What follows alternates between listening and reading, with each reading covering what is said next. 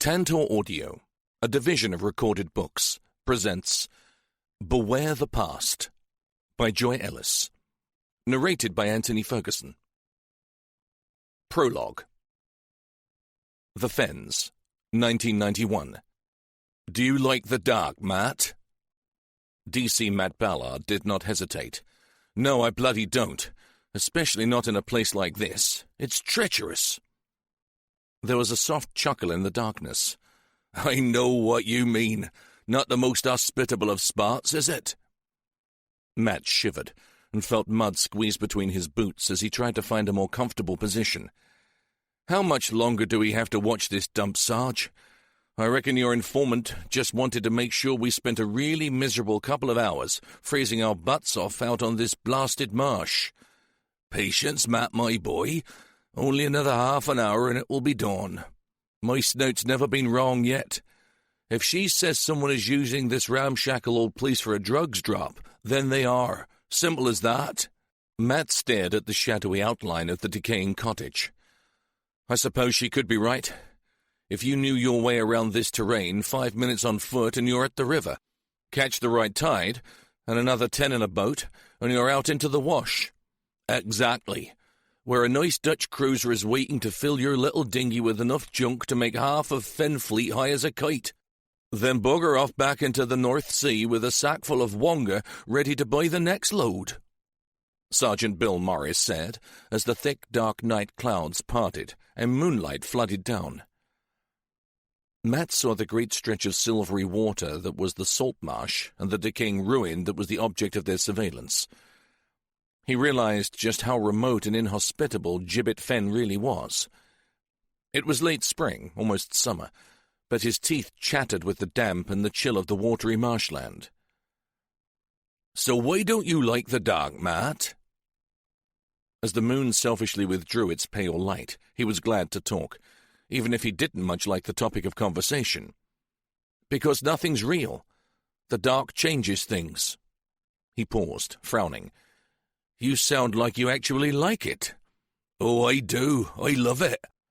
Matt might not be able to see his sergeant, but he knew he was smiling. Great. Why is that? Because in the dark, I'm equally as frightened as any other nasty bastard that's lurking out there. You like frightening people. Aren't we supposed to be the good guys? Oh, I love scaring the shit out of people, Matty. But only the bad guys? Bill chuckled softly. That's reassuring. He was about to say more, but heard a sharp intake of breath from his colleague. And speaking of bad guys, he touched Matt's arm. On the track from the sea bank, see? The beam of a torch? It took a moment to spot the tiny light moving along the rough track, but when he saw it, Matt felt a thrill pass through him. Result! No one else would be in this god-forsaken hole unless they were up to something they shouldn't be.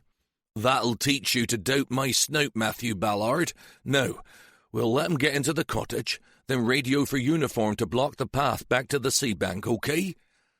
And then we take them, Sarge. Oh, so right, my son. Then we take them. Thoughtfully, the moon made another short appearance, and the policeman could see two shadowy figures on the path. Matt thought they were men, but it was hard to tell.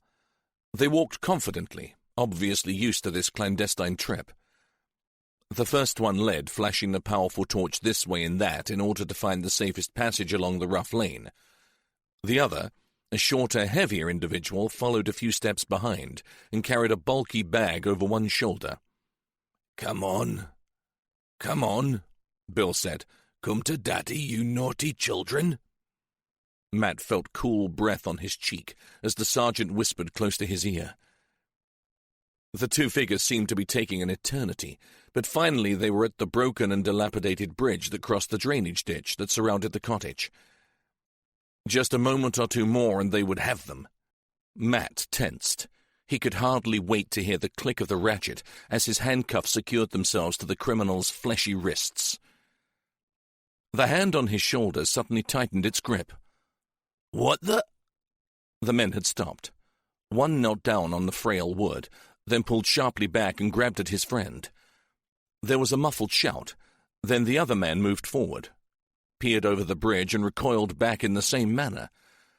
As Matt and the sergeant stood stock still and watched, the two suspected drug dealers turned on their heels and fled back up the incline. This time there was apparently no thought of danger and no care for personal safety. They slipped and slid on the wet grass, but still ran as if pursued by demons. "Radio uniform, quick! Let's get down there and see what the devil's going on." The sergeant broke cover and ran towards the bridge.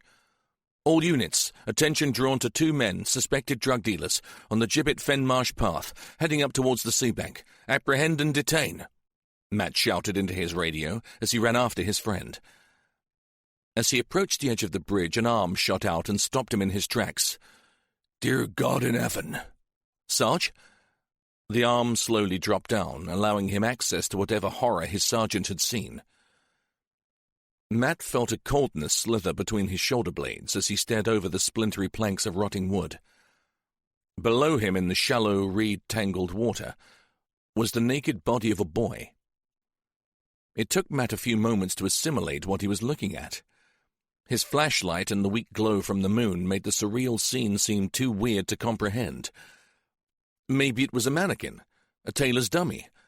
Surely a youngster's body could not be so impossibly white. Could it? He stared harder. No matter how much he wanted it to be, this was no mannequin.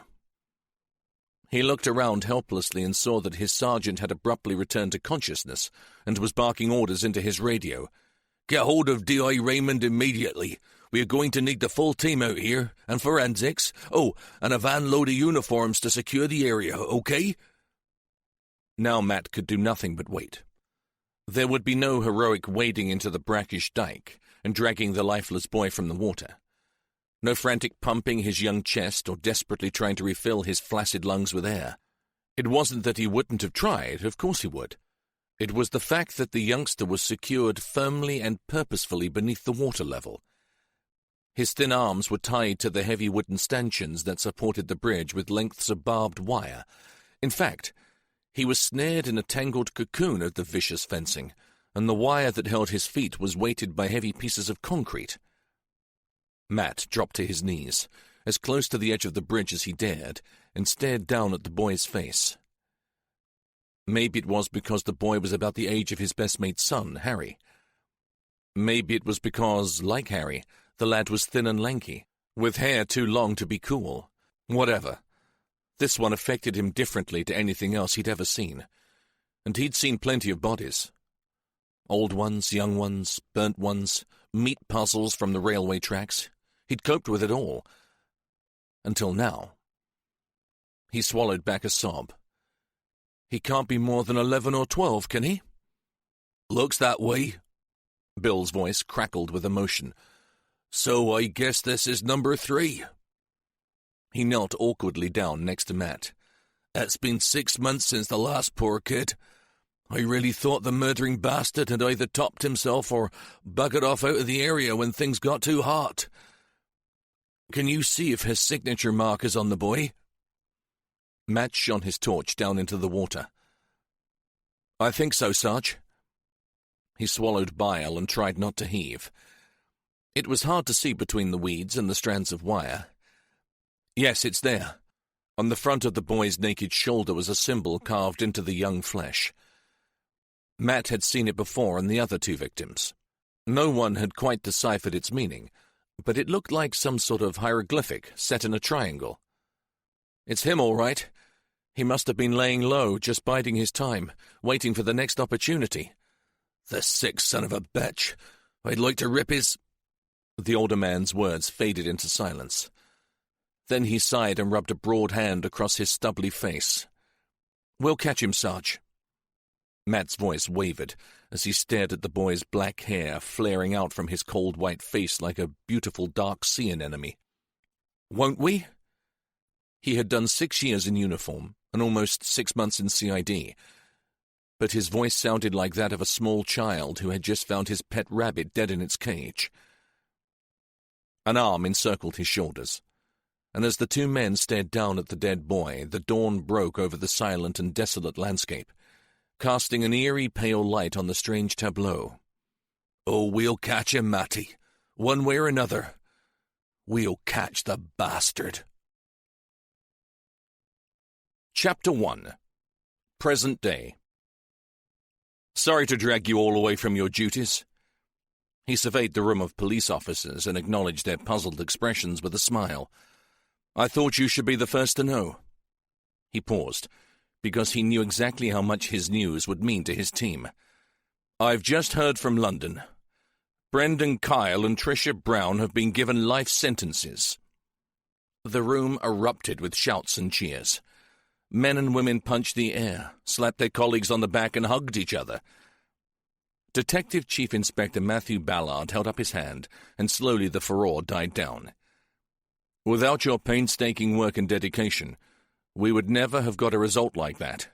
I know that every one of you sweated blood to see those two go down. It was a difficult and a delicate case, but your attention to detail and thoroughness has paid off. Well done. Thank you all. Well, we couldn't have done it without you, boss. The unusually bright voice of his detective inspector, Jason Hammond, rang out. 3 cheers for the governor. Matt shook his head. Thanks, but it was a team effort. A bloody good team effort, which means, if you have the time when the shift finishes, meet me in the Dragon Bar. The drinks are on me. Again? Shouted someone. Yes. We've had a pretty good run over the last few years, haven't we? Matt ran a hand through his iron-grey crew cut. But it looks as though this may be my last big case as your DCI. Only 6 months to go, and you scruffy lot will be dancing to a new piper. DCI Ballard retire? Never. It's just a ruse to keep us all on our toes. Detective Sergeant Liz Haynes smiled at him. Sorry to disappoint you, but 32 years is enough for anyone, including me. We'll believe it when they hand over the gold watch. With the budget they allow us these days, I don't think I'll be that lucky. The congratulations went on for a few minutes more, then slowly the room began to empty. Sir, may I talk to you? Matt looked around and saw the short blonde hair and friendly smile of PC Gemma Goddard standing behind him. Gemma. He pulled up 2 chairs. Come and sit down for a moment. I think I need a break after all that excitement. What's the problem? He sat back heavily. The policewoman sat down and stared at him, biting her lip and apparently unsure of what to say. This was not like the PC Goddard that had worked with him for the last 5 months. She was bright, forthright, a bit gobby, and apparently at her best when it was a slanging match in the mess room. If he had to be hypercritical, her only failing seemed to be that she didn't suffer fools gladly, and didn't disguise the fact. After a while, she said, This is pretty weird, sir. She pulled an envelope from her jacket pocket. This came in this morning's post. I opened it. It's addressed to me, but inside I found a second envelope. She offered it to him with a shrug. I really can't think why anyone would do this. Can you, sir? Matt stared at it, then almost without thinking, produced the ever-present disposable gloves from his pocket, slipped them on, and took the brown envelope from her. He handled it as if it were made of fine-spun gossamer. Thankfully, she'd had the sense to leave it sealed. It came to your home address? Yes, sir. By normal Royal Mail, not pushed through the door by hand? Along with all the bills and the junk mail, sir. Look, the postmark is local. It was mailed here in Fenfleet. He glanced at the outer envelope. Has anyone else handled this, Constable? Only my dad. He picked up the post from the mat and put it on the breakfast table. Other than that, just me. Bag it and seal it, PC Goddard. I really don't like the look of this. Why on earth use you as a go-between and not send whatever it is to me directly? It doesn't make sense. He stared at the neatly typed envelope. For the personal attention of Detective Chief Inspector Matthew Ballard, please pass on immediately. Maybe we should let the explosives boys have a butcher's at it, sir. Matt felt it gently. It was certainly thick enough to contain more than just a single sheet of paper, but it was flat, not uneven or bulky. Chemicals, maybe. They had been sent a directive about how to deal with suspicious mail after an anthrax scare some time before, but for some reason he thought it was nothing physically dangerous. No, Constable. I get the feeling that it won't kill us. Gemma Goddard didn't look convinced. What shall I do with this, sir, when it's bagged? She was holding the outer envelope by a corner, as if it had suddenly turned venomous. Put it on my desk. If there is anything in here that I don't understand, I'll get forensics to take a look. He frowned at the packet and almost whispered to the woman, Why you, I wonder? He knew there was no answer, and Gemma could only shrug helplessly. Sorry, sir, I really have no idea. Gemma Goddard went to fetch an evidence bag, leaving Matt to stare thoughtfully at the unopened letter. After a few moments, Matt carefully withdrew a folded sheet of paper from the envelope. It was blank, but it protected a single photograph. With a small gasp, Matt brought it closer, then with a snort of disgust, threw it angrily onto his desk. Who the hell sent me this? He stared disbelievingly at the picture. Gov? What is it? You look white as a sheet. Gemma's just told me about the letter. Is that it? Matt looked up and saw the slim figure of Detective Inspector Jason Hammond standing in the doorway. His gaze returned to the horribly familiar scene in the photograph. It's Gibbet Fenn. Jason's mouth dropped open and he hurried in, closing the door behind him. Surely you don't mean the Matravers crime scene? Too bloody right I do. He picked up the photograph. He was shocked to notice the slight tremor in his hand as he held the piece of glossy paper. Over 25 years had just vanished. Again he knelt on the bridge and saw Jamie Matravers's body glimmering in the water. What had Sergeant Bill Morris said? Oh yes, we'll catch the bastard. But he'd been wrong, hadn't he? They never did actually catch him. 25 sodding years on, and there was still no concrete case. All they had were the same old hunches and suspicions, nothing more. Through his whole career, it was his only real gut-wrenching failure. Sure, he had brought felons to court, only to have the judge slap their wrists and let them go, and he'd prepared complex cases that the CPS had thrown out for one damn silly technicality or another. It happened. It happened all the time. But this one was different. It was the only case that still denied him sleep and gnawed away at his sanity every time he allowed his thoughts to stray out to Gibbet Fenn. As he saw again the rickety bridge and the lonely marsh, he felt the reassuring weight of an arm around his shoulder. Sergeant Bill Morris. He'd been one of the good old boys. A great copper, a brilliant detective, and a nice man to boot. But even he'd been wrong about some things. Catching the Gibbet Fenn killer was one, but maybe even worse, the fact that he misjudged the dark. He had died in the darkness that he loved so much. One night, 6 months after he retired, he took his dog for a late walk around Fenfleet Recreation Ground. Sadly, he met one of the nasty bastards that he had so often talked about. This particular one was a crackhead with a knife, and the fact that it was mistaken identity was no comfort to his widow or his 3 kids. Bill might have laughed at the irony of it. He died because his thick shit of an attacker didn't know a Labrador from a Rottweiler. He picked on the wrong dog walker and killed a brave and honest retired policeman out with his pet, instead of a dodgy dealer with a guard dog. Sir, are you okay? Jason always looked miserable. It was his natural state. But right now he looked downright concerned. Matt got up and paced his small, bare office. To be honest, Jason, the answer is an emphatic no. He wasn't sure what this was all about, but if someone was trying to rattle his cage, they had certainly succeeded. With a face as hard as winter ground, Matt picked up the photo from his desk. It's time I took this to the superintendent. Chapter 2. Superintendent David Redpath was unimpressed. So what? Someone's having a dig at you. For God's sake, how many villains have you upset over the last 20-something years? He gave Matt a disparaging look. I never thought I'd see you running around having a hissy fit like some schoolgirl who's discovered a big zit an hour before her first date. Even Matt was forced to smile, but it didn't last. There's more to it than that, sir, I'm sure of it. So convince me. The super flopped into his chair and pointed for Matt to sit down. "Mainly because of that particular case, sir. It's unsolved and has haunted me for years." "So what better case to pick on? Lord, everybody and their granny knows that you bring it out and dust it down every time there's some sort of advance in technology." His brow furrowed.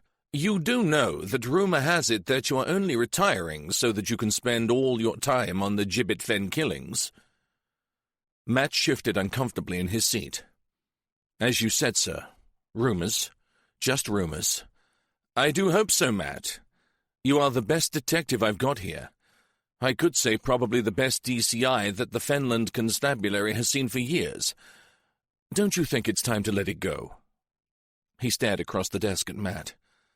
"I'll bet you've had that damned old file open within the last month, right or wrong."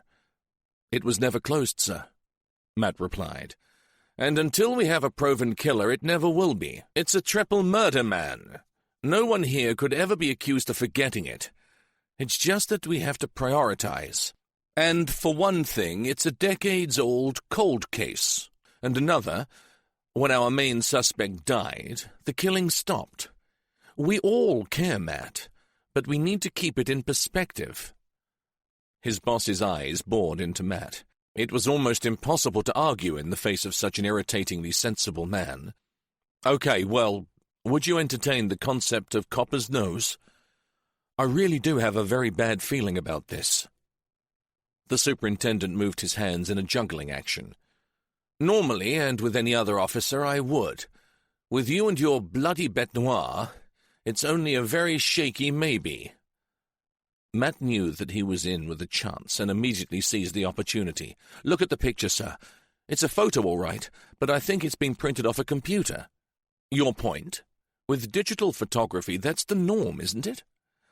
"When those killings took place, very few people even knew about digital cameras."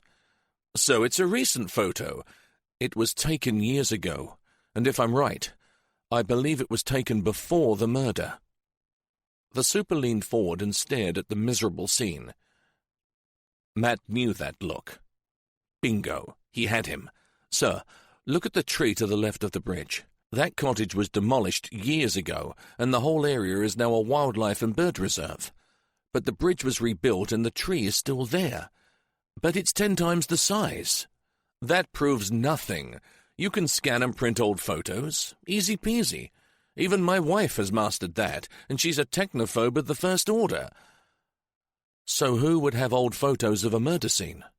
"Dozens of people. We would. Journalists would. Archivists, locals, and ghouls and ambulance chasers, and they'd all be taken after the event, wouldn't they, sir?" There was a silence. David Redpath sat back in his chair and peered at Matt. "And why are you so damn sure this was taken prior to the place attaining notoriety?" "We broke the railings on the bridge when we freed Jamie's body from the water. We had to get the fire surface down there with some cutting gear to slice through the barbed wire. The bridge was collapsing even before Trumpton stamped all over it in their size 12s. He picked up the picture from the desk. "The bridge in this snapshot is undamaged. It's exactly as it was when Sergeant Morris and I arrived that night." Superintendent Redpath closed his eyes and sighed.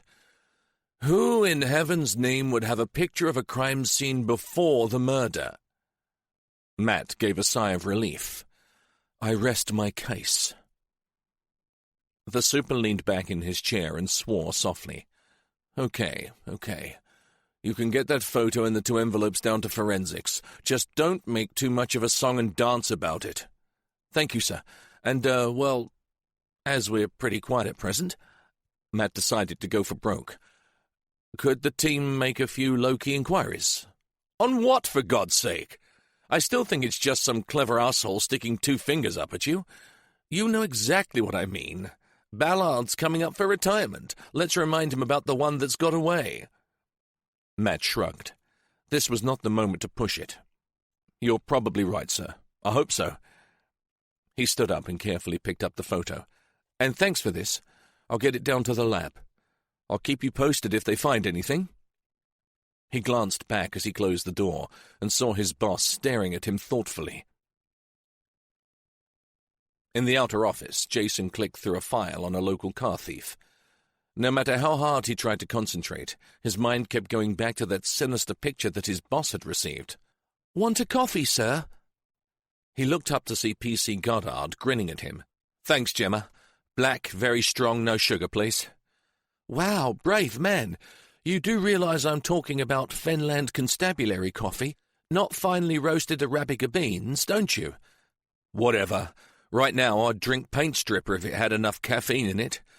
Somehow young Mr. Barry, call me Baz Barstow, just isn't holding my attention." Gemma leaned over his shoulder and stared at the image on the screen. As she did, Jason detected a hint of the light flowery perfume that his eldest daughter wore. "He's an ugly little bugger, isn't he?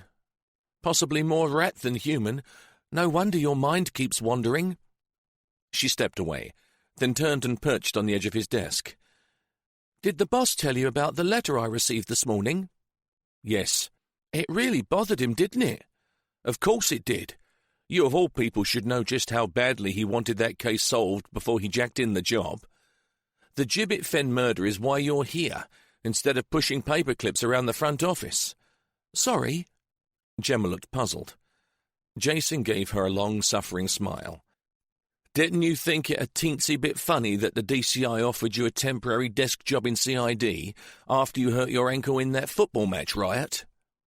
She frowned. "Not really. The injury stopped me going out on foot patrol, but the rest of me was okay. I thought I was just being put to best use, that's all." The frown deepened. "Okay, spill the beans. Have I been duped?" Jason broke into a rare smile. "Not really. You've been a great help, actually. It's just that the chief doesn't like his team detectives spending too much time on that old cold case. If the super catches them, he's in hot water, so you were a gift, a total blessing in disguise, and, if you don't believe me, tell me what's been your main occupation in the last few months?" Gemma gave him a withering look. "Checking what new DNA techniques are available to us. Reading updates in forensics. Oh, yes, and bringing the Gibbet Fen case information up to date. Checking on the status of all the original witnesses and suspects, who's dead, who's still alive, etc., etc. Yeah, I'm starting to get the picture." Jason smiled at her knowingly. "But you've enjoyed it, haven't you?" "Of course I have. It certainly beats sorting out the old lags and binge drinkers on a Friday night." "And it gives you a good insight into how CID works, which at such an early stage in your career is more than most ever get to see." He looked at her thoughtfully. "I can't see a smart girl like you wanting to pound the beat forever." Gemma shrugged. "I joined up because I wanted to make a difference. I don't really care how I achieve that goal, as long as I do." "Well, I can give you one really good tip to do that." She leaned forward expectantly. "Never promise an inspector a coffee and then keep him waiting." Gemma almost jumped off the edge of the desk. "Thanks a bunch, Gov. One strong mug of paint stripper coming up."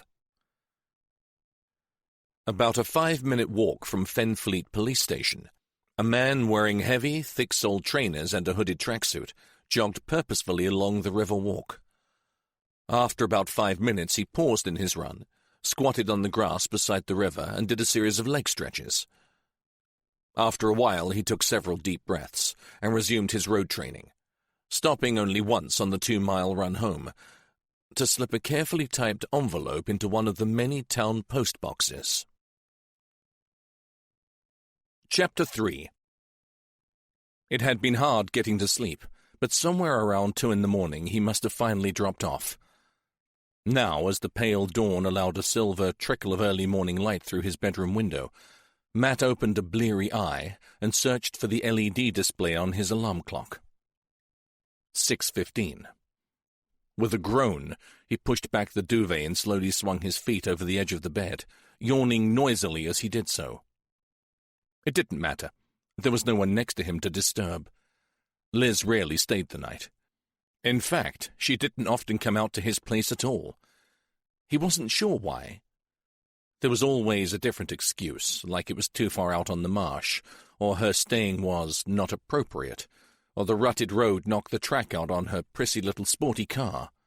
Maybe it was really the state of the place. He glanced around. It wasn't dirty. It wasn't even untidy. It was just old and lacked TLC. When he retired, he'd do it up. Really get to grips with it. Make it a project. He looked from the old sash windows to the solid wooden latch doors, then down to the dull sheen on the original floorboards. The old family home deserved better, and as soon as he retired, he would make sure he did it justice. He stood up, pushed his feet into a battered pair of slippers, and made his way along the wide hallway to the bathroom. The face that looked back at him from the mirror still didn't look old enough to belong to a man who was about to retire. His thick, wavy hair had begun to change color way back in his early 30s, and now he wore it short and bristly. He forced a grin. Life had dealt him some shitty knocks in the past, but in time he had learned how to cover them up. At least physically they didn't show. With luck, he might even keep his hair into his dotage, along with a small something of the bad boy cheekiness that had enabled him to get his fair share of the girls as a young man. When Liz had seen a snapshot of him in his 20s sitting on his old motorbike, she swore he had substituted it with a still from The Great Escape. His expression hardened. Then his full 50 years showed themselves. The memory of the photo of his smiling self had morphed into the desolate landscape that was Gibbet Fen. He turned on the shower and stripped off the shorts and T-shirt that he slept in. As he stepped into the powerful stream of hot water, all the worries of the day before returned. He couldn't shake the nagging concern that there was more to this than some old enemy rubbing salt into the wound.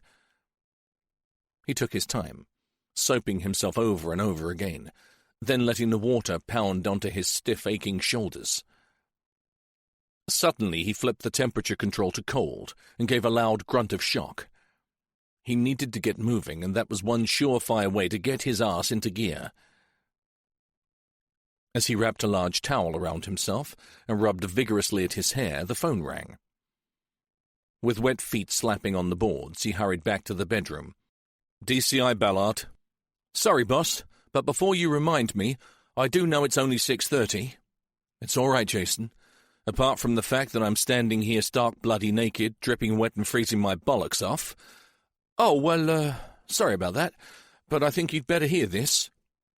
Matt didn't like his inspector's tone.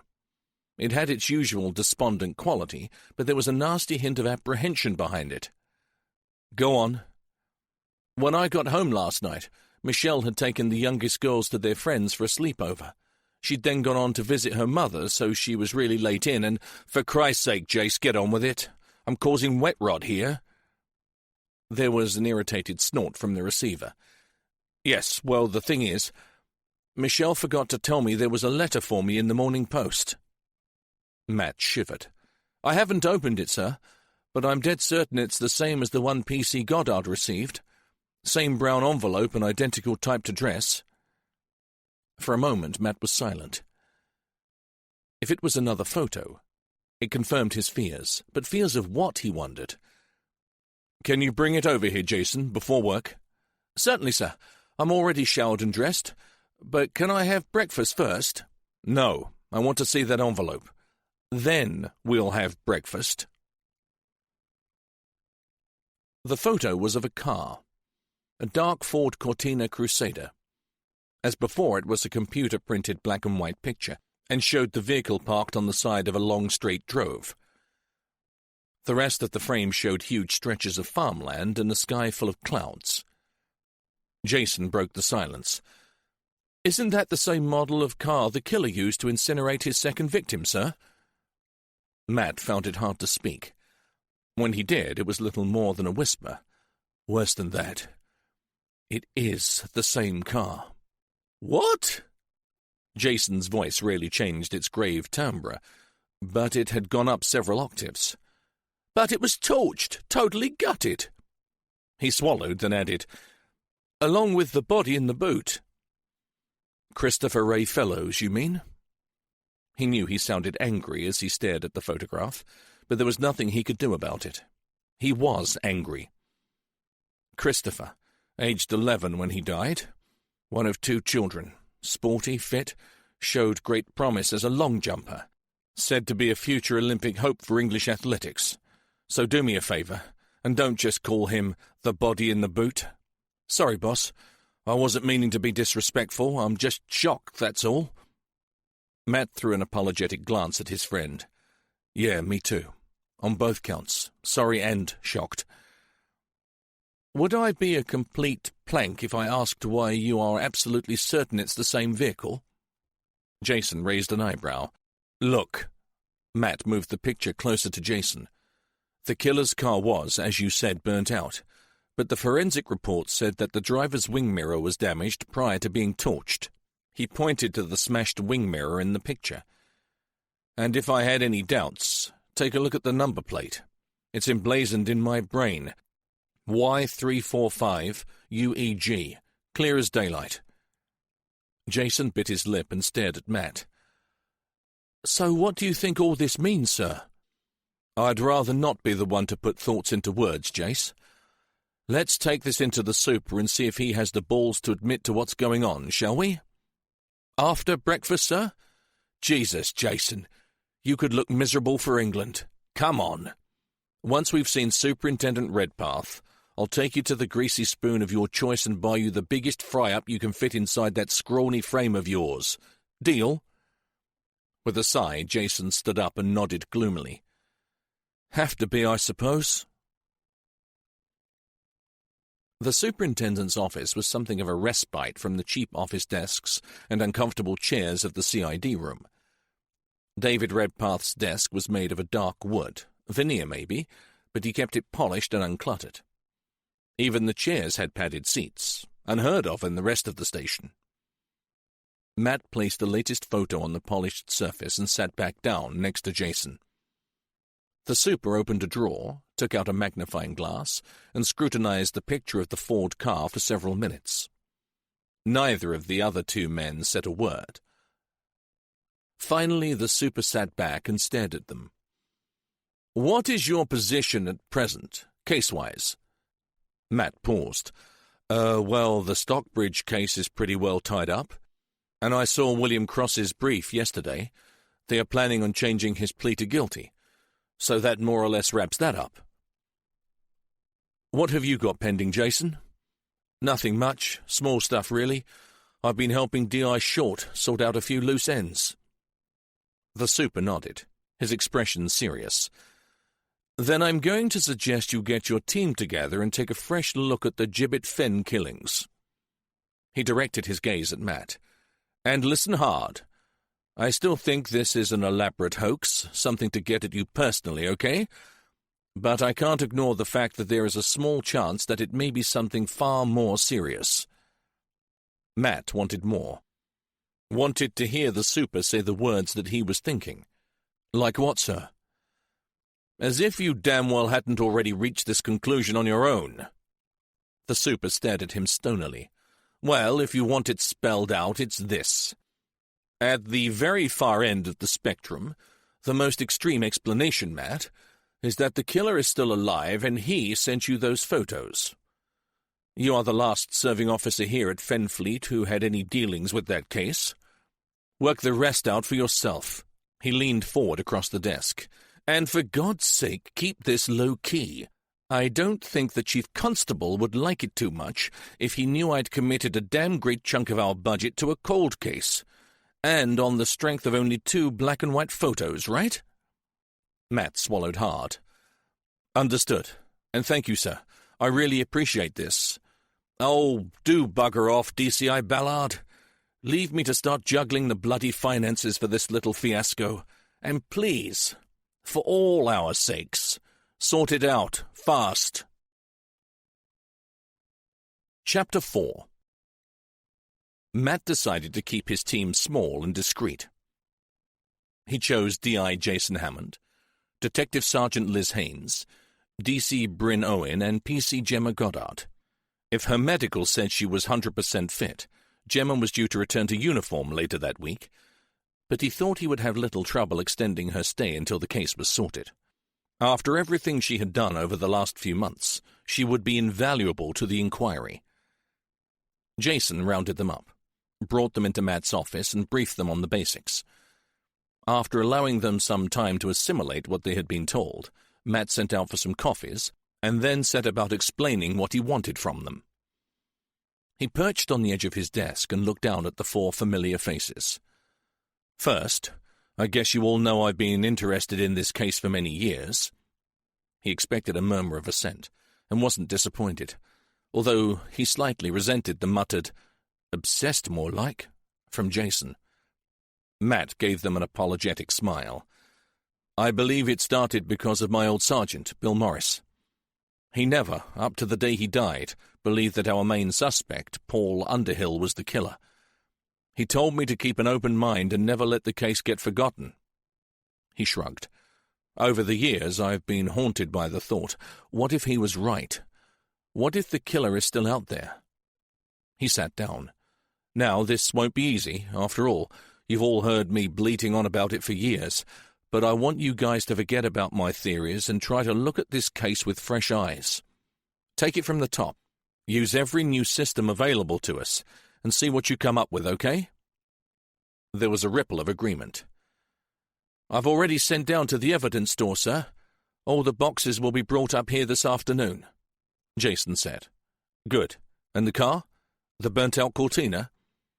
I've notified the secure unit at Braytoft, sir. I've told the exhibit officer that we'll want it out of wraps for further investigation. Excellent, Inspector. And hopefully the lab should have some results back today about the first photograph. Now, I'm going to suggest that you spend the rest of today completing or getting someone else to take over everything that you are working on at present. I want you all on this case full-time, right? The team nodded. Then Gemma raised a hand. Something bothers me, sir. Matt tilted his head to one side. And that is? There were 3 killings on or near Gibbet Fen, sir, but whoever is contacting you only sent 2 photos. I mean, I know you only received the second one today, but according to the postmarks, they were posted at the same time. So why just 2? Good point. I've been wondering the same thing, and I don't have an answer. He shrugged. Royal Mail hitch, gone missing, or all part of the plan, whatever that is. Like keeping you guessing? Said Liz. Maybe. Whatever. I don't want you to leave for work before the post arrives tomorrow morning. Who, me? Asked Liz with a startled look. Why not? Gemma was first, then Jason. You or Bryn are the next logical recipients. He gave her a long, hard stare. So no late-night clubbing or whatever you guys get up to, and not getting home to check your mail, okay? Liz lowered her eyes and quietly said, Me, sir, as if. Matt fought back a smile. Right. We'll meet back here at 4 o'clock, then I'll give you a brief outline of what happened back in the 90s. Then we'll sort out individual tasks. Oh, and the superintendent has asked us to keep it low profile for the present, so we'll not be using the main murder room. We'll continue to use my office here as a base for meetings, and you'll have to use your own desks and computers. Jason, can you organize a whiteboard and a projector? Hardly high-tech, I know. But with a dozen evidence boxes and 5 of us in here, it'll give cozy a new meaning. Oh, bring it on, Liz Haynes grinned, pushed a dark auburn curtain of long, straight hair back over her shoulder and said, I'm sure we all love cozy. By 3:30, Matt's office bore little resemblance to its former tidy self. He looked around. It wasn't particularly satisfactory, but it would do. Jason had managed to forage everything they needed. Now, as long as there was room for the 5 of them to get in and still breathe, it was all systems go. The team arrived promptly at 4. Matt sensed an air of contained excitement about them. They'd had several weeks of mundane cases, but this was different. It was a proper mystery, and it was clear they all wanted a piece of it. Well, I think we'll be fine as long as no one farts, Bryn said. Thank you for that sage and illuminating piece of information, Bryn. Liz was perched on a pile of heavy sealed cardboard boxes. I'll hold you personally responsible if there is even the faintest whiff of something unpleasant. Matt was grateful for the banter between his team. Going over the old case was going to be painful for him. Somewhere in his mind there was a small locked compartment with Jamie Maltravers's name on it. He still saw the dead boy in his nightmares, and they were frequent, even after all this time. Right, well, I know that you're all familiar with the outline of the case, but I'd like to fill you in on what it was actually like here at the time. He took a deep breath and plunged into the past. Over a period of 9 months, from July 1990 to April 1991, 3 boys were murdered. Their names were Danny Carter, Christopher Ray Fellows, and Jamie Maltravers. Matt paused. And you probably know that it was me who found Jamie. This time there was no humour, as the members of his small team nodded silently. He took a deep breath and continued. The only thing they had in common was their age, which was 11. They came from different backgrounds, went to different schools, had different interests, different doctors, dentists, hairdressers. They even looked different. After extensive investigation, however, we made one tentative connection. Each boy had been to St. Mary's Hospital at some time in the year prior to their being murdered. He shrugged. As I said, it was a very vague connection, considering an awful lot of other 11-year-old boys probably went there too, but it was a link. And that's what led to Paul Underhill becoming the main suspect? Bryn asked. Yes. Underhill was a psychiatric outpatient there. He'd been attending the clinic for 5 years, off and on, and had been admitted there on a couple of occasions. Matt sat down, put his elbows on his desk, leaned forward and stared at his colleagues. I want you all to read the case history about that, but as you do, remember this. 3 children were killed in the most horrific manner. Most of the men and women working the case had kids of their own. It was hard to be totally objective when fear and anger were running riot in Fenfleet, and everyone, not just the public and the media, but even our own top brass were putting us under the most extreme pressure, demanding we find the killer before another child died. Believe me, it was a bad time. This was the early 90s. New technology was coming along, but it wasn't readily available to us. And what there was took a very long time to get results. Liz raised her hand. So Underhill died and the killing stopped. What actually happened to him? Matt leaned back. Hit and run. A dark night, a lonely unlit fen lane. He was knocked into a dike and lay there for almost a week before he was found by a waterways worker clearing the ditches with a JCB. Deliberate? Gemma raised her eyebrows. Who knows? The driver was never traced. Bryn frowned. So if the murders then stopped, surely it was Underhill. Most people believe that, but Sergeant Morris never bought into it. He reckoned the real murderer just stopped killing, knowing that if everything went quiet, we would assume it was Underhill and scale the case down, which, of course, was exactly what happened. And you found nothing new in your more recent investigation, sir? Gemma asked. I found 100 things, but sadly not the name of a new suspect. Matt stood up and passed out folders to each of his team. This may help you. It's something I've been preparing over the last few months, a sort of overview of the case from day one. I thought it would help whoever stepped into my shoes after I left. It has only facts, no suppositions or theories. It contains witness statements, forensic reports, and a mass of other relevant data. Naturally, you can access everything in full detail from the computer database, but I'm hoping this will make our job easier. The officers leafed through the document. Phew! This is pretty thorough, sir. It must have taken forever to collate. Bryn looked impressed. Yes, sadly it just proves that I don't get out much these days. Matt grimaced. It wouldn't do to tell them that the file had been intended entirely for his own use. Something to help fill the days and nights after he left the force. DIY was all well and good, but there were only so many rooms you could repaint or wallpaper.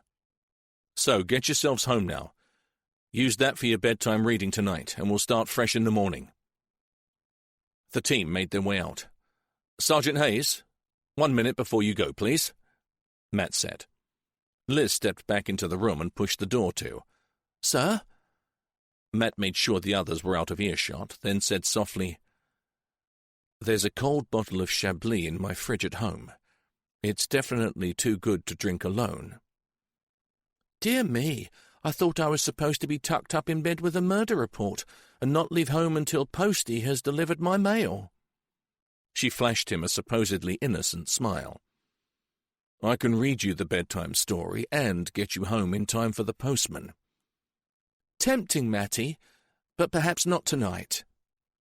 He felt a rush of irritation and something like fear. He really did not want to spend another night alone. Come on, Liz, it's important. These photos have really got under my skin. I need a distraction. Oh, so that's what I am. Wonderful. He moved a little closer. That's not what I meant, Liz, and you know it. I'm really not sure it's a good idea, Matty. He could smell her perfume and almost feel the softness of her hair and the warmth of her skin. Is it the house? Because if it is, we could go to the hotel. Adie's place again? He shrugged. Well, it's out of town and it's safe. Adie would roll naked in red ants before he was indiscreet. He gave her a lopsided smile. And it's clean? The faintest hint of amusement crossed her lips. What more could a girl ask for? You'll come?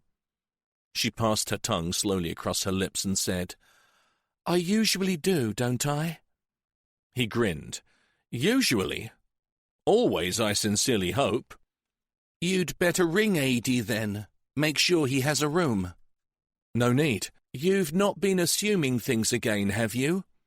He threw her a disparaging look. No, and I wouldn't dream of it. Oh, yes, I forgot.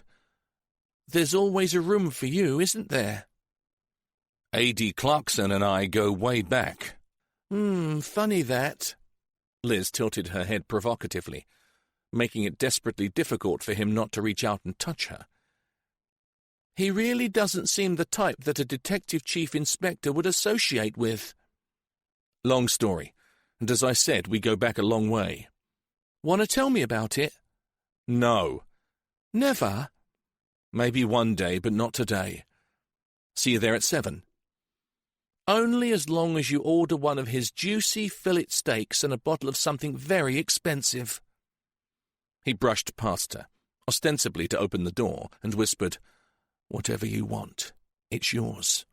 Excellent. I'll tell you exactly what I want at 7, okay?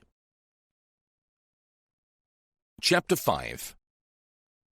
As Matt and Liz made their way up the back stairs of Adie's hotel, Ted sat quietly in front of the computer and stared at the image on the screen. Ted wasn't his real name. He had adopted it in honor of one of his childhood heroes, and although he had no inclination to follow in the man's footsteps, he felt that they did share a few characteristics, and he just liked the idea of being called Ted. It was at least a lot better than the name he had been given at birth. His latex-gloved fingers sped over the keyboard. He adjusted the picture, enhanced it, then sat back and nodded. That was just right. Exactly as he wanted it. His heart thumped against his ribcage. Ted took a deep breath. It was hard to believe that after all this time things were actually happening. Years of planning and scheming. Now he was actually doing something concrete. He wondered what had kept him going. Hate? Revenge? He stared at the screen and shook his head slightly. No, it wasn't that. It was more a sense of justice being done. The truth finally coming to light. He pressed a button and the picture whirred into life. After a moment or two, he carefully picked up the photograph and smiled with satisfaction. Perfect. Ted pushed his chair back and walked over to another desk where he found a plain sheet of white paper and a large brown pre-addressed envelope. He knew that it was far too early to post it. The timing for the second part of the game had to be minutely accurate. But it was ready. That was the main thing. It was too damned important to rush it. He smiled again, this time a full-blooded grin. If nothing else, no one in the land could accuse him of impatience. How many people would wait over 20 years to make things right? With one last, searching stare at the picture, He slid it between the folded white sheet of A4 paper and slipped it into the envelope. Ted went back to the computer and closed it down. No point leaving it on. After all, it was never used except in connection with the project. He looked at it scornfully. What a piece of junk. Nothing like his own little wizard, but that was the idea, wasn't it? Keep everything neat and tidy. No one would ever trace it. He'd paid cash, bought it second-hand from a mate of a mate, then put it back to its factory settings. It was a bog-standard, obsolete PC, and apart from the project, there was nothing on it. Not a single piece of personalized wallpaper, not even spider solitaire, and definitely no connection to the internet.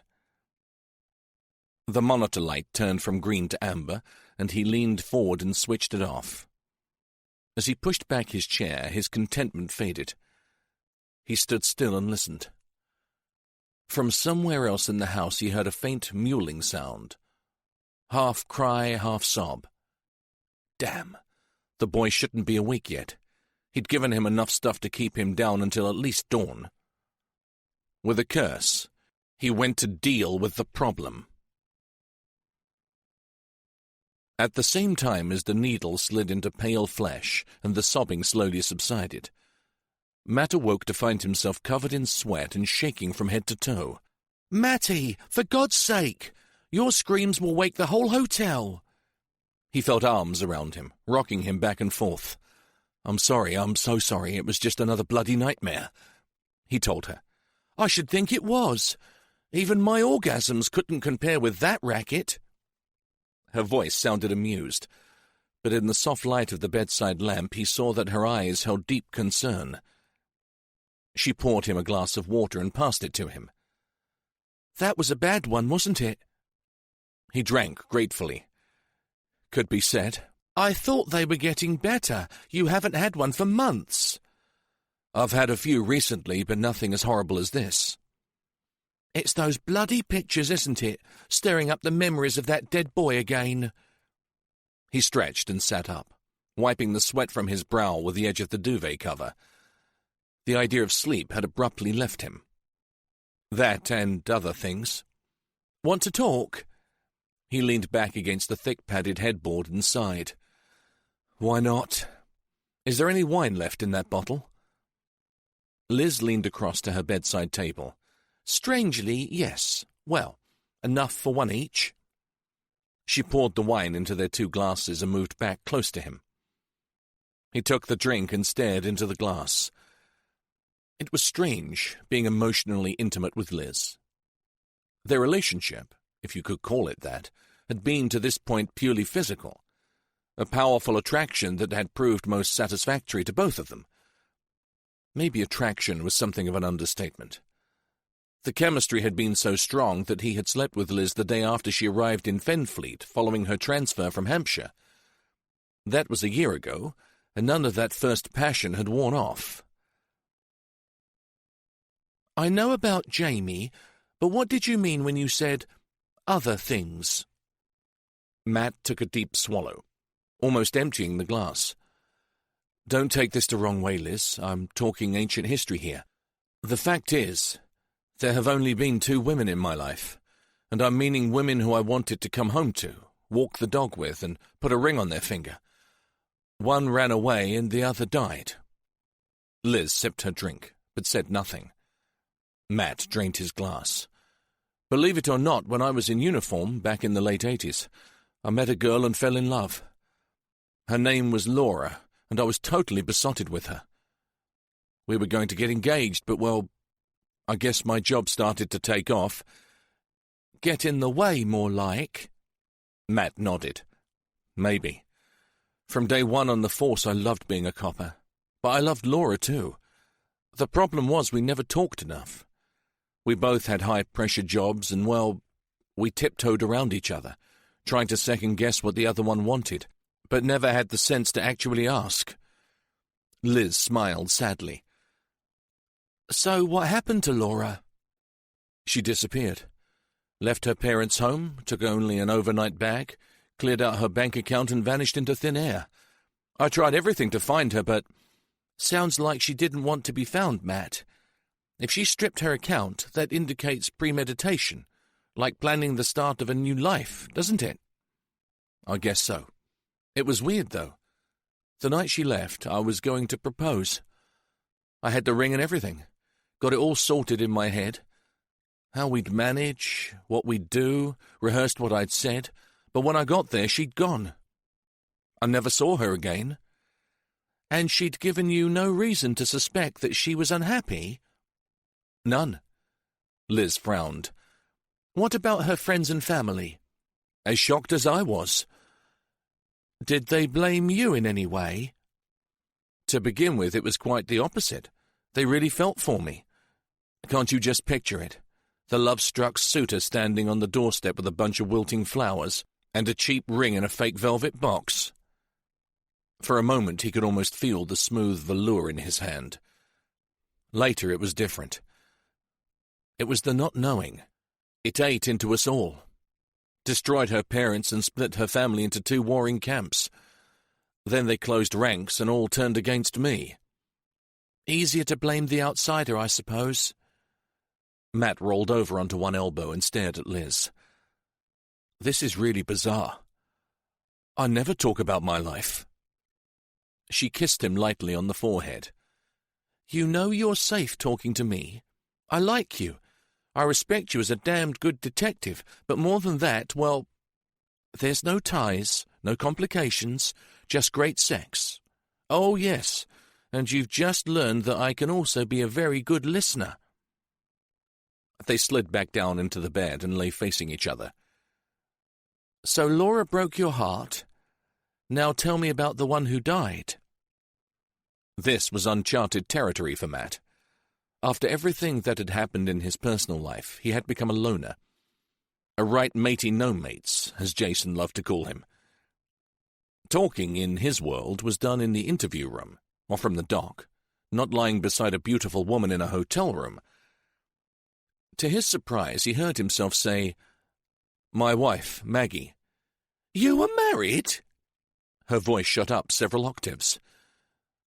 For 1 whole year. After Laura, I couldn't believe that I'd ever be happy again, but I was.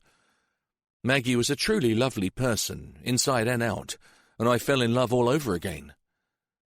Then we found she had cancer. As he spoke, he knew that the pain was still there, as sharp and raw as ever. Maggie died. I took it very badly. End of story. Liz ran a finger gently down his breastbone. Which explains why you've settled for a no-strings arrangement. Too scared to let another woman in case you lose her as well. My poor Matty. Matt gazed into her deep brown eyes and nodded. Perhaps. He'd certainly not planned on this outpouring, but as he looked at her, he was forced to admit to a feeling of relief washing over him. Maybe he could never have talked like this to another living person. Liz had been right. He felt safe with her. In that moment he knew he hadn't made a mistake by opening up to her. Want to swap secrets? He smiled at her. Come on.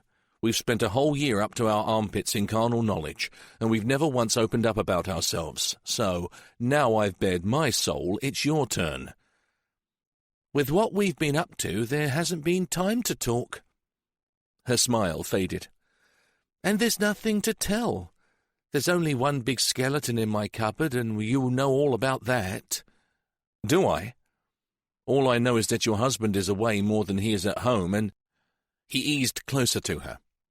A woman as wickedly sexy as you should never be left wanting. He traced lazy circles with his fingertip around one of her nipples and smiled as it hardened under his touch. What I don't know is why you hate coming to my home. Liz shook her head, making her lustrous auburn hair slide gracefully from side to side. Home? It's not a home, Matt. It's a time warp. No, worse than that. It's a bloody museum. Matt wasn't sure whether he felt amused or hurt, and his confusion must have showed. Liz threw back her head and laughed softly. Okay, so you grew up there. What's changed since your parents' time? Nothing really, except the heating and rewiring, and naturally I've painted it. Different colours? No, actually I just sort of freshened everything up. Exactly. And I bet if your grandparents reincarnated tonight, they'd feel totally at home. Matt pulled a face. When you married, what did Maggie think of the farmhouse? Matt stared around the bland hotel room. We had great plans for it. Well, Maggie had plans. I would have just gone along with her. She did cheer it up a bit, plants, flowers, that kind of stuff. But then his voice faded. It was too late. Liz took his hand in hers, and he nodded silently. So why not do the whole place up? Change it, modernize it, revamp it, blow away the ghosts and invite some fresh air in. I thought maybe when I retired I'd do something like that. Don't wait, get on with it. Then when you meet someone special, she won't feel like I did. Like I just crept into a mausoleum for the night. Hell, Matt, it still feels like another woman's domain, another woman's bed. And it's damned creepy as there's nothing around to substantiate that feeling. You've got no photos of her, no feminine toiletries, no stray clothes left in the wardrobe. She gave a theatrical shiver. And as there's not a sniff of anything devious about you on the mess room grapevine, it's bloody unsettling. Oh dear. And I thought it just oozed old-world rustic charm. Sorry, but it doesn't. Although I have to say that the things that you've told me tonight do explain one little mystery. She grinned at him mischievously. One thing that I've often wondered about. Matt frowned. And what is that exactly? Just how you managed to become such a sensitive and exciting lover. It was Matt's turn to grin. Glad you noticed. I mean it, really I do. My marriage, being as it is, has left a lot to be desired in the bedroom department, but you, well, you're something else altogether, and to be quite candid, it's a very pleasant surprise, knowing what most blokes are like. You mean, wham bam thank you, ma'am? From what I've seen in the past, even the thank you is too much to ask from some of them. She lifted his hand to her lips and gently kissed his fingers. So which one taught you, Laura or Maggie? He shivered as he felt her tongue touch his fingertips. Maggie. He drew in a deep breath. I was a mess after Laura disappeared. Thought maybe I'd let her down as a partner, so when I met Maggie, I guess I went about it all wrong. Ah, a testosterone fest. Trying to prove your alpha male sexual prowess at every opportunity? Something like that. Being a total prat, more like. Luckily for me, Maggie had the sense and the patience to take me in hand, so to speak. Made me understand that there's more to lovemaking than a swift grope and some thrusting. Well, she did a sterling job, and you must have been a very good pupil. When she got ill, Matt bit his lip. When she realized that she was going to die, she said she wanted me to find someone else, and when I did, to treat them like they were the most special and precious woman in the world. She believed that very few women have the kind of satisfying sex life they deserve. Don't tell me that surprised you. I'm a bloke. It shocked me rigid. Liz laughed softly, then lifted her hand, placed it around his neck and pulled him gently towards her. Speaking of rigid, I think I've had enough of talking. Maybe you could show me a little more of what you picked up in your more advanced lessons? He responded by kissing her, and in seconds her body was pushed tightly against his, moving rhythmically against him. A shudder of excitement burnt through him. Whatever else they had talked about tonight, she had been dead right about the great sex. An hour later, Liz slept while Matt lay awake watching her. He tentatively ran a hand over her tanned shoulder, and she murmured something in her sleep. He thought it might be her husband's name. He hoped it was. Things were perfect as they were. He wanted nothing to upset the status quo. Matt closed his eyes. The talking seemed to have helped, although he knew that the reasons for his nightmares were far more complicated than he could have ever explained.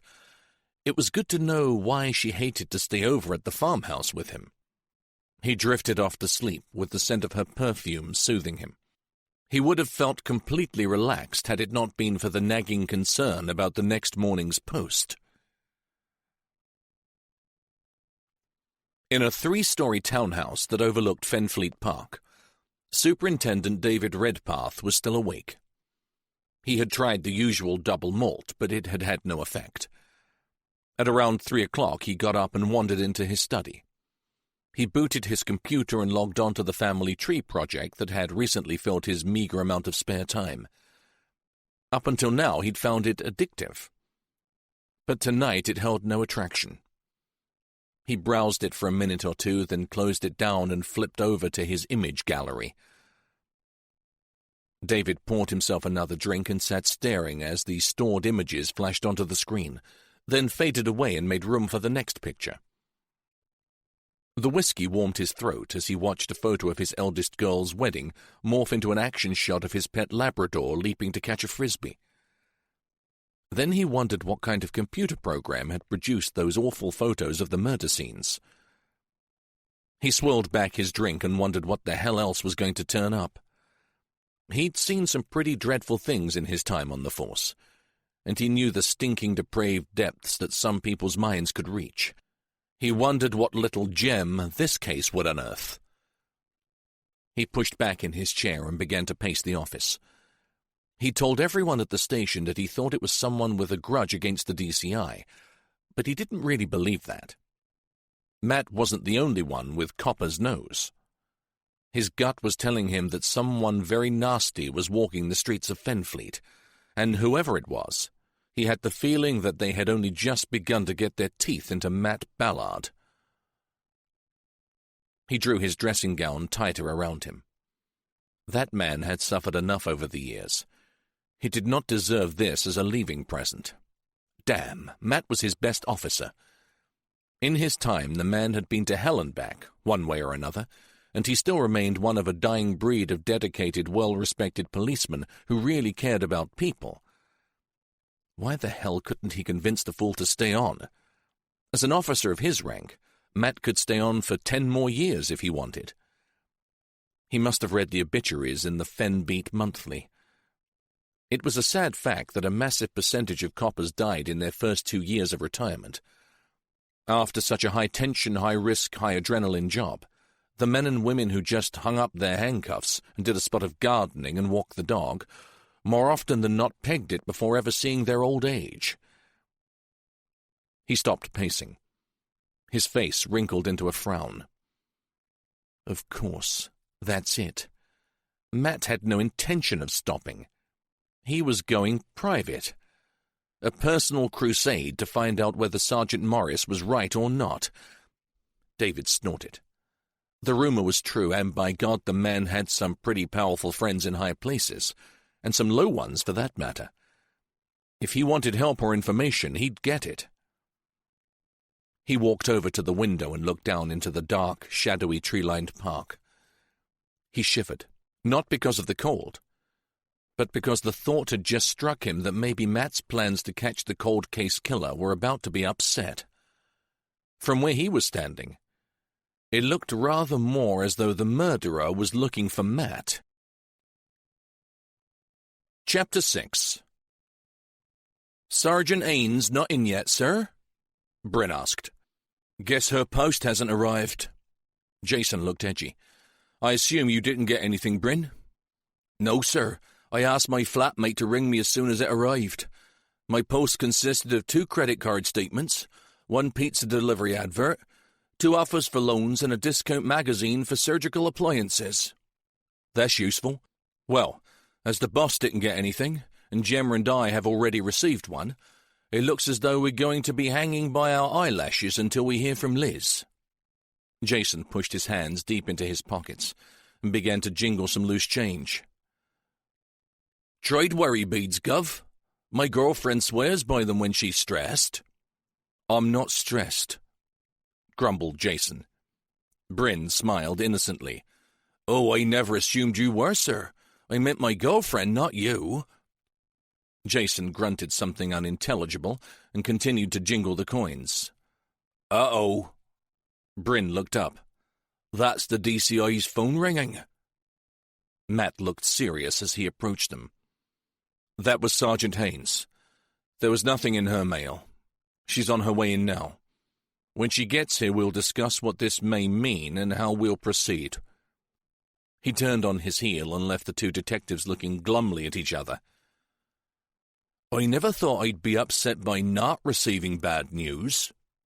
Bryn chewed on his lip. I know what you mean. I think this bastard's playing mind games with us, getting us all heated up, waiting for the third murder scene photo, and bingo, nothing. If he is, he's succeeding. My nerves are jangling more than those bloody coins in your pocket, Gov. Want a coffee? Is the Pope Catholic? Bryn grinned. On its way, sir. Matt's office was once again filled to bursting with boxes and police officers. Well, it's not what we expected, but we have to give the post a chance, I suppose. Not everything arrives on time. We'll give Royal Mail one more day and assume that it will arrive tomorrow.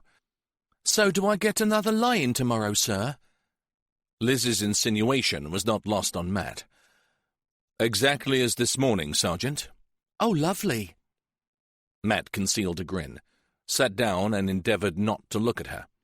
Right. Now I suggest we proceed in this manner.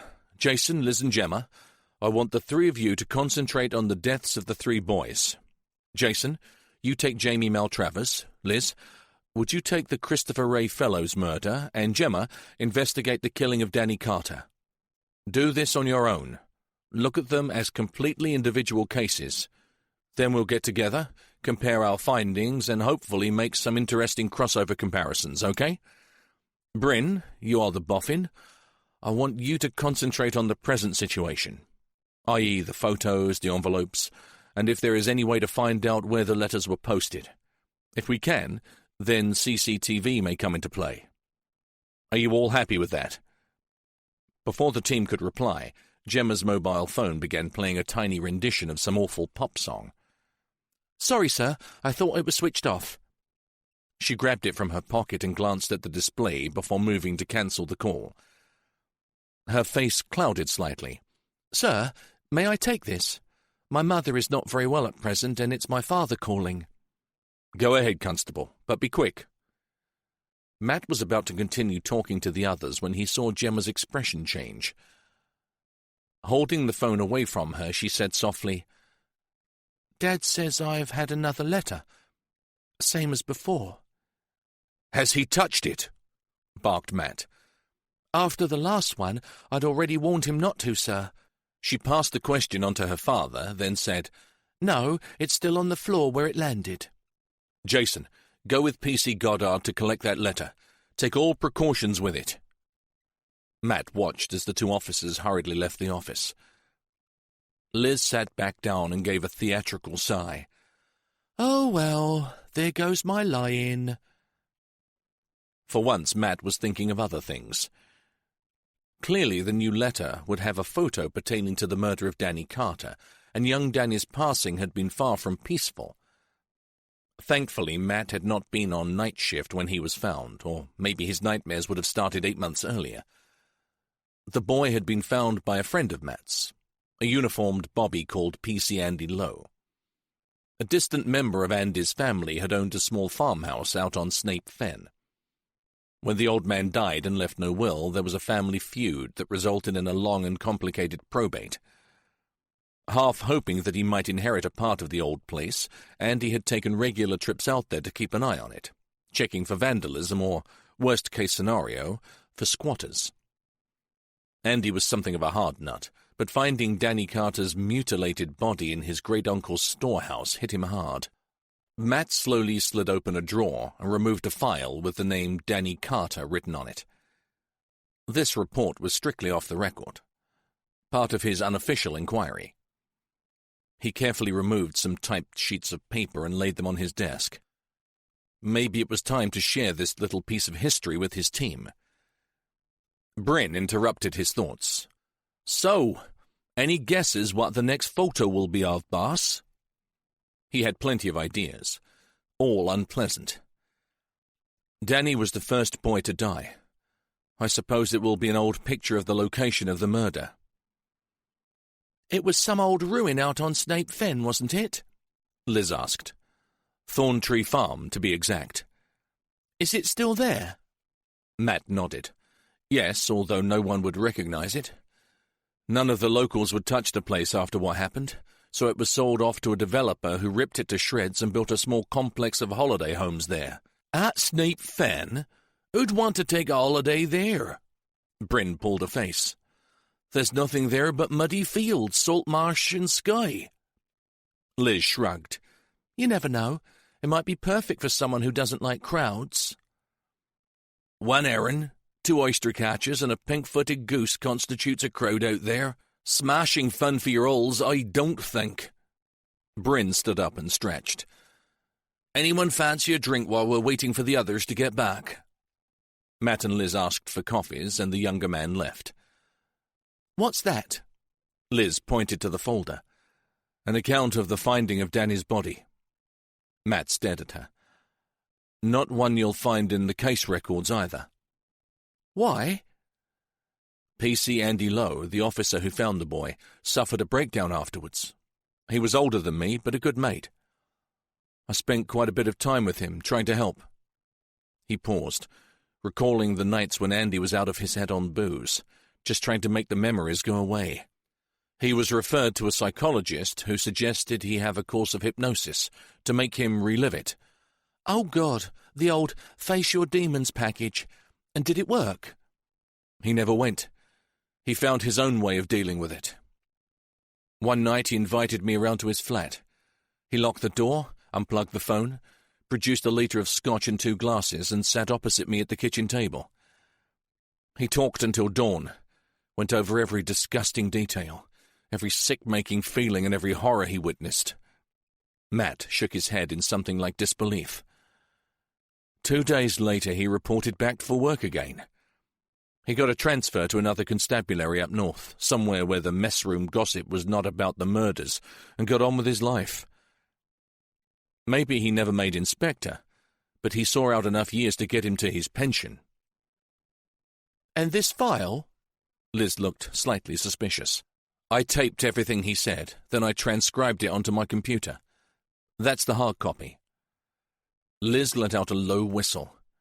"Remind me to check your pockets next time we spend time together." He gave a small laugh. "Don't worry, you're quite safe. It was just that I had a sick feeling about that case from the very outset. Somehow I always knew that one day it would come back to haunt me." Liz leaned forward to pick up the file, but he stopped her, laying his hand over hers. "Not yet. Let's see the photo first. Then I'll let you all have an insight into what the killer was capable of." Before they could finish their coffee, Jason and Gemma were bursting through the office door. "It's exactly the same, Gov. Think we're safe opening it? This guy's such a trickster I wouldn't put it past him to booby-trap one." Jason carefully placed the evidence bag containing the envelope on Matt's desk. It was the same size and thickness as before. Matt was sure it was just a photograph, but he couldn't risk his team's safety. "Okay, outside, all of you, and make sure no one is in the corridor for a moment or two. Go, go."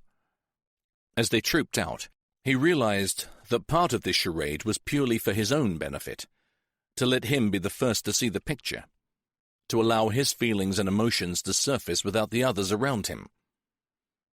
With gloved fingers, he withdrew the black and white photograph, then almost dropped it in shock. He had been right about the location. It was Thorntree Farm, and it was certainly taken many years ago. What he hadn't bargained for was the smiling face of Danny Carter beaming at him. The photo showed the boy sitting on an upturned barrel just outside the door to the storeroom where he was to spend his final hours. Matt's mouth felt as dry as chaff as he stared at the image. Suddenly it was hard to swallow. He carefully placed the picture on his desk and hurried out into the corridor. "Okay to come in, sir?" Bryn was waiting at the far end of the hall. Matt brushed past him. "1 minute, right? Give me 1 minute." He crossed the hall and went down the stairs to the foyer in the water cooler. As he drank back the paper cup of water, he saw that his hands were shaking uncontrollably, which was not exactly something he wanted a station full of wooden tops to witness. He swallowed another cup of cold water and shook himself. This last photo had nothing to do with a crime scene. It was all about the abduction of a child. No one could have taken that shot other than the man who tortured and killed Danny Carter. He wiped his damp lips and took a deep breath. He would show it to the team, then take it to the super. Damn the budget, and damn the chief constable. It was time to bring this case out from the shadows and throw everything they had at it. As far as Matt was concerned, a killer, maybe the killer, was back, and that meant every 11-year-old boy in the Fens was in danger. Chapter 7. 2 hours later, the investigation team had been allowed out of their closet. The murder room was his, and already large blow-ups of the 3 photographs were on one wall, and the floor-to-ceiling whiteboard showed both family pictures and the scene of crime photographs of the boys, Danny Carter, Christopher Ray Fellows, and Jamie Matravers. Matt's team remained the same, and he now had several uniformed officers with him, and the promise of backup, as and when he needed it. Those forensic shots in no way convey the horror of what the killer did to them. Matt stood beside one of the gruesome pictures and looked at each of his team in turn. "I think it's time to come clean with you guys about my involvement in this case. You," he indicated Jason, "say I'm obsessed. Well, you're right, I am. I have been for 20 years, and yes, I was intending to follow this case up after I retired. I have amassed a whole cartload of information about this case, and I will gladly share it, if it brings this madman to justice." He turned and picked up the folder that had so interested Liz. "This is one policeman's personal account of what the Gibbet Fen killer could do. I was going to read it to you." He paused, then threw it back on the desk. "But instead I'm going to play you the original tape recording. Not all of it. The actual conversation went on for many hours. I've selected the section that I believe you should hear. Listen to the voice of PC Andy Lowe, and remember, if the man who did this is still out there and we don't catch him, this could be you one day. That is the sort of monster that we are dealing with." Matt leaned across and switched on the player. There was a crackle, then the tinny clink of bottle on glass, and the sound of a chair being moved. The voice that began the conversation sounded strained. The accent was clearly a local one. "You still up for this, Matty? You can bugger off if you like. And no hard feelings." Matt's voice joined in. It was much younger, but distinctly his. "No way, mate. If this is what you want, I'm here for you as long as it takes." "Okay, well, as you already know, I kept an eye on the old place. The evening in question—" There was a long break and a deep sigh before the man continued. "We were really quiet, and I just checked out a call to Sneap Village. So I went up to the farm and had a good nose around. Normally I'd only check the house itself, but for some goddamn reason I thought I'd check the outbuildings too. There were 2 of them. The first was a sort of stone shed, stank to high heaven. It had obviously been his vegetable store, and rotten potatoes were still stacked in large brown paper sacks, or what was left of them after the rats had chewed through them. There was other stuff too, all mouldy and stinking. I remember covering my nose and almost running back out into the daylight. I wanted to puke at that smell." There was the sound of another long drink being taken, and then the glass was placed heavily on the table. "Well, then I eyed up the other building, and I thought, I hope that old bastard hadn't owned a cow that no one knew about. That'd be really nice now, wouldn't it? This is good whiskey, Matty. Don't lag behind. We're getting to the bit where we're going to need the bleeding Dutch courage, believe me."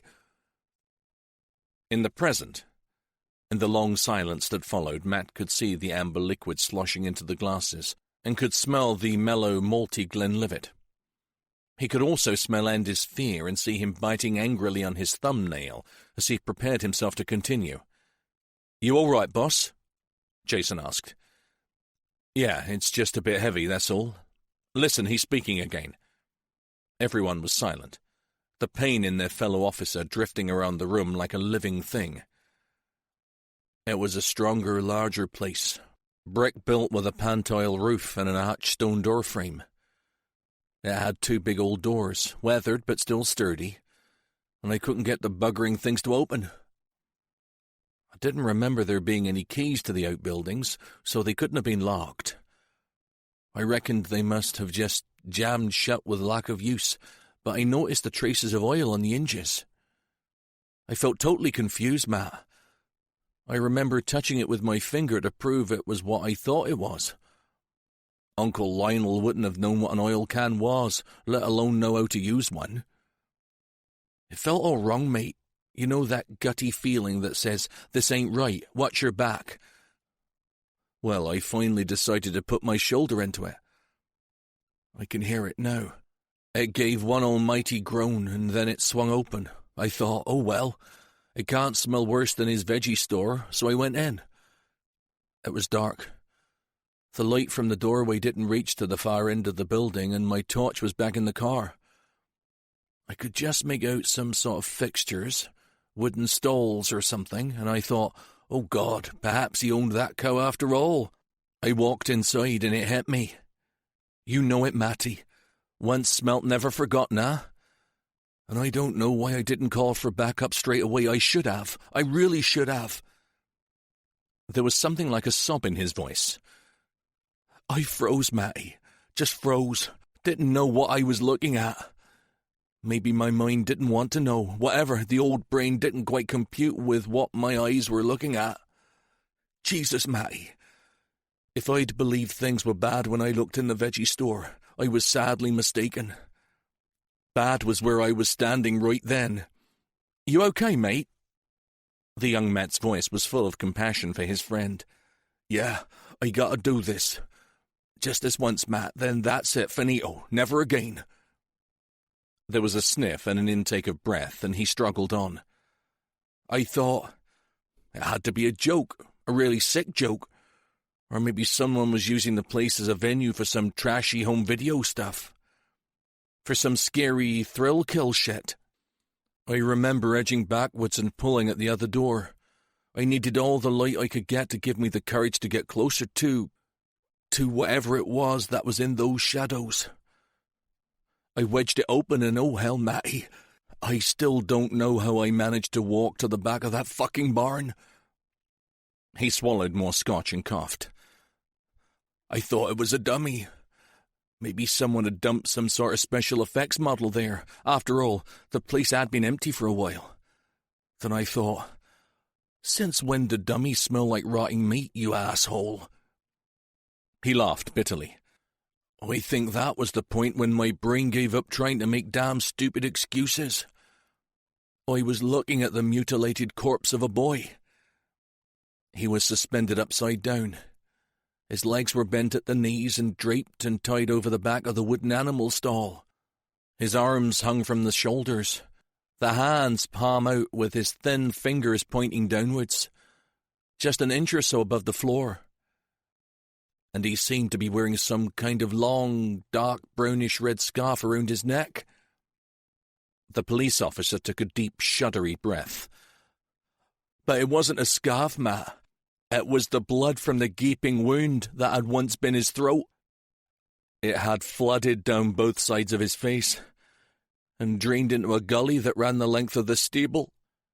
There was another sob, this time a full-blown, heart-rending cry. Some bastard had taken a little kid and done that to him. Some sick bastard had bled him like an animal being sacrificed. The sound of sobbing intensified and almost filled the room with its anguish. Then it was abruptly stopped, as Matt flipped the switch on the recorder. There is a lot more, but I think we've heard enough. No one spoke. Police Constable Andy Lowe's voice was still in their heads. "I've let you all have copies of the transcript of the entire conversation." Matt felt drained, having just relived such a horrible moment from his past. "And in case anyone is wondering, Andy gave me his full permission to use this in any way that I wanted, if it meant catching the murderer. His only stipulation was that I never involved him personally. When he said he'd talk about it just once, he meant it." Matt silently wondered if Andy still felt the same. There was a chance that if more evidence came to light, he would be questioned again. Whatever. For Andy's sake, he'd do his best to make sure that never happened. "Surely he made an official statement at the time, sir?" asked Bren. "Yes, but it was pretty sketchy and he wasn't pushed too hard to elaborate. Even at that time, it was recognized that he was badly affected by what he'd found. Plus, the crime scene wasn't compromised. Everyone who saw it afterwards saw the same as PC Lowe." "Except everyone else was prepared for it. That poor sod thought he was just checking on his prospective inheritance," added Liz. "Exactly." Matt leaned against the wall and stared at them. "I know what you just heard tells you no more than all this will." He pointed to the photos and information boards. "But these images—" He shrugged and shook his head. "We see them all the time. They become like pictures in a book or scenes from a horror movie. I believe we become immune to them, lose the reality, the true nature of the evil that killers like this inflict on innocents." He pushed his hands deep into his pockets. "That's why I thought I'd let you hear firsthand what it's like to find something like that." Gemma raised a hand and said, "But you found one of the children too?" Matt looked at her. "Oh yes, and you'll hear about that at some point. It's just that with the passing of time, I find I can talk about it in a more controlled and clinical fashion. Andy told it in the now, the real story, warts and all." He hoped the lie sounded convincing. "Was the boy actually killed there, sir, or moved there after death?" asked Jason. "Pathology says that he was killed in situ, and the new photo more or less confirms it. Although the boy had been stripped of his clothes, they were found in a neat pile close to the body. Those clothes are identical to the ones that the boy is wearing in the picture." They all looked at the huge enlargement on the wall. An 11-year-old lad, skinny for his years, dirty blonde hair and a toothy smile. He wore a pair of faded denim jeans and a well-worn royal blue polo shirt with a small logo on the breast pocket. On his feet were a pair of trainers, not mega-expensive ones. It was hard to connect the smiling youngster with the macabre tableau that followed. Jason shifted uncomfortably in his chair. "He knew his killer, didn't he? You don't smile like that for a stranger." Matt nodded. "I agree." "Wasn't it a bit risky? I mean, picking that particular property. If he'd done a bit of homework, the killer would have known that a copper had an interest in it. To be honest, Jason, I think that's the very reason he did pick that house. He wanted to make quite sure that we'd find the dead boy.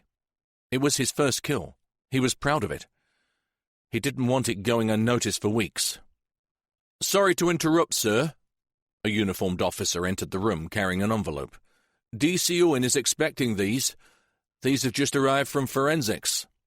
"That'll be about the photographs, sir," said Bren, handing the package to him. As the man left, Matt ripped open the envelope and quickly scanned the reports. Sod it. Exactly as expected.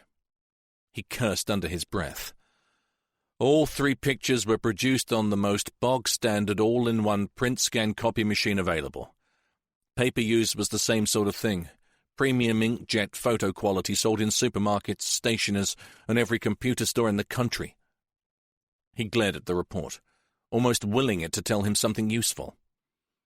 Apparently, the machine used is not a modern one, so he's either had it for ages or picked it up dirt cheap when someone was upgrading their system, and even the paper is not new, so no point in checking outlets. Everything is pristine. No prints or contaminants noted. Gemma looked worried. "So what happens now, boss? He sent you a picture relating to each of the 3 murders. What's he going to do next? Matt bit his lip. He really wished that he had an answer for her, but he didn't. I'm afraid we are rather in the hands regarding that, unless we come up with something fast. So get back to work. Strip those reports to bits and find me something that says Paul Underhill wasn't the killer, or that someone else should have been in the frame. And, Bryn, after seeing this report, put your investigation regarding the photos on the back burner. You'll be wasting your time. Help Gemma with the Danny Carter murder instead, all right? As his team filed back to their desks, he thought about Gemma's question and the concern etched on her face. She was quite right. There had only been 3 murders. So what the hell was he going to do next? By 9 that night, the whole team felt dizzy from either watching computer screens or scanning reams of paper printouts and reports. No one had found anything that was even vaguely interesting or new. At 9:30, Matt sent them home, telling them to grab what rest they could and get back in for 8 the next morning. As he tidied his desk, he saw Liz pulling on her coat. She looked exhausted, but he knew from past experience that there was one thing she would always have the energy for. He tapped on his office window and beckoned to her. With a knowing smile, she turned, called out, "Good night," to the retreating shapes of Gemma and Bryn, and strolled casually towards his door. "If you say the word distraction, I'll not be responsible for my actions." Matt grinned. "Actually, I was simply going to mention that bottle of Chablis that's still in my fridge. Maybe it'd help us unwind." "Well, now I know a little of the history of you and your creepy old family home. Maybe I should try to get used to it." Her face became serious. "Actually, I need to speak to you about something, so that wine sounds like a very good idea. I'll have to go home and grab some clothes for the morning, though." "No problem. I'll throw some pasta and a salad together, if that's okay." "Perfect." She began to walk from the office, then turned around. "I was meaning to ask, what were you really doing earlier? Playing that tape to the team?" Matt shrugged. "Sorry, I'm not with you on that." "You know exactly what I mean." "I wanted them to feel it." "What? To feel like you did when you found Jamie? To see what you see every time you close your eyes? Every time you wake up screaming at 2 in the morning?" Matt slumped down into his chair. "I know how it must seem to you, Liz, but I hear them talking. The young rookie officers. They're so blasé, so bloody gung-ho. They don't have a clue what it's really like to come face to face with something like that." "Stop right there. You sound like Methuselah." She gave him a look that contained both reproach and compassion. "We live in a violent society, Matt. You know that better than any. The youngsters get it stuffed down their throats day and night, and that's just watching the news on TV. Give them a break. If they are called on to deal with something horrible, then I'm sure they'll cope in whatever way they need to." The smile became all compassion. "If the truth be known, you just don't want any of our kids to finish up like Andy Lowe, or maybe like Matt Ballard, do you?" He didn't answer. There was nothing to say. "I thought that was the case. But you can't wrap us in cotton wool, Matt. We all know the risks. You look after yourself and your team will still be right behind you. Now, chill out, and I'll see you later." Liz walked from the office, calling out aloud, "Night, boss. See you tomorrow." Later that night, as Liz carefully parked her MGTF in Matt's barn, a dark figure moved silently along the edge of the dike that ran beside the marsh lane. Ted was clothed in black jeans and a thick black waterproof jacket, his features obscured by a peaked cap and the hood from the jacket. He pulled up his sleeve and pressed a tiny button on his watch.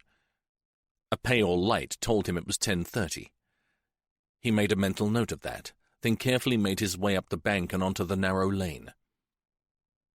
It was odd for the woman to stay, and that was obviously what she had in mind. It was far too late to be paying a casual visit, and he knew they certainly wouldn't be talking shop. He almost giggled. In fact, He knew exactly what the two police officers would be doing in a very short time from now. He gave a lecherous smile in the darkness. They'd be doing exactly the same as they did at that seedy hotel that they used. He felt a pressure building in the close-fitting jeans. He wondered what they'd do if they knew how many times he'd watched them. He clutched himself. This was not the time or the place, and he had far too much to do to play the peeping Tom tonight. He licked his lips, much as he'd love to.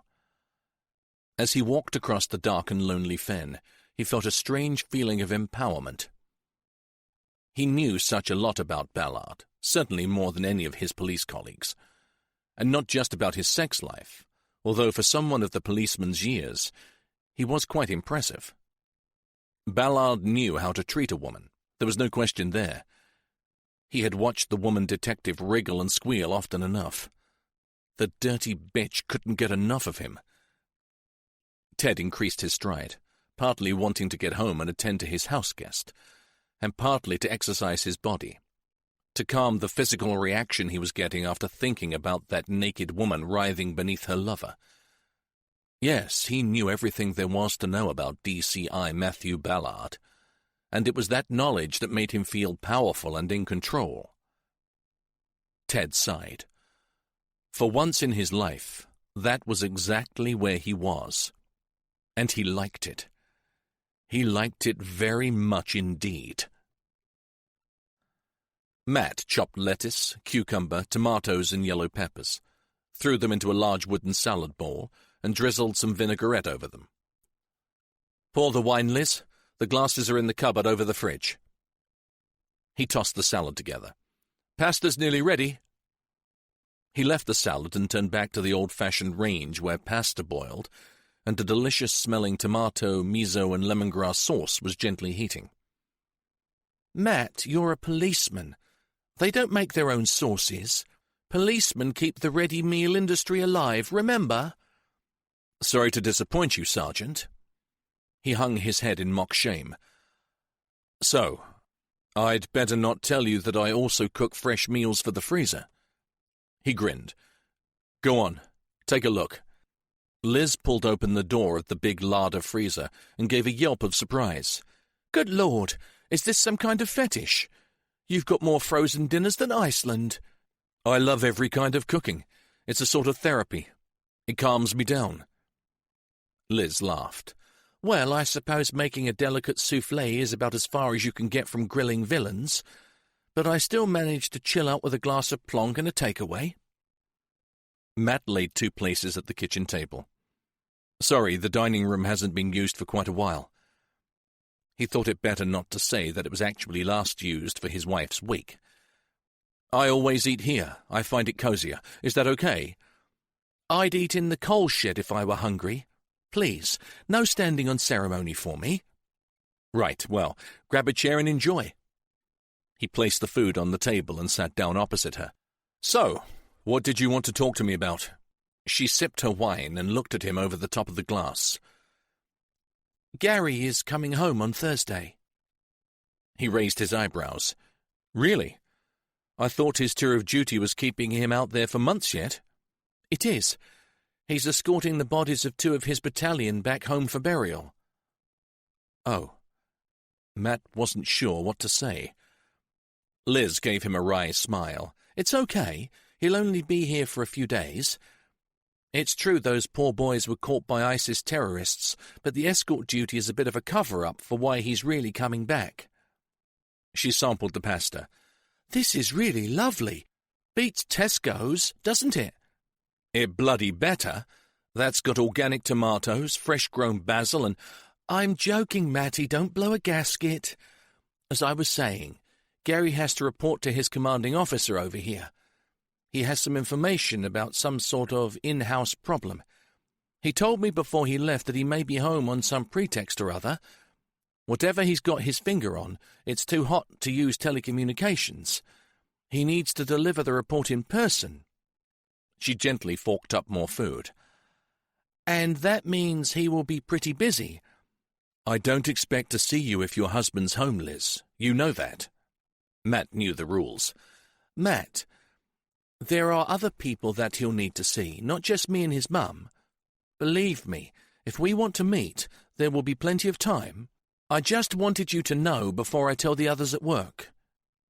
Remember, my usual Oscar-winning performance as the excited little housefrau thrilled at the master's return? Don't be like that. You know you love him. She helped herself to more salad. Why don't I eat this leafy stuff at home? Oh yes, of course I love him. She looked up at Matt provocatively from beneath lowered lids. But you also know this is no ordinary marriage. Matt shrugged and lifted his glass of wine in a toast. Then here's to extraordinary marriages. She touched her glass lightly against his. Absolutely. Chapter 8. Bryn and Gemma stared at the monitor screen. The more I look at all this data, the more I believe it had to be Underhill. Bryn pushed back his chair and scratched his head. But unless he's found a way of sending photos from beyond the grave... Gemma rested her chin in her hands and leaned on the desk. I have an idea. We use a clairvoyant, or by a Ouija board? She balled up a sheet of paper and threw it at him. Be sensible, you great pillock. No, I really do have an idea, and as far as I can see, no one has used it as a line of inquiry yet.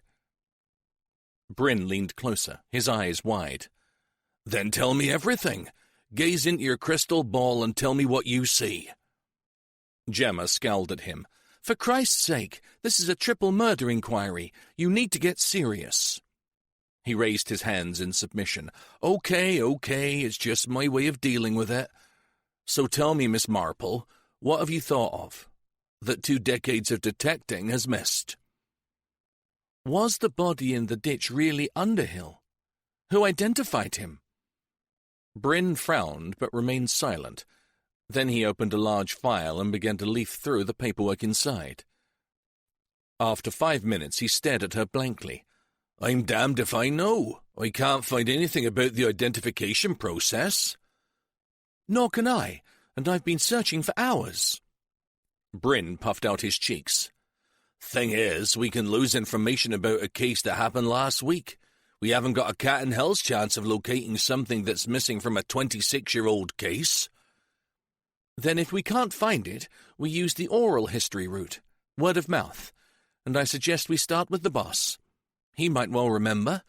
He may even have seen the body himself. Bryn nodded. Good idea. Then he glanced toward Matt Ballard's office door.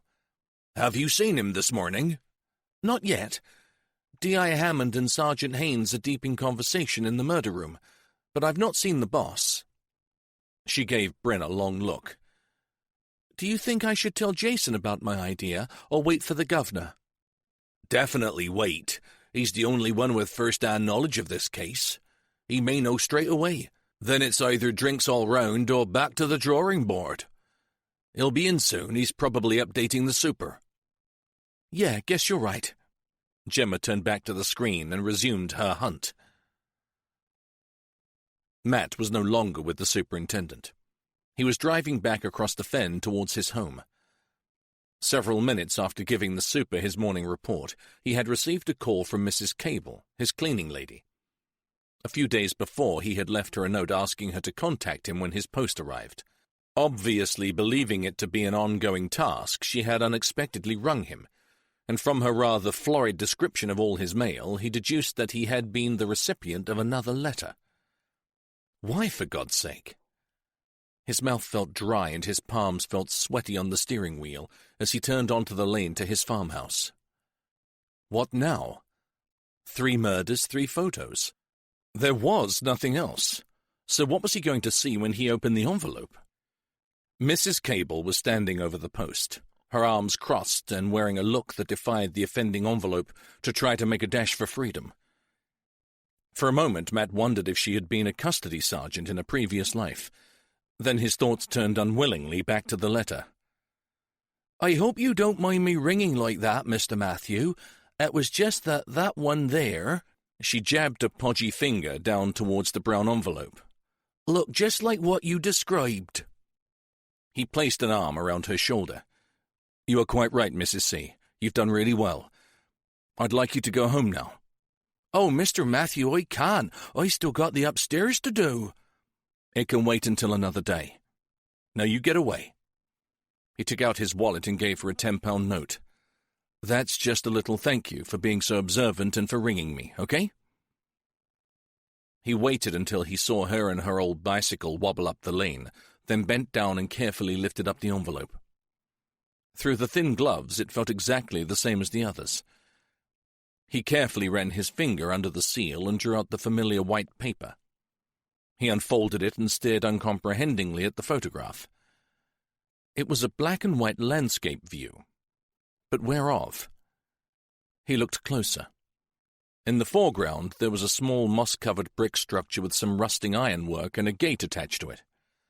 The whole thing spanned a reed-filled culvert or ditch. He bit his lip thoughtfully. The countryside here was littered with things like that. Sluices, floodgates, anything to control the water flow across the reclaimed land. But there was something vaguely familiar about it. But sure as hell he couldn't place it. Shit, this means nothing. He stood up and pulled out his mobile. "Jason, listen, there's another picture. In my mail this time." He waited until his inspector had finished exclaiming, then said, "I'm bringing it in now. I need every available officer to come and look at it. It's a Fen location, but as far as I can recall, it's not related to any of the 3 murders. We have to know where it is, understand?" He hung up, pushed the phone roughly into his pocket, and after carefully bagging the picture, locked his front door and made for the car. He had no time to lose. The other 3 photos had been crime scenes. Why should this one be any different? One after the other, the gathered officers made their suggestions. "Maybe a culvert under the lane that runs Dykeside down to Mare's Fen Lane." "No way, that lane's surface is too smooth.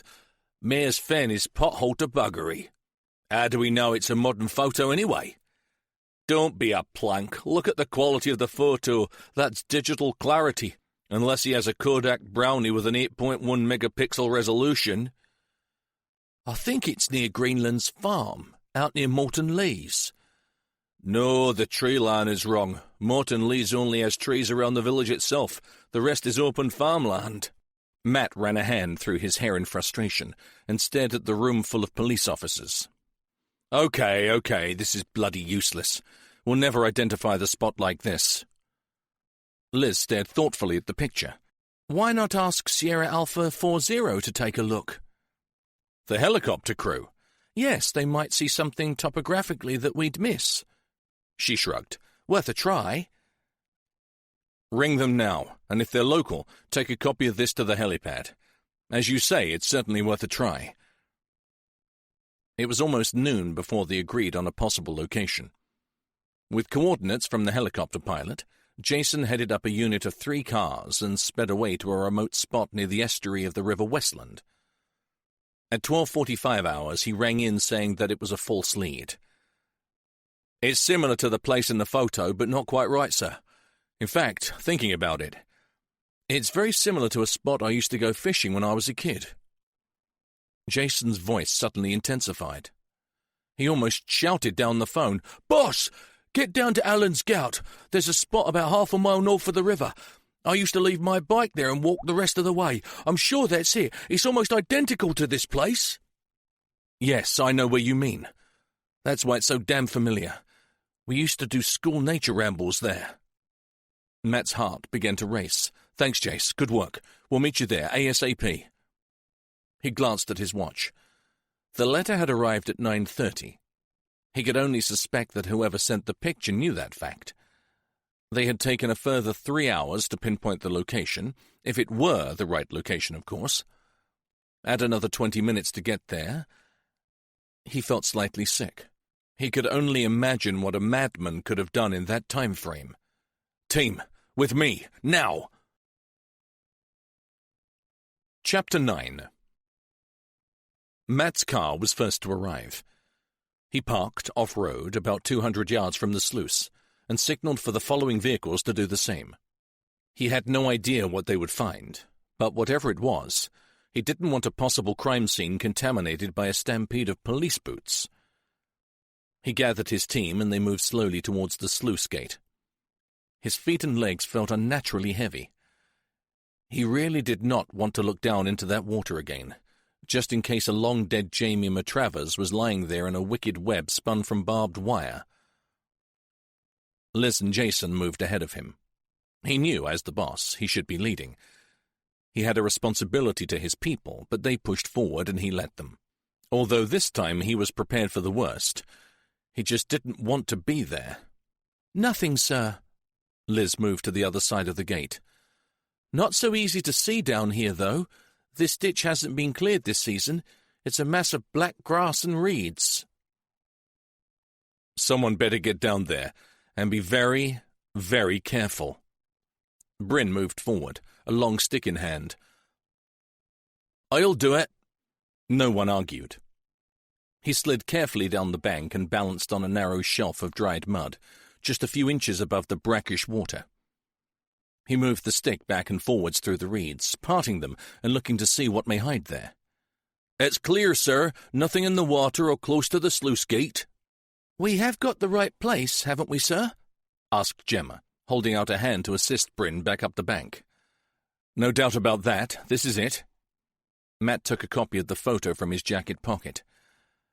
"Not only is it the same spot, it's been taken very recently, in the last day or so, I'd guess." He looked around. Weeds, reeds, grass, and a field left fallow for one planting season. Nature didn't allow her precious produce to remain the same for long. Even a week could make a huge difference in the growth of plants. These were identical to the picture. He could even identify one particular tall, skeleton-like stem of a giant hogweed next to a broken panel of fencing. He stared at the picture and froze. The fence. In this picture, it was hanging drunkenly from one semi-rotten post. His gaze moved back to the scene in front of him. The fence lay on the ground, one end slightly raised up. He swallowed. What lay beneath the raised end? "Quiet, everyone. Stay where you are." There was no getting away from this one. This was down to him. Without further thought, he moved between the still figures of his team and approached the fence. Initially, he could see nothing, but as he moved around to the portion that was slightly elevated, he was brought to a sudden halt. He dropped to his knees. Just visible, half hidden by the long grass, he could see part of the back of a pale, motionless hand. A small hand, with bitten fingernails and a patch of dried blood on one knuckle. It took Matt several moments to speak. Then he said, "There's a child here. I believe it's a boy and I think he's dead. I need help to get to him. But this is now a crime scene, so if you approach, be careful." Jason called out, "Bryn, just you and me. Everyone else stay put. Got it?" There was a murmur of assent, and in seconds, Matt's two officers arrived at his side. "How do we tackle this, sir?" Jason asked. "Very gently. I want you two to lift the fence, not far, just enough so that I can slide underneath and check his vital signs. If you're ready, now." Bryn and Jason took a side each, and with great difficulty eased the old wood from the ground. "Oh, dear God." Matt scrambled backwards away from the child. He lay in the damp grass, took a deep breath, and almost whispered, "Put it down. Put it back down." He stood up unsteadily. "I'm sorry, I'm afraid we're too late. We're going to need forensics out here fast." "Sir?" Jason was looking at him, deep furrows of concern etching his face. "He's dead?" "Oh, yes, he's dead all right. The bastard has nailed him to the fucking fence." He shuddered. As you lifted the panel, I could see what looked like long nails sticking up through his wrists. Lord, he's just a kid. Jason closed his eyes. "Oh, hell. I thought it was too heavy for a piece of fencing." Matt looked hard at Jason. "I did see one thing, though. On his shoulder. There's some sort of mark, like a tattoo or something." You mean like the others? I couldn't tell for sure. I only had a fleeting glance, but my money says yes. Matt felt a hand on his arm. Are you okay? Liz had broken ranks. You're white as a sheet. He was touched by her concern. His voice dropped so that only Liz and Jason would hear. It's starting again. He's back. An hour and a half later, the blue and white cordoning was lifted, and Professor Rory Wilkinson, the Home Office pathologist, approached Matt with one of his usual black-humoured greetings. Much as I love your company, dear Detective Chief Inspector, I do object to driving halfway across the country from Greenborough, because some weirdo has clearly decided that I might fancy a change from the usual boring heart attacks and age-related deaths. He glowered at Matt. When you find this creep, tell him I do not appreciate his twisted sense of humour. Window dressing. He almost snorted the words. All this frippery, just for show. Explain, if you would. Matt was confused. Rory stared at him from beneath the hood of his protective suit. Sorry, Matt, but this sort of thing makes me so angry. People who treat death as a sick game. This poor kid wasn't killed here. He wasn't crucified. And that very poor attempt at a bit of artwork on his shoulder was done post-mortem, not before. Hence he wasn't tortured, and an educated guess, from his facial expression and the ruptured blood vessels in his eyes, I'd say he suffocated or was choked. Tests will confirm. Right. A part of him felt enormous relief that although the boy was dead, the dreadful things that had happened to his young body had at least been done after his death. I suppose I shouldn't ask this, but can you give this case priority, Professor? Of course it takes priority. What do you think I'm going to do, Matt? Shove him in the fridge and leave him while I do a spot of knitting? I will attend to it immediately, and considering the state of the mind of the person who did this, I suggest you act with equal speed and efficiency. I don't want too many more like this, thank you very much. Rory was about as ruffled as Matt had ever seen him, but then the pathologist was a man who respected the people who passed through his mortuary, and the desecration of a young body was hard to take, no matter who you were. I'll notify you of my preliminary findings immediately I finish the post-mortem. He abruptly pulled up his face mask and turned back. This young man needs me, and I plan on giving him my full attention. Not freezing my nuts off chatting to you. Bye. Thank you, Professor, said Matt, realizing he was talking to a retreating white suit. He couldn't quite make out the muffled reply, and was thankful for small mercies. Jason and Liz were standing a short way away, looking across at him with mild amusement. They'd seen this all before, and never failed to take the piss out of him for it. Somehow it made his recent discovery easier to deal with, brought back a bit of normality. Gallows humor was not a bad thing in their job. Every copper knew that it helped you cope. And he badly needed to cope. Whatever happened, he knew he must not let the situation get to him, not like it had before. He threw them a hopeless grin and beckoned them to return to their vehicles. Don't say a word.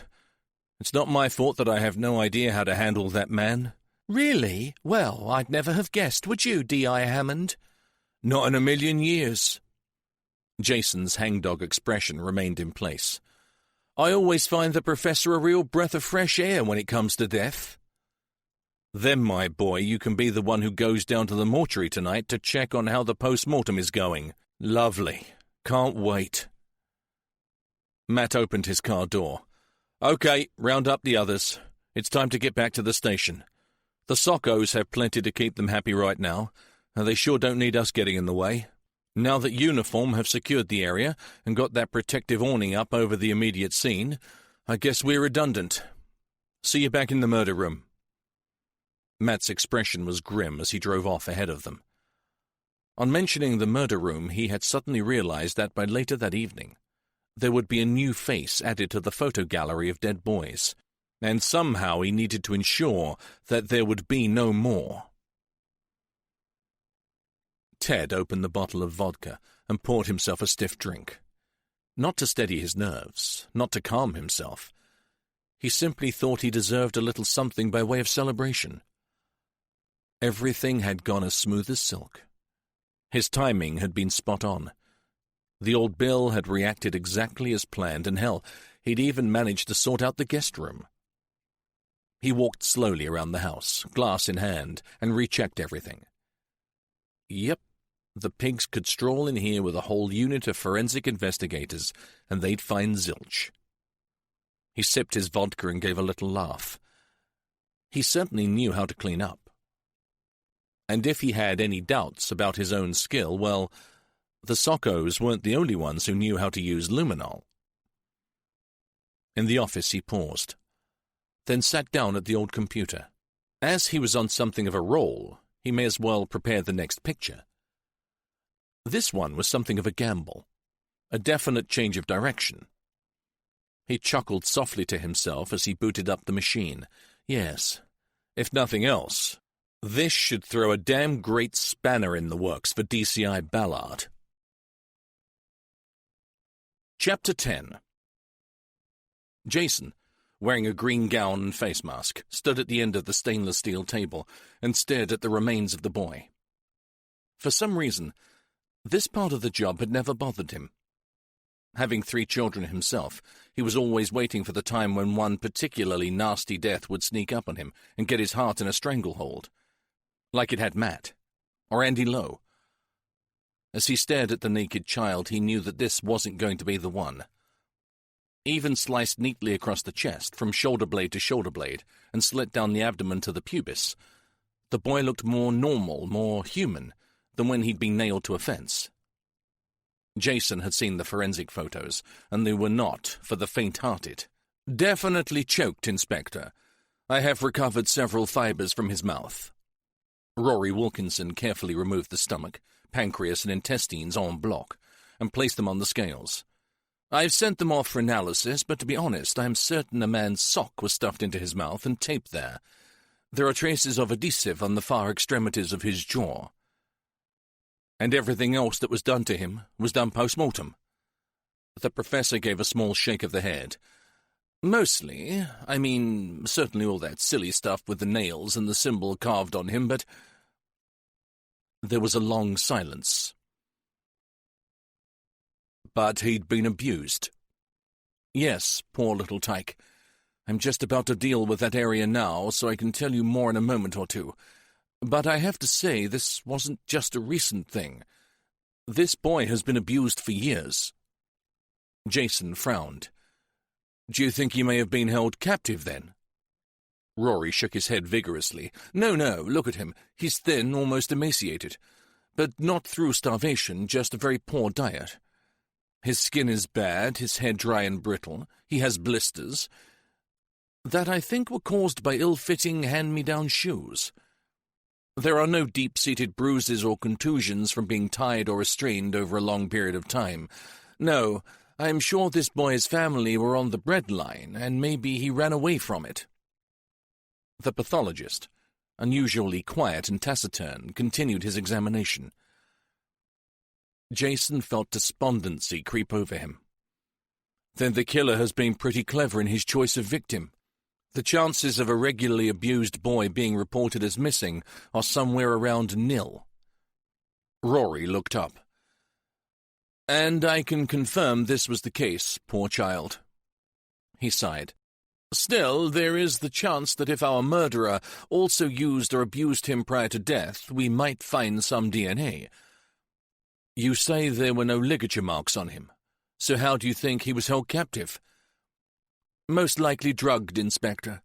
Toxicology will soon show the presence of anything of that nature in his urine." "Or maybe he knew his captor. Maybe he went to whoever killed him quite willingly." Jason thought of young Danny Carter's smile, just before he was killed. "That's possible, too. One more thing, Professor, then I'll let you get on uninterrupted. Were you around here at the time of the Gibbet Fen killings?" "Oh, no, dear heart. It feels as if I've been with this constabulary forever, but I was still studying in London at that time." He adjusted his glasses and thought for a moment. The pathologist back then would have been Charles Wilson, I think. Jason nodded. Yes, I've seen his name on some of the reports. I just wondered if maybe you were here too. Sorry, Inspector, I am clearly not as old as I look. But if I ever get over the hurt of your comments, I'll be in touch with anything more of interest. At 7 that evening, Superintendent Redpath called Matt to his office. Without asking, he poured 2 scotches and handed one to Matt. Are you all right, my friend? That was a nasty shout to have to deal with. Then he added, especially for you. Matt sipped his whiskey gratefully. I'm fine, sir, honestly. Yeah, it was a grim find, but I'm okay with it. Good. Glad to hear it. Now, from your preliminary findings, what do you think? Is it the same murderer? Matt tugged on his ear. A tough one to call, sir. I'd prefer to leave my judgment until we get all the forensic reports back. What about an educated guess? Well, as you know, at the time of the original killings, we decided to keep that signature symbol from the press. It was never common knowledge, but whoever killed this new boy knew it. He reproduced it perfectly. And the photographs, sir, the ones that predate the deaths, I just don't know. He took a long, slow swallow, allowing the whiskey to burn his throat. I really want to say, yes, it's him, but somehow I can't get my head around it. Can any of us? The super looked intently at Matt. And while we're talking about concealing things, Inspector, what about that other little secret? The one that only you and Charles Wilson knew about? Can I assume you haven't told your team about that? Anger flooded through Matt. How the hell had the super found out about that? Charles was dead, and he'd certainly never told another living soul. Sorry to land that on you, Matt, but with this new murder, I think it's time to bring everything we know out into the open, don't you? Especially something as serious as the misappropriation of evidence. Matt rubbed his temples, stared at the polished surface of the desk, and wondered just what the super really knew. How did you know about that? I have a letter in my possession. It was sent to me by the pathologist, Charles Wilson, just a few months before he died.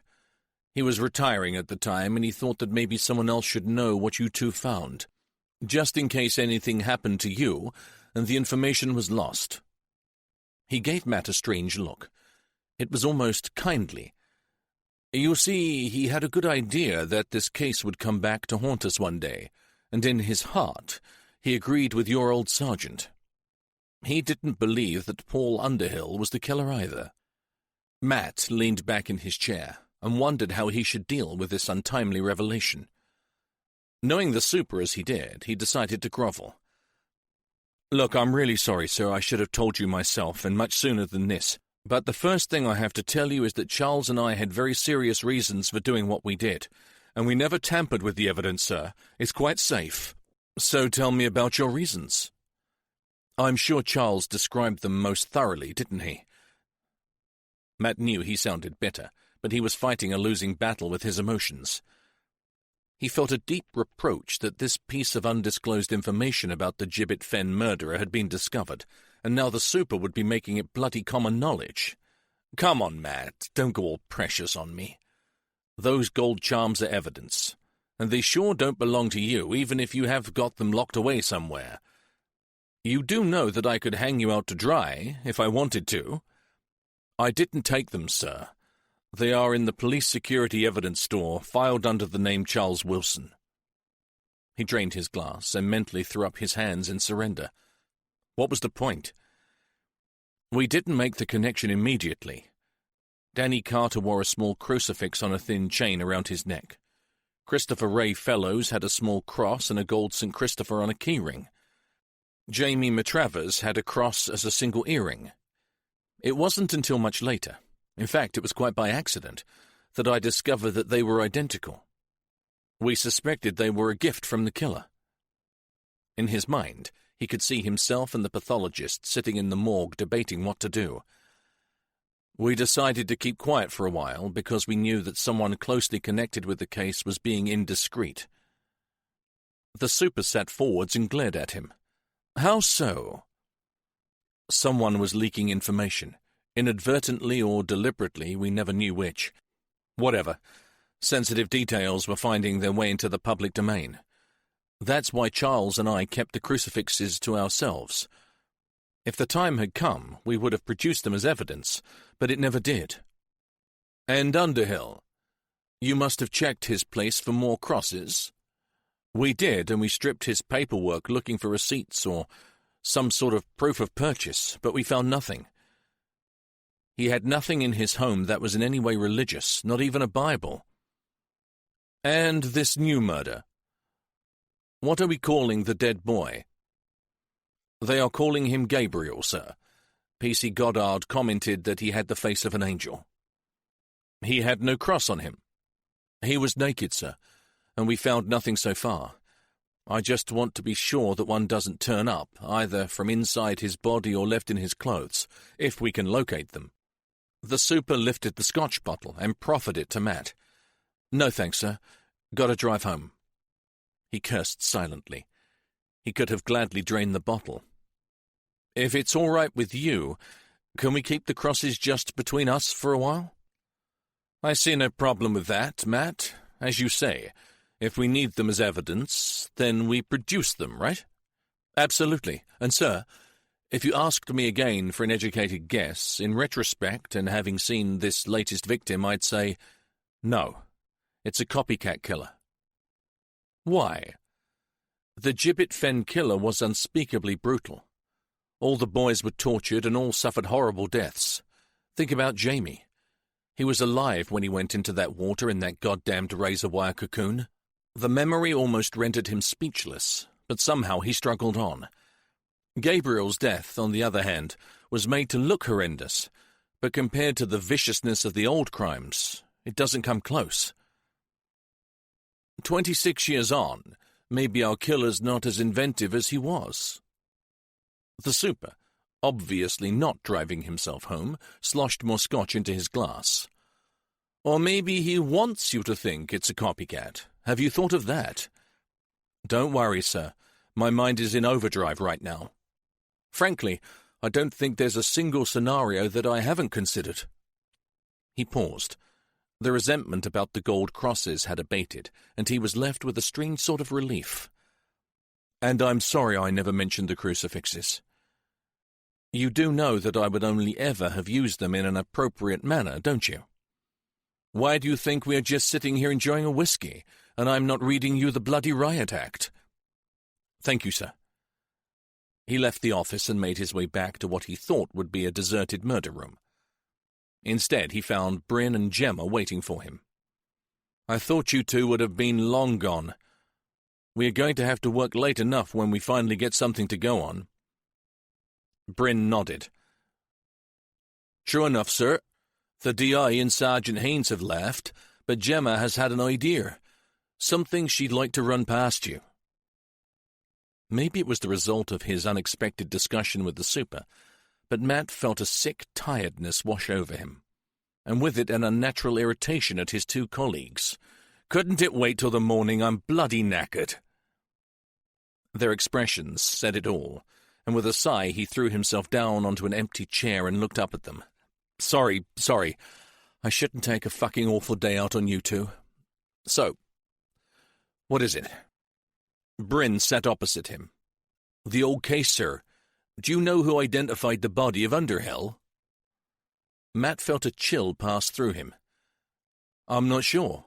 He paused, trying to sort out his thoughts. His brother, I think. Why do you ask? Gemma has the idea that it wasn't Underhill at all, and he's still alive and kicking. Or should I say, killing? Matthew felt a numbness steal over him. Then he stared almost blankly at the young PC. Surely you've checked the reports. They would confirm it. They're missing, sir. What?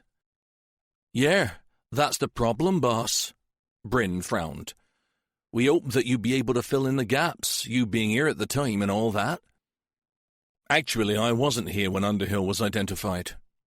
He frowned, trying to push unwanted memories back into the box in his brain where they usually festered silently. I think I was on leave, he added lamely. Gemma's eyes almost glittered with excitement. Then there's a damn good chance my hunch is correct. Matt rubbed his sore eyes. No, Gemma, look, I'm sorry to disappoint you, but it was Underhill.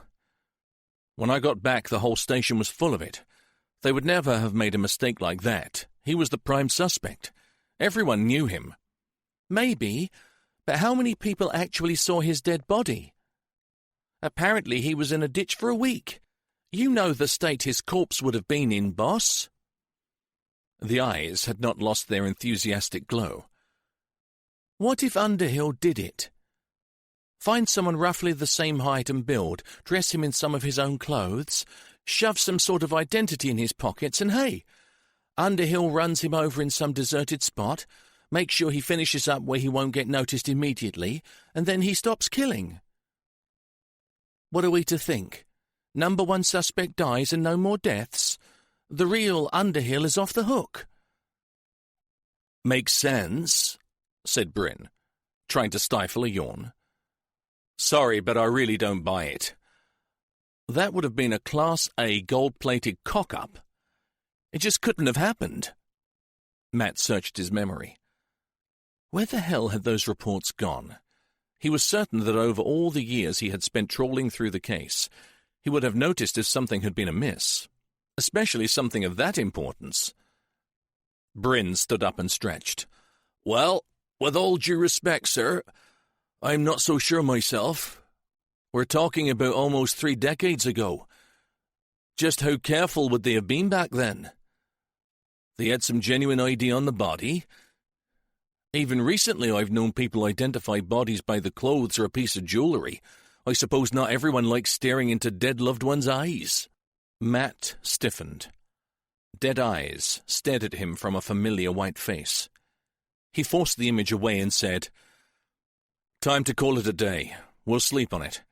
I'll talk to you both tomorrow. As they left, he heard an angry Gemma mutter something under her breath. The only word he caught was dinosaur.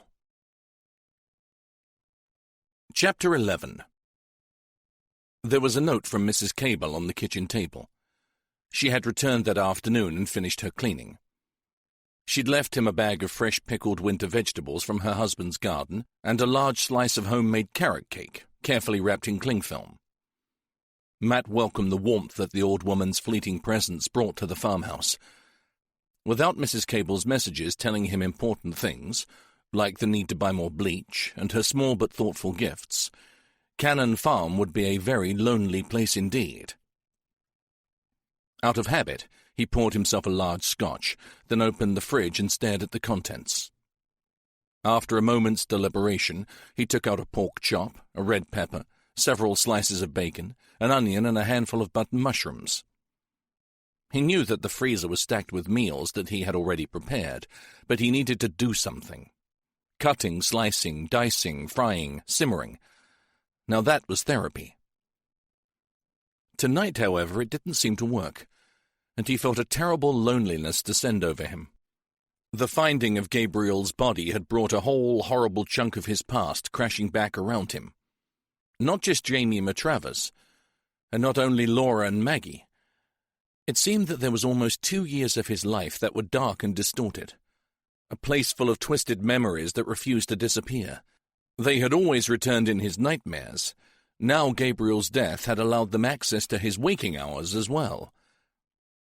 He chopped an onion almost brutally and resented the fact that the only way he could find some sort of solace these days was in the oblivion of sex. As the chef's knife slashed through a handful of fresh herbs, he cursed Liz's husband for the extraordinary bad timing of his unexpected return from Iraq. He needed Liz right now, and although he knew he should feel ashamed of himself, he didn't. At that moment, the craving was so great that he wasn't ashamed about anything. Not that he was having a sexual affair with the soldier's wife, or even the fact that the officer was bringing back dead heroes for burial. Matt laid the knife down, stared at the chopped herbs, and wondered what sort of hard, selfish bastard he had become. When the meal was finally cooked, he ate a little, threw the remainder in the bin and returned to his whiskey. Too many problems were swirling through his mind. Like where the devil were those missing reports on the identification of Underhill?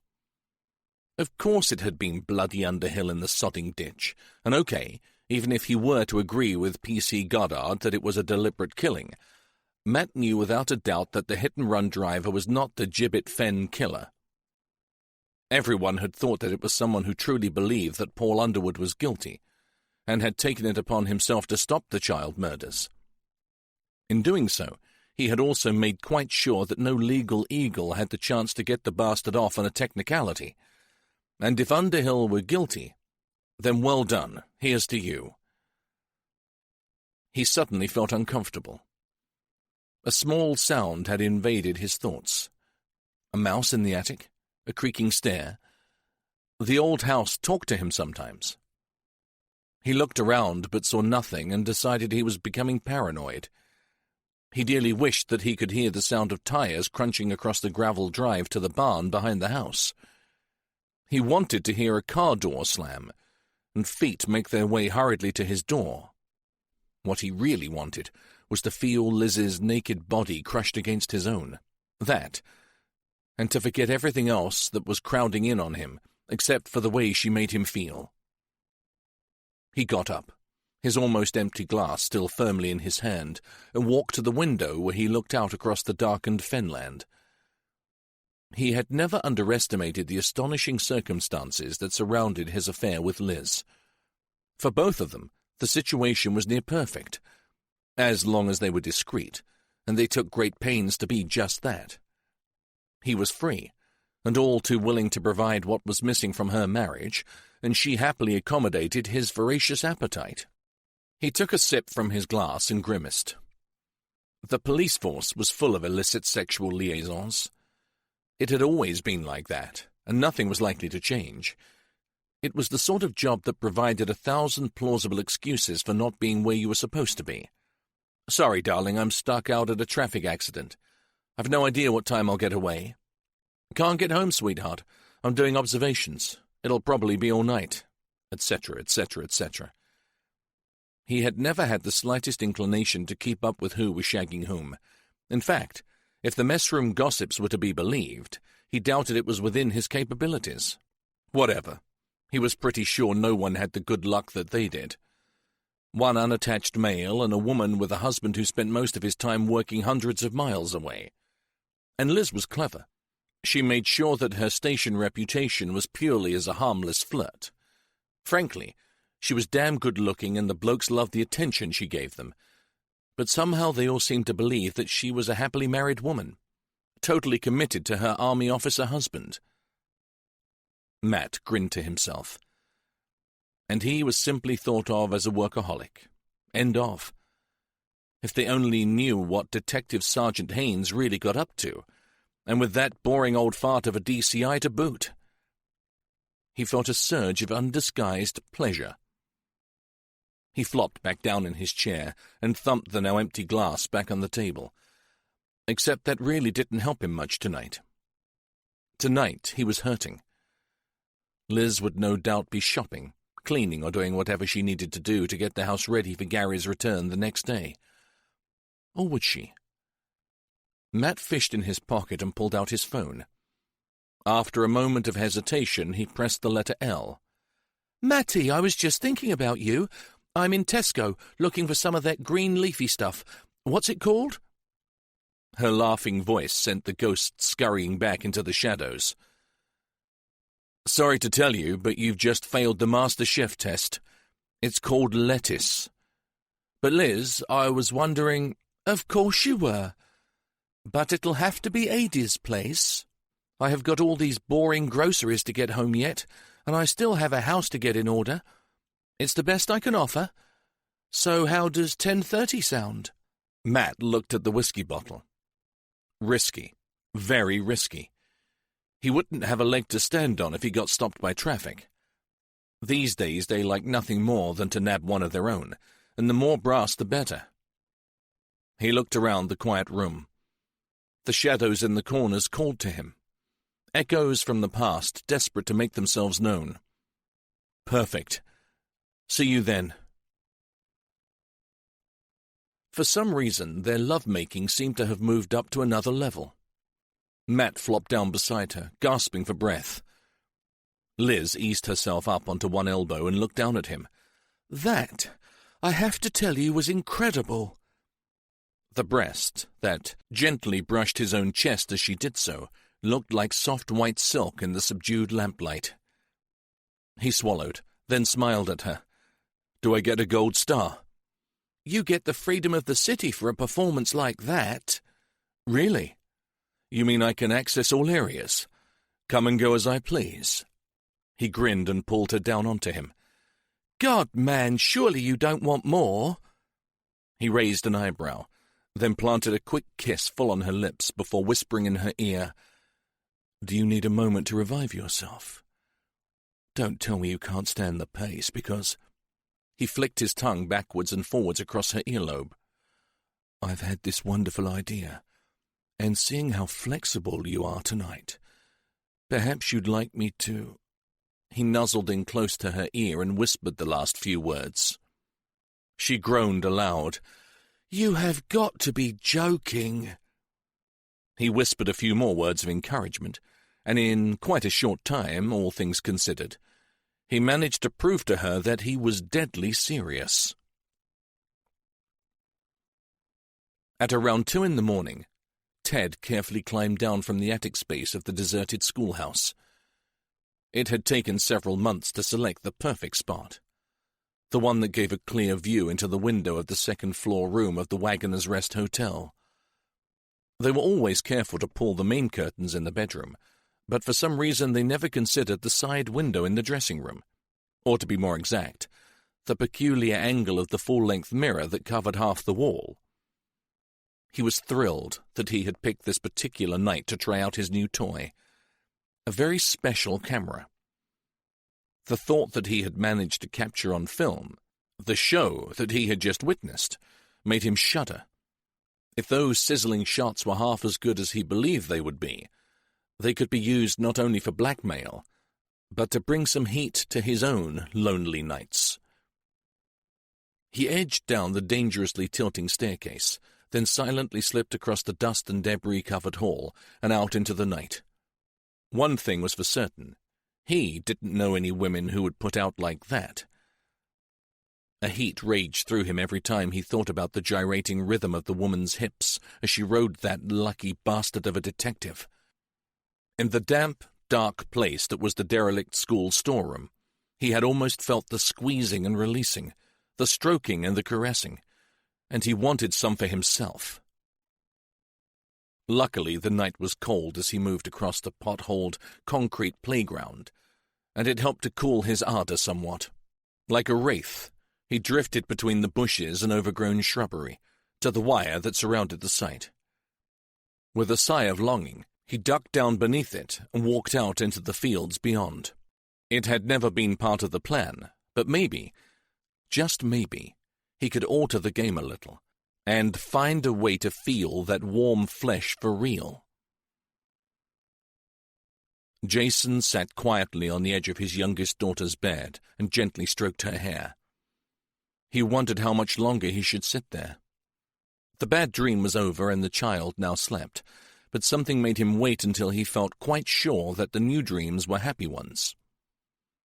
As he marveled at the softness of the girl's hair, he allowed his thoughts to wander to the murder case, and perhaps more to his DCI's long-term obsession with it. It was weird. Matt Ballard was something of an enigma. A bloody good detective, there was no doubting that, but as a man... Jason pulled a face and stared about the shadowy room. What did he really know about Ballard? Surely no one could be as completely work-orientated as he appeared. He knew he lived alone out on Tanner's Fen. He knew that he had no brothers or sisters. He also knew his father was dead, and his mother was in some kind of home. Matt had intimated to Jason that there was a long-running and irreconcilable family rift, and he saw her only occasionally, on purely obligatory visits. What else? Oh yeah, he loved cooking. And that was where the facts ended and supposition began. Jason didn't like gossip, but he knew there were unsubstantiated rumors about the DCI's past. One concerned some sort of illness, a breakdown or something, but that was way back when he was just a DC. The grapevine said it was most likely due to finding the Matravers boy. Jason shuddered. That kind of thing had been known to push even the toughest copper over the edge, and it sure wasn't the kind of thing that you brought up in polite conversation with your boss. And there was another rumor about a lost love. Well, most people had one or two of those at some point in their lives. It didn't always turn you into a recluse, did it? He smoothed the child's duvet and told himself that he should leave her to sleep. But he didn't want to go. In a few days' time, they would be working every hour God gave, and he had no idea when he'd get another chance to spend some quality time with his kids. And this was quality. Peaceful and calming. A very long way from dealing with the dross of Fenfleet. He moved closer to the child and placed a light kiss on her forehead. He could hardly believe that right now there was a killer out there. Maybe someone so close that he had walked past him on the streets. Maybe someone he already knew, but whatever. Someone with a horrible, evil, dark side, and a predilection for vulnerable kids. He swallowed hard and gazed at his daughter, her blonde hair spilling across her pillow.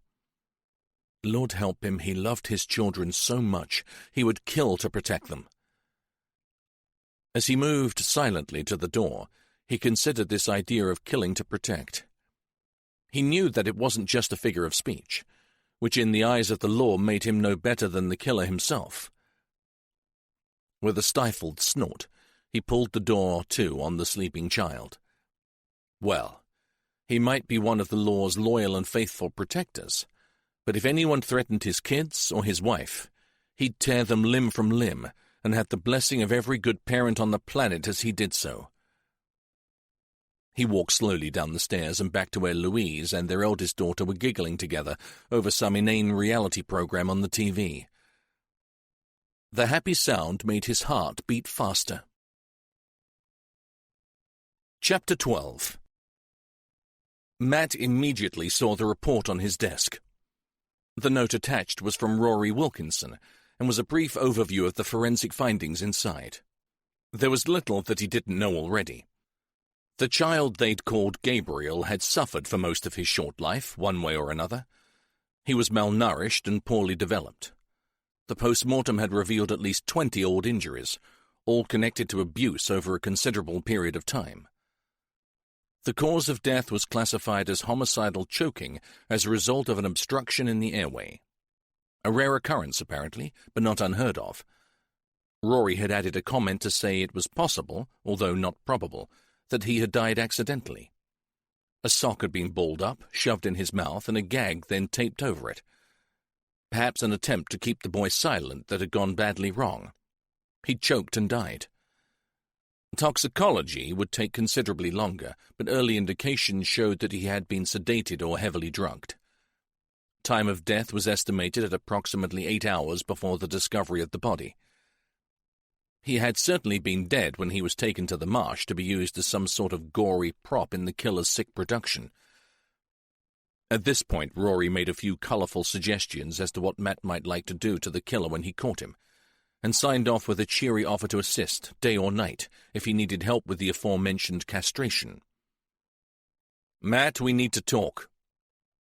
The superintendent stood in the doorway. His voice was cloaked with concern. "Come in, sir. I was just reading the preliminary path report." I've seen it. And I've just had a call from Rory Wilkinson himself." The big man pulled up a chair and sat back staring at Matt. "He believes Gabriel was a town kid, more precisely a city boy. He has sent off samples to a forensic botanist, a paleontologist, who specializes in pollen found in human remains. That should provide us with some sort of location or link as to where the boy is from." He kicked at a worn spot in the carpet. "Thing is, Matt, I believe he was snatched purely because he will be so hard to trace, not because of who he is. And the reason I think he's been killed," he paused for effect, "is connected to you." Matt felt sick. Frankly, there is little doubt that someone is desperate for your attention. We just need to know why. And who would be quite helpful too, sir," said Matt bitterly. "That goes without saying. Now, I've pulled up a list of villains who have a particular reason to hate you. Sadly, they run into double figures, but I've involved D.I. Packer. Her team are tracing them and checking them out." Matt leaned forward with his elbows on the desk and his face in his hands. Who would kill an innocent boy just to get me to sit up and take notice? Jesus Christ. I was bloody well doing that from the moment I saw that first photograph. I know. Maybe he's just making quite sure that we know he means business. But what does he want? And do we really think it's the original killer come back from the dead? David Redpath looked thoughtful, then said, "If we don't get anywhere with Gabriel, we're just going to have to wait until the murderer tells us what he's after. Oh, yes, and allow God knows how many other children to die while we all wait. Matt, this isn't your fault. You may be his target, but this is the work of a dangerously sick person. Sorry, sir, but I've obviously done something to seriously piss this madman off. The question is, what? And does it really have a connection to the Gibbet Finn killings, or is that just a cover? A smokescreen to send us off on a wild goose chase?" The super leaned back. "This may be a waste of time, but I've also asked D.I. Packer to get me a list of every man and woman that worked the original case with you. It's a long shot, but someone might remember something useful." Matt shrugged. "I should think that most of them are either well into retirement or dead. Perhaps, but it won't hurt to speak to them. The living ones, that is, and Matt. I don't really want to ask this, but I'm forced to, considering the severity of the situation." Matt looked into the super's dark eyes and wondered what was coming. "Do you have anyone that you're—" He looked mildly embarrassed. That you're particularly close to. You see, they may be in danger too." "What? How do you mean?" Matt's thoughts had thrown up only one name. Liz Haynes. "For God's sake, Matt, you know exactly what I mean. And I was also thinking of your mother." A hardness crept into his heart. Matt let out a long, low sigh. "There's not much left of my mother to threaten, sir. These days she only exists. She doesn't live." "She's still in the nursing home?" "Yes, sir." "The killer may not know the extent of her illness. I think we should notify the home, and we should also provide some low-key protection for her." "If you think so, I'll get hold of them and explain." "Go in person. She's your only family, isn't she?" Matt nodded. He didn't relish seeing her again. "Any close mates, lady friends, anyone special, I mean?" "No, sir." He wondered if that was strictly true. "You know me, married to the job." He wasn't sure if he was imagining it, but he thought that the super had thrown him a very odd look. "Honestly, sir, my colleagues are closer to me than anyone." Now that was true, even though one was far closer than the others. "Well, they should be able to look after themselves and each other, so we'll concentrate on your mother, okay? I'll go now. I'll pass everything over to D.I. Hammond until I get back." "Where is Sergeant Haynes this morning? I haven't seen her." "I've allowed her the morning off. Her husband is on a brief and unexpected leave from Iraq. He's flying in." He glanced at his watch. "More or less right now. I know we're up to our eyes here, but under the circumstances, I hope that was in order." Redpath nodded and stood up. Of course. Ah, the Morning Post." He held out a hand and accepted a thick wad of mail from the smiling civilian with the post trolley. "Nothing nasty, I hope?" Matt quickly sifted through the pile, then froze. "I don't know about that, sir." He pulled on a glove and extracted a familiar envelope. "I think we have another one. Careful, Matt. This could be the day that he chooses to hurt you. Remember that psycho who sent anthrax through the post a while back? He's not ready for that." Matt's mouth felt dry, but he was convinced it was just going to be another photo. I think he has a lot more taunting to do before we get to that stage. He looked up. If you want to wait outside, sir, maybe make sure no one else is in the corridor? The super glowered at him. I'll certainly check the corridor, but if you're going to open that, you do it with me here, understand? A moment later, Matt removed the folded sheet of white paper and slid the photo from its protection. He turned it over and stared at it. Very pretty, I'm sure, but what the hell is that supposed to tell us? Redpath's voice seemed to come from a very long way away. Matt continued to stare at the landscape photograph until he realized that he was hardly breathing. Matt, what's this all about? He found speech difficult and desperately wanted to be alone, to try and make some sense of what he was looking at. But that wasn't going to happen. The super looked like he was about to shake him. Matt, for heaven's sake, what the hell is that photo of? He slumped back into his chair, took a deep breath and forced himself to speak. After I found Jamie Matravers and after my wife died, I was a mess. Yes, I've read your file. I know about that, but what? I needed help. And finally I went to the police convalescent home for a while. He shivered at the memory of sitting in the counselling circle, the ring of damaged minds, as he'd named it, and trying to talk about things. I made a good recovery, but afterwards I knew that I'd reached some sort of turning point in my life, so I took a couple of weeks' annual leave and went off on my own to do some serious soul-searching. He was making a cataclysmic personal crisis sound like something out of a trashy magazine. I wasn't sure if I wanted to continue in the force, sir. I needed some time away to evaluate my life. He stared at the photo, remembered the heat from the dusty road, smelt the crushed wild thyme beneath his feet and the eucalyptus on the air, saw the olive grove that stretched up to where it met the dense packed pine forest on the hills. He remembered the cool azure water of the Aegean Sea lapping around his bare ankles. You went to this place in the photo? The super sounded genuinely surprised. He nodded mutely. I walk that path every day, through the grove and up to that chapel. He pointed to a small white square with a bell arch on its roof, nestled into the side of the hill. I'd recognize it anywhere, sir. It's the Greek island of Charissa. Is this photo yours? Did you take this picture? No, sir.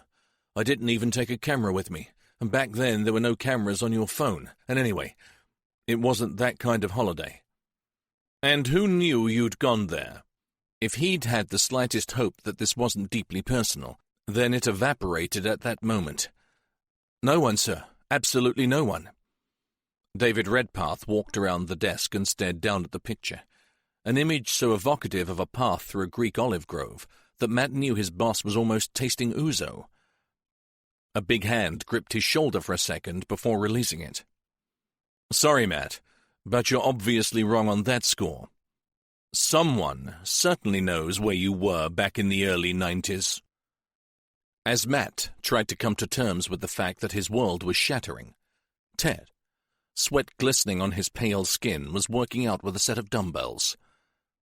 The next part of the game was more physical, and he relished the challenge.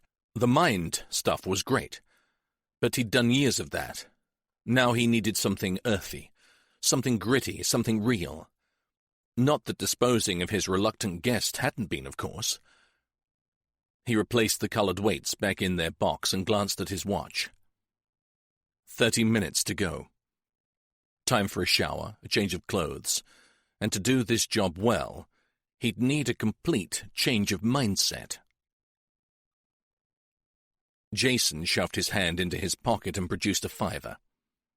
Make mine 2 jam donuts, a Belgian bun, and a sausage roll for later. Gemma held out her hand for the note and raised her eyebrows. On a diet, Gov? Bugger off before they run out of fresh donuts. Gemma laughed and made towards the door.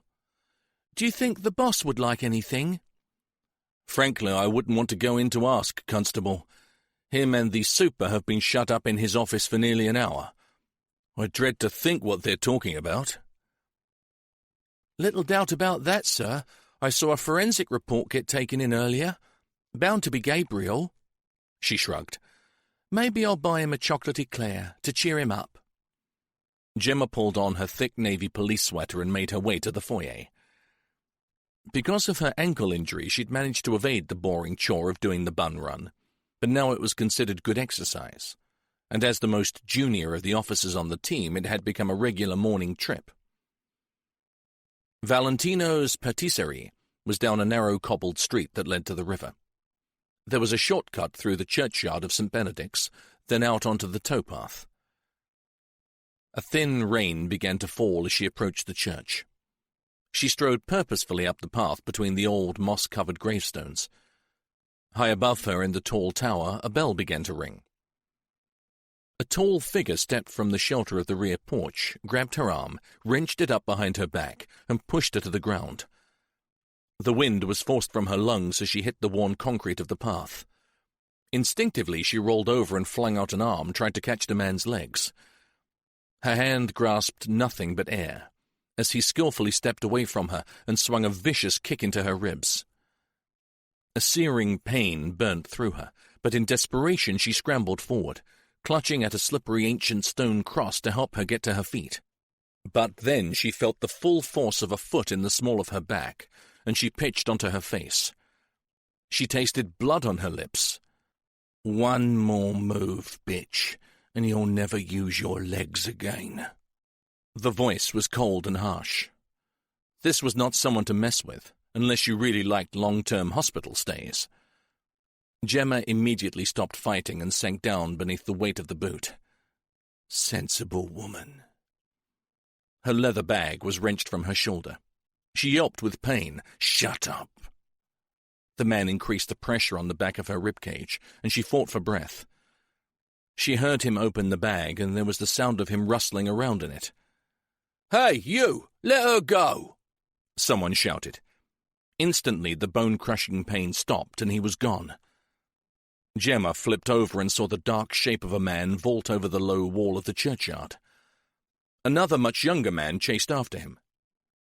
In seconds, her assailant had outrun his pursuer and disappeared along the towpath, leaving the teenager panting and clutching at his side. Gemma grabbed at her radio and took a breath, wincing with pain. The bastard. She hoped he hadn't broken her ribs. She flipped the channel open and coughed, spitting blood onto her hand. She wasn't sure whether it was through anger or injury, but she could hardly speak. She managed to whisper, "Priority. Assistance required. St. Benedict's Church. Assailant made off towards river." She coughed again. "Only description. Male. Wearing dark clothing." In the A&E department of St. Anne's Hospital, Matthew and Jason waited outside the cubicle. "This poor kid has taken more knocks in the last few months than Tyson Fury," Jason said quietly. "You can say that again," Matt frowned. "I wonder what the hell provoked this attack."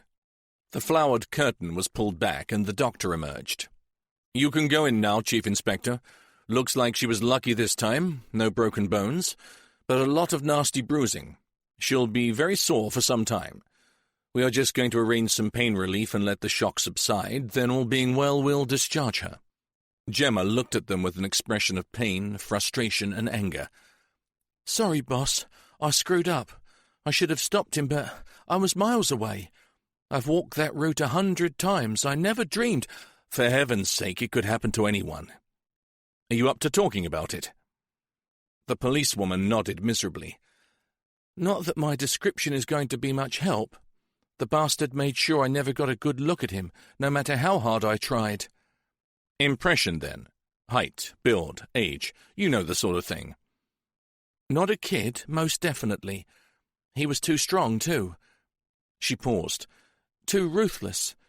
Not desperate like a crackhead, but more calculated, controlled.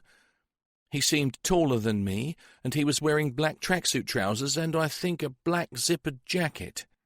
She lightly touched her ribs and winced. "And I'm pretty sure he wore gloves." "Did he speak to you?" "Yes. Cold, emotionless voice. Volunteered to permanently disable me. I believed him." "Accent?" "Local." "Anything else stands out? Anything odd?" Gemma thought for a moment, then said, "Yes, he smelt good. You know, fresh, like he'd just showered." Jason's jaw dropped. How many scumbags do you know who have a nice bath and scrub their armpits before mugging someone? Not too many. Anything else? He was pretty fit. I don't know how old he was, but he went over that wall like an Olympic hurdler. Matt sat down on the end of Gemma's bed. So, did he take anything? For a moment the policewoman looked blank. I guess he just nicked my bag. Jason looked under the trolley. No, he didn't. It's here. Did he open it? Gemma's face clouded. Yes, I think so, but he grabbed it from me. Look. She moved her gown down across her shoulder and revealed an angry red welt where the strap had forced the material of her uniform into her skin. I thought he'd taken it with him. I mean, unless he was just a cop hater, surely that's what he wanted. She looked confused. I suppose he dropped it and the ambulance crew picked it up. Check it, Jason. See if he took anything. Then get it to forensics, although if he wore gloves... He left the sentence unfinished. The DI carefully took the bag. Matt stared at Gemma. She was pale and bruised. Her bottom lip was split and swollen, and there were signs of a large discoloration across her cheekbone. He hated to think what her chest and ribcage looked like. For a moment he was consumed by a deep feeling of compassion for the girl. Something about her vulnerability. Laying on the hospital trolley, no uniform to hide behind, and no asp at the ready. She looked so different from the usual stroppy and outspoken woman they worked with. Would you like us to phone anyone for you? No, thanks, sir. I don't want to worry Mum and Dad. She lightly touched her cheekbone with a fingertip, then winced. Although I'd better give my boyfriend a ring, let him know what's happened. If he hears second-hand, he'll freak out. I'll do it if you like. Sorry, boss, Jason interrupted. The voice was 10 degrees below its usual gloomy level. It was no mugging, and he wasn't stealing anything. He was delivering something. He held out an envelope addressed to DCI Matthew Ballard. Lexi, stop steering. He'll see you. Amy Hammond tugged on her friend's sleeve and tried to pull her away. I want him to see me. He's really lush, isn't he? Lexi smoothed her uniform skirt and looked unashamedly at the boy who was unloading a delivery of soft drinks to the cafe. You are such a tart. Your mum would kill you if she saw you. Now please hurry up. The bus will be here any minute. Miss Cairns will put us on detention if we're late again. That old hag. She's really got it in for us, hasn't she? Lexi looked sadly at the boy as he climbed back in the van without even glancing at her. Cross-eyed old witch. Amy tried not to smile. She's not that bad, really, and we were... She faltered, and stared up at the man who had appeared immediately in front of her. Amy, please don't be alarmed. He looked around swiftly, then pulled a wallet from his inside pocket. Here's my ID. I'm a police officer and I work with your dad.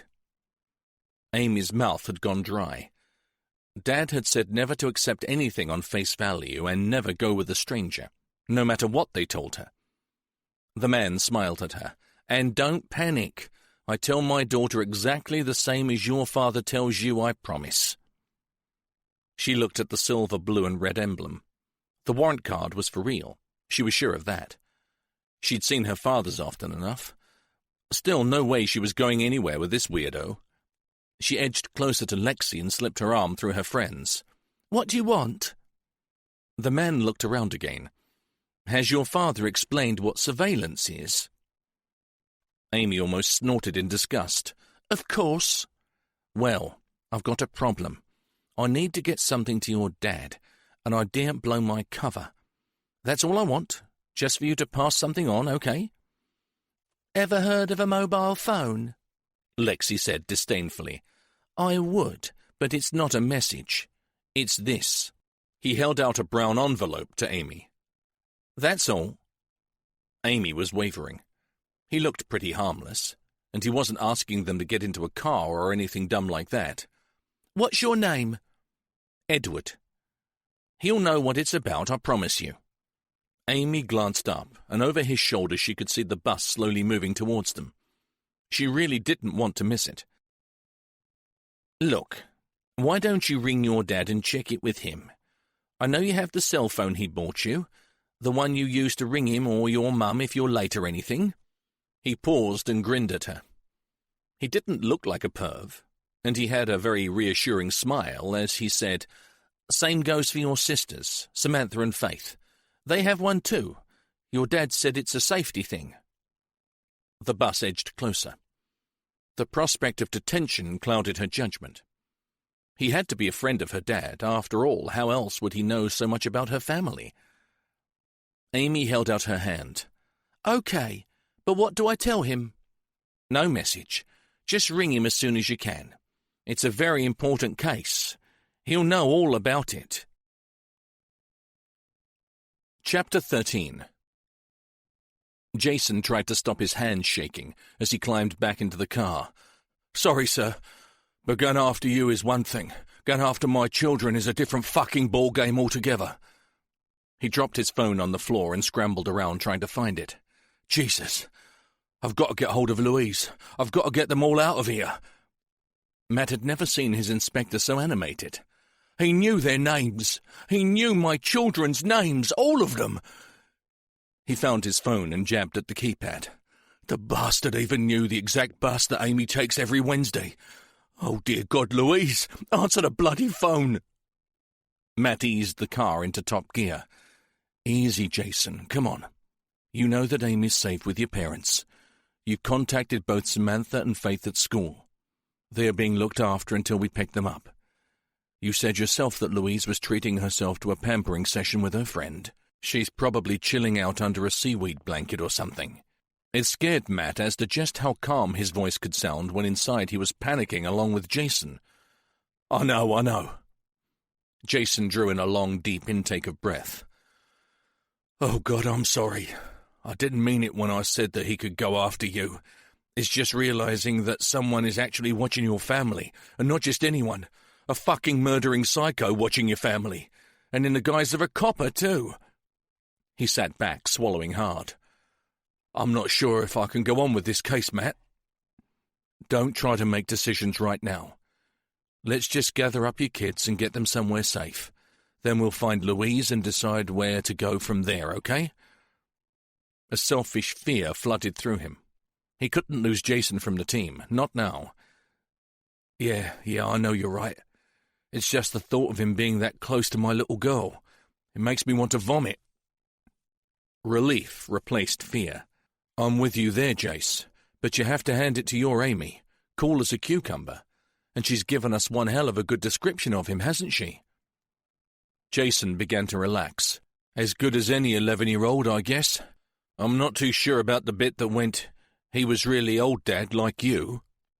"Okay, so the age may a bit iffy, but between Amy and her friend Lexi, they certainly got the clothes taped. They're kids, they notice the really important things in life. Like black and red Air Max 360 sports shoes at £119 a pair." "Exactly." Matt dropped a gear, overtook a slow-moving tractor, then accelerated hard. He was glad he was driving. Concentrating on the road dulled the memories that kept stabbing at his mind. The call about Jason's daughter had come in just as they were opening the new envelope pushed into Gemma's bag. The envelope that contained another moment of his life. A second photograph from Greece. As the car flew past vast fields of green crops, and Jason tried again to contact his wife, Matt saw the picture in his mind. More felt it than saw it. It wasn't just a view, although the misty hills and trees did form a panoramic backdrop to the shady courtyard in front of the chapel. It was taken from some distance, a study of two men. One young, European, maybe in his 20s, and one considerably older, undoubtedly Greek, wearing a straw hat that partially obscured his face. They sat on a low white-painted wall and were deep in conversation. It was a picture of Matt and the man who had become his mentor on that idyllic island. A man he'd never met before and never seen since, but someone who'd changed Matt's life. Someone whose wisdom and clarity had helped to bring that young Matt Ballard back from a very dark place indeed. He remembered the reassuring tones of the man's voice and felt his own anguish. The place, the chapel, the island itself had been special, very special. A secret place where he still went in his head when things got tricky. Somewhere he'd never told anyone else about. He eased off the accelerator. They were almost at Faith's school, and he needed to pull himself together. But that photograph had hurt him. The island, the peace and tranquility, the healing process, had been violated, corrupted. Someone had been there watching him, watching his pain. Now, as he pulled between the school gates, he felt a little of that old agony returning, and along with it, a slow-growing tendril of hate forming. "Over there, sir. Park right outside the entrance, then we can get Faith straight into the car." As Matt pulled on the handbrake, Jason was already out of the car and running. He watched him throw open the big doors and dash inside. Matt wondered just what it must be like to have children and have them threatened. He shut the car door, following his colleague into the building. He thought about the kind of game the killer was playing with them. Amy's envelope had contained the same folded sheet of white paper and nothing else. No photo, no message, nothing. Maybe the simple act of placing the item in the child's hand was enough. It had certainly got to Jason. "Yes, sir. We have all 3 children and Louise Hammond has been contacted," Matt said. The crackly voice on the other end of the line barked an order. "Okay, sir, on our way." Jason sat in the back, a man desperate for 3 arms, but forced to hold the 2 smaller girls in one all-enveloping bear hug. "Was that the super?" "He wants us all in for a briefing. Uniform are collecting Louise. Special arrangements have been made for your family." A small war broke out on the back seat as he tried to explain, but it seemed that they couldn't leave Fluffy Cat. They wanted their stuff, clothes, shoes, makeup. Matt eased the car out into the main road, feeling a deep respect for Jason. In a matter of minutes, the exhausted detective had calmed, reasoned with, and cajoled his dissenting offspring into near silence. "Impressive. Ever considered a post with the UN?" "Well, it couldn't be more harrowing than the one I've got right now, could it?" Matt glanced into the rear mirror and saw Jason's dark, sunken eyes and furrowed brow. The killer's move had been a smart one.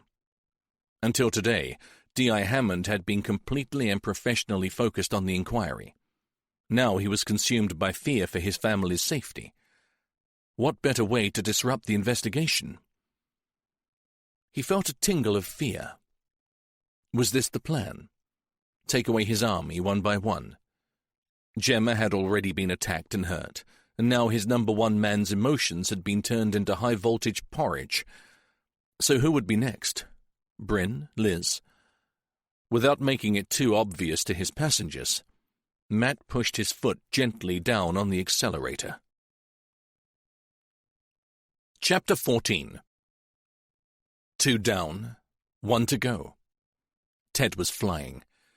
It would have been easy to get carried away with his success, but he was controlled enough to know that this was not the moment to congratulate himself. Sure, the scenario with Miss Fuzz had been pretty successful, and he could only imagine what D.I. Hammond was going through right now. He smiled bitterly, and hoped whatever it was truly terrible. Now on to stage 3. He checked his watch, then counted backwards, calculating pace, running time, and distance. With a deep breath, he zipped up the tracksuit top, looked out across the long marsh path, and began his run. It took 15 minutes at a steady pace to reach the lane to the lake. As he expected, it was empty. To his right, the endless salt marsh stretched out and disappeared into a grey, misty horizon. To his left, 1 or 2 scattered dwellings were visible across the fields. A lonely place, but a few people still lived here. Ted gave another swift glance to his watch, then sat down carefully on a low wall that edged a reed-choked dike, and removed one of his trainers. 15, 14, 13. "You all right, mister?" "Oh, perfect, Perfect timing, young man. Ted looked up and blinked at the boy. Sorry, didn't see you there. Yeah, I'm fine. He rubbed at his foot and winced. Stone in my shoe. Damned great blister. Must have made me miss my stride. I've twisted my ankle a bit. Still, nothing to worry about. He grinned up at the boy and saw a scruffy child with a messy haircut and a face that sported more spots than areas of clear skin. They 360s? The boy was staring at his trainers. Yep, but I wouldn't rate them. Not if this blister is anything to go by. I'm going to get a pair of those one day. Why? Do you like getting blisters? Don't care. Shoes like those say something about you. Maybe, but not what you think, child. Right now all they are saying is bin me. Ted looked at them as if they were rubbish, then looked back at the boy. Tell you what, I've got an idea. Are you strong enough to support me? The boy frowned. How do you mean? Ted pulled a face. I reckon this ankle is worse than I thought. My van is about 100 yards along the lane, near that disused barn. He pointed ahead of them. If I can lean on you just as far as the van, the trainers are yours. Free gratis. What do you say? Are you tough enough? A look of pure disbelief crossed the boy's face. It didn't seem to matter whether they were his size or not. He didn't even ask. Possession was everything. No sweat. He stuck out a hand and allowed Ted to haul himself up to lean on the scrawny shoulder. You rich or something? That tracksuit top is Lacoste. Not rich, just got good taste. And the deal is for the trainers, not my whole wardrobe, okay? Oh, it's a deal, mister. He braced himself to take the weight, and together they moved off down the path. Just finished school? Asked Ted. Nah, I do a few errands every Wednesday. One of the old ducks who lives out here can't get about much. I drops her shopping off for her. Oh, I know, my boy, I know. So she won't be waiting for you? Already done it. I'm on my way home now. I know that too. But something tells me that you are going to be late. Very late. Sorry to hold you up. The van's just there. No sweat. No one's home till late. Not that they'd miss me if they weren't. Perfect. With a theatrical sigh, Ted leaned against the side of the vehicle. Phew! I reckon you've earned these. He eased the shoes from his feet and handed them to the boy. It was like handing over gold, incense, and myrrh. The small hands that reached out almost shook with pleasure. Just hold on while I find my driving shoes, will you? Can't drive home in bare feet, can I? The boy muttered a reply, but never took his eyes from the Nike Air Max logo. Ted opened the back door and reached inside. Damn. Sorry, mate. Can you just get these out for me? This ankle's really giving me jip. The boy looked in the back door, located the pair of loafers lying just out of reach, and leaned forward. Ted moved with him, only faster. He plunged a thumb into a spot just below the boy's skull and pressed hard. The boy went limp and pitched forward onto the metal floor of the van. He had plenty of time before the boy woke up, but Ted was thorough. He clambered into the old van and secured the small arms and legs with rope, then placed a length of duct tape over the boy's mouth. He wasn't too worried if the child suffocated on the journey home, but he preferred to choose the moment, because this time it was Ted calling the shots, and he liked it that way. It took over 25 minutes to reach his temporary home, but that was fine. It was never worth dirtying on your own doorstep. Ted parked carefully, with the back door only inches from the entrance to the utility room. He slipped from the driver's seat and looked around. The air smelt salty and fresh. He listened. The only sound he heard was birdsong and the whisper of a breeze moving through the rushes. Far away, he picked out the grumbling sound of a tractor, but the way the wind carried sound out here, it might have been 5 miles away for all he knew. He took one more glance across the vast expanse of farmland to the river, took a key from his pocket, and unlocked the utility room door. The boy was surprisingly heavy. Something of a shock after the last one. Ted gave a little laugh. That one had been like a sack of feathers. This one was more like a sack of potatoes. He dragged him from the van and dropped him onto the quarry-tiled floor. Still unconscious, the boy was dead weight, but at least that meant he wouldn't be putting up a fight. Ted grabbed one of the child's wrists and hauled him out into a narrow passage that led to the annex. "Your bed awaits, young man. I do hope you'll be comfortable for your short stay here." He kicked open the door and revealed the bare room, bare except for a low metal-framed bed and a small wooden chest. Leaving the boy on the floor, he walked the few steps to the window and carefully checked that the blinds were secured.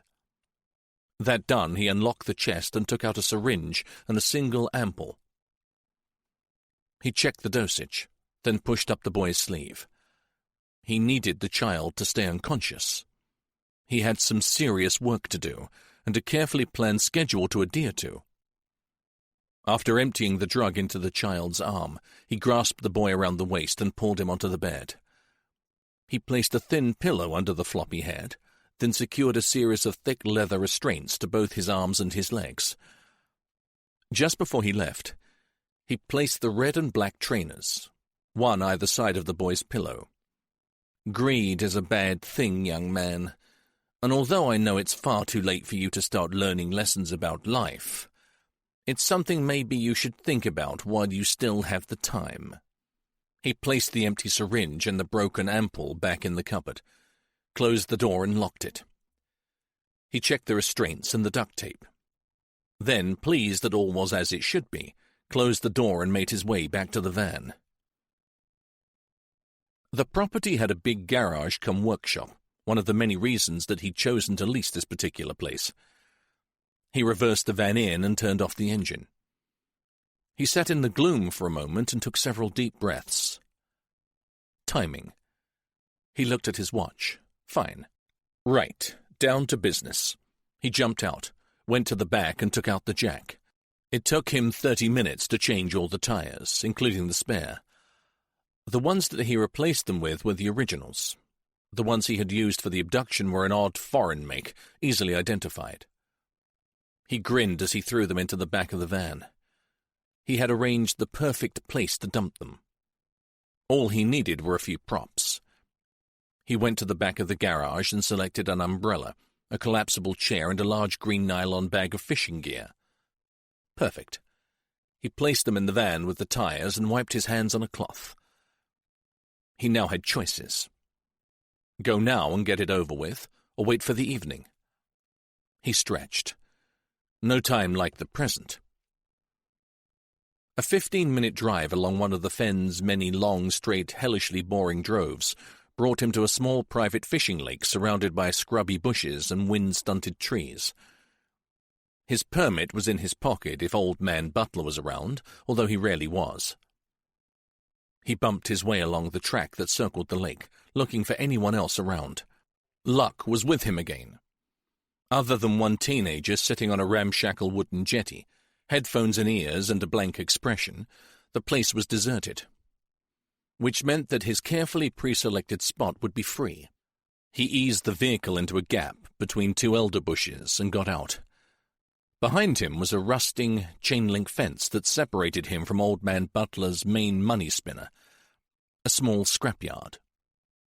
Whistling happily, he opened the back doors and took out his fishing tackle. He set up the chair and landing net, giving the only other person on the lake a friendly wave. The lad raised a gloved hand unenthusiastically and went back to his music and gazing into the depths. Ted nodded to himself. Excellent. Now he had to be quick and quiet. On his previous visit, he had released a large square of the old wire from its fixings, pulled it up, then folded it back again to appear untouched. He moved silently to the back of the van and ripped back the wire. One by one he fed the tires through the gap and into the junkyard beyond. Lastly, he slipped through after them and rolled them over to the back of a small mountain of rubber tires. Weeds grew through the untidy and precarious pile, and it was plain that they had sat here undisturbed for a very long time. He swiftly covered them with some older, mouldering hunks of rubber, then slipped back through the fence. Before he secured it again, he took some more equipment to his lakeside spot, baited up his line and cast it out into the water. Leaving the rod on the stand, he went back and closed the hole in the fence. The whole job had taken less than 10 minutes. He sank down onto his chair and gazed across the still waters of the lake. He breathed out, long and slow. 1 hour here. 1 hour of complete relaxation. Then back to work. If anyone had noticed him, they might have envied him. He sat quietly staring at the cold water, a small, contented smile on his face, at peace with the world, and he might have been, had his mind not been in such a dark and dangerous place, a place no one would ever want to go. Chapter 15. Matt's return to the station had been a grueling exercise in self-control. The last thing he wanted to do was convey his immediate fears to the others, but his relief at finding both Liz and Bryn working at their desks required all his acting skills. He had then briefed the super on everything that had happened, and his senior officer had immediately put official wheels into motion. After an emotional goodbye, Jason's family had been spirited away. Matt had watched with admiration as his second-in-command took a deep breath, drew himself up, and strode back into the murder room. Gemma had shown up as well, bruised and obviously in pain. She had blankly refused time off and pitched straight back in. Now Matt allowed himself to breathe again. He sank down into his chair, gratefully accepted the coffee that Liz handed him, and found that miraculously he was more or less back to full strength. "So what have we got, boss?" Bryn's impatience was barely in control. A description, courtesy of young Amy Hammond and her friend, Lexi, backed up by the witness who chased off Gemma's attacker. They are certainly the same man, only this time he was impersonating a police officer and referred to himself as Edward. "He's stretching himself a bit, isn't he? How long between giving Gemma here a good kicking to locate Amy?" Liz was writing figures on a pad. "An hour, maybe an hour and a half?" "He's organized, that's for sure." Matt looked at his notes and continued. "So, what we have is white male, approx 5'10", well-built and athletic, greying hair, a tash, and a close-cut beard. Age, we can't even hazard a guess. Amy thinks he's like her dad. Gemma thinks around 40-ish, and the witness who gave chase wasn't sure at all." "Grey hair? Surely he's older?" asked Jason. "Really fit? Maybe younger?" said Bryn. "I was grey at 30, Matt threw in and shrugged, trying not to look at Liz. "And I'm still pretty fit." He felt Gemma's eyes bore into him. "So it's just possible it's Paul Underhill. You were almost the same age, weren't you?" He took a deep breath. "I believe we were, but then I think we should find out once and for all. We have enough of his things still in the evidence boxes. We can certainly get DNA samples from something. Then we should arrange to dig him up and—" Matt held up his hand. "Whoa, Gemma, hold it right there. Have you any idea of the complexities involved in an exhumation?" Jason looked at him with interest. "Frankly, boss, she may have a point." "Oh, come on, you guys. Why him? Why now?" "Why not?" asked Bryn. This was going all wrong. "Let's think about this logically. The photos that he sent us, the later ones, they are all pertaining to me." He paused. This was not somewhere he wanted to go. He really wasn't ready to share everything yet. "They refer to things in my past life, but why me? I wasn't in charge. I hardly even knew Underhill. Well, not enough for him to come after me alone." Liz looked at him thoughtfully. "Maybe it's not you as a person. You are the last serving officer, so who else can he vent his spleen on? Maybe you represent the whole inquiry."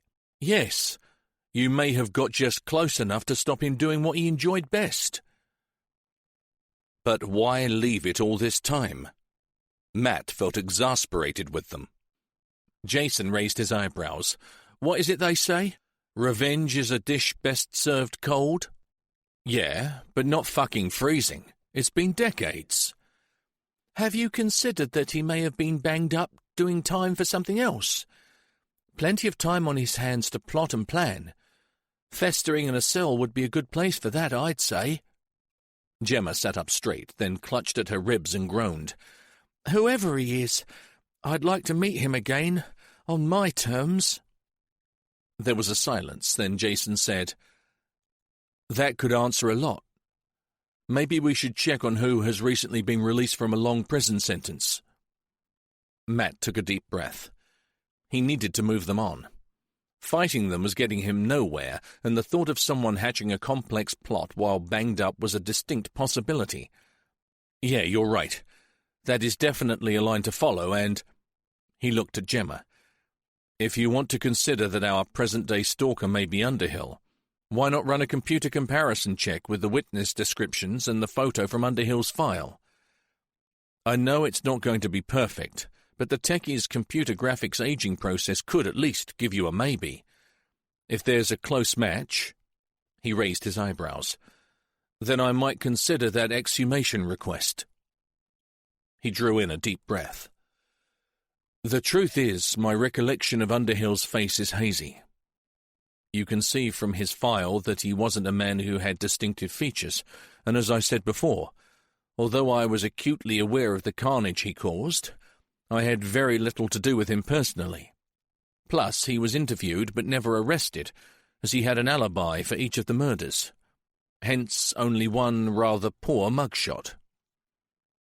Gemma made to speak, but Matt held up his hand to silence her. Right now, my biggest worry is you guys. He looked at each of them in turn. It certainly won't have escaped your notice that 3 of us have been targeted in one way or another. If he's trying to attack the whole unit, then it doesn't take Einstein to work out that that leaves Liz and Bryn, and considering what has just happened to Jason, those closest to them. Just let the fucker try, Bryn said. Well, that's the problem, isn't it? We have to assume that he may, and for all your posturing, Bryn, you'll never make front row for the Scarlets. With a half-smile, he added, And as Liz won't either, we have to try to protect you as best we can, all of you. Matt felt a sudden tiredness.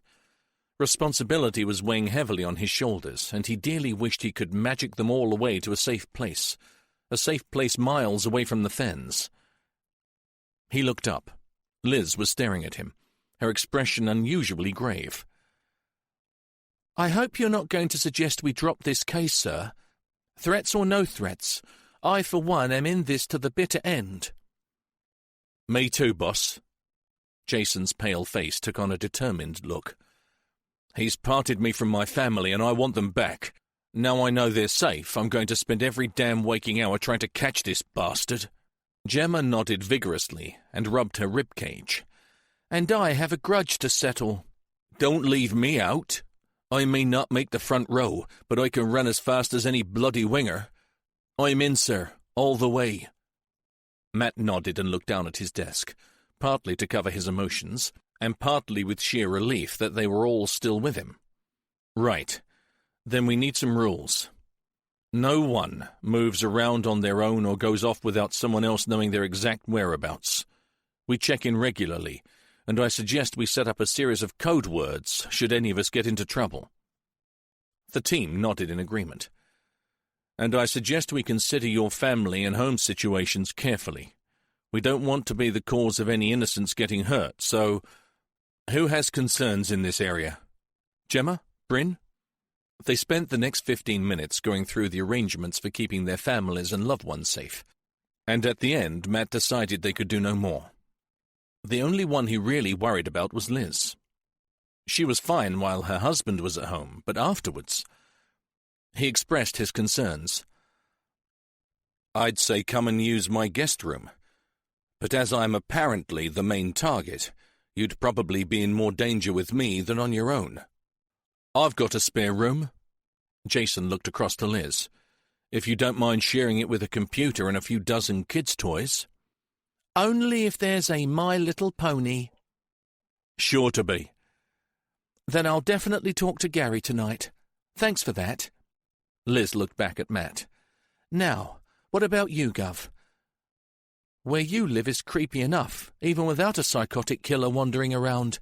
And, as you seem to be the prime target, perhaps you should join Jason's home for waifs and strays.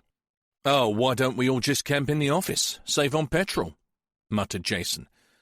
But she has got a point, boss. Even a hard nut like you shouldn't be alone out on the marsh. Matt listened to their half-hearted jokes, but felt the undeniable tension in the room. They were putting up a front for the sake of each other, but beneath the veneer, he knew that they were all frightened. Okay, I'll think about it. But right now, let's tie up a few more points. Then I suggest you all go sort yourselves and your families out. Family. Oh, shit, mother. He'd rung but not managed to go in person like he'd promised. She'll be fine. I'll get there when I can. He picked up a short list from his desk. CCTV? Anything from the churchyard where Gemma was attacked? Nothing, sir. The back of the church doesn't have any coverage. And the street where Jason's girl catches the bus? Uniform are asking the local shops if they can help us. Bryn frowned. The 10-camera CTV lens has been conveniently spray-painted, so we've got nothing there. Shall I go and see if they've found anything helpful yet? Yes, and ask them to see if any other cameras picked up who did the spray-painting. Bit too much of a coincidence, wouldn't you say? The others murmured their agreement as Bryn left the room. Sir? Gemma lifted her hand. Do you think it's really necessary about the safe house? Surely the killer won't have another go at me. He's used me as his mail delivery girl. Don't you think he may have finished with me? Probably, but I can't risk it. This man is playing a complicated game with us, and right now we have no idea what he's going to do next. Then if he's that clever, he'll find me anyway, apart from taking me off the case and sending me away, which, before you suggest it, is not an option. He can just follow me when I leave the station, can't he? That's true, sir, said Jason. And as there's safety in numbers, why don't I add Gemma to my guest list along with Liz? After all, the girls' rooms are empty. He said the last words bitterly. What about your boyfriend? Roy, was it? Asked Matt. Thinking about that, I don't think he's in danger, do you? Gemma smiled. I said he's no fighter, but he's not a shrinking violet either. Plus, his home is in the Casterfields private estate.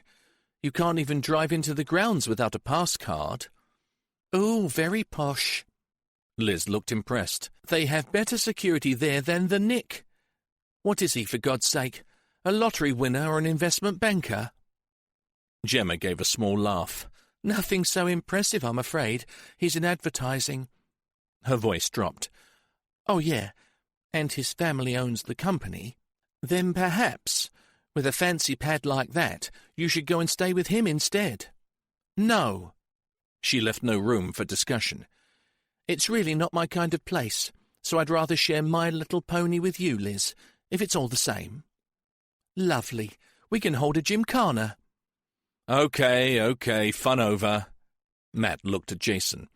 If you're sure about that offer, I guess it's probably the best and safest idea. If you think you can put up with these two big kids. It sounds like it will be home from home, Jason said, glancing up as Bryn returned. And from that expression, it looks like Bryn has got something, sir. Bryn hurried in and closed the door. He placed a tape on the desk in front of Matt and said, From the bookies. 2 door along from the bus stop, sir. 1 ace shot. A few moments later they were all looking at a slightly grainy shot of a man earnestly talking to someone who was just out of the picture. That's him, I'm sure of it. Gemma clasped her ribs. Same build, same black trousers, probably the same zipper jacket.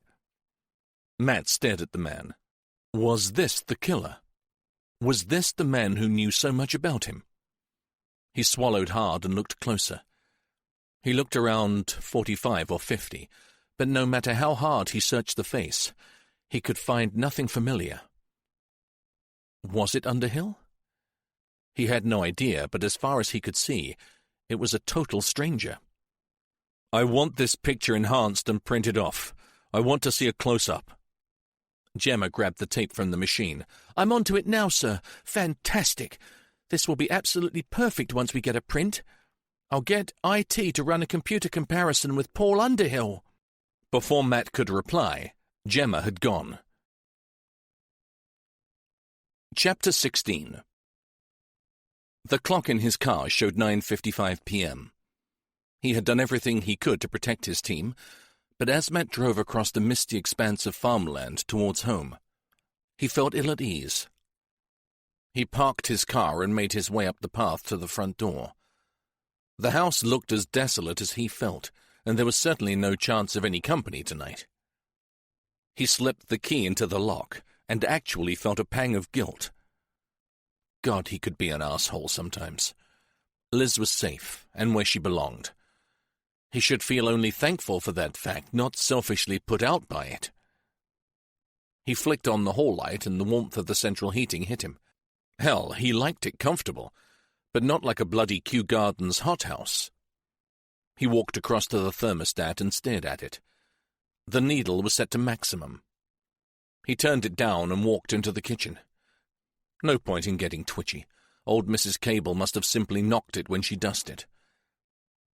As usual, there was a note on the table. Today's request was for polish.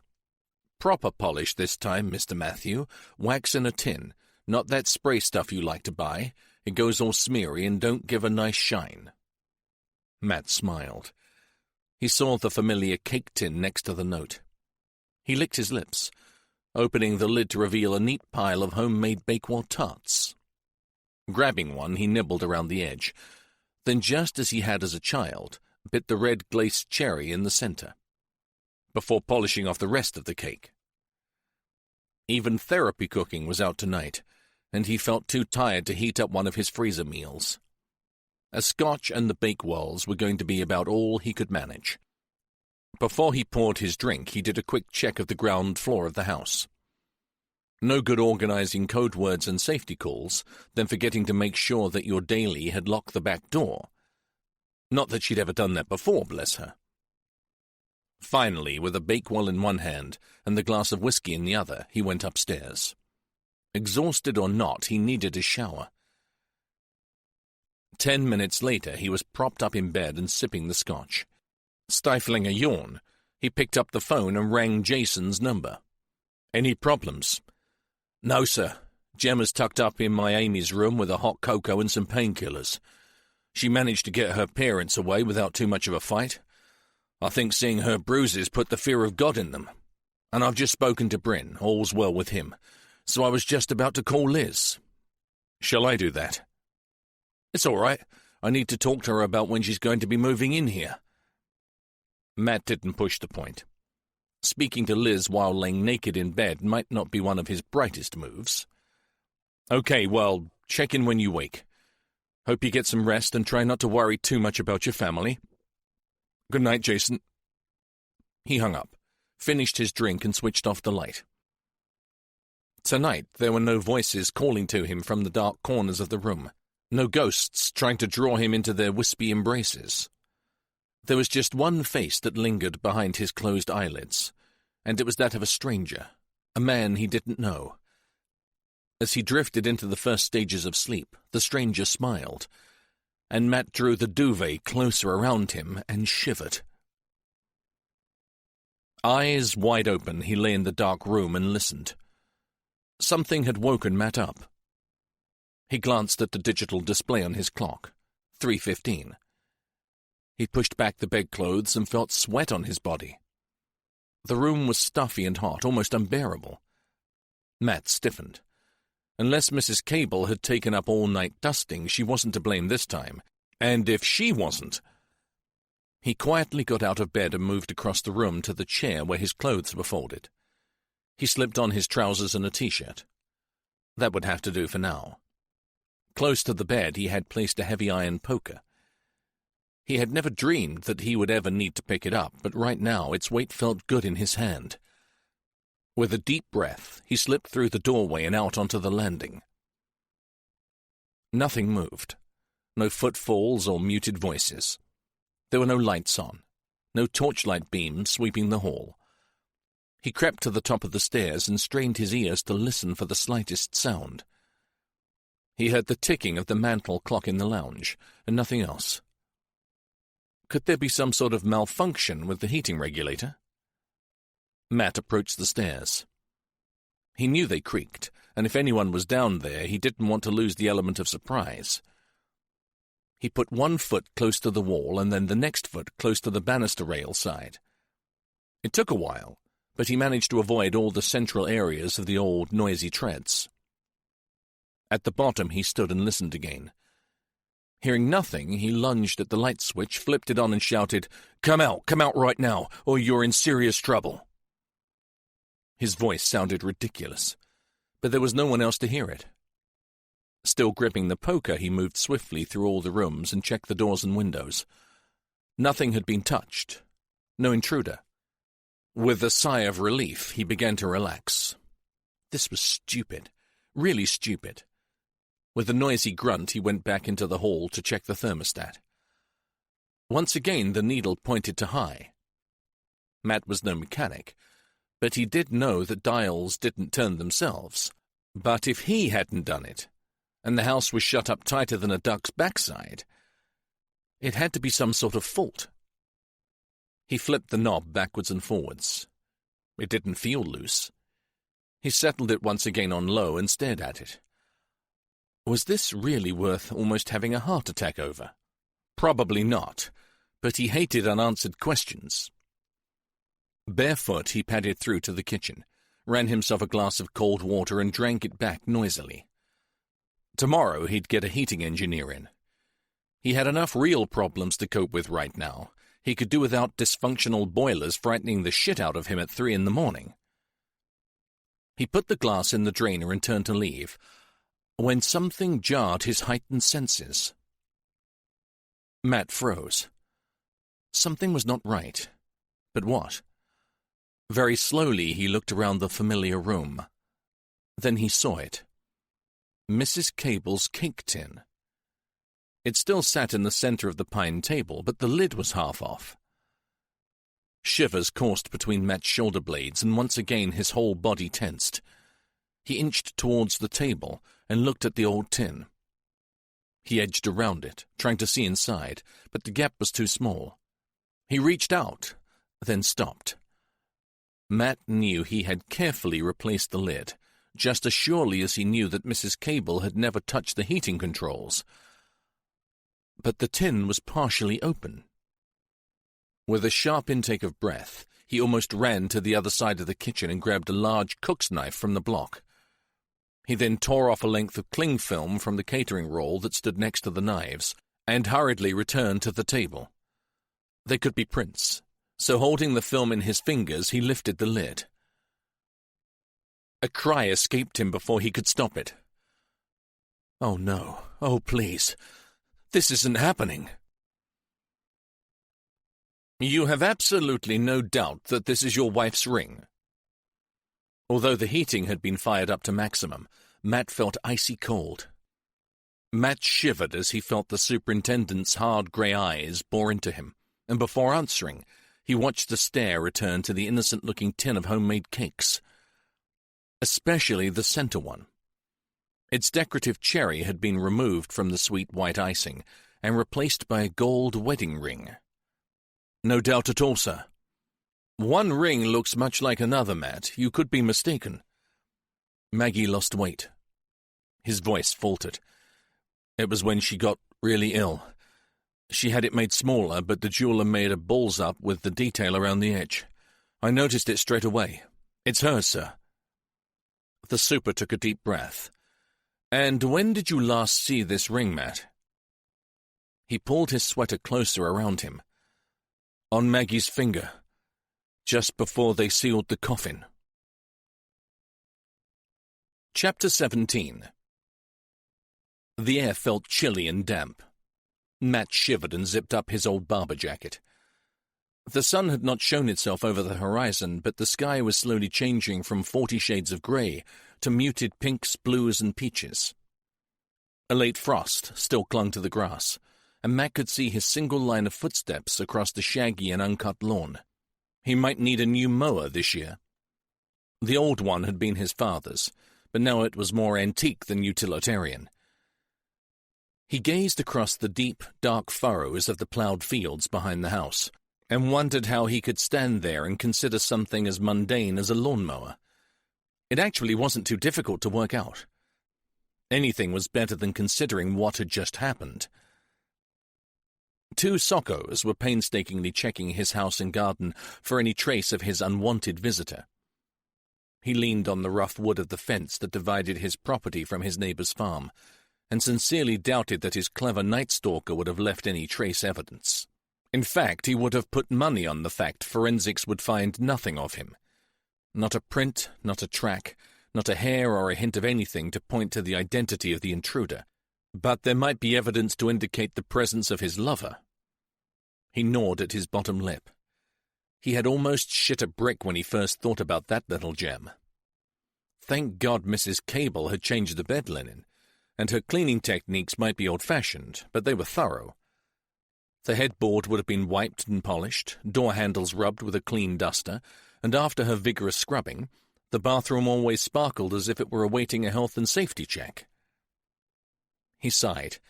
He could only hope and pray that forensics found nothing other than a few stray hairs, which, as most of his team had been out to his home at one time or another, could be explained. Certain other evidence, if discovered, could not. Matt gazed out across the landscape that he'd known all his life. Today, for the first time that he could remember, Tanner's Fen seemed sinister. In the early morning light it was hard to make out where the river met the North Sea and where the sky began. They all seemed to merge into the shimmering silver-grey horizon. He took a big gulp of cold, salty air, but even that seemed tainted. Whoever is doing this must really loathe me. Everything he loved, or had once loved, was being blighted, contaminated by someone's hatred. He felt exposed, and more vulnerable than he would have ever believed. "Matt?" The superintendent was striding down the mossy path towards him. He held out a mug of steaming coffee. Matt accepted it gratefully. He felt chilled to the marrow. "They've almost finished." "You don't have to tell me, sir. They found absolutely nothing." The super shrugged. "No indication of forced entry and nothing suspicious, although they have collected a van-load of samples." "Oh, great." "All of which will belong to myself or those close to me. Everything he's done so far has been calculated and meticulously planned. He's very clever and ultra-careful." Matt kicked viciously at an upturned flower pot, sending it crashing across the stone path. He felt dangerously close to breaking point. God, if this man's intention is to drive me mad, then he's doing a bloody good job. "How did he get that ring, sir? How?" His senior officer stared out over the fields. "I don't know, Matthew. Like I don't know how he got those photographs or why he chose to kill young Gabriel." His face hardened. "But we have to find out, don't we?" He turned abruptly. "And I can't do it without you." Matt felt a heavy hand on his shoulder. "Now, listen to me. This is how it is. Normally I'd take you straight off this case, but you are the link between us and the killer, and I'm fully aware that you know more about the old murders than anyone else alive. So you have to pull yourself together and work with me. You need to." Matt said nothing. Part of him felt dead, incapable of movement or logical thought. Then, just as he believed that his mind was about to become as empty and inaccessible as the grey and inhospitable marshland in front of them, he imagined the face of an old friend. Sergeant Bill Morris. "I always said we'd get the bastard, Matty, and it looks like it's down to you now." For a second he saw the face as clearly as he saw that of Superintendent David Redpath. "One last favour, Matty. Get him for me." The features suddenly faded, like his own warm breath in the winter morning, and Matt heard the words drift across the fields to where the sun was finally rising in the form of a vivid, flame-orange ball. get him for me." Matt blinked. "What?" The super stared at him, his expression slowly deepening into real concern. "Matt, are you all right?" Matt looked down. Coffee had spilled over the ground from the cup which he held limply in his hand. He jerked it back up and shook his head violently as if to clear it. "Sorry, sir. I thought just for a minute." With a steadier hand, he carefully placed the mug on the fence post, then turned and looked the super full in the face. "I'm okay, sir. Honestly, I'm fine, and you're right. Of course we have to get him." The hand gripped his shoulder tightly. "Good man. Now, we need to get back to the station and decide how to proceed. Are you up for that?" Matt nodded. "I must get dressed. Then I need to ring the team to make sure they didn't get any unwanted visitors last night." "Already done, Matt. Everyone is safe and accounted for. They'll be waiting for us in the murder room when we get there." From the back door of his home, he saw the two white-suited soccos waving and pointing towards their van. "Looks like they're off. Hope they haven't made too much mess." They walked back to the farmhouse. "I don't think the old place will ever feel right again, sir." He took a deep breath. "When all this is over, I'm going to gut it. A good friend has already suggested that it needs a makeover, if that's what you call it, and that was before the intruder." "Good idea. It's a lovely old property, Matt." The super looked up at the grey stone walls and tall chimneys.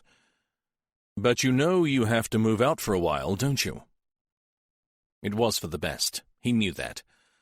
But right now he couldn't bring himself to say yes. Ted woke early to find the pale light of dawn creeping into the room that he was using as his bedroom. He turned over and looked at the clock.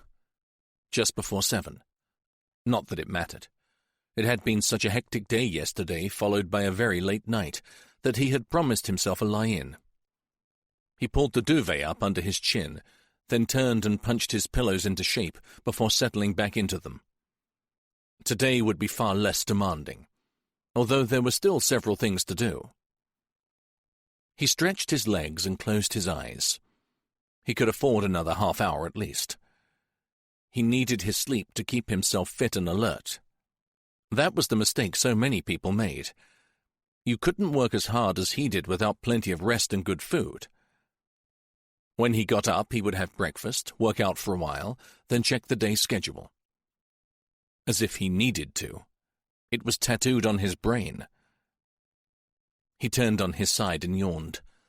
The program was progressing very nicely, and there was no reason why it shouldn't continue that way. Even his change to the original plan should slide into place perfectly, as long as he kept his cool. He smiled when he thought about the pleasure that his small deviation would bring him. Then the smile faded into an irritated frown. He couldn't deny that this alteration was important to him. It was something he wanted really badly, but he couldn't let it cause a problem and ruin the endgame. Not after all this time and meticulous planning. It would be nice, very nice, but he wasn't going to jeopardize the final act just for a bit of carnal delight. He took a very deep breath, and the smile returned. For now, he would just have to dream about it. The morning meeting had taken much longer than usual. There had been a lot to say. As the superintendent walked back to his office, he wondered about Matt's present state of mind. There was just so much a man could take, and back there on Tanner's Fen, for one nasty moment, he had thought that Matt was going to lose it. Apparently, he wasn't the only one concerned. "Sir, could I talk to you?" Jason said, looking almost as rattled as David felt. Then he remembered the officer's family had already been threatened by the killer. "Come in." David opened the door, stepped inside and indicated for Jason to close it behind him. The relative peace of the room closed around them like a warm security blanket. He sank down in his chair and let out a long, low breath. "Have a seat, Inspector. This case is becoming something of a nightmare, isn't it?" Jason nodded and looked around at the dozen or so framed photographs that hung on his wall. "It all seemed so different when I joined the force. David glanced at the smiling faces in the pictures. It was pretty simple, really. The good guys versus the bad guys. Everyone knew exactly where they stood. Surely it wasn't all Dixon of Dock Green, though, sir? Of course not. Even Dixon got shot, didn't he? David smiled. But there seemed to be some kind of order and more respect on all sides. I guess you were able to get on and do your job without things like budgets, human rights, and political correctness getting rammed down your throat every waking hour. David wondered if he could actually pinpoint the moment when he had stopped being a proper policeman and become the resources and financial manager that he seemed to have evolved into. This time, when he looked up, the pictures offered no help, only a sort of regret about the passing of time, and David forced his thoughts back to the matter in hand. "What can I do for you, Jason?" "It's Matt, sir. Sorry, I'm worried about the DCI. At a time like this, he shouldn't be stuck out on that fen all alone in that old house. I agree, and I've asked him to relocate temporarily." He threw up his hands in frustration. He didn't actually refuse to go, but up to now he's showing no immediate signs of budging. "Can't you insist, sir? The team and I believe he's in real danger. And he feels the same about all of you. I think he has the twisted belief that if the killer concentrates on him, then he will leave you guys alone. That's rubbish, sir. Well, I can see where he's coming from, but it's actually not helping at all. And whereas I applaud his loyalty to his team, I don't want him jeopardizing himself or cutting himself off from us and the investigation." David picked up a thick file from the desk, a file of notes that he had made for the meeting. "This is confusing stuff, Jason. Someone really has Matt by the balls and is squeezing the life out of him." He looked at the heading, "Wedding Ring." "This last incident is horrible. It's shaken him to the core." Jason pulled a face. It held a hint of something like hurt. "None of us even knew he'd been married, sir. After all the years I've known him, it came as a bit of a shock, I can tell you. Matt's a very private man, Jason. I'm sure he had his reasons for keeping his past under wraps."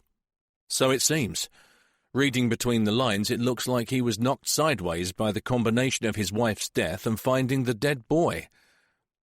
Do you know what synergy is?" "Sounds like the face cream my wife uses." David gave a small smile. "Not exactly.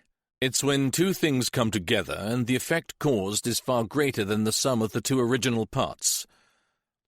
Like 2 + 2 = 5? Sort of. I think that's what may have happened to Matt. Maybe, now that all this has blown up, you should talk to him." "I will. I just thought perhaps I should let him come to us, when he's ready. If I were you, I wouldn't wait. You need to know the facts, or you're playing a game with a half-deck of cards." David looked Jason in the eyes. "It's not some personal affront to you, you know. Until this point in time, he's never been able to speak of his past. Now he'll have to, and he'll need your help, as a colleague and a friend. Matt thinks very highly of you, Jason." "Okay, sir, thank you." Jason managed to look a little less injured. "So, what's happening with the ring?" "It's with forensics at present. They'll be able to define its origins, and at least tell us what type of gold it is, its age, and whether it's English. Right now, we have to assume that it's a fake. The alternative, and a theory that worryingly Matt seems to be favoring, is pretty grisly." "And that is, sir?" "Maggie Ballard was buried in Fenfleet Cemetery, and Matt had been insistent that her wedding band be left on her finger." David exhaled. "Now, I'm not so naive as to believe that all last wishes and requests are dealt with honestly, but if the ring had been removed prior to burial, it would have been smartly disposed of some 20 years ago. Dead right. It would be long gone. How could it turn up now? It makes no sense." He ran a hand through his thinning hair. "But then little does. Even the thought of entering a policeman's house while he's at home is really chancy. Whoever is stalking Matthew is one hell of a cool character. And very dangerous." David agreed, then turned to a new section of his file. "Any luck with checking the list of officers and colleagues who worked the old case?" "Mostly dead, sir. 2 transferred to other areas, 2 or 3 retired to far-flung places, a couple in warden-controlled homes, and 1 in a psychiatric hospital. Only 3 men are still what I'd call active. 1 runs a small security firm, 1 has taken a part-time job as a nature warden at a bird reserve further down the coast, and 1 is a driver for an importing business based near Boston. David scanned the list of names, but none were actually known to him. Has Matt seen this? Yes, sir. No one stood out as a possible troublemaker, and I've spoken to each man individually. Not one held any form of grudge against Matt, and apart from asking to be remembered to him, they all seem to have moved on with their new lives outside the force. Well, I've checked this list. David pointed to a much longer one. Offenders. Men and women that Matt has put away. None of them sent their best wishes, but so far no one seems to have either the freedom, the wherewithal, or the inclination to take up murder and deception as a way to pay the chief inspector back for their incarceration. Which leaves one nasty supposition, doesn't it, sir? The killer is the original Gibbet Feng killer, a cold-blooded child murderer, and he's still out there. David felt his heart thud in his chest. This was not a new hypothesis. In fact, it echoed his own thinking precisely. Maybe he wasn't killed on that lonely marsh road after all. I just pray we're wrong and that he hasn't finally come back for a very special victim. A man he seems determined to torment and torture before he finishes with him. We have to stop him, Jason. And quickly. His words were resolute, but inside, he really wasn't sure how they were going to achieve that result. Come with me, Liz, Matt asked. Surely you aren't serious about this? Matt's face was very serious. I have to make sure. Liz sighed and removed her jacket from the back of her chair. Okay, but we must tell the team what we're doing. No, we'll be back in half an hour, and we're perfectly safe if we go together. This is madness, Liz said. The lab will have an answer in no time. Why can't you just wait a bit? Sorry, I shouldn't have asked you. Matt bit his lip. Forget it. You'll wait? No, I'm just not asking you to come with me. He moved towards the door. You absolute sod, she muttered, but she followed him out. Well, I'm damn well driving. Keys? She held out her hand and glared at him. Trying not to show his relief, he meekly handed them over, and they made their way silently out to the car.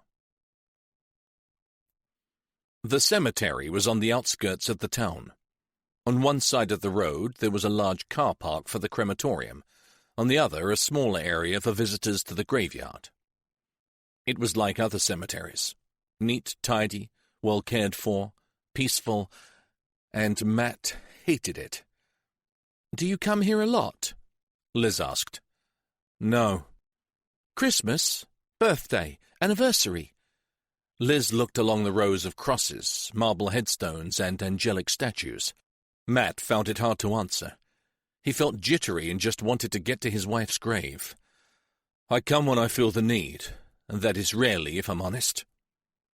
Liz didn't reply, and he felt a pang of guilt. Maybe he should visit more often. Like he should visit his shell of a mother more often.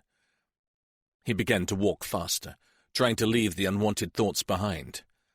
The grave is over there, just past that big holly tree. What? The grave with all the flowers? Liz sounded mildly puzzled. You may not visit too often, but her family obviously does. Matt's mouth felt dry. Maggie was Canadian. She has no family here. He began to run towards her grave. Oh my God, look at it!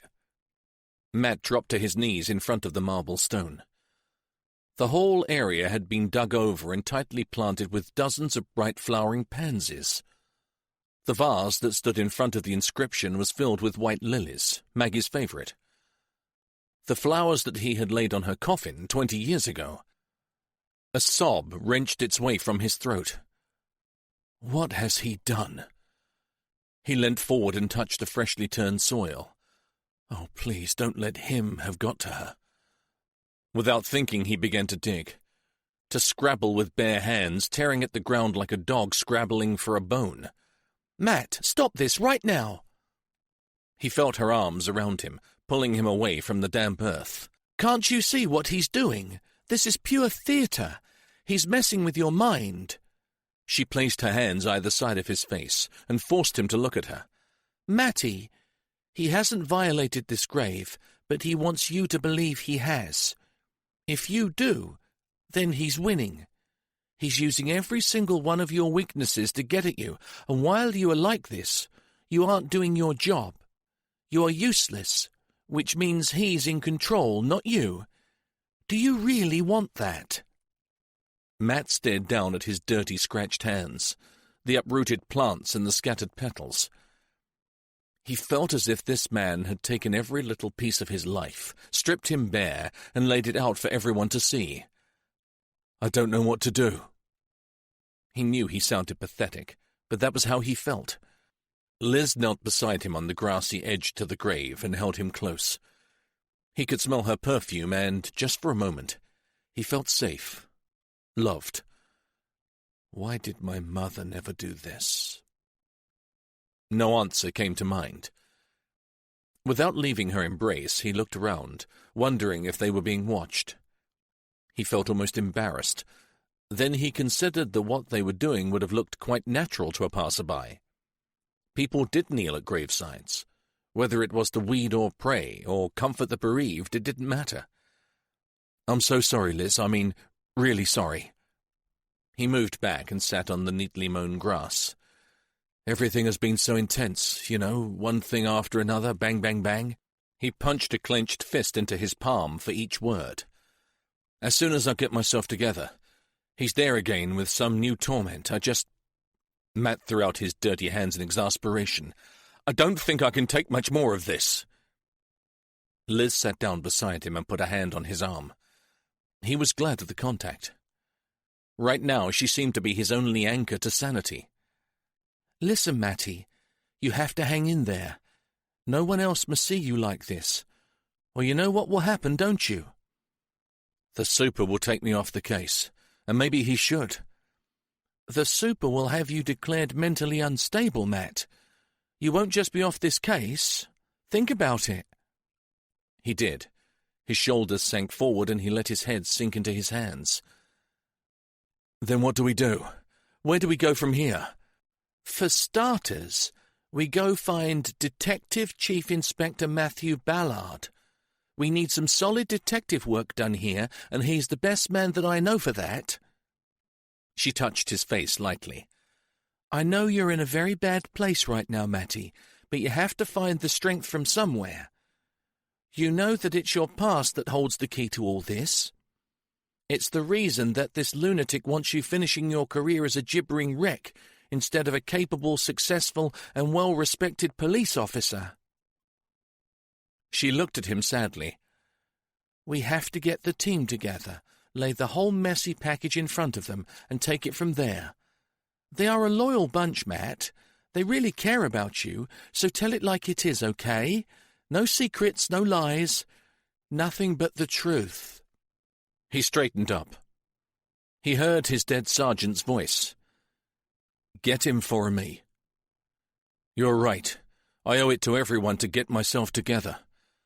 Bugger everyone else. You owe it to yourself, Matt. He stared at the mess all around them. It seemed to reflect his whole life right now. For a moment he gazed at a bright yellow and purple flower. Pansies for thoughts, Maggie had said. She had planted tubs and containers everywhere, all full of the vivid flowers. A sudden anger ripped through him. No one had the right to take his beloved memories and use them in such a disgusting way. Yeah, Liz is absolutely right. I really do have to get a grip on all this, because catching this psychopath is most definitely down to me. With a new determination, he straightened his slumped shoulders and looked at the woman sitting next to him. Right, well, I guess I can't leave Maggie's grave in this state, can I? He leaned forward and began to push the piles of dirt back around the plants. "Welcome back, Chief." Liz smiled at him, then leaned across and picked up the broken stems of lilies. "Perhaps we should check the CCTV camera.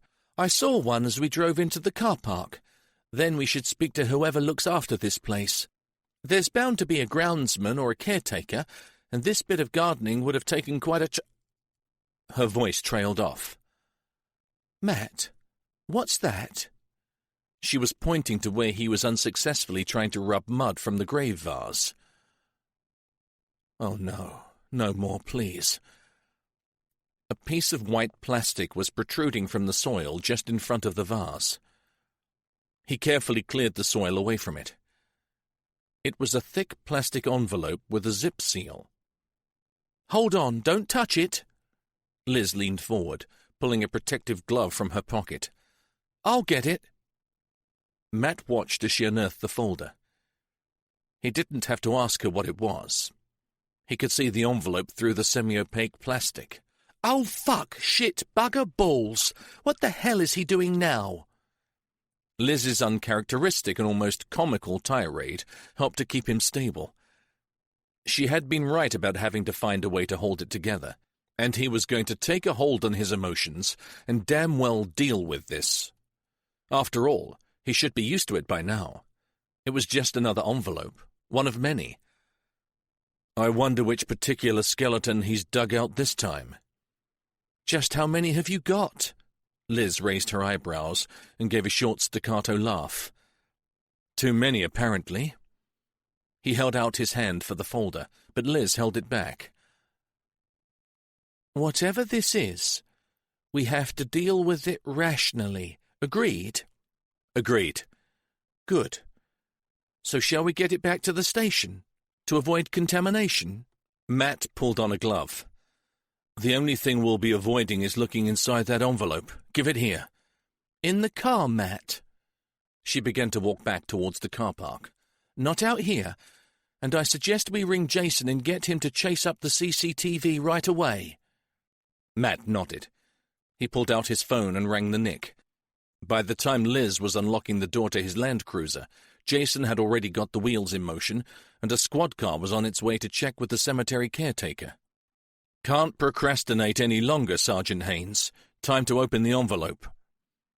She passed it to him reluctantly. "Go ahead. Just don't ask me to get out of the car and hide behind a tombstone."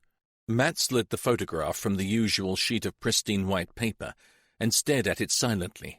"Who is that?" Liz's voice was little more than a whisper. Matt tried to answer, but his brain failed to compute. "Matty, who is it?" "Laura." "Your old girlfriend? The one who disappeared?" He nodded mutely and stared at the picture. Laura. Memories flooded back. They had been at a motorcycle rally. It had been sunny and warm. She had turned up at his place in shorts. He'd freaked out and made her wear a pair of his protective leather trousers. She had sulked all day. A friend had taken the picture. Young Matt was smiling, Laura wasn't. It seemed like yesterday. He gently touched the glossy surface with a gloved fingertip. There she was, sitting on the pillion of his old bike, pouting for England. But he wasn't there. He had been ripped from the picture. Chapter 18. He'd had a pleasant start to the day. It would have been even more enjoyable if not for his new guest, but there, you couldn't have it always.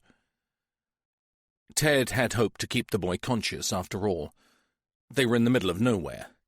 Even the mail had to be collected from the post office, and with the nearest neighbor miles away, he felt pretty safe. However, the child had proved to be extraordinarily vocal, which was irritating when you needed to concentrate, so he was forced to administer a small but very effective sedative. Ted ran a bath. His recent exertions had made him feel less than fresh. The thing he hated most was feeling dirty. As he scrubbed at his body with a soft brush and some sea mineral bath cream, he wondered if he was getting OCD. He smiled and turned the handheld shower to hot. As it cascaded over his face, he shuddered with pleasure. Hey-ho! What was one more little idiosyncrasy when you were as screwed up as he was? Ted lay back in the steaming water and laughed out loud. Superintendent David Redpath had allowed Matt the use of the conference room for the special meeting that he'd called. The murder room had seemed inappropriate, as he particularly didn't want the talk to take the form of a lecture. He certainly didn't want to stand before his team and spill his guts like some old-style abstinence meeting. It was ironic, but he had chosen the same format that he'd suffered so many years before. The circle. He still shuddered when he recalled his ring of damaged minds, but he had to agree it was still the best way to engage with your colleagues. Everyone equally important. No lies, no secrets, just the truth. Liz had said those words sincerely, but she had no idea exactly what she was asking of him, or how difficult this was going to be. Matt looked around the empty room. Dark mahogany bookcases, a severe portrait of the Queen, and heavy patterned curtains gave the room a chilly formality. It was rarely used, and Matt sniffed the canned air. It smelt of polish and dust. Maybe he'd made a mistake choosing it. He sat down to wait for his team. He decided it was the best he could do. No lies, no secrets, just the truth. He interlocked his fingers and leaned forward, leaning his chin into his hands. No lies. He could do that. The truth. Yes, he was a truthful man. But secrets. Now that was the bummer, wasn't it? Gov? Bryn stuck his head around the door. Sorry to barge in, but before the others get here, I've got something from the lab for you. He placed an enlarged copy of the last picture on the table in front of Matt. They found something. Confronted by the blow-up of the beautiful, serious face of Laura, Matt couldn't prevent an involuntary gasp. Then he looked at where Bryn was holding his index finger. In the right-hand corner of the photo was a tiny string of numbers. It's a telephone number, sir. Matt stiffened. Had the killer changed tack and finally given them something to go on? The lab have checked it out, sir. It was obviously not on the original image. It was added digitally. So it's been put there specifically for us to find? Definitely. And has anyone rung it? Yes, sir. He passed Matt another sheet of paper with an address on it. 16 Baltimore Street, Sunderland. It's a tattoo parlor. Instantly, the image of the strange mark on the dead boys sprang to Matt's mind. Has anyone spoken to them yet? Only to ascertain that the number was kosher and to get an address. Okay. Matt stood up. We might have to postpone this meeting. I want someone to go there and talk to them immediately. In fact, maybe it should be me that goes. Respectfully, boss, might that not be just what the killer wants? It would be safer to let the Northumbrian boys send a few uniforms around to ask the questions. Matt flopped back down onto his chair. Yeah, you're right. And we really need to get this meeting done and dusted as soon as possible. Look, ring them and ask for their help. Send a copy of the mark found on each of the 3 victims of the Gibbet Fen killer. And see what they come up with. I also want to know who owns that place and everything there is to know about it. Yes, boss. I'll be back as soon as I've contacted them. As Bryn left, the rest of the team arrived. He's in a hurry, isn't he, sir? Gemma said. We've been thrown a scrap from the table of the killer. Sit down and I'll fill you in. Jason pulled out a chair. The soup is on his way down, sir, if you want to wait for him. He looked at the 6 chairs around the table. It's just us and the superintendent, then? Yes. You guys are the closest to me. And as it has become relevant to the case, it's time that I told you something about my past. Oh, I'm really looking forward to this. The door opened again and Superintendent Redpath came in. Don't get up. Matt wants us to keep this informal, and I'm fine with that, so... He stared at the empty chair. Who's missing? Matt swiftly brought them up to speed on the discovery of the telephone number on the photo. Sunderland?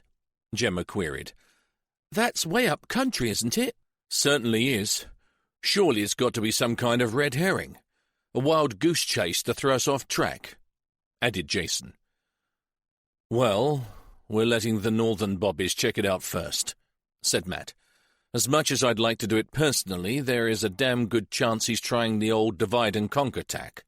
Split the team up, then hit us with some other new disaster. Then the number turns out to be just something he made up or pulled out of an old telephone book. Maybe, although frankly I doubt it. I think he's too clever to be bothered with anything that doesn't further his plan." Matt was sure that the number would offer up something. He just wasn't sure what it would be. "Right, here's Bryn." He turned around as the detective entered the room. "Everything all right?" "Yes, sir. They'll contact us as soon as they've spoken to the owner." "Thank you. Well," he looked at each face in turn, knowing that he couldn't put it off any longer. "I guess it's time to bare my soul." Matt talked for almost an hour. He told them about Laura, about Maggie, about the difficulties surrounding the original murder investigation, how badly the discovery of Jamie Matravers had affected him, and, in part, about his breakdown. He admitted that he had never been able to let the old case go, and that it had been his intention to continue working on it after he retired. Finally, he told them about the crucifixes. He hadn't planned to, but how could they conduct a thorough inquiry without knowing everything? By the time he finished, he felt wrung out, mentally and physically. "Liz has suggested that the answer to the killer's identity probably lies in my past, and although I have to agree with her, I cannot understand who would want to do this. I cannot pinpoint one individual that hates me enough to kill to get back at me." He leaned back. "Now you know the whole story. Perhaps you'll be able to be more objective than I can." He gave them all a weak smile, but his next words were directed at Jason. "Some people believe that personal and professional lives should never overlap, especially in a job as intense as ours. I've always bought into that theory, 100%, so I hope that you don't think I've deceived you in any way by never talking about my past. That was never my intention. It has just been incredibly painful for me, and I've preferred to be a full-time policeman, rather than a human being with home life and a history. If I've upset you, then I'm truly sorry." There was a long silence, then Gemma stood up and began to slowly clap. At first, Matt didn't quite understand the gesture, believing that he had made a terrible mistake by being so candid. Then the others stood and joined in, all applauding him, smiles on their faces. Emotion grabbed him, and he had to fight hard not to let it overpower him. "Well done, Matt." Liz gave him the softest of smiles. "That couldn't have been easy for you." "Oh, Liz, if you only knew." When the team had left, the super stayed behind. "I was surprised that you mentioned the crucifixes." Matt sighed. "I had to, didn't I? It was a member of the old team that was leaking information, and if it's who we suspected, he died of a coronary 2 years ago. My officers deserve to know the truth, and frankly they need every ounce of help they can get." "Then why am I left with the feeling that there's something you're not telling us?" Matt stared at him open-mouthed. "Sorry, sir. I've laid my life bare, every damn detail." "Have you, Matt?" "Yes, sir." The superintendent stood up, walked to the door, then turned and looked hard at him. "Good. I'm only asking because I really believe that any more secrets could prove very dangerous, don't you think? You've read my personal file, sir, and know I've admitted to concealing the crosses. There is nothing else, nothing." As the door closed, and Matt was left alone, he had the overwhelming urge to cry.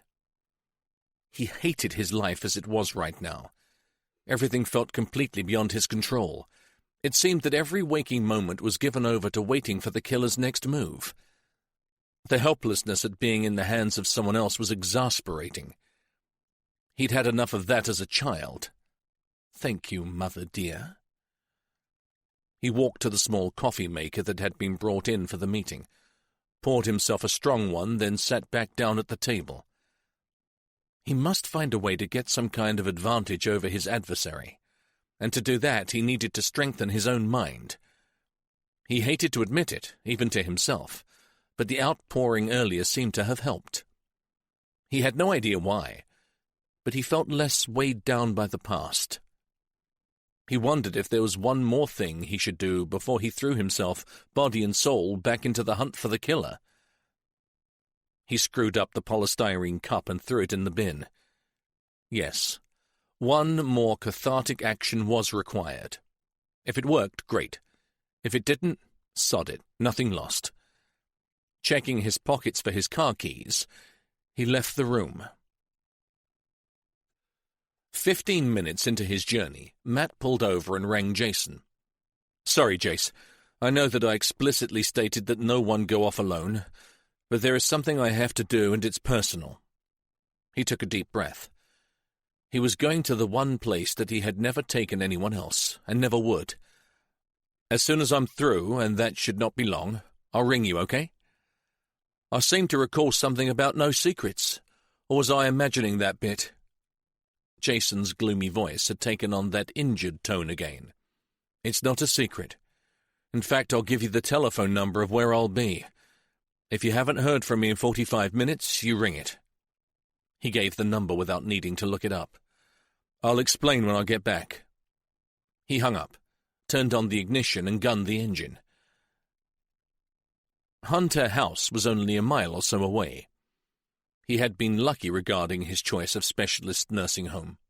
He had never believed that they would deliver half of what they promised in the glossy brochure. But he had been surprised to find that they managed to be both very efficient and compassionate. Even the ever-present smell of urine was kept to the minimum. He passed between the high red brick pillars that stood either side of the heavy gates. Usually the place gave him the same depressing, miserable feeling that he got when he entered a cemetery. In his mind there was little difference anyway. Maggie was dead, and his mother might just as well be, considering the damned good imitation that she was doing. Today, for some reason, he saw the tree-lined walks, the neat lawns and the rows of wooden benches looking over huge beds of brave early spring flowers. It cost him an arm and a leg to keep her here. It had eaten clean through the inheritance that his father had left him, and now chewed mercilessly into his salary. He pulled into the car park. He wondered why he'd done it. It certainly wasn't guilt. If anyone should feel guilty, it was the bag of bones lying in that very expensive bed, not her only son. He went through the double doors into the foyer. Maybe it was a sense of duty. Or maybe it was just young Matty, still trying to prove that he would never be like her, never allow himself to get his own back on the woman who had blighted his life. Because by doing what he was doing, it would hurt her far more. For him to rise above everything that had happened would mean she had no power over him anymore, and never would have. Which was fine. But as she spent almost 95% of the time away with the fairies, he was forced to wonder who he was proving anything to. A woman's voice dragged him from his introspection. "DCI Ballard?" He turned and looked, not without some concealed amusement, at the nursing home manager. "Mrs. Taylor, how are you?" The woman had the oddest hair that Matt had ever seen. It was impossibly dark, almost raven black, with 2 pure white swathes at each temple. No matter how hard he tried, he always saw her as Fleur, the skunk from Disney's Bambi. His mother had been here for almost 6 years, and he still wasn't sure whether the woman's hair was natural or a fashion choice. "Very well, Chief Inspector." "Glad to hear it. I'm sorry I didn't ring ahead, but is it okay to see my mother?" "Of course. But considering the circumstances that you mentioned on the telephone, we've seen fit to change her room. Actually, my secretary was going to call you this morning. When I saw you come in, I wondered if you were telepathic." She smiled at him, but he saw badly disguised anxiety in her eyes. "Is there a problem?" "Not with the change of room, Chief Inspector. In fact, it's better for us to keep a closer watch on her. It's her condition that's giving concern. It's far from good, I'm afraid." It was Matt's turn to offer a wan smile. "You've done wonders with her, Mrs. Taylor. Probably extended her life by years. Whatever happens, you have my sincere admiration for what this home has achieved." Audrey Taylor nodded but said, "I'm never quite sure if extending life, when it is the quality of your mother's, is a good thing or not. Whatever, it's not our call to make, is it?" "Is she—" For once he wasn't sure how to put the question. "Dying? Yes, I'd say so, although—" "I know. We've been here before, haven't we?" "I really don't expect a recovery this time." She shrugged. "But as you say, she's surprised us before." She gestured towards the lift. "I'll take you to her. She's on the first floor, in the room next to the nurses' station." "Has she been lucid at all?" "Hard to say. Ruth said she was rambling again last evening. Seemed quite distressed by something." The lift doors opened. "I'll get Ruth herself to tell you about it. It may make sense to you, or—" She gave a little shrug. "Or be the usual mixture of mangled memories from her childhood, or some soap she watched 10 years ago. At least she's past the self-harming stage." Matt remembered the claw-like fingers, picking and tearing at the paper-thin flesh on the scrawny arms. Even for him, that had been the worst part. "Yes, small blessings, Chief Inspector." They stepped out onto patterned carpet and moved swiftly down the bright corridor. The long casement windows, although secured for safety, at least let in a lot of light. The woman held open a door. "Ruth, Catherine's son is here to see her." Matt held back for a moment. He took in the new room. Light, airy, spotless. A good size, not pokey or claustrophobic. Ruth, a chunky, smiley woman, his mother's dedicated nurse, looked up as she checked her patient's catheter. One large window allowed shafts of sunlight to fall on a vase full of red roses. And there he stopped. "We put the flowers where she could see them if she wakes," the nurse said. Matt turned to the manager. "Where did they come from? Who sent them?" It was Mrs. Taylor's turn to look confused. "Well, you did. They arrived first thing this morning." "And who brought them?" "One of your officers. He said you'd asked him to deliver them." "You have security cameras in the foyer, don't you?" "We have cameras everywhere, Chief Inspector. Half of our residents have Alzheimer's or some form of dementia. Cameras are essential." "I have to see who delivered the flowers. Can you show me the tapes?" If Mrs. Taylor was in any way flustered, she never showed it. "We'll be back shortly, Ruth. Stay with Catherine. Don't leave her under any circumstances." In her office, Matt paced up and down, dreading what the tape might reveal. He didn't have to wait long. "This is the early morning tape. The man arrived at 8:46 on foot." "No car?" "No, he must have parked outside in the lane somewhere. He definitely walked in, and I was behind the desk checking the rosters at the time, and I watched him walk out." She fast-forwarded, then stopped and jumped frame by frame. "Here, that's him. He gave his name as Detective Constable Edward Dennis." In the freeze frame, a familiar face stared at the CCTV camera. The grey hair, the close-cut beard, the arrogance of the sly smile. It was the same man who'd accosted Jason's daughter. "Do you know him?" "No, sadly I don't, but he knows me very well." He pulled out his mobile. "May I use your office for a moment or two, Mrs. Taylor? I need to make a call, then I want to go and see my mother." She nodded and left the room, leaving him to speak to Jason. "I've got some evidence bags in the car, so I'll bring the roses and the CCTV tape back with me. I doubt the flowers will be of the slightest use, but I'm damned if I'm leaving them at my mother's bedside." "Can I get uniform to send someone to stay with her, sir, just in case he goes back?" "He won't come back, Jason. He's made his point, and if he did, and his intention was to harm her, he's too late. Nature is taking care of that as we speak." "I'm very sorry, sir." Jason's voice gave somber a new dimension. "Don't be. Just keep a close eye on the team until I get back." He hung up and left the office. Time to get a few things off his chest. Even if you can't hear me, Mother, things need to be said, before it's too late. She was barely recognizable as the woman who had played such a big part in his life.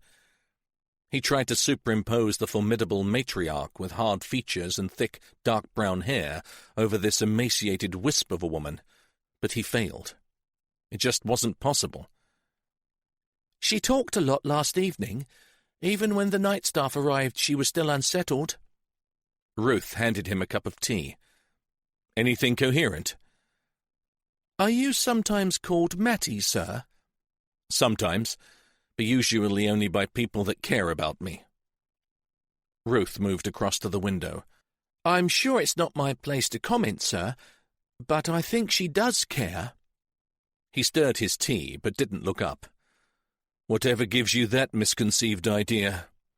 "In between the gobbledygook, she kept saying that she needed to talk to you about Ben. She was sorry about Ben. Tell Matty, she said, over and over." Matt flinched. Ben? She actually said she was sorry? Repeatedly, and she kept saying the word bad, too. "In connection with Ben or me?" Ruth thought for a moment. "I got the feeling she was referring to herself, not anyone else." Matt forced himself to sip the hot tea. "You are sorry about Ben? Is he someone close to you, this Ben?" "He was my dog. He'd been my father's before he died." Matt felt a lump in his throat, felt again the rough, brindled coat and saw the huge brown eyes. "I was late home from school one day. I found that she'd accidentally shut Ben in my room and he'd peed on the floor. I cleaned it up, but she went berserk. She threw Ben into the back of the car, drove off, and I never saw him again." "Oh my, what a horrible thing to do." "The pain was a physical thing. I thought I'd never get over it. Ben was my best friend, probably my only friend, but that, Ruth, was typical of my dear mother." "Then maybe last night she realized that there wouldn't be many more lucid moments, and she was trying to apologize." "I sincerely doubt it." He looked at the silent woman, so skinny that she barely made an indentation on the bed covers. "It's a nice thought, but highly improbable." He looked across at the nurse. "I wonder if you'd leave us for a few minutes." "Of course, but I'll just be next door if you need me." As the door gently closed, he placed his cup on the bedside table and took his mother's hand in his. It felt like dry leaves, and almost as fragile. "I had this all worked out, Mum. The farewell speech. But even now you've managed to find a way to send it all to buggery, haven't you? One of the blokes at work, he's ex-military. He has a great bit of terminology for a time like this. He'd say, situation snafu. You know what that means, Mum? Situation normal, all fucked up." He gazed at the still form and squinted slightly, looking for some tiny response, but there was none. He talked to her for the next 10 minutes, said everything he needed to, then added, "Are you really sorry about Ben, I wonder? If you are, you must be far more astute than I gave you credit for, because that was the exact moment when I realized that I was alone in the world and how much I hated you." He looked at the almost skeletal hand in his, at the wrinkled skin and the bulging darkness of the veins showing through. "Even if you were trying to say that you'd been a bad mother, to say you were sorry, I can never forgive you, Mum. You do know that, don't you?" He squeezed her hand gently. "But maybe I can stop hating you." 10 minutes later, he sat in his car, the roses and the tape carefully bagged in the boot, and wondered if he had imagined that slightest hint of pressure on his fingers. Chapter 19. Matt entered the murder room. There was a distinct difference in the atmosphere. Everyone was working with renewed vigor. Maybe his talk had kick-started them. They all wanted his attention. Everyone had something to say. "Reporting on Gabriel, definitely a city boy. The forensic checks have pinpointed his place of origin as Sheffield. From the particular kinds of detritus and pollen found on the body, they suspect he was a street kid." Liz closed the report and threw it on her desk in disgust. And most likely untraceable. Jason walked over to him. How is she, boss? Your mum. Not likely to regain consciousness. But before you tell me to go back, Jason, they have my mobile number, and she could remain like that for a very long while, okay? He touched Jason's arm. But thanks for asking. I appreciate it. The detective gave him a small smile. I worry about you, sir. You worry about everything, Jason. Now what else is happening? Right, well, I've requested those crucifixes be released from the evidence store, sir. Shall I get uniform to pick them up?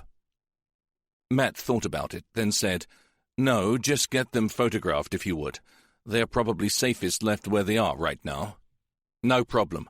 I'll get that done right away. Oh, can I see the new CCTV footage that you've brought back? It's with the IT boys. They're isolating his face and making us some close-up prints. Oh, and there was nothing on the flowers, so I filed them in the waste bin. Right. Probably best place for them. As Jason turned away, Gemma approached Matt. She looked irritated. I've got the result back from the computer comparison. They used the CCTV likeness of the suspect in the old mugshot of Paul Underhill, sir. She frowned. It's inconclusive. Some things are similar, height and probably age, but the techies are not happy with the particular CCTV camera used by the betting shop. They reckon it distorts the image. Relief rushed over him, but he still felt for her. She'd been so certain about Underhill not being dead. He saw the determination on her face. She reminded him of himself as a rookie, all fired up and enthusiastic about his theories. He smiled and made two decisions. One, not to tell her about the new photo just yet, and two, to let her down gently. Well, at least it's not a definite no. We could well get a better shot, Gemma. Then you can run it again. Yeah, maybe. She hesitated. Sir, would it be all right if I go round to the cafe for my break? Since we decided that Rob would be safe enough in his snobby-gated estate, I haven't been able to see him. She smiled. And as I'm under virtual house arrest at the DI's at present, it's a bit difficult. Matt told her he didn't like the idea. It's all right, I'll go with her, Liz volunteered. I can pick us all up some bacon butties while Gemma has her cosy chat. I promise we'll stay within sight of each other, and the cafe is only a few 100 yards from the Nick, so the place will probably be heaving with wooden tops anyway. Okay, but make it snappy. He turned to Gemma. I'm not being difficult, but just see your bloke and get back here, understand? Boss? Bryn held out a phone to him. It's Sunderland for you. Matt took a deep breath, not sure what to expect. DCI Ballard here. Thank you for getting back to me so quickly.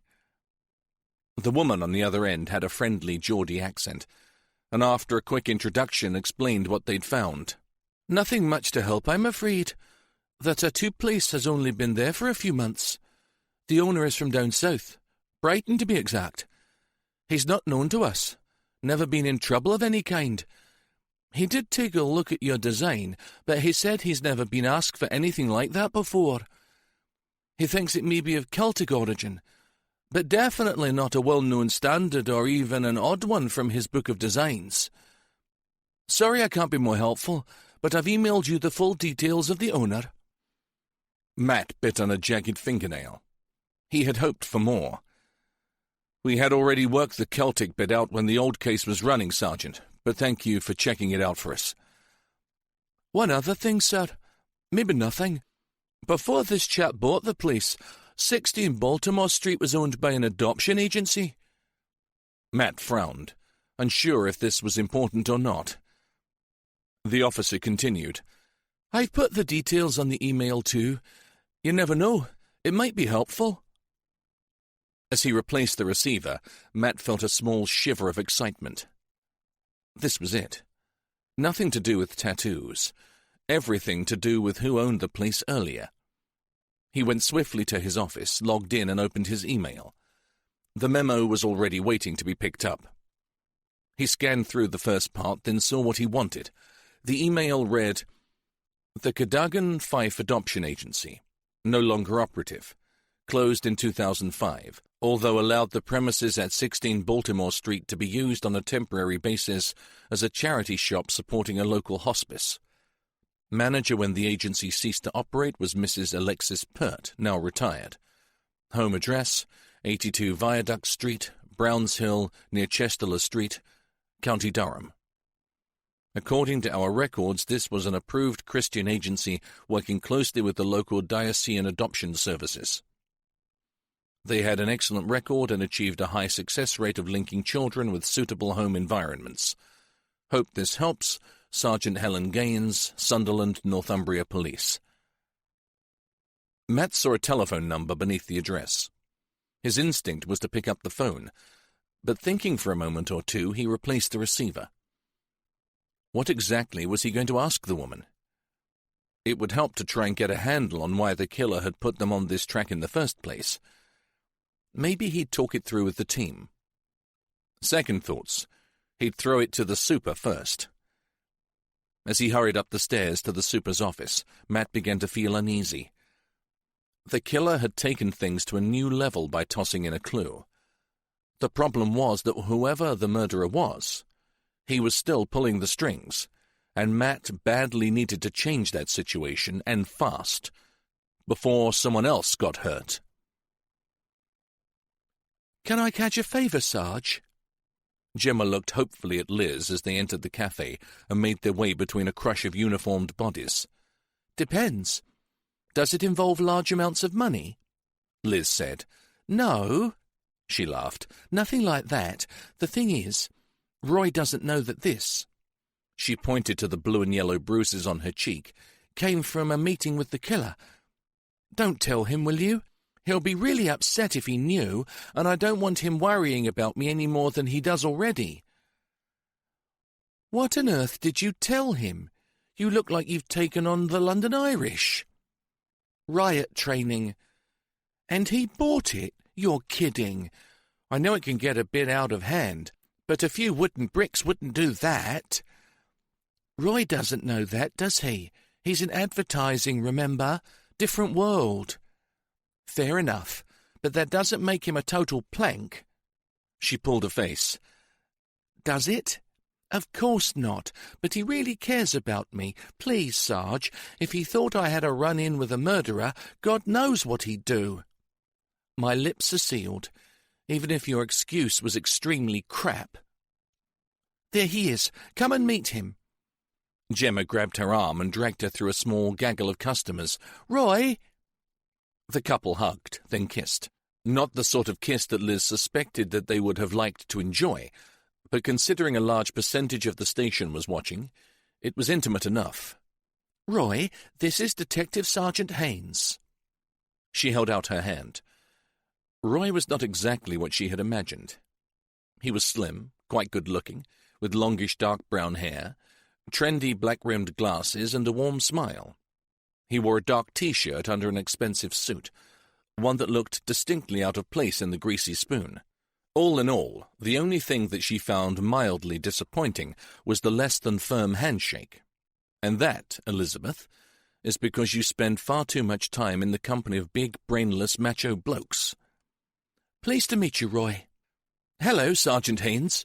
Nice to be able to put a face to the name at last. Can I get you a coffee?" She smiled. The rumours that he was well off were obviously true. The designer suit apart, his voice was soft and the accent distinctly upper class. She wondered where on earth Gemma had found him. "No thanks, we're on a pretty tight schedule at present. The boss has got us both on a very short rein, so I'll leave you two alone while I sort out the butties. Good to meet you, Roy." She looked across at Gemma. "Sorry, but 10 minutes max, okay?" Gemma nodded and threw herself down next to her boyfriend. "Skip the drinks. I just want to hold your hand and talk to you, and I don't want to waste a minute." Liz joined the queue. Even in this demanding job and in tough times, love seemed to find a way. She glanced at her watch, then at the slowly moving queue. They shouldn't be too long or Matt would worry. The line snaked in front of her, and as she waited, a darkness began to cloud the idyllic scene. The young officer looked so happy with her man, but she'd already been badly knocked about, just for the sake of delivering a poxy photograph.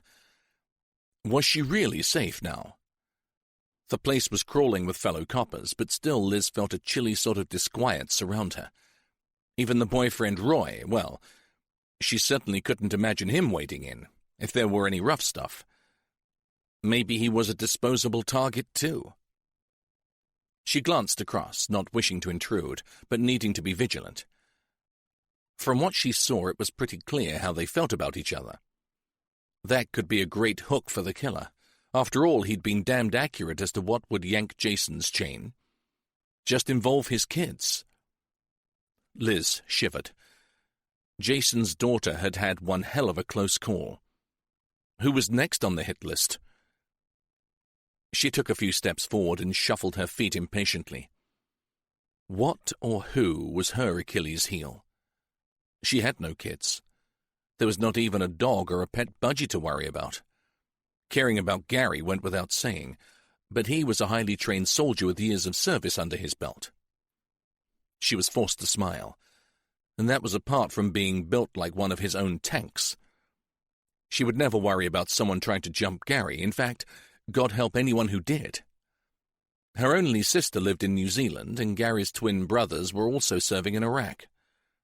Both their parents lived miles away and visited rarely, so they were more or less out of the equation, which left just one person, and that was someone who really shouldn't be as important to her as he was.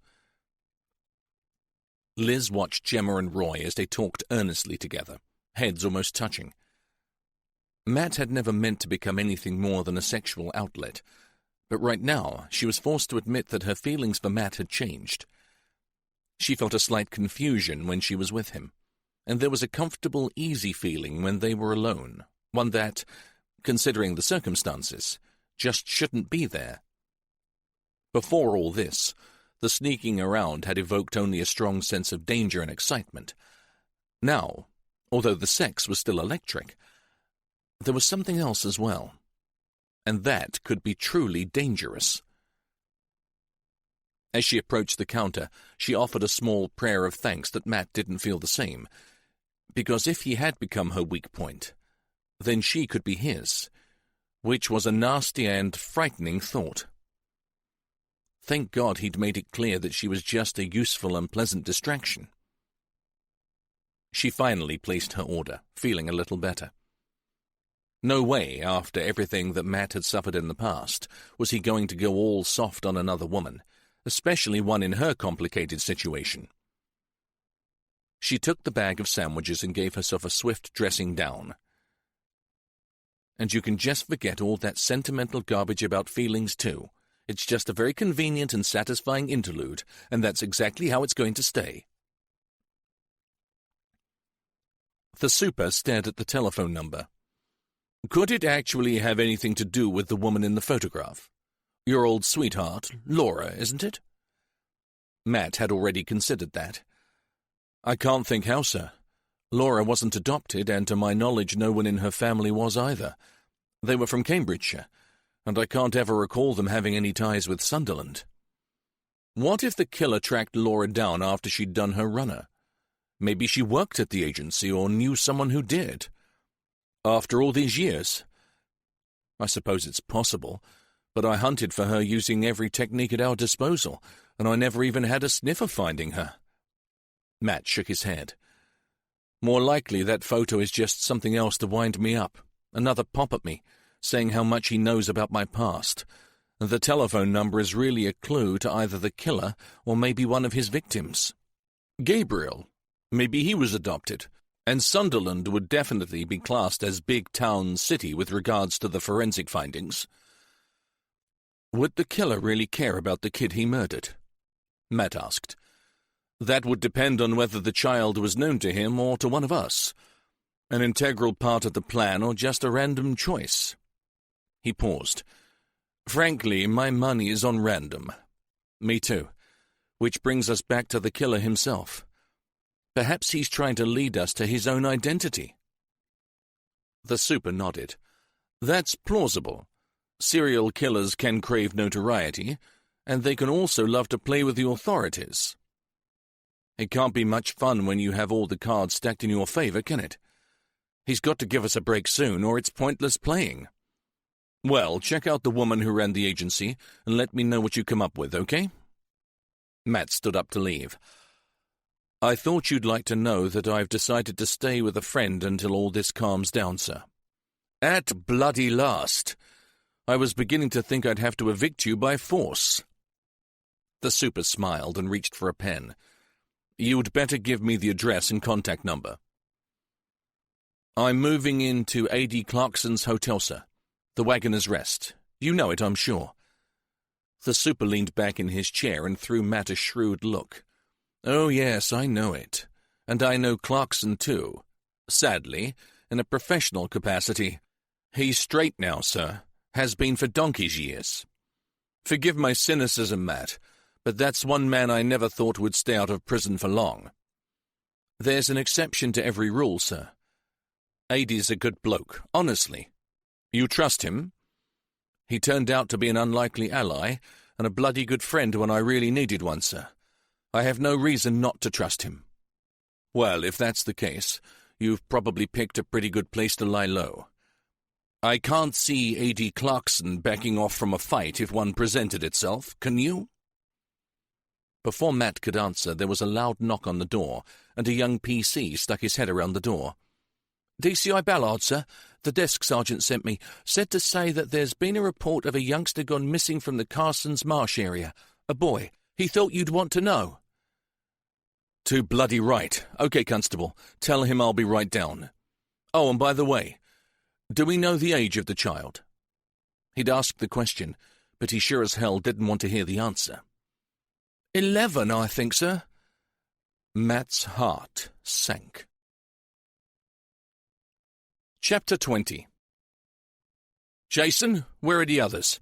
We've got a shout, Matt said. Bryn's in the locker room and the girls haven't got back yet. Shall I give them a bell? Fear slammed into Matt's gut. They had been gone for 25 minutes. Far too long. Yes, do it right now. Boss? Liz swallowed back a bite of her sandwich and said, You look a whiter shade of pale. What's happened? Matt choked back his relief on seeing the two women enter the room, then cloaked his concern with irritation. Where the hell have you two been? I said be quick, didn't I? We've got another child reported missing. So if you've quite finished stuffing your faces, we need to get out to Carson's Marsh. All of us? No, Liz, you come with me. Gemma and Bryn crack on here with Jason. We'll let you know what we find. Liz threw the bag of sandwiches to Gemma and hurried after him. Share those out, Gem. I've got the boss's here. He can eat it in the car if he's calmed down enough not to get galloping indigestion, that is. Liz called to her colleagues. Outside, he checked the address that they had been given. I shouldn't have shouted at you. You scared me, he said to Liz. The cafe was really busy. I'm sorry. She got into the car. Maybe I should have rung you. No. He backed the car out of his parking space. It's me. It's hard to relax when you know that some psycho's got people you care about in his sights. Tell me about it. I was watching Gemma with her bloke earlier. It almost freaked me out realizing how vulnerable everybody is. What's he like, the boyfriend? Apart from a handshake like a wet lettuce, he seems to be a pretty cool guy. Oozes money, and he's obviously got a severe case of the hots for our Gemma, which gave me the creeps, knowing how our killer works. I just hope, for his sake, that his posh des res is as security conscious as we think. Matt sucked in air between his teeth. Maybe we should organize something safer for him. You wonder how far to go with the protection. You can't wrap everyone in cotton wool, but... Yeah, I know. But if anything happened to them, you'd feel responsible. She leaned across and gently touched his leg. But you shouldn't, Matt. None of this is your fault. It's entirely down to that psycho. She squeezed his leg, then reluctantly released it. Now, as the smell of bacon is overpowering your air freshener, why not eat your butty and tell me about this missing kid? Is it likely to be connected to our case? Matt tried to suppress the excitement that her touch had caused. Hopefully not, although his age has got me pretty wired. Who reported him missing? Who indeed? Certainly not his family. Uniform are having trouble finding anyone closely related. Some old lady who lives on the farthest part of Carson's Marsh was worried about him. His name is Ryan Fisher, by the way. The old girl, Mrs. Stokes, said she rings him if she needs anything and he delivers it for her. She reckons his mobile is out of service. He's probably run out of airtime and got no spare cash. Or done a runner. He's a chronic truant from his school, and apparently his family aren't exactly supportive of the boy. So we're going to see the old lady? Yes. Uniform reckons she's really agitated about the kid. Matt settled into fifth, and with one hand carefully folded back the bag that held his sandwich. He ate some, then said, "The further we get out onto the marsh, the more I'm worrying about him. In fact, I'm beginning to get a really bad feeling about this youngster." Liz sighed. Lives in a remote spot, 11 years old, unwanted or uncared for. I hate to agree, but he fits the bill, doesn't he? She stared out the window across the vast flat fields that edge the marsh. How far out does the Stokes woman live? Back of beyond, past the mere and on that narrow stretch of drove that leads to the pumping station. Matt finished the sandwich, screwed up the paper bag, and pushed it into the door pocket. How's Gary? Liz laughed at his abrupt change of conversation. Goodness me, the chief is missing me already. I was asking how Gary was, that's all. He's very well, thank you, although not too happy about what's happening right now. The timing couldn't be worse. He wants me to take some leave. She turned and looked at him seriously. Although he knows that I wouldn't do that, any more than he would, if the boot were on the other foot. When's he going back? Day after tomorrow. Then I can go join Jason's Home for Displaced Police Women. Matt grinned. After another ear-bashing by the super, I'm going to relocate as well. You're kidding. Matt Ballard moving out of the Addams family house? I don't believe it.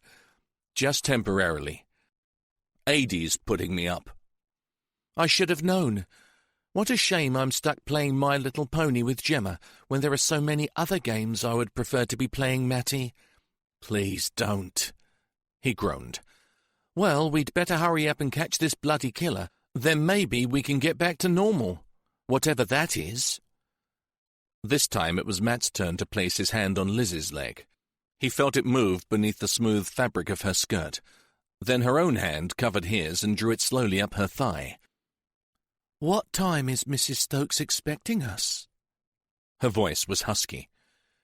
He swallowed noisily, his breathing almost laboured. With a great effort he squeezed the hand and pushed it slowly away. She's expecting us 10 minutes ago, and we need to focus. Pity. Mrs. Stokes was a true Fenlander, born and bred on that watery part of the landscape called Carson's Marsh. It just ain't like him. Young Ryan's a good boy at heart. He just has a rotten family, that's the crux of the matter. She placed 2 mugs of tea in front of them and sat down herself. You say he calls every Wednesday? So he was here yesterday. Why do you believe he's gone missing? I rings him when I thinks of something. He makes a list, then fetches it for me every week, regular as clockwork. Matt wanted to ask why she didn't make the list herself, but as he looked around the neat little room, he realized that there were no books, no papers, and no magazines. Poor old duck can't read or write. We wondered if his phone needed a top-up, Mrs. Stokes. Perhaps he can't afford it, especially if his parents aren't providing for him. No. She shook her head defiantly. It's not that. How can you be so sure, Mrs. Stokes? Asked Liz. Because I've known Ryan since he was a little scrap. He's been in trouble, certainly, but it wasn't of his doing. A drunken mother and a waster of a dad. What chance does he have? But what does that have to do with the phone? Matt felt confused. This is what? She reached down the side of her chair and produced a plastic document case. She carefully selected one section and withdrew an invoice. Matt looked at the folder with interest. On the top of each section was a small, roughly drawn picture. One had a light bulb, one a tap with water pouring from it, and the other, she held, had a tiny telephone drawn on it. "Clever system, Mrs. Stokes," he said with sincerity. "That's Ryan. He done it for me. Helps no end." With a leathery, weather-worn hand, she passed him the telephone bell. "It's not much, and he never takes advantage." "You pay for a cell phone for him?" "I thought it might help keep him safe, if he had an accident or something. This place don't get too many visitors. If you landed in one of the dikes, you could lay there for a month before someone found you." Matt felt a shiver slip down his spine, and he thought about Paul Underhill. "And I gives him a bit of pocket money when I can." Matt took out his notebook and scribbled down the number for the boy's phone. Then he pulled out his own mobile and rang the number. He got the usual mechanical voice telling him that it wasn't possible to connect him at that time. "Have you seen anyone strange around here recently, Mrs. Stokes? Anyone you didn't recognize?" She sipped her tea thoughtfully, then shook her head. "No, I can't say I have." She looked across the coffee table at them. "I listens to the wireless a lot, especially the news. I puts it on for company. Has that murderer got Ryan, do you think?" Liz leaned forward. "We hope not, we really do, and we'll do everything we can to find him, I promise." Mrs. Stokes nodded, accepting what she was told as gospel. "That's good." Matt reached into his pocket and produced one of the printed pictures of the man who had accosted Jason's girl. "I suppose you haven't seen this man at all, have you?" The old lady pulled on a smeared pair of glasses and peered at the photo. "When you were talking about strangers, I didn't realize you were including your own policeman, dear. Yes, of course, that's that nice detective Dennis. He called last week. Said his inspector wanted him to make sure all of us far-flung residents were all right and not having any problems. Lovely man, isn't he?" Matt tried not to look at Liz, or to outwardly give the old lady any cause for concern. Yes, excellent officer. What exactly did he say to you?" Mrs. Stokes drew in a long breath. "Oh, well, he asked if I lived alone. Was I worried by anything? How did I manage now I couldn't drive any more? How did I get my shopping? Were the nearest neighbours friendly? You know, that sort of thing." "Oh, yes, I know exactly the sort of thing." Matt rubbed his forehead. "Do you have any relatives close by, Mrs. Stokes?" "Not close by, not anywhere, dear. I'm afraid I'm the last in our family." This time he turned to Liz. "Sergeant, we need to make some arrangements here." "Yes, sir. Shall I make a call?" "Signal's best outside, I think. I'll help Mrs. Stokes clear these cups away." He raised his eyebrow. "Understood, sir." As Liz went to ring the station, Matt gently explained that it wasn't safe to remain out on the fen alone. At first she protested. There were the cats and the chickens to think of, and where would she go? "Our people will find you somewhere warm and comfortable, just until we know that it's safe for you to come home. And I'll go and see your nearest neighbours and get them to feed your animals and your birds, okay?" He put an arm around her shoulders. "I can't leave you out here. Honestly, I can't." Something about her seemed to deflate. "I knew it. That madman's got young Ryan, hasn't he?" Matt didn't want to lie to her. "He may have. But we can't give up hope, can we? With your help, we'll do all we can to find him. Now, why don't you go and get some things together? Pretend it's like going on a holiday." "I've never had a holiday, dear. Never slept one night out of my old bed." Matt's heart ached as she turned and went slowly upstairs. Liz appeared at the door and whispered, "Sorted. A car's on its way to pick her up. Everything all right here?" "Hardly, poor old duck." He gritted his teeth. "This bastard's got such a lot to answer for. It's not just the main victims who are suffering here. It's good people like her. He's certainly a clever little shite, getting her to tell him all that stuff. How'd you get your shopping, dear sweet old lady? And oh, my Ryan gets it for me, officer. Such a nice boy. I can almost hear him salivating into his beard. Makes you want to puke. Oh no, was it me? Mrs. Stokes stood at the top of the stairs, hands clasped to her mouth, and her voice shaking with emotion. Did I say something to put that poor child in danger? Matt threw a dark look at Liz, then ran up the stairs to the old woman. Absolutely not. You are not to blame in any way. I believe the man who came here impersonating a police officer knew every detail about Ryan before he ever set foot inside your door. He was just checking on what he already knew. Now, let me help you get your things ready. Then I'll go sort out the cats, etc. Our colleagues will be here to collect you very soon.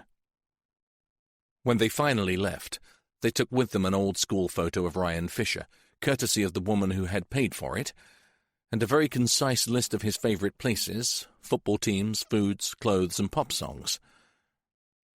Matt thought that it was just a shame that it wasn't the kid's own family who had supplied that very personal information. Chapter 21. Hope they found somewhere suitable for her. Liz looked up from her desk at Matt. And I'm really sorry about earlier, me and my big gob.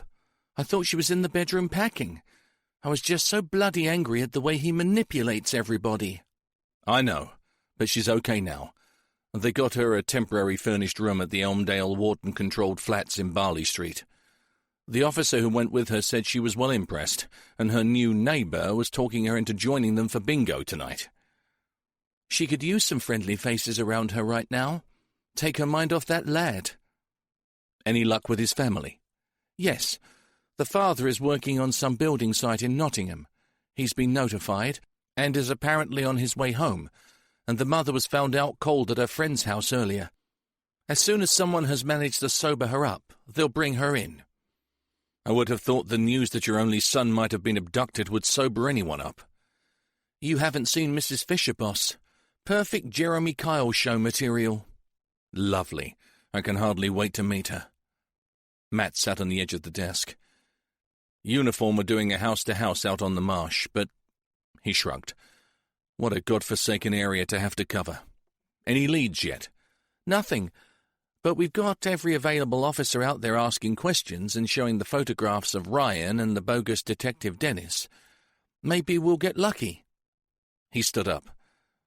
While we wait, I'm going to try to follow up this adoption society place. I know the boy is missing, but as most of our complement is working on that, I can't ignore the only clue that the killer has given us. Of course not, sir. By the way, what was the name of that officer from the old case who you reckoned was leaking info to the press? Detective Constable Colin Bristol. Retired out 10 years back, and it was reported he collapsed and died while on holiday in Tenerife in 2009. Why? Just making sure he really is brown bread. Don't want something nasty popping up out of the woodwork at a later date. Good thinking, Liz. Although I'm pretty sure I read his obituary in the Daily Telegraph. I'll check it anyway. And I thought I'd try to chase up the other holiday makers who accompanied you on that voyage of personal discovery to that Greek island. See if any familiar names or faces show up. Matt puffed out his cheeks and exhaled loudly. And how the hell do you propose to do that? It was so long ago. The kind of holiday that you described wasn't your average bucket-seat cheapie to Ayia Napa, now was it? That sort of alternative vacation usually occurs after a major life upheaval, and it stays with you, sometimes forever. People come back from that kind of break to find themselves changed, their lives altered. You don't forget it, or the people who were around you. But I never mixed with them. I kept to myself. Other than hours spent with my mentor, Dimitri. I walked the olive groves and the beaches alone. Then they'd remember you as the loner. You probably made more of an impact on them than the ones who threw their miserable lives down for all to see and accompanied it with constant verbal diarrhea. They probably thought of you as polite but aloof, a man who needed to find answers outside of the personal development classes. I'd think that a good few of the women spent their nights fantasizing over the tall, brooding and handsome stranger in their midst. She smiled at him, and her eyes twinkled mischievously. There's nothing more attractive than a silent mystery man, believe me. Yeah, right, well, I'll take your word for that. But that line of inquiry could turn out to be a big waste of time. And I could find out who took those photos, couldn't I? Now hand over the name of the tour company, and a girl can get some work done around here. Matt threw up his hands. Okay, it was called the Angelos Healing Centre at Carissa. They were based in London, the Fulham Road, I think. Do whatever you need to. Just don't do it alone, okay? Back in his office, Matt dialed the number of Alexis Peart. There was no use procrastinating any longer. He had no idea why the killer had sent him this particular clue, and certainly couldn't afford to wait until he did. She answered on the second ring. She had a strong, no-nonsense kind of voice, which promoted Matt to cut the bullshit and, after introducing himself, tell her quite bluntly exactly why he was ringing. There was a short silence, then Alexis Peart said, "Naturally, I will help you all I can, but I am at something of a loss as to where to start." "You and me both, lady. How far back would your records go?" "Since the day we started, Chief Inspector. We are required to keep them indefinitely, and as I have the facilities available here, I decided to store them all." "Excellent. Well, my initial inquiry would probably start with the name of the young woman whose photograph he wrote your number on. It is more to eliminate her than anything. She was a close friend of mine, Mrs. Peart, but she disappeared back in the early 80s. Her name was Laura Schofield. I suppose that doesn't mean anything to you?" "Schofield? No, not off the top of my head, but give me some time and I'll search for you." "Time is not something we have too much of, I'm afraid. Maybe you'd allow me to send a couple of officers to help." Mrs. Peart gave a small laugh. "I didn't mean that I'd take days, Chief Inspector. My system is very easy to access. I can cross-check that name before your officers have unlocked their cars, let alone driven up here." Matt's visions of something similar to the police evidence store, with its long lines of shelving and cardboard boxes, vanished. "It's all on computer?" "Naturally, although when I said storage, I meant it. I do have all the paper records if required. Now they may take an hour or two longer to sort through." She paused for a moment. "You said the number was written on a photograph?" "Yes, it's an enlargement taken from an old snapshot." "Could you send it to me? You never know, I might just recognize her." She gave Matt her email address. He brought the picture up on his computer screen. "Are you ready?" "I'll go to my office and pick it up. Are there any other names to check?" Matt thought hard as he selected the photo file and clicked send. "I'm sure there are a lot, if I just knew where to start." The line crackled as the woman carried the cordless phone into another room. "Okay, well, one at a time is fine by me. Let me just get this up and running." "Tell me about your organization, Mrs. Peart. You say you founded it?" "With my husband, John. We managed to help a lot of children in our time, I'm pleased to say." "Were there many agencies like yours operating in the area?" "One or two smaller ones. It was mainly the larger Christian charitable agencies, really." She paused. "Got it. Ah, what a beautiful girl. But so miserable looking." Matt laughed. That was what her mother used to call her, Marty face, the one she wore when she didn't get her own way. "Were you in love?" The question took him by surprise, and he didn't answer immediately. "So you were. I thought so. But I'm afraid I don't recognize her, Chief Inspector. I'm sorry." "I didn't expect you to, Mrs. Peart, and I don't expect her name to turn up in your files either. As I said, it's more to eliminate her involvement." "Okay, well, leave it with me. I'll ring you back shortly." Jason put the phone down and jumped up. "The uniform search has finally thrown up a suspected sighting of the boy." "Recent?" Matt said. "Yesterday." Matt rubbed a hand through his hair. "Damn. Where was this?" "Out on the fen. On the lane to the sea bank near Giles Farm." "Doing what?" "Just walking. From the direction he came, it seems like he'd taken a shortcut across the fields from Mrs. Stokes' place at Carson's Fen. And has anyone else been spotted out there? Migrant workers were in the fields at the back of the Giles place. Most of them are Polish, so we aren't 100% sure on this, but I think they saw a jogger out there. Okay, find out whoever interviewed them, then take Bryn and go and see them for yourself. The jogger could be the killer. We know he's fit. Gemma can certainly testify to that, and he knew Ryan's schedule from Mrs. S. He was probably waiting for the boy. So how did he get the child away? He probably had a vehicle somewhere close by. Check with uniform. See if they've spoken to the workers at Giles Farm, then ring me. And Jason, this is our best lead yet. But don't get carried away. Stick with Bryn, watch your backs, and be careful. Roger, sir. On our way. A civilian messenger came in as Jason and Bryn left. From forensics for you, sir. She handed him a report. Inside he found a typed note with a case number and a reference attached. For a moment he didn't want to look at it.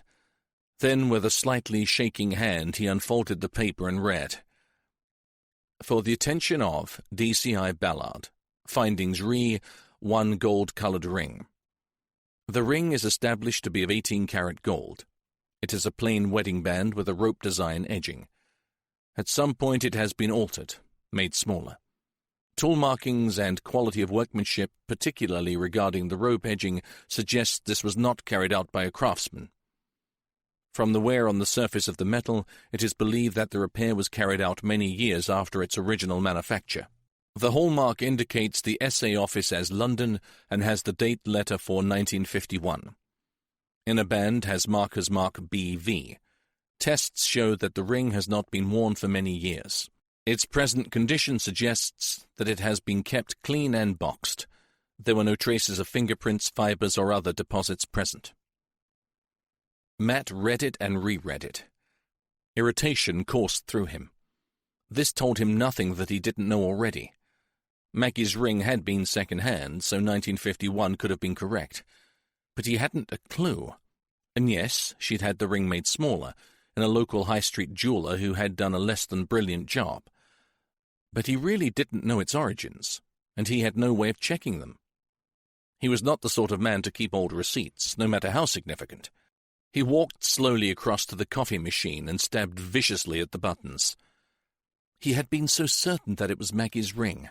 Now he was sure of nothing.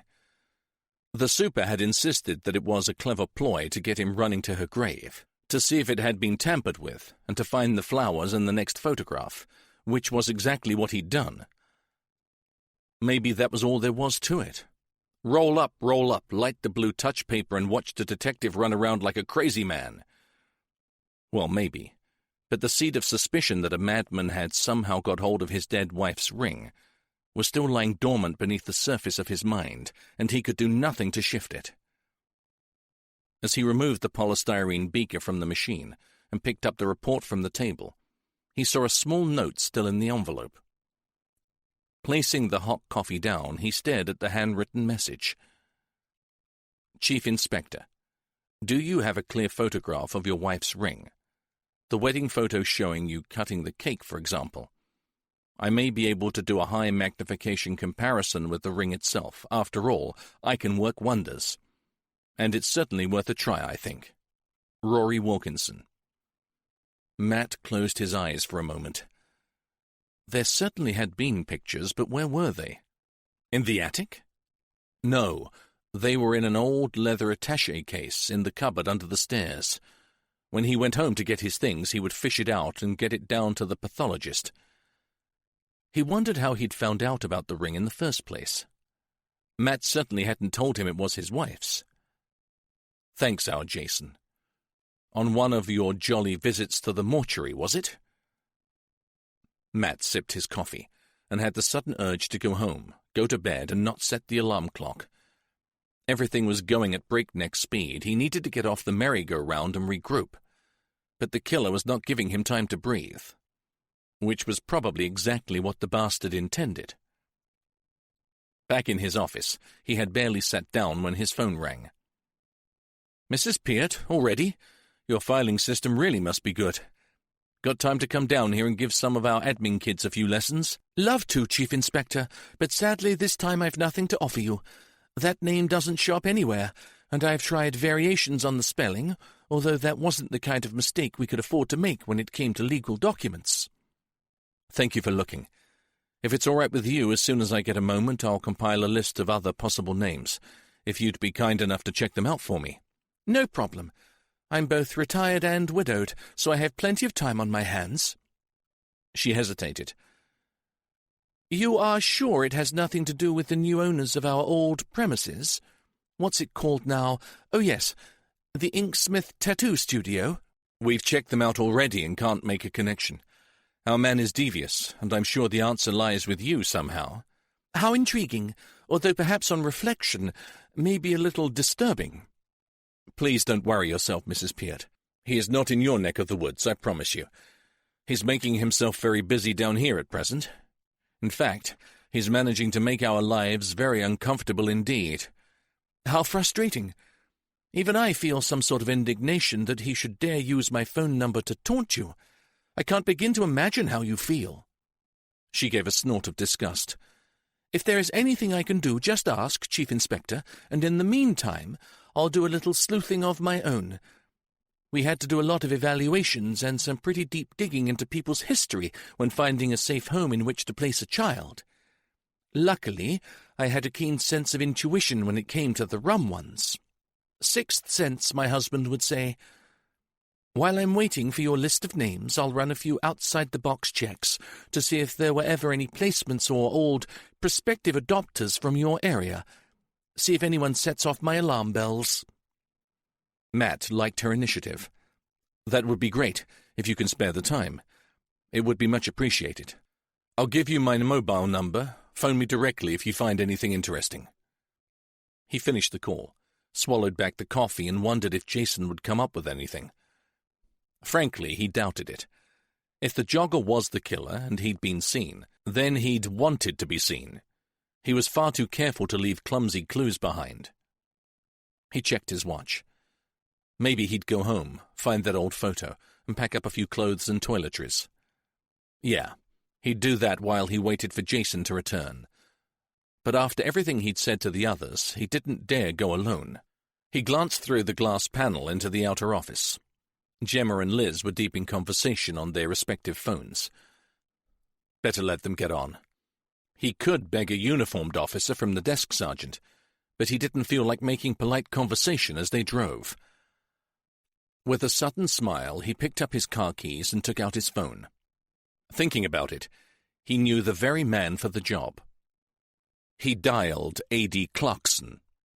A.D. drew up outside the front door to the Nick, threw open the passenger door and called out, "Get in, my friend, I need to keep moving.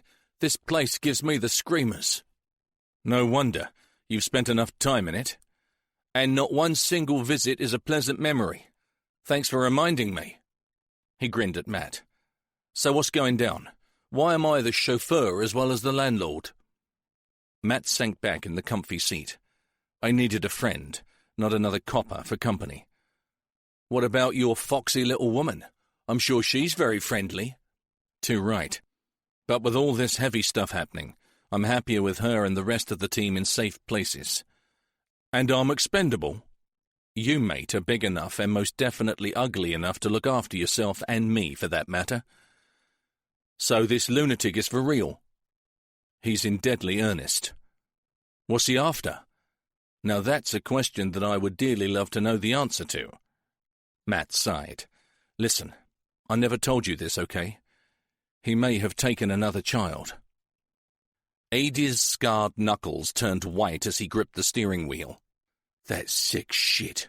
I know exactly what I'd do to him if I got the chance." They drove out of the town in silence. 15 minutes later, they arrived at the farmhouse. Matt got out, stood on the path, and stared up at the windows. "This is my home, and he's been in here." It felt like everything was contaminated. "Want me to go first? Or are you just working out an estimate for an external paint job?" Matt hurriedly fished in his pocket for his keys. He'd been right to bring A.D. They stepped into the hall. "Blimey, your lot have been in here, haven't they? Right load of messy buggers. Hey, this all looks so familiar." It takes forever to get rid of this poxy-carbon black powder. And you should know. Tell you something. If ever I screwed a drum, I didn't leave it in a shit state like this. I took pride in my work, I did. So I recall. Yes, well, moving on. What are we doing here exactly? A swift clean-up? Matt looked around. It wasn't too bad. That can wait. I just need some things. Clothes, mainly. Look, while I sort out some stuff, would you do me a favour and see if you can find a leather attaché case for me? I think it's in that cupboard there. He pointed towards the door beneath the staircase. Sure. He opened the door. Got a torch? There's one of those touch-activated lights on the back wall. Single candle powered, I think, but it should do. He ran up the stairs. Won't be long.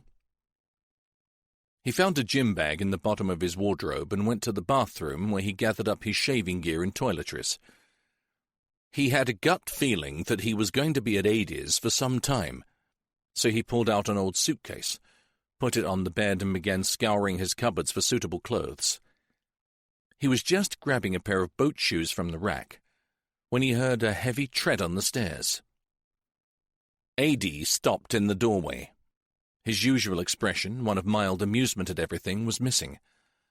Think you better come and take a look at something, mate. He turned and retreated back along the hallway.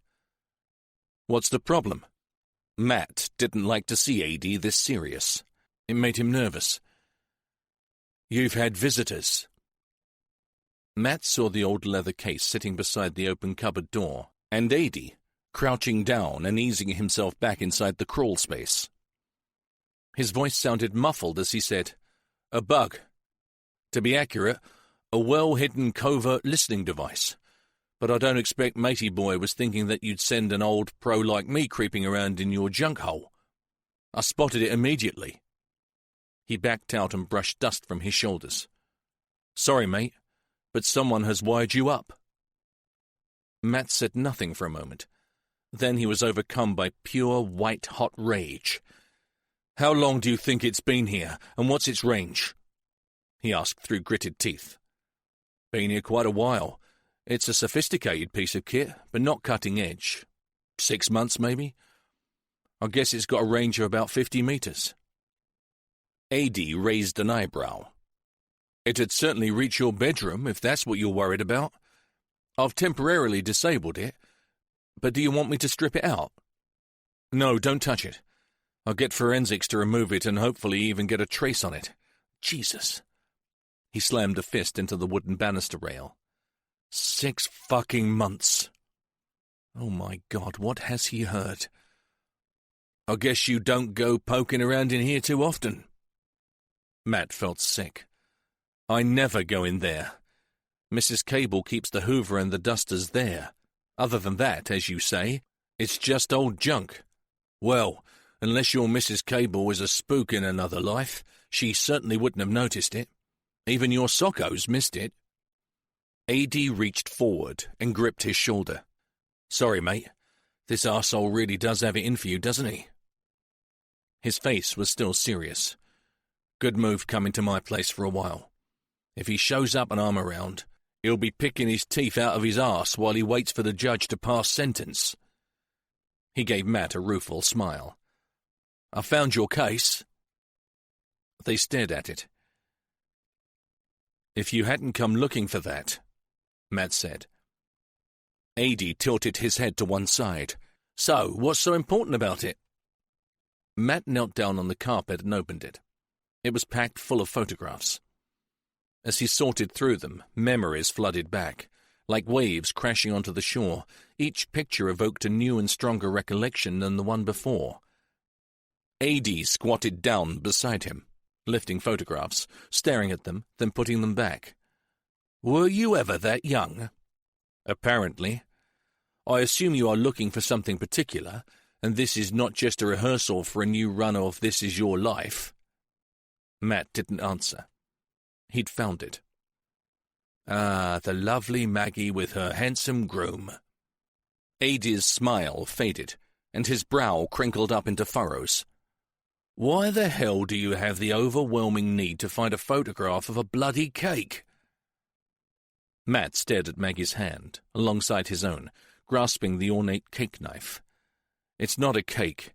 It's a wedding ring." Adie threw him a helpless look. "Whatever you say. This has obviously all got too much for you. Can we go now?" "Yeah. I just need to ring my boss and tell him about all this. He can organize another socko to come out." He sat on the hall floor and stared around. "I can't believe it. My home's a crime scene again. That's twice in as many days." "Who has keys for here?" "Just me and Mrs. Cable, and there's a spare key in the key cabinet in the kitchen." "Is it still there?" Adie asked. "Dunno." Matt gathered up some of the photographs and stood up. "I'll check."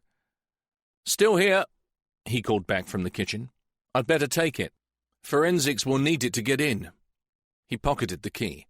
"I'd better get my stuff down from upstairs." "You ring your gaffer. I'll sort that. Then I'll reactivate the device again. If your stalker notices, he'll just think it's a glitch." Adie brought everything down, then loaded the car while Matt locked up. "I'll run you back to Starlag 19, then I'll take this stuff back to my place. I'll give you your usual room, if that's okay." "Fine. And I really appreciate this. I owe you one." "Only one?" Adie turned the ignition and smiled grimly. "You're welcome. You've done enough for me, one way and another." Matt slammed the car door. "As you say, you're welcome too. But no matter what I did, I'll never be able to repay you for holding me together when I hit rock bottom." "Oh, lovely, here we go again. Get out your bleeding violin. Shut your trap, it's what friends do. Now forget it." As they drove back to Fenfleet, Matt tried to think of all the things that his eavesdropper might have heard.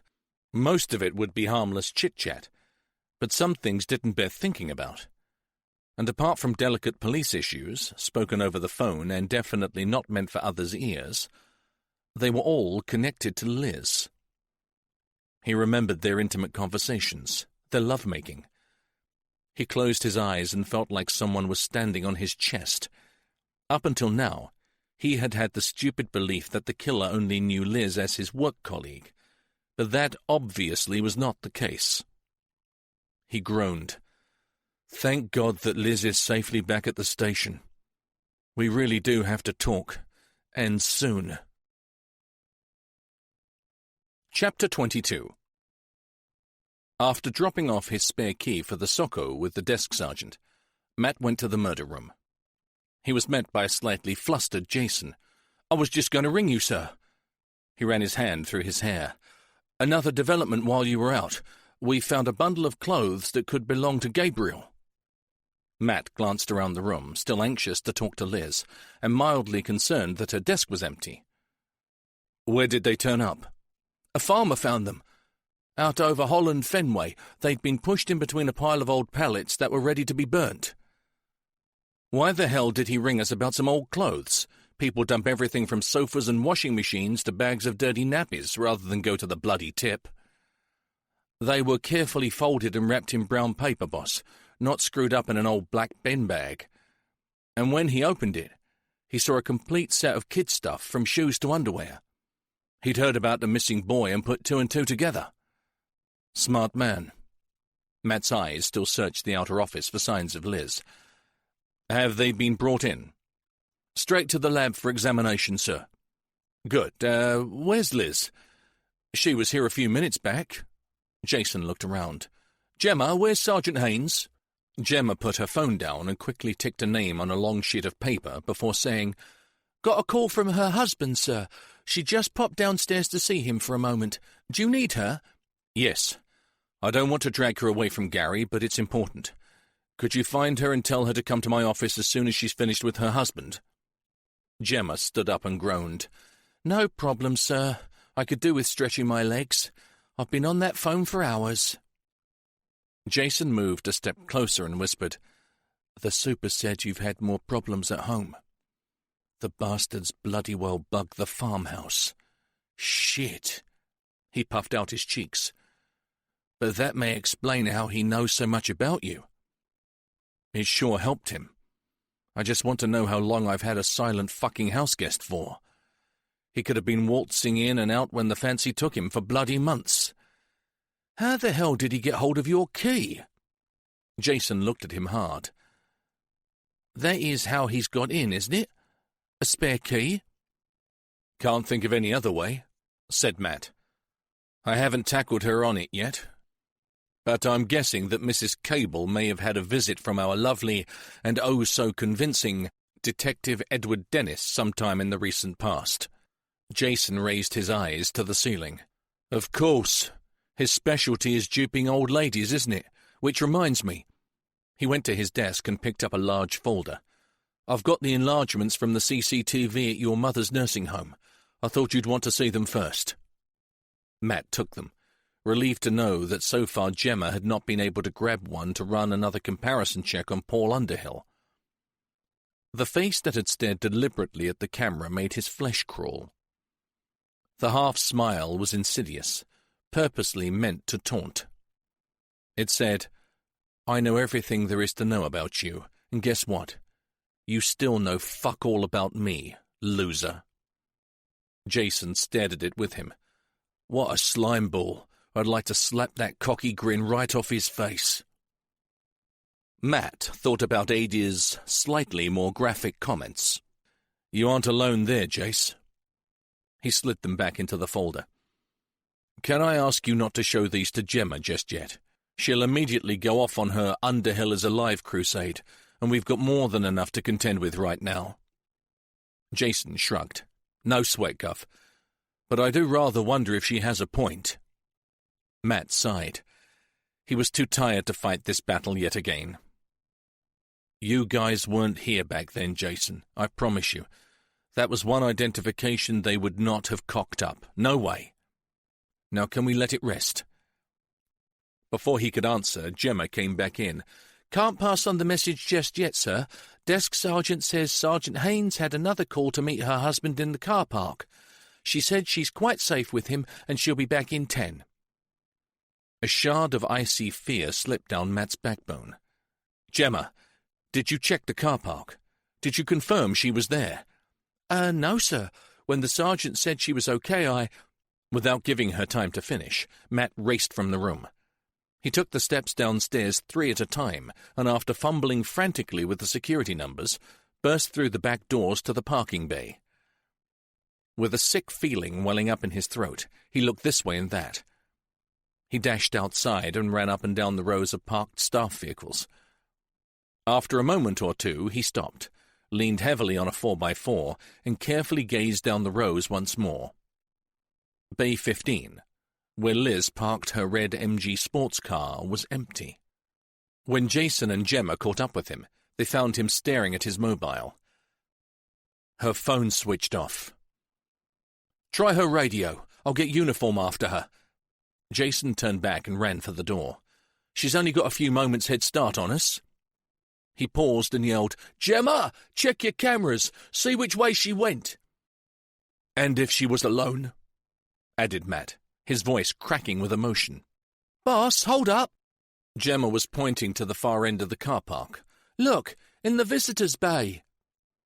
Both front doors of a silver Lexus had swung open, and 2 figures were scrambling out. Sir, whatever's wrong?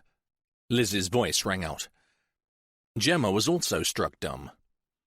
With difficulty, Matt swallowed hard, took a deep, ragged breath and said, We lost contact with you. He indicated vaguely towards her parking spot and tried to pull himself together.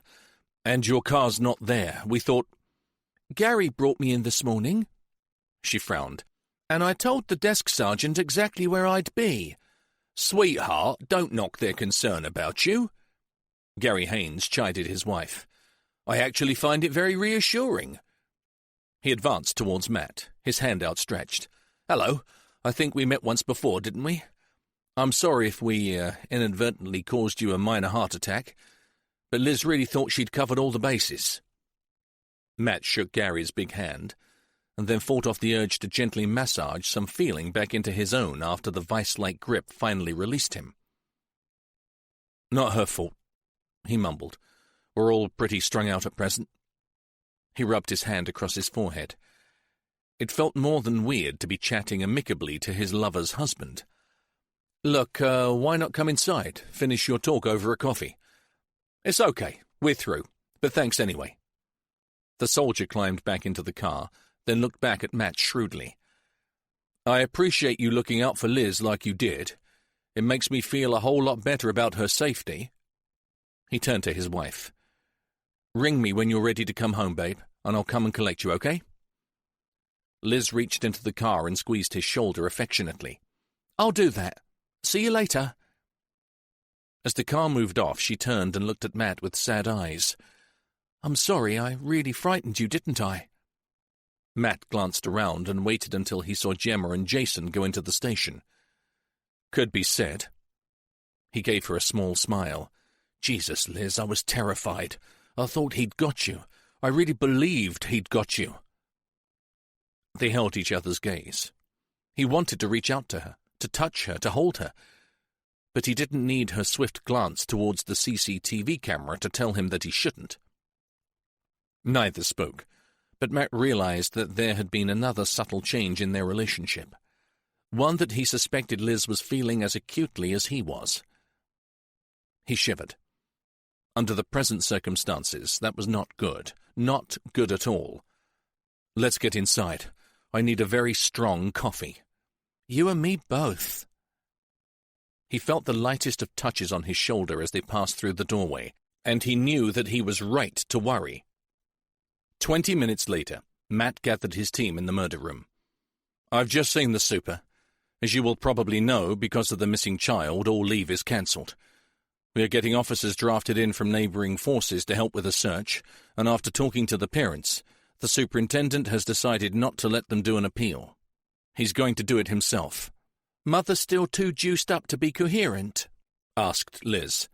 "Probably, but the official position is that they just aren't considered suitable to go in front of the media at present." "Right. Definitely still slaughtered." Matt continued. "Now, the search is headed up by uniform, plus they have a large contingent of community officers and volunteers, so we are better deployed here. I know, considering the situation, that you'll all want to burn the midnight oil, but we do have to keep sharp, so we'll work on until it's sensible to grab some sleep. Our job will intensify when we know a bit more about what has happened to the lad, so does anyone have any problem with staying on tonight? With a boy missing and a Fruit Loop out there watching us, what do you think, boss?" Jason raised his eyebrows in amazement that Matt would even ask the question. The others all chipped in their agreement. "Right then, let's get updated, shall we? First thing, all check your emails and messages, see if anything occurred while we were racing around the car park like total prats."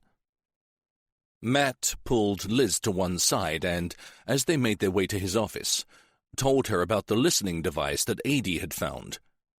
"Oh, great." Liz pulled a face. "But that explains a lot, doesn't it? Overheard phone calls, personal conversations. Our psycho could have built up a wealth of information about you that way." "You don't seem worried about—" He paused. "Well, about some of the other sort of things he may have heard. At night, maybe?" Her voice dropped to a whisper. "I'm not. I just hope we gave that sicko a bit more entertainment than he was expecting. Fucking wanker." "But it makes your situation even more dangerous now, doesn't it?" He bit on his bottom lip nervously. "I don't think it changes anything, Matt. It's just that we now realize that he knows a hell of a lot more than we thought. We're all in danger, and have been since the moment that he came on the scene." "I suppose." He sat down heavily. "Look, I'm going to see if I've had anything back from either the holiday company or any news about ex-DC Colin Bristol, deceased or not, as the case may be." She smiled at him. "Come on, it's the whole force against one nutter. We'll get the bastard." Matt nodded and wished he felt as confident as Liz sounded. "We'll get the bastard" sounded just like the empty promise that his old sergeant had made. "Sir?" The urgency in Gemma's voice whipped his thoughts back to the present. "Jason says, can you come to the murder room, sir?" When Matt got there, Jason was just hanging up his desk phone. "Forensics rang a few minutes ago, boss. There was something in the list of Gabriel's clothing that they wanted you to know about. Before you tell me anything, do we know for sure that the clothes do belong to Gabriel? Well, the DNA tests aren't back yet, but what they do have is pretty conclusive. They've matched his shoe and clothes size, his hair colouring from a few stray strands, and there are some bloodstains on his clothes that match exactly to the location of injuries on the dead boy's body. Same blood group as Gabriel? The same, sir. Okay, so what did they ring about? In the pocket of his jeans, they found a cheap market stall neck chain, sir, with a relatively expensive gold cross on it. Matt felt his mouth go dry. I've already asked Uniform to pick it up from the lab. I hope that's all right. Matt nodded mutely and tried to absorb the new information. A crucifix. Somehow he really hadn't expected that little twist. His thoughts flew to Paul Underhill. What if Gemma had been right all along? What if the dead man that they pulled out of the ditch had not been Underhill, but someone dressed in his clothes to mislead them? His head flooded with thoughts. And where had that damned post-mortem report gone? What if the identification had been screwed up in some way? Maybe his recollections were clouded. He had been pretty screwed up himself. Maybe... Sir, are you all right? Gemma's voice rescued him from the past again. He rubbed his temple. Yeah, stonker of a headache, that's all. No wonder. You look stressed out. Can I get you a coffee, Gov? I'm getting some for the others. Please, and can you rake up a couple of paracetamol from somewhere? No problem. Be back in a mo. Liz came over, clutching a large sheaf of papers. They found a crucifix in Gabriel's clothes, he told her. She looked up from sorting through the paperwork. I heard. She shrugged her shoulders. Frankly, I'm not reading too much into that. If our psycho can bug your home and know just about every damn thing there is to know about you, then why shouldn't he know about the crosses too? Because I never told a soul about them. Then he found out about them from someone else. Like who, for instance? I have absolutely no idea. But I do know that there are very few true secrets in this world. What if someone who works in the evidence depository was having a sort-out and questioned their history? Or maybe he knew our old pathologist and got to him before he died. I really don't know. She put the papers on the desk and crossed her arms. This guy is clever, and he's clearly been planning this for bloody ages. Don't get too hung up on this new find, Matt. You, more than anyone, know that he's a mind-bender, so just remember that, okay? I should know that by now, shouldn't I? My mind's in overdrive, which is exactly what he wants. His timing is impeccable, isn't it? Sorry, Matty, but he's really stuck you on a roller coaster and left you there for the full ride. With no time to draw breath before he drops his next bombshell. He shook his head, as if trying to clear the confusion that was threatening to swamp him. With difficulty, he turned his attention to the pile of papers on the desk. So what's all this? Right, well, it seems that your old and very dodgy colleague, D.C. Bristol, has definitely cashed in his chips, unless his wife has had him locked in the attic for years. Life insurance was paid out, and there's a plaque on the crematorium wall in Greenborough. She turned over a few pages. One copy of the death certificate, and, as you rightly said, there was an obit notice in the Daily Telegraph.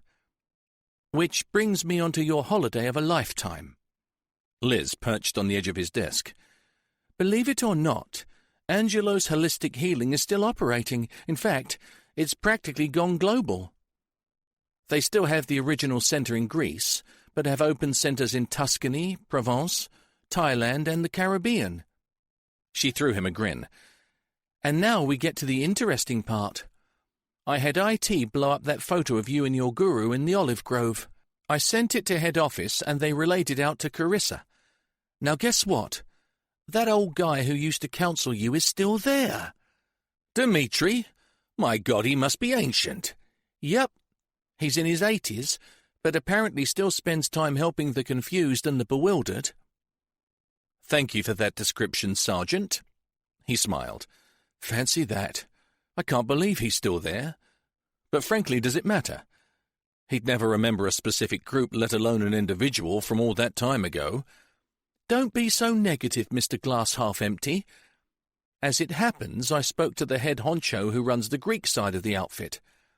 Apparently she's been with the company for donkey's years, started with them even before you made your epic voyage of discovery. I gave her the dates of your holiday, and she says she may be able to put me in touch with someone who was definitely on Carissa at the same time as you. And how the hell can she be sure of that? Because one particular woman loved the place so much that after her first trip in 1985, she went back regularly at the same time every year, right up until 5 years ago. Matt screwed his face up as he tried to recall something he'd heard. Yes, I have a vague memory of the staff talking about someone who made Carissa into an annual pilgrimage. As far as I can recall, she used to stay for a month at a go. God knows where she got the money from. Those holidays cost an arm and a leg. Whatever. Hopefully we'll have a number for her shortly, and I can continue ferreting. She gathered the papers together. Shall I go and see if Jason had any more news from Uniform about those sightings of young Ryan before he disappeared? Yes. We should have heard something from those migrant workers who saw the jogger by now. It's really not looking too good for that poor kid. If the killer took him, not good at all. Ted carefully cut the crusts off the sandwiches and placed them in the center of a piece of kitchen roll. He went to the fridge and poured a small amount of orange juice into a polystyrene cup. He certainly couldn't allow his guest access to anything sharp or breakable. Placing both items on a tray, he picked up his keys and made his way down the corridor from the kitchen to the annex. With one hand, he balanced the tray, turned the key with the other, and kicked the door open, calling out, "Room service, hope you're decent." The boy was awake, but gagged and still securely strapped to the bed. When he saw his captor, fear shot across the dirty face. Then Ted saw something else. An emotion that he certainly hadn't expected to see. "Well, well, little man, I do believe you're angry at me." The boy blinked furiously and gurgled something into the gag, but there was no doubt in Ted's mind. Sure, the boy was terrified, but he still had the capacity to be angry at the man who had abducted him. Ted liked that. That was something he could respect. "Scream, and I promise you it will be the last noise you ever make." He placed the tray on the floor next to the bed and stared directly at the child. "Stay calm and silent, and you can eat and drink. It's your choice. But listen carefully because this may influence your decision somewhat. One single word, and I will place my hands around your throat and choke you until the blood vessels in your eyes rupture, your eyeballs bulge and then burst from their sockets. You decide." For a short time the boy defiantly held his gaze, then slowly dropped his head forward and remained looking downwards. "A good choice." Ted loosened the tape and allowed the gag to slip down over the boy's chin. "Now, don't speak unless I ask you a specific question." From underneath the bed he pulled out a wide leather strap, and before releasing any of his prisoner's other restraints, he slipped the strap around the upper part of the boy's body and secured it tightly. It allowed the child to use just his hands and his arms from the elbows down, while his upper arms were still secured fast to his ribcage. Without taking his steely gaze from the pale face, Ted undid the restraints that were attached to the iron bedstead, then placed the food close to the boy's hand. "Eat." The boy hesitated, and a pained look crossed his face. He shifted uncomfortably on the bed and bit his bottom lip. "Eat first. Then I'll let you take a piss, okay?" The boy understood and reached silently for the sandwich. Ted moved to the other side of the room, squatted down on his haunches and leaned back against the wall. He had expected this kid to be like the last one, a squirming mess of snot and dribble and wild eyes. Ted's nose wrinkled slightly. A most unpleasant sight. It had been something of a relief to find that he'd accidentally choked him. I get the feeling that being used and abused by adults is not new to you, my friend.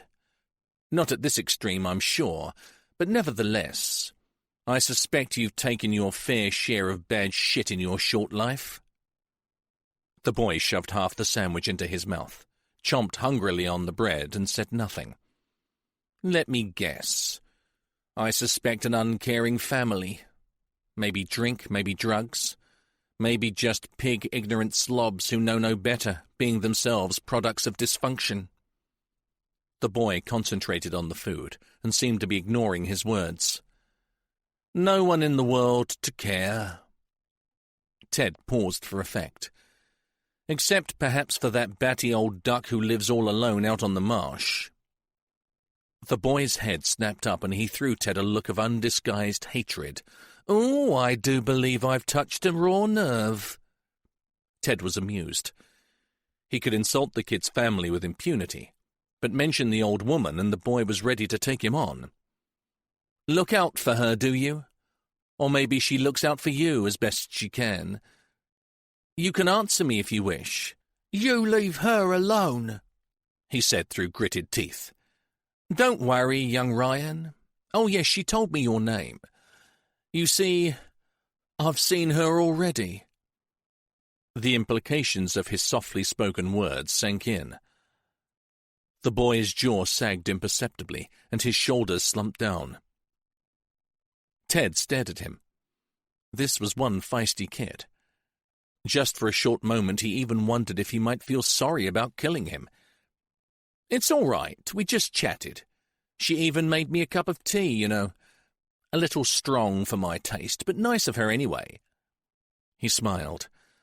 I understand the police have taken her to a very comfortable old people's home where she'll be looked after until I'm caught. Sadly, however, if the police continue to bumble along at their present rate, she could be there for quite a long time. He abruptly stood up. Right. Now I have better things to do than talk to you.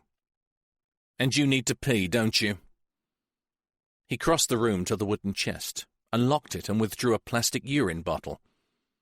Use it, then take your hands away and keep them away, understood? He placed it on the bed between the boy's legs, then took a few steps back and pulled a pair of disposable gloves from his pocket. Privacy isn't an option, I'm afraid. But if you don't play up, I'm prepared to let you sort yourself out. Just hurry up about it. I've got things to do. After the boy had relieved himself, Ted carefully removed the bottle, handling it as if it were nitroglycerin, and placed it on the floor outside the door. Right, now listen to me. I have another decision for you to make. This house is situated in a remote spot with no neighbours and no passing traffic. The only reason you were drugged, then gagged, is because your constant shouting irritated me, and I wasn't sure if I could be trusted not to kill you just to shut you up. Comprende? The boy swallowed, then nodded. Excellent. So, as you're a sensible kid, I will either truss you up and silence you exactly as I did before, or leave you without the gag and with only minimum restraint if you promise to keep quiet and do absolutely nothing stupid. Oh, yes, and the original rules about throttling you still apply. What's it to be? Ryan swallowed again and muttered, I'll be quiet. Ted slowly nodded his head. Right. He moved forward and picked up the tray, then placed the beaker of juice on the floor within the boy's reach. Know this. The bed is bolted to the floor. There are no removable parts to help you escape. If somehow you manage to free yourself, the door is reinforced and is locked and bolted on the outside. The only window has steel bars and shutters. There is no natural light, so if you try to touch the only light fitting, he pointed at the ceiling, you would find yourself not only a prisoner, but a prisoner in a pitch-black cell. Now, have I forgotten anything? He chewed for a moment on the inside of his cheek. Oh, yes, of course. You may need to crap. You will find a plastic bucket under the bed. He frowned. However, if you can refrain from using it and hold on until I say, I will escort you to the bathroom once a day, as a reward. He took a deep breath. On the other hand, if you mess the bed, I will burn the soiled linen with you still in it. Now, lie still. Ted worked for several minutes, hobbling the boy's ankles together, then placed one thick leather belt around the child's waist and padlocking it to a chain attached to the bed leg. When the job was completed, he took out the tray and finally dragged the wooden chest from the room and left it in the hall. No use leaving any temptation. Okay, Ryan, you have a small amount of freedom. If you want to stay alive, don't abuse it. The boy glowered at him. Okay, let me put it another way. If you try anything silly, just remember, I know where your dear old friend has been housed, and I'm sure she'd love another visit from me. But this time, we'll skip the tea. Got it? He didn't wait for an answer. He'd seen the angry, rebellious look turn into one of stark terror. Just before 11 that night, Matt stood on the front step of the police station and watched out for Adie's car. He had already seen Liz drive off with her husband, and Jason escort Gemma to his old Vauxhall Astra. Bryn had left a little earlier with one of his flatmates, a muscly 6-footer with a German Shepherd dog glued firmly to his ankle. He sighed and pulled his jacket closer around him. He could do no more. The incident in the car park had really shaken him, and now he felt weary, not just tired, but mentally exhausted. The killer was wearing him down to an all-time low. He stared up into the clear night sky and wondered just how many more shocks his wired brain could take. He knew it was someone's idea of a way to pay him back for something. But if kids were going to suffer, he really didn't want to do this anymore. Come on, Galileo. If you were trying to find the answer to your fate in the fucking stars, I'd give up right now if I were you. Adie leaned across the passenger seat and pushed the door open. Better to look for it at the bottom of a bottle of Bell's. He grinned broadly. And I'll give you a hand with the search. Now bloody get in, because I've got a large portion of spaghetti bolognese heating up as we speak, and it's got your name on it, Chief Inspector. And that bottle of Bell's? Ready and waiting. The tension of a few moments ago began to fade. So what are you hanging around for? A parking ticket? It can be arranged, you know. Typical bloody Rosa. Adie raised his eyes to heaven, threw the big car into gear and pulled away. Why I stick my neck out for you, I have no idea. Matt sat back and sighed. Neither have I, but right now, I'm pretty glad you do. Chapter 23. Matt had passed out for a few hours rather than slept. He woke up to find a watery dawn filtering pale light through the small window of his room. For a moment he wondered where he was, then reality crept back, and he moaned softly to himself. Before, whenever he woke up in this particular bed, he could reach over and touch the warm, smooth flesh of Liz cuddled close beside him. Today the bed felt cold, the perfect match for his mood. He swung his legs over the side of the bed and slowly stood up. A crushing, pulsating headache thundered across from temple to temple.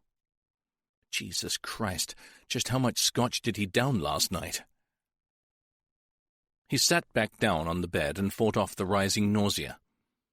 Maybe staying with Adie had not been such a bright idea after all. Adie's home-poured shots were about as lethal as a monkey with a loaded Uzi. He staggered to the bathroom, cursing the fact that he had tried to drown his sorrows. It might have helped last night, although even that was little more than a dim memory, but it sure wasn't going to help him today. Swearing softly, he turned on the shower, and while it warmed up, he searched through his wash bag for some paracetamol. By the time he had showered and dressed, it was just after 6:30. Adie had promised to run him to work, but Matt had the feeling his friend would probably not surface much before 10. All things and half a litre of scotch considered. Matt made his way down the back stairs and was just about to slip out when he realized he wasn't alone. Adie was sitting on a small window seat close to the back entrance and was deeply engrossed in the morning paper. Blimey, Your paperboy gets up early. So do you, for that matter. Ah, Matt, at last. I thought you wanted to get on the road before the crack of dawn. I've already been down to the store and collected the morning rag and cooked you a heart-warming breakfast. He stood up, folded up the newspaper and stretched. Come on. You can't start the day on an empty stomach. A Lincolnshire fry-up is what you need to catch the bad guys. Matt clutched at his belly. Oh, please, after last night's skinful, you have to be joking. All the more reason to eat. You'll feel better in no time, I promise. Without allowing argument, he propelled Matt into the tiny restaurant and sat him down at a table set for two. Give me 2 minutes. Strangely, it worked. By the time A.D. had delivered him to the Nick, Matt felt close to normal. Well close enough to fool his colleagues and avoid the usual teasing. Not that he thought anyone would even notice his condition, considering the missing child. In his office, he logged onto his computer and brought up the latest reports from Uniform. The search had so far proved negative, but the terrain they were searching was just about as bad as it gets. Acres of marsh, fen and bog. The only new development was the report of a white van with some kind of writing and a telephone number on the side, parked close to where the boy was last seen. Officers had isolated a set of tyre tracks where the vehicle had been parked, and had identified them as not being a British make. Although they had not actually been pinpointed to a particular brand, they were definitely foreign in origin and, according to the investigator, a really obscure pattern, possibly Eastern European. Matt skimmed through the rest quickly. Surely no one in their right mind would go out and snatch a child in a sign-written van. One with a bloody great telephone number on it. And Lincolnshire's population was full of Eastern Europeans working the fields and in the food processing factories. Most likely the van belonged to one of the pack-house gangs and had nothing at all to do with the taking of Ryan Fisher. He closed the file and began checking his emails, deleting most, making notes regarding others, and printing off a few important ones. Ah, now I wonder what you have got for me. A message with the subject Re Cadogan Fife Adoption Agency was listed. He double-clicked it open. Dear Chief Inspector Ballard, forgive the early hour in sending this, but your problem has been on my mind ever since we spoke. Last night I trawled through pages of listings from the 80s and 90s. To my surprise, I have found something that may be of interest to you, something I would prefer not to simply write down in an email. I know you are busy, but I wondered if you may be able to come up to County Durham and see me. Please call me when you can. I have a hospital appointment this morning, but hopefully will be home by midday. I look forward to hearing from you. Alexis Peart. Matt printed off the message and reread it. It was still early. Maybe he could catch her before she left. He flipped open his pocketbook and found her telephone number. Halfway through dialing, he stopped and hung up the phone. He had no idea what sort of hospital appointment she was attending or where it was. Maybe his call would upset her or make her late. Sure, he was intrigued by what she had said, but even so, she had requested that he ring in the afternoon, so he'd better go along with that. Just to make sure he didn't get embroiled in something else at that time, he set his phone alarm for noon, then tried not to second-guess what it was that she'd uncovered in the archives of Cadogan Fife Adoption. So who is this A.D. Clarkson, sir? Gemma buttoned one of her epaulets and took a quick look at herself in the passenger vanity mirror. Jason turned down the car radio and shrugged. He's someone that the boss trusts. They go back a long way, I believe. I heard he's an ex-con, too. Funny kind of mate for a DCI. With the hours we work, it's a wonder we have any mates at all, other than the ones we meet in the line of duty, Jason said glumly. Yeah, but an old lag. I thought that was frowned upon, and he's not that hard up for friends, surely. P.C. Goddard, I don't believe the DCI needs you to vet his friends for suitability.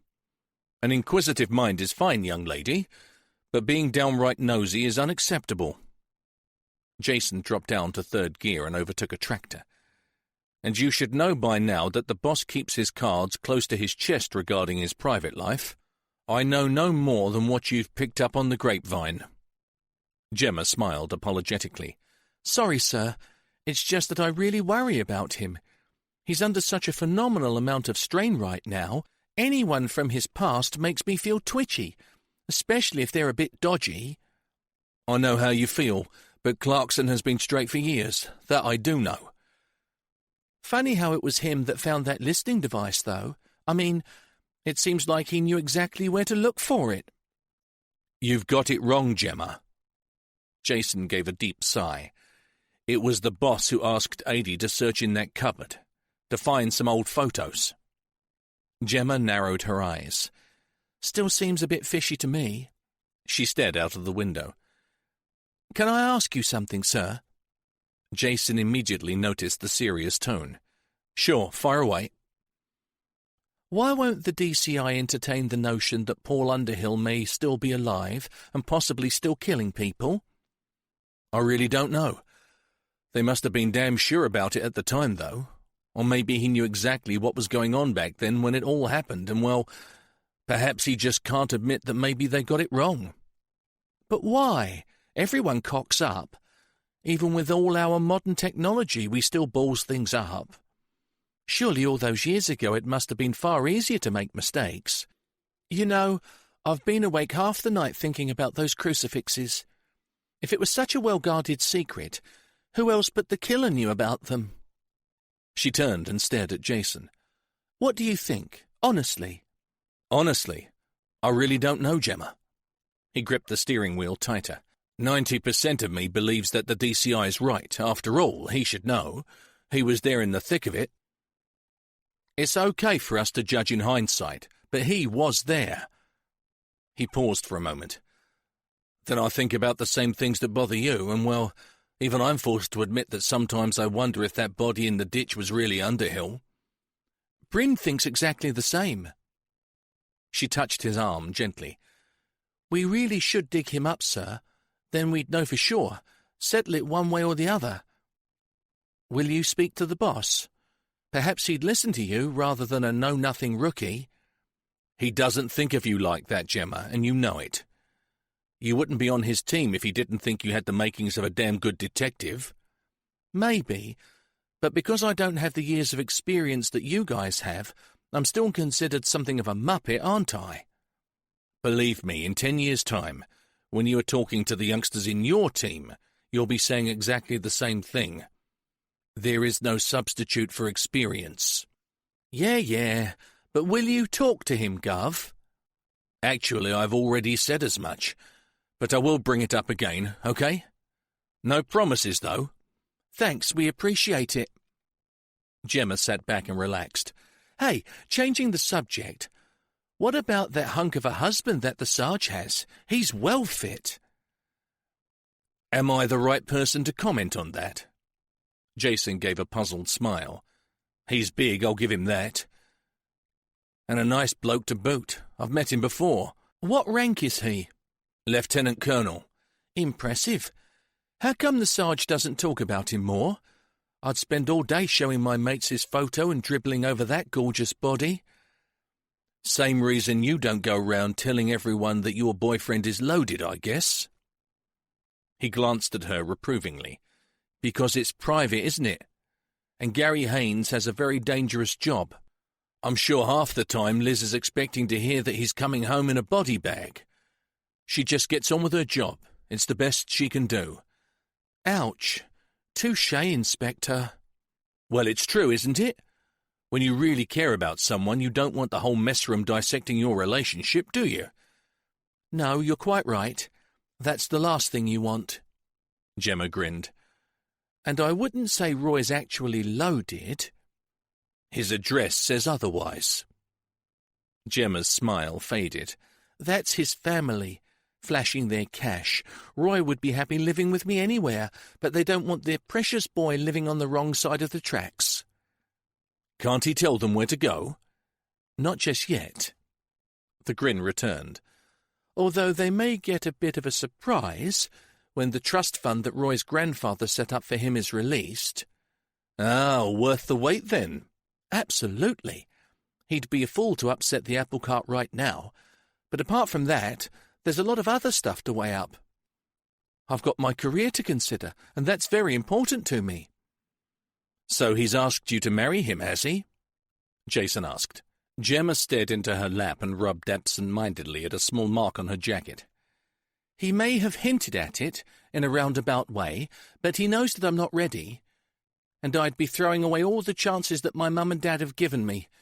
That's apart from all the hard work I've put in to get here." Jason slowed the car and pulled up to the electronic gate to the police station. As he slid his card through the machine and waited for the barrier to lift, he said, "I married young and kept my career. It can be done, if you really love each other." "But it isn't easy, is it? Not in an environment like this. I know, I've seen the statistics." "Bugger the statistics. Be one of the anomalies. Be the exception that proves the rule. If that's what you want, of course." Jason pulled into his parking space and looked at the young woman with interest. She smiled back at him and tilted her head backwards and forwards, as if weighing up his words.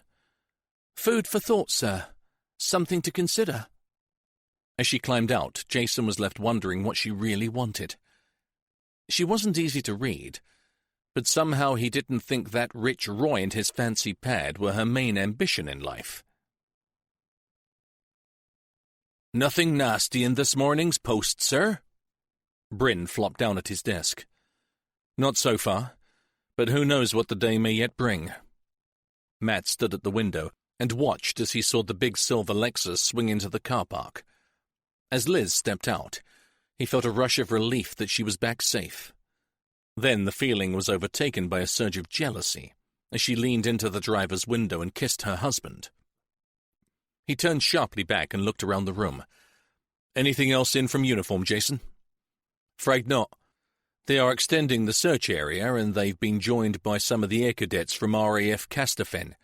It's a wicked spot to try to cover. The tides are dangerous too, particularly along that stretch of the coastline. For God's sake, what right do I have to feel envious of Gary Haynes?" Matt took a deep breath and tried to channel his concentration on the present. "And as every hour passes, I can't help thinking that when they do find something, it will be a body. Any news on those tires and the white van?" Gemma flipped through a small pile of papers. "Yes, sir. Confirmed as a Romanian make. At least when we find the van, there'll be a doddle to match up." "Even if we do, I sincerely doubt it will help us one iota," said Matt gravely. He knew he sounded as miserable as Jason on a bad day, but dejection was slowly filling him. Even the sight of Liz entering the room didn't lift his spirits. In fact, her untouchable presence, so close to him, made him feel even worse. As the others caught up and shared the latest information, Matt went across to the whiteboard that nearly covered one wall and stared at the photographs that had been placed on it. It was like a potted history of his life. The 3 dead boys had become an integral part of him from the moment that he had seen the pale face of Jamie Matravers beneath the moonlit water. Gabriel had now joined them years later, but he was still another lost soul in the ghostly band of brothers that haunted his dreams. Then there was Laura, then Maggie's wedding photo, and looking at the pictures of them, he felt again the agony that had sent him scurrying off to Greece, to that intensely private place where he had sorted through the wreckage of his life to see if there was anything left that was worth saving. He stared at them one at a time. All that pain and anguish reduced to a picture show for the world to scrutinize, maybe to scorn, maybe even something worse than that, if a photograph of Ryan Fisher's corpse was added to this ghoulish collection. He smelt Liz's perfume close behind him even before she spoke. Her voice was soft. "Sorry to interrupt those deep thoughts, Matt, but could I have a word?" "My thoughts are far from happy right now, Liz. Your distraction is actually very welcome. In my office?" She nodded and fell in behind him.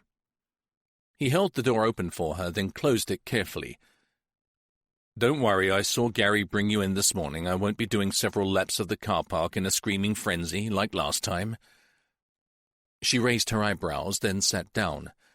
"Best not. I can't think what the security video looks like." "A modern take on the Keystone Cops, probably." Matt sat on the edge of his desk and looked down at her.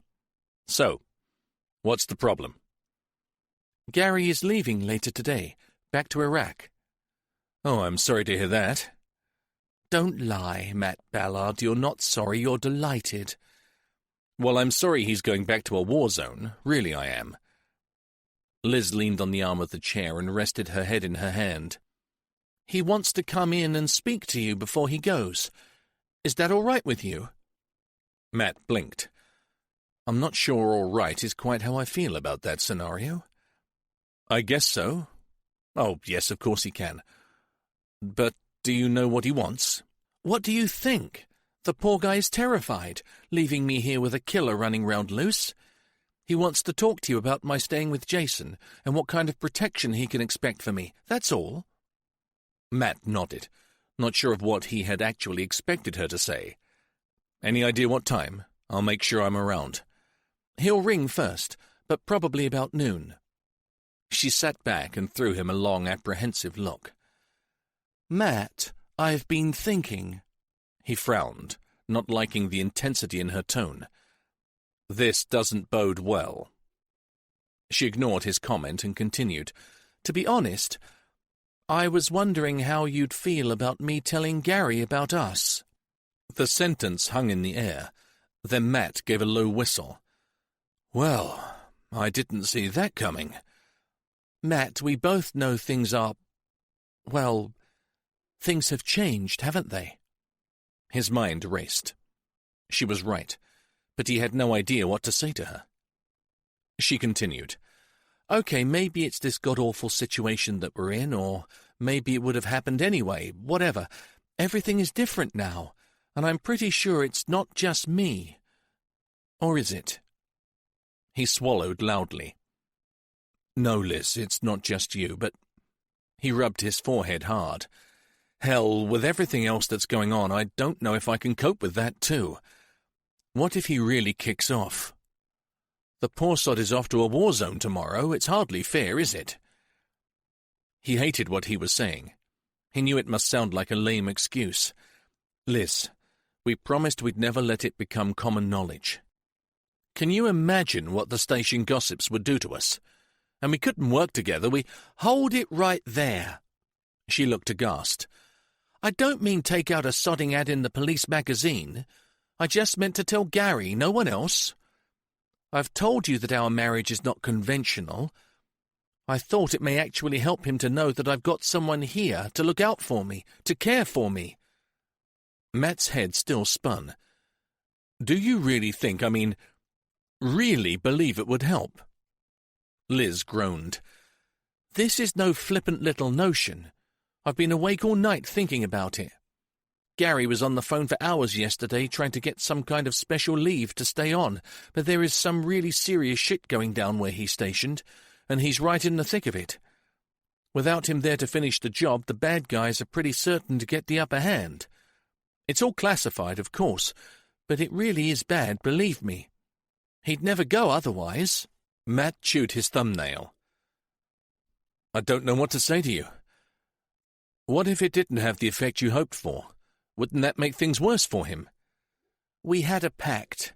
We made it before we got married. Liz looked at him earnestly. He asked me to tell him if I ever met someone special, someone who really meant something to me. He didn't care about the casual stuff, didn't want to know any details about what I got up to outside our marriage, as long as it was very, very discreet. Her eyes were fixed on Matt's. Thing is, in all the years we've been married, I've never had call to tell him anything, until now. So do you think you should rock the boat at such a traumatic time? Matt wanted to reach out to her, to hold her hand as they talked, but this was not the place. Gary and I are still best friends, always have been. I really want him to know. I honestly believe he won't be able to operate at 100% if he's worrying about my safety, and that could get him killed. Matt threw up his hands in surrender. Then I'll go with whatever you think best. I have a good idea why you married him, and I know that the deception has worked perfectly. I just don't want you doing something you'll regret later. Then listen to what he has to say to you when he comes in, and if you still think I'm making a big mistake, then I'll forget it, okay? Her voice dropped to almost a whisper. Now, This may be very bad timing, Detective Chief Inspector, but I really need to tell you that I love you." His heart thundered in his chest. "Quite correct, the timing stinks. But you'd better know that I totally endorse that statement." He looked at her, unable to keep the warmth from his eyes, and shook his head slowly. "And this is a conversation to be continued at a more suitable moment, and in much nicer surroundings." "Yes, sir, absolutely." She gave him a comical salute and slipped from the office. 2 hours later, Matt had a call from the pathologist. "Just to put your mind at rest in one area of this investigation, dear Chief Inspector." He could hear Rory Wilkinson tapping on his computer keyboard as he spoke. "I think you'll be very relieved to hear that the wedding ring was not your wife's. Computer enhancement of the photograph showed a pronounced bevel.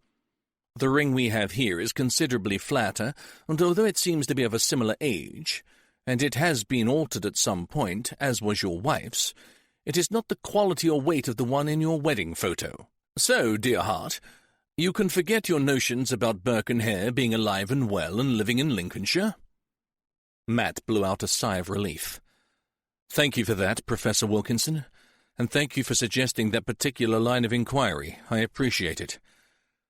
I hear that your search for the old picture resulted in the finding of a nasty little bug in your home." "It certainly did.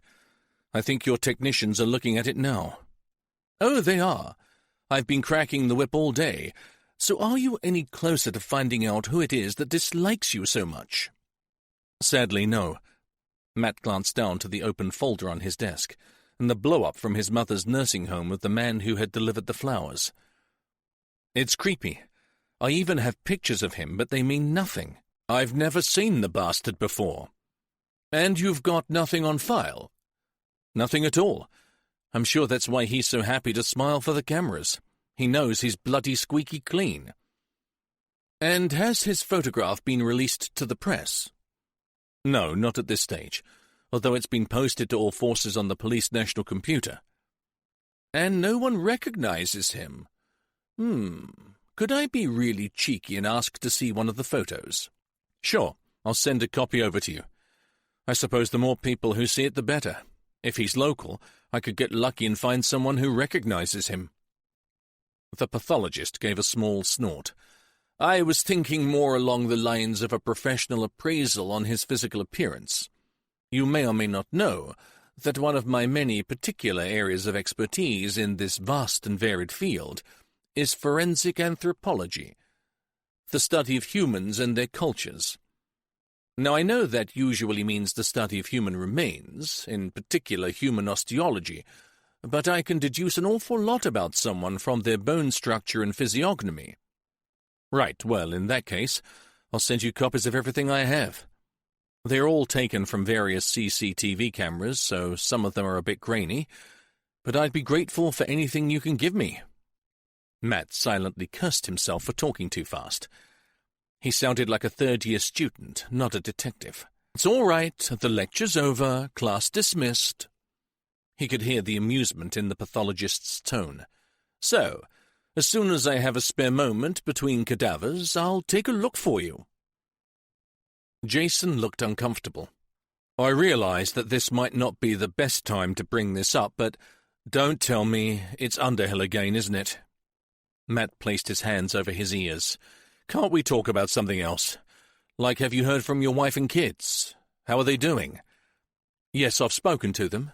My wife's at her wit's end, and the kids are being a total pain and want to go home. And I really do think that we should look closer at the theory that Underhill may still be alive." Matt shook his head. "Gemma stuck the thumbscrews on you again?" "No, well, yes, but I really do wonder, when you consider points like those crucifixes, if she's right." "Okay." Jason stared wide-eyed at Matt. "Okay. You mean we are going to request an exhumation?" "No, I mean, okay, give Gemma the new picture. The blow-up from my mother's nursing home. She can get IT to run their aging comparison on it. It's a far superior photo, and it should give her a definitive answer. which will prove that it's not Underhill reborn. You really are dead certain about that, sir, aren't you? Yep. But give her the picture and let her run with it. Matt leaned forward and picked up the photo. The more I look at this, the more I know it's not Underhill. I know that I never really spent time with him, but the memories that I do have throw up a very different kind of man. Time distorts memory, and he might have taken pains to alter his appearance. Possibly. He tossed the picture across the desk to his inspector. Take it and make Gemma's day for her. Jason picked it up and looked at the bearded, insidiously smiling face and growled, I think digging him up would give her more of a kick, but I suppose this is a start. It's as good as it gets right now. He grinned. And knowing how much you enjoy going to the mortuary, perhaps you'd like to take copies of all the CCTV shots of the killer over to Rory and check on the status of that last crucifix while you're there, okay? Jason stood up. My pleasure, sir. And no more gossip, right? Rory seems to know an awful lot about me. As if, sir. Chapter 24. At 11:30, Liz let out a muffled whoop of excitement. Excellent! Want to share it? Asked Bryn. So far this morning I've hit more bloody brick walls than I care to mention. In the fullness of time, my boy. One more call, and if that doesn't go pear-shaped, I'll be ready to tell all. She picked up the phone and began punching in numbers. Oh, well, at least one of us is getting results, Bryn grumbled. My line of inquiry is about as easy as kicking a dead whale down the beach. Chin up, cherub. Liz placed her hand over the receiver. If this pans out, I'm going to need your help to chase someone up. And fast. Oh, bugger. Liz's mobile was ringing from inside her bag. Bryn looked at her hopefully. Can I make the call for you? It's okay. With one hand, she emptied her bag on the desk and grabbed her phone. It's a text from my husband, no problem. Oh, shit. And now I've got an answer phone on this line. She ran off a brief message asking the recipient of the call to ring her back, then slammed down the receiver and pushed back her chair. What did I say about things going pear-shaped? She glanced at the clock and picked up her security pass. I've got to go and let Gary through the gate, then call into IT to get a techie to check out my computer. Bloody thing's got a life of its own, and right now I really need it to behave. Will you listen out for my phone? I really need to talk to this woman ASAP. Oh, and don't let the boss freak out again. Remind him he is expecting Gary to drop in, okay? Calm down and leave it with me, Sarge. Anything's better than what I'm trying to do at the moment. Matt's direct line rang as Liz left the murder room. Mrs. Peart, I got your email, thank you. Alexis Peart's greeting was subdued. Matt hoped it wasn't because of her hospital visit. I'm sorry to pest you, Chief Inspector, but I got back a bit earlier than I was expecting to, and I really do need to talk to you. Is there any chance you can get up here? Matt wanted to say yes, but knew the logistics of the trip were impossible.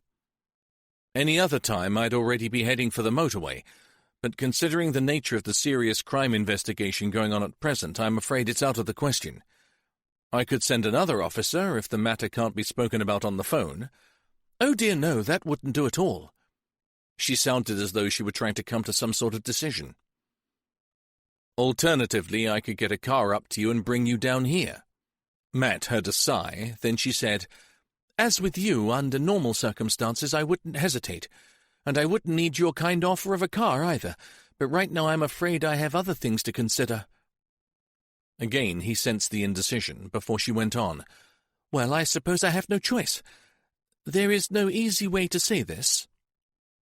Have you found something that can help us? I'm not sure about your case. What I've uncovered is, I believe, deeply personal. She broke off for a second, then added, To you. Matt tensed, then the mild sense of uneasiness burst into full-blown fear. Whatever Alexis Peart was going to say next, if it was connected to him, was going to be the reason that the killer had added the telephone number to the photo of Laura. The woman obviously took his silence as her cue to continue. Last night I ran a check through my computer files for any of our cases that had a link with Fenfleet or the immediate surroundings. There were very few, certainly no mothers or babies from your area. Then I widened the search to take in relocated families, and I discovered an old case, one that had caused my husband and I a great deal of distress at the time. Matt wanted to scream at her to get on with it. He didn't need her life story right now, he just wanted to know the facts. Alexis Peart seemed to pick up on his impatience. Please bear with me. I know this all sounds irrelevant, but you really do need to know the background of this particular case. Some seemed doomed from the outset, and this one was a tragedy. On at least 3 occasions, one child managed to slip through the net that was supposed to be there to support her. She had been removed from what was considered a dangerous environment and put into care at the age of 5. Her stepfather, a man who became violent when he drank, was arrested after badly beating her mother. At first, the mother refused to bring charges against him, but after a second beating, one that hospitalized her for some time, and in an attempt to get her child back, she agreed to go to court. Before this could happen, he got to her again. Apparently she recovered, but as soon as she was able to walk, she ran away. Some clothes, later confirmed to be hers, were found neatly folded and left on the rocks at a lonely spot on the coast, about 5 miles from where she had lived in Northumberland. Sadly, her body was never recovered, but given the circumstances, it was thought that she had taken her own life. The child was taken back into care, then fostered. Because of the legalities surrounding the mother, adoption was not considered appropriate until after a reasonable amount of time had passed. The first foster home didn't work out, and at that point, a catalogue of errors began and she dropped off the system. When she finally surfaced again and came onto our register, she was 7, and she had just been removed from another suspected abusive situation. Thank God we were finally able to find a suitable home for her with a local couple here in Brownshill. At last the child was given stability, love, and a safe home environment. Matt felt exasperated.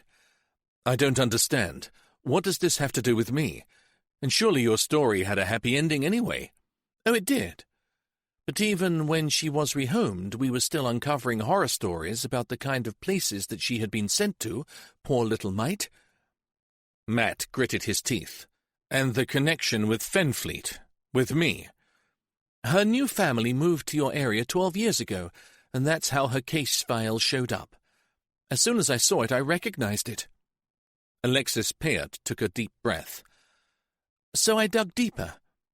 I went to the basement and pulled out all the old paperwork connected to it.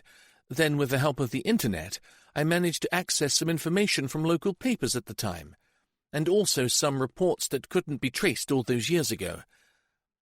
The thing is, DCI Ballard, I now know that the child belonged to the woman in the photograph.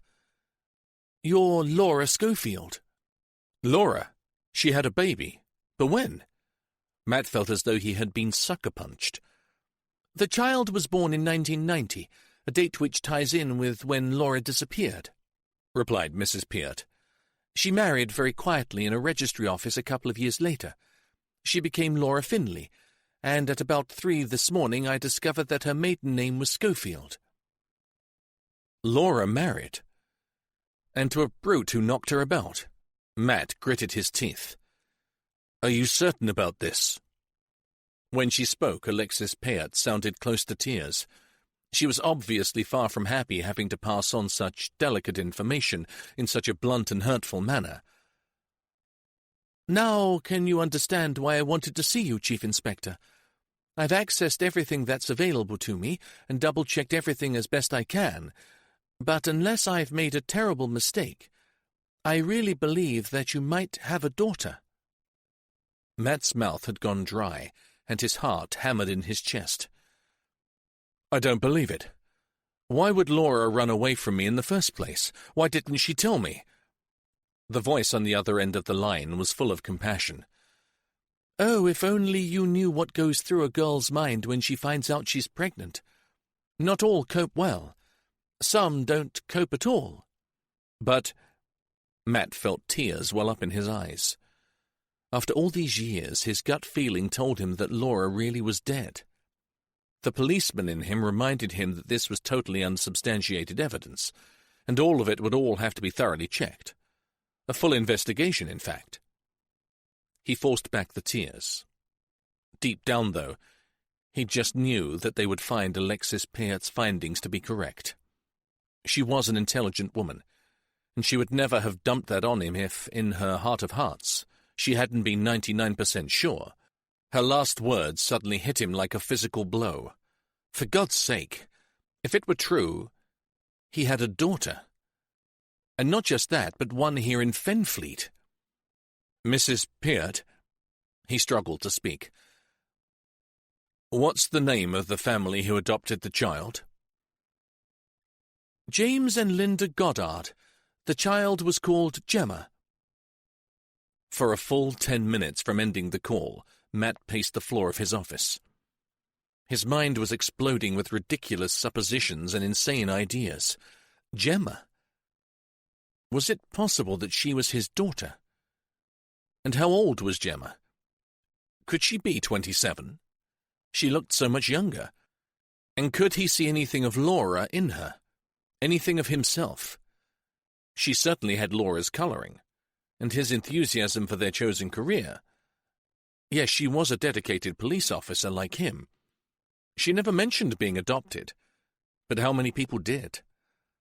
According to Mrs. Peart, she'd had a very bad start in life. Maybe she'd been traumatized and wanted to forget her early years. For a moment he was filled with anger at Laura for running away, for taking his unborn daughter and leaving her to some awful fate. He rubbed at his eyes until he made them sore. More than anything, he was bitterly angry at her for never telling him he was going to be a father. He'd wanted to marry her, for God's sake. What did she think he was going to say? He'd have been in seventh heaven. He halted the flow of thoughts. Or would he? He suddenly remembered those early years in the force, so full of fire and ambition, and had he really ever told Laura how much he wanted to marry her? Maybe all he'd conveyed to her was the fire and ambition, not for her, but for his career. Perhaps it wasn't her fault after all. He desperately wanted to call Gemma in, sit her down and talk to her. Then reality kicked in hard. Like hell. What kind of insensitive asshole are you? Matt leaned back in his chair and was suddenly overtaken by gut-clenching nausea and a really sickening thought. What if this was just some kind of devious and sadistic joke, dreamed up in the sick mind of the killer? Not one shred of it real. He remembered Liz saying, "Remember, he's a mind-bender, Matt, and he stuck you on the roller coaster." Yeah, thinking about it, what did he know about this Peart woman? What if she was part of it? What a great line to spin him. He badly needed to talk to someone, but he had to try to clear his head, or, not for the first time recently, he'd probably come over as some kind of raving basket case. Somewhere he had heard that your brain can only cope with 10 things at a time. Then, to prevent overload, it would throw one out. Right now he was pretty sure that his sanity was going to be the first to go, if it hadn't gone already. As he stood up and pushed his chair under the desk, he heard a knock on the door. Now this is going to be interesting. How the hell do I act normal after the news that I've just received? Bryn stuck his head around the door. "Sorry to bother you, boss, but Sergeant Ains's husband is on his way up to see you. Shall I bring him to your office?" Matt fought back the urge to laugh out loud. Oh, great. This just gets better and better. It's good old Gary. When he answered, his voice was calm and controlled, something he later marveled at, considering that inside he was silently screaming for a syringe full of something powerful and mind-numbing. "Yes, that's fine, Bryn, and a couple of coffees if you would. Make mine strong as hell and check how he likes his when he arrives." He had a fleeting glimpse through the closing door of the back of a PC, walking hurriedly along the corridor.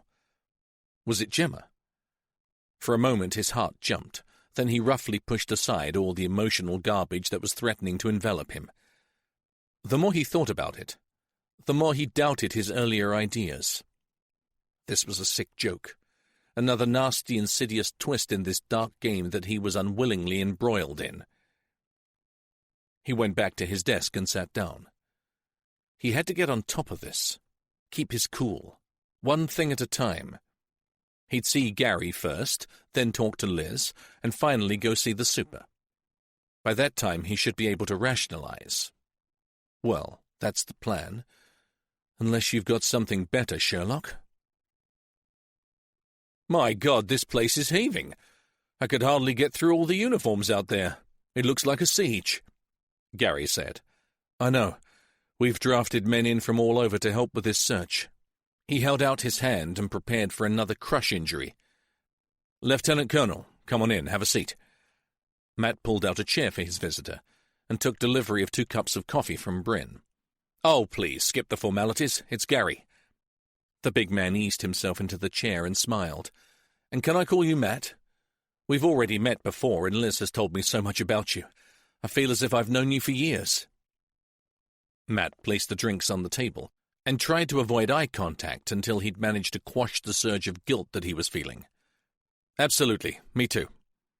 He went around his desk, flopped into his chair, and braved looking at the soldier. He was good-looking in anyone's book. A tough guy on the surface, tall and well-built. But when you looked closer, his face held a fine sensitivity, and his eyes, although now full of concern, were obviously capable of real warmth and humor. Liz says that you have to return to Iraq. I know you're going to be worried sick about her. If there is anything I can do to make things easier, just say. Worried is not quite adequate. Scared shitless is more accurate. And funnily enough, that's not a position I ever recall being in before. He leaned forward and wrapped his hands around the hot mug, as if seeking reassurance from it. She says you've made arrangements for her and another officer to stay with Detective Inspector Jason Hammond. That's right. We all felt it's probably the safest option at present. I certainly don't want her home alone. You and me both, no question of that. But I really need to know if you can vouch for your inspector. Jason? Too right. He's a top man, I promise.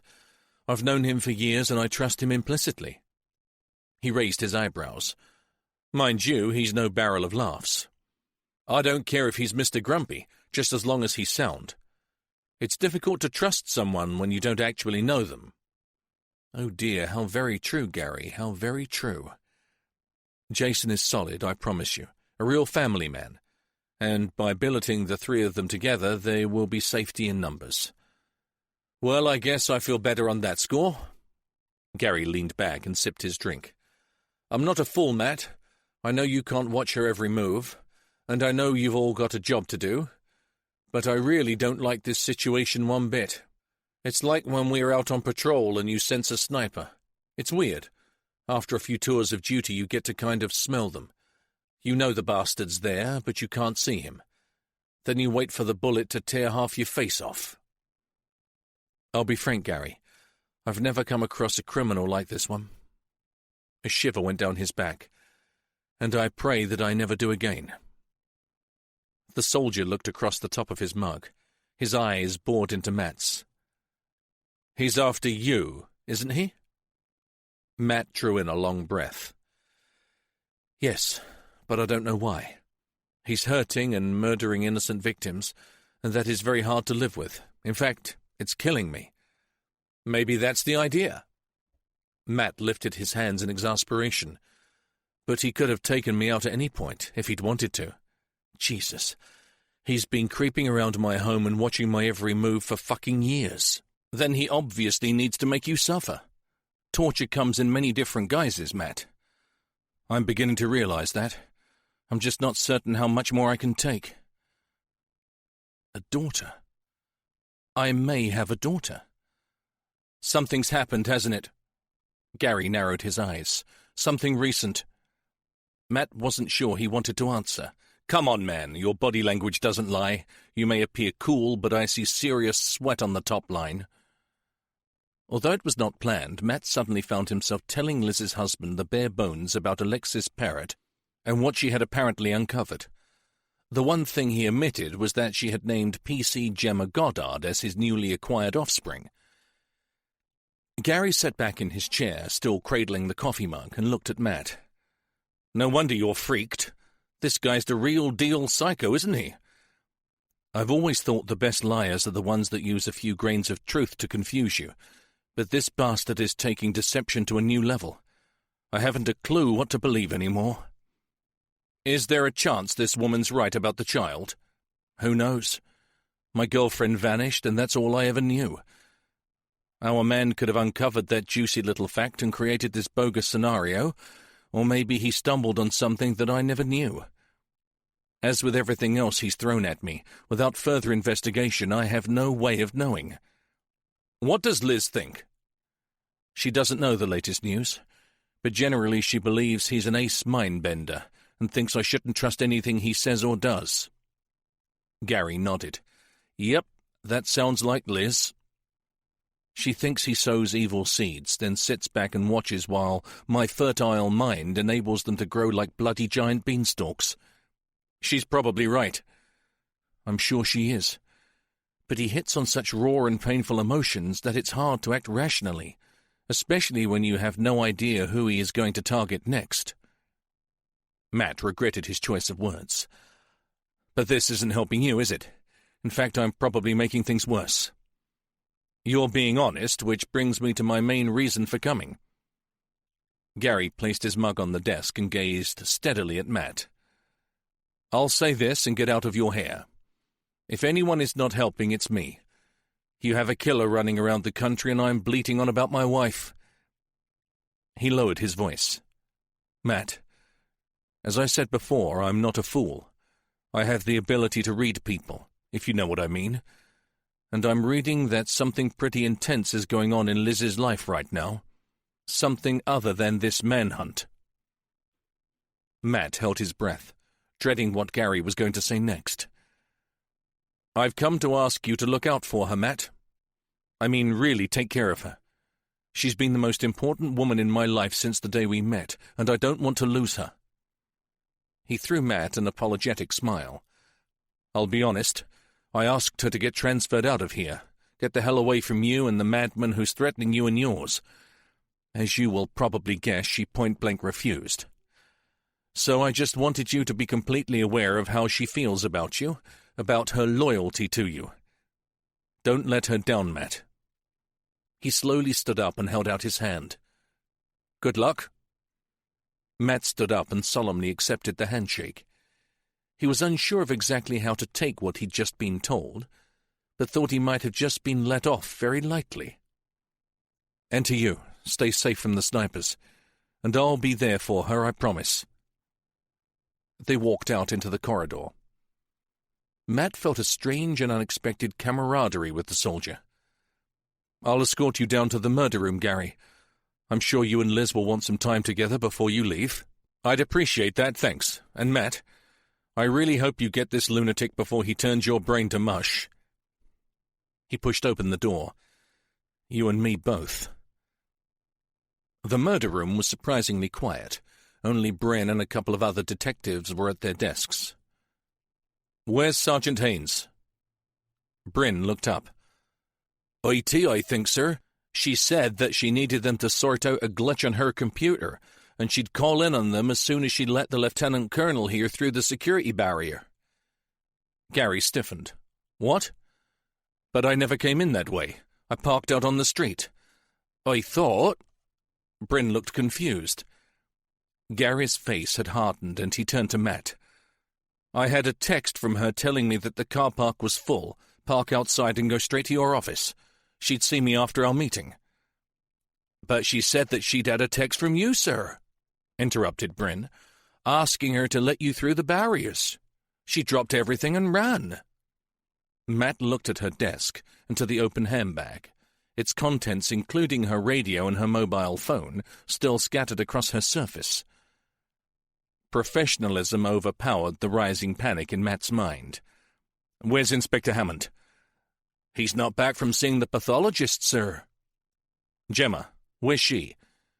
Bryn fought to think. "She had a call to go down to the front office to collect something." Matt raced across to Liz's desk and grabbed the mobile. He flicked it on and brought up the last text message. "Did you send this?" He thrust the phone in front of Gary's face. No way." He grabbed it and viewed the details. "Oh Lord, it's caller ID withheld. I rarely disable mine on my iPhone because of the kind of work I do. She would have thought it was me. And she was fielding several other calls at the same time," Bryn threw in. "If she was distracted, she would have thought nothing of it and just read the message."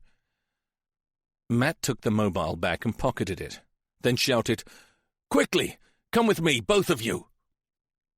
Taking the stairs 3 at a time, they raced down to the basement where the CCTV control room was housed. "Bryn!" barked Matt. "What time did Liz leave her desk?" "About 25 minutes ago, maybe a bit longer. More like half an hour, I suppose." His heart began to thud against his ribcage. Too long. Far too long. He burst through the door and called out to the officer in charge. "Locate Detective Sergeant Haynes for me. She was last seen on the 2nd floor, leaving the murder room, approximately 30 minutes ago." He lowered his voice. "Priority. Understand?" Turning back to a white-faced Bryn, he said, "Go find Gemma, and ring Jason and get him back. I want the team assembled." He said to Gary, "I might be overreacting again. I pray that I am, but I can't afford not to."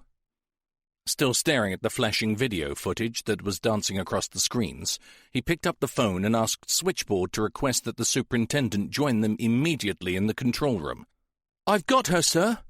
One of the civilians who manned the surveillance equipment pointed to her screen. "On the back staircase, timed at 11:41. Then we have her leaving by the back door, 11:43. The woman switched to a different screen. "And yes, here she is, seen from the car park camera, same time." In the dimly lit room, Matt stared at the figure of Liz as she walked one way, then hesitated, before walking in the opposite direction. What on earth is she doing?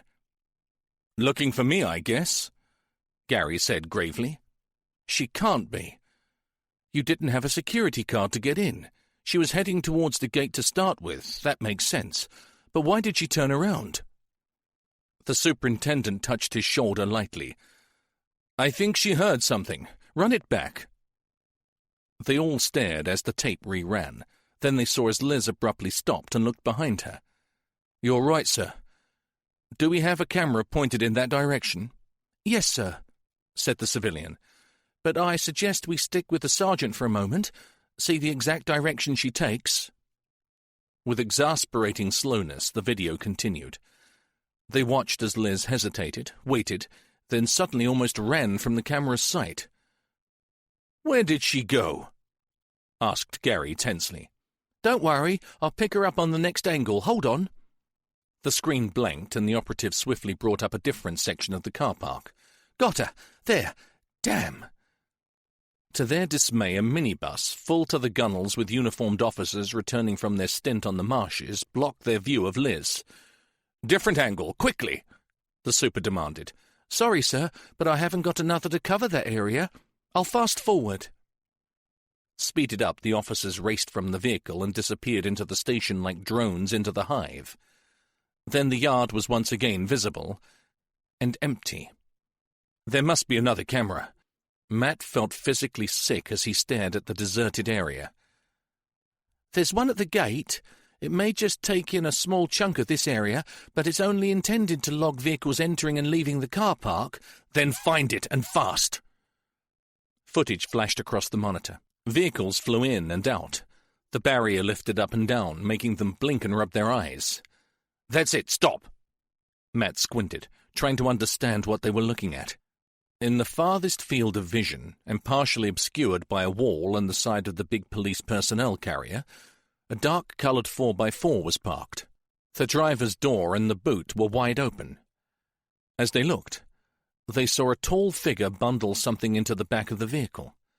Then, before they could try to identify who or what it was, another figure burst into the scene. A PC, her ASP already drawn and raised, threw herself at the driver. "Jesus Christ, that's Gemma! What the fuck is she doing?" Matt hardly recognized his own voice. "Can't we get a better view, for God's sake?" Not with that bloody minibus there buggering everything up. Oh no, look! For a moment, the struggling figures moved out of sight behind the 4x4. Then they saw the back door slam down and a man run to the driver's door and jump inside. "We'll get a better shot as he approaches the barrier, but how the hell will he get out?" asked the super, talking to himself in concern. "Like that," said Matt flatly. They watched an arm extend from the open window and a hand carefully swipe an official card through the machine. As the barrier dutifully went up, they saw the hand give one defiant wave to the camera, and the vehicle accelerated away. For a moment, no one spoke. Then the door to the control room flew open and Bryn rushed in, his usually bright face contorted with anxiety. "I'm sorry, sir, but I'm really worried. I can't find Gemma anywhere." Chapter 25. "I'm afraid it's as we suspected, Superintendent." The uniformed inspector's hand trembled slightly, holding the typed report. "The four-wheel drive was stolen, probably sometime last night. The thief picked a vehicle that was not regularly used. That's why the theft wasn't noticed immediately. And after he abducted our colleagues—" She paused to gather herself. "He apparently left the main roads and took off across country. Our last sighting was at the Holder Edge roundabout on the eastern edge of town. Unfortunately, the helicopter was delayed with a technical glitch, so he lost some valuable time there. With a 30-minute start, he could be anywhere in a radius of 50 miles of fenland." She looked at the superintendent miserably. "We've got every officer and every vehicle available on high alert, but so far there have been no sightings." David Redpath tried to maintain a calm exterior while he fought his growing fear. "I've reported it to the highest level. News bulletins are being released nationally, including the previously withheld photographs of the killer. We can only pray that this stirs the bulldog spirit. Then we'll have most of the country behind us, hunting this monster." "Who's doing the public appeal?" "The chief constable of the county." The inspector nodded. "Good. With top brass covering the media, the severity of this should at least sink in straight away." She drew in a long, ragged breath. "I better go and get on, although with every minute that goes by without hearing anything—" She left the sentence unfinished and turned to open the door. "Still, I guess we can't do any more than we're doing, can we?" David shook his head. "Exactly. And one thing's for sure. Every single officer will be giving 100% to get our people back." After the inspector had left, he picked up the phone and rang the murder room. "Matt, come to my office. Bring Jason and Bryn with you." "Where is Lieutenant Colonel Haynes?" Superintendent Redpath asked Matt. "A military car came for him, sir. He's been taken to a top-level meeting with his commanding officers. Given the present circumstances, he's being debriefed and relieved of whatever duty he was returning to. He said he'll be back as soon as he's able. He's desperate to help us find his wife." Matt felt the heavy weight of guilt dragging every word from his mouth. "Poor devil, still. We have to remain focused, Matt. If we are going to find them, we have to go over every scrap of evidence that we have to try and discover who the abductor really is. If we can do that, then we have a chance of finding where he's taken them. Agreed?" The three other men nodded. "We have no other direction to take, do we?" said Jason grimly. "Frankly, no. So let's get to work." The superintendent pulled a pile of folders across his desk towards him. "I've asked D.I. Lawrence to free up his whole team to act as gophers for you. Don't spend time searching old files or making calls. If it's something they can do for you, okay. Prioritize. For once, you can be sure that there's going to be no rivalry and no gamesmanship. To a man, they've all volunteered to do whatever it takes to make a difference, so, as you guys have the edge and the history here, use them as and when you need to." "They're a pretty awesome team, actually," added Bryn. "Their DS is a techno-wizard, which could really help." He turned to Matt. "Hey, why not give him the Sarge's cell phone? He may just be able to trace the withheld number that the killer used to lure her out." Matt gently put his hand in his trouser pocket and felt the reassuring form of Liz's mobile. For one irrational moment, he didn't want to let it go. It felt like it was all he had left of her. Then a shiver coursed through him as he thought about some whiz-kid detective nosing through her private texts. Jesus. Had he left anything damning in her inbox? He bit his lip.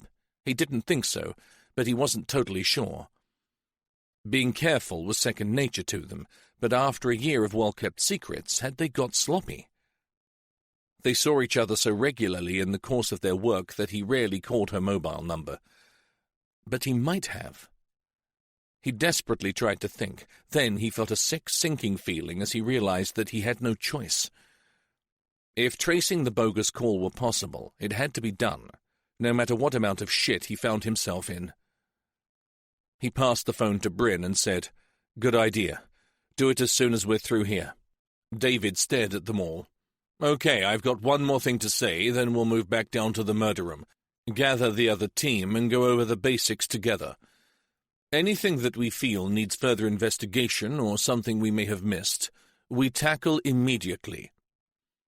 He looked at all of them with his gaze finally resting on Matt. "So, crunch time. And I'm sorry, Matt, but I have to ask.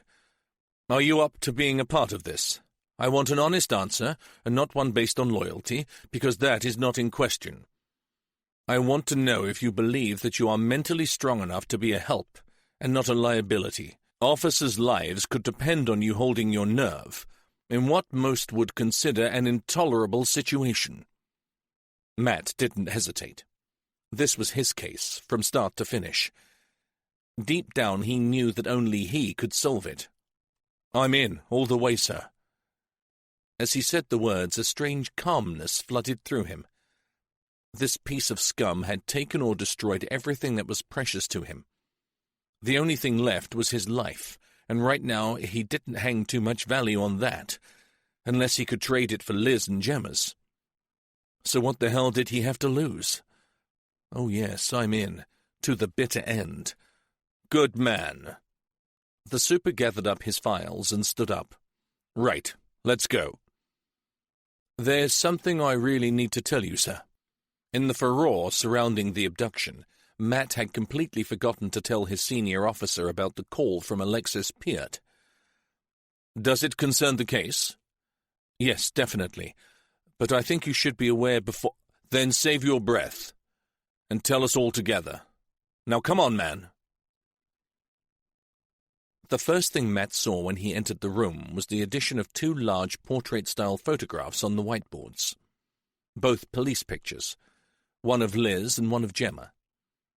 He stared at them, allowed them to fill his whole field of vision, then he closed his eyes for a moment. Behind the lowered lids, he still saw the two beautiful faces. Surprisingly, his calmness from earlier still remained, and that strengthened him, because he knew it was not a serene, peaceful calm, but a cold, hard determination. Everything else seemed to have been stripped away, and all he was left with was a ruthless, flint-edged resolution to get the man who had caused all this pain and suffering. And when he got him, Matt slowly opened his eyes, took in the room full of officers, and gave a small smile. "Well, we'll see, won't we?" "DCI Ballard, if you're ready." The super indicated to the seat next to him. "Let's take it from the top, as they say." Actually, there has been a development, one that occurred moments before the incident in the car park. He couldn't quite bring himself to say the word abduction out loud. "I had a telephone call from the woman at the telephone number written on the photograph of Laura Schofield, a Mrs. Alexis Peart from a village called Brownshill in County Durham." He pointed towards the black and white picture on the wall. Laura pouted disdainfully back at him, and he looked away. "Go on, tell them. The time for secrets has long gone." Matt paused, aware that all eyes were on him and that the room had gone quiet. Maybe it was his own heightened sensitivity, but he felt that they'd picked up on his discomfort. In a voice that was nothing short of clinical, He told them everything that Alexis Peart had allegedly discovered.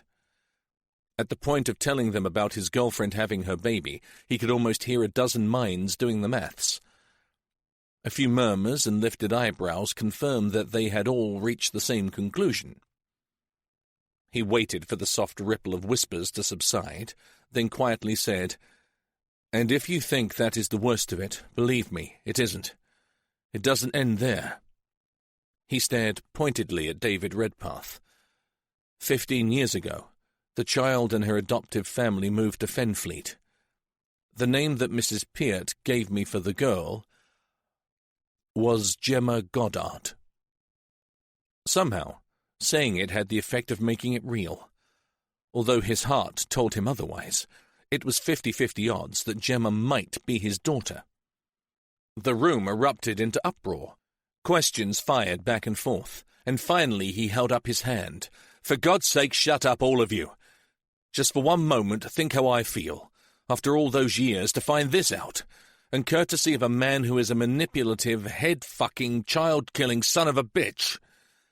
And," the super's deep voice cut through like a knife, "as police officers, you all know that this is totally unsubstantiated hearsay until it's proven otherwise." No matter how shocked his senior officer might have been, Matt was thankful that he'd got a grip on it so quickly. The noise had abated to a low murmur, and the super quickly brought them back into line.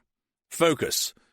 We have a job to do. We have a missing child, plus 2 of our colleagues, and it's going to be down to your expertise as bloody good coppers to find them, so—" His glower passed over each of them. "Damn well stop speculating and concentrate on the investigation." He turned to Matt.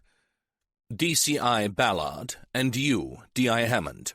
If you would be kind enough to give us the basic details of this case for the benefit of the officers who are new to this inquiry, then we'll allocate jobs."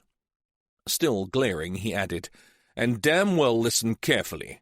We don't have time to go over things. In fact, time is something that's ticking away as we speak. So zero in on what you're told, then get out there and find them." It took almost an hour to fill their colleagues in on what was already known, then to agree on the best way forward. They were just about to leave the room when Bryn jumped up. "Sir, I've just remembered. The Sarge believed that she was onto something.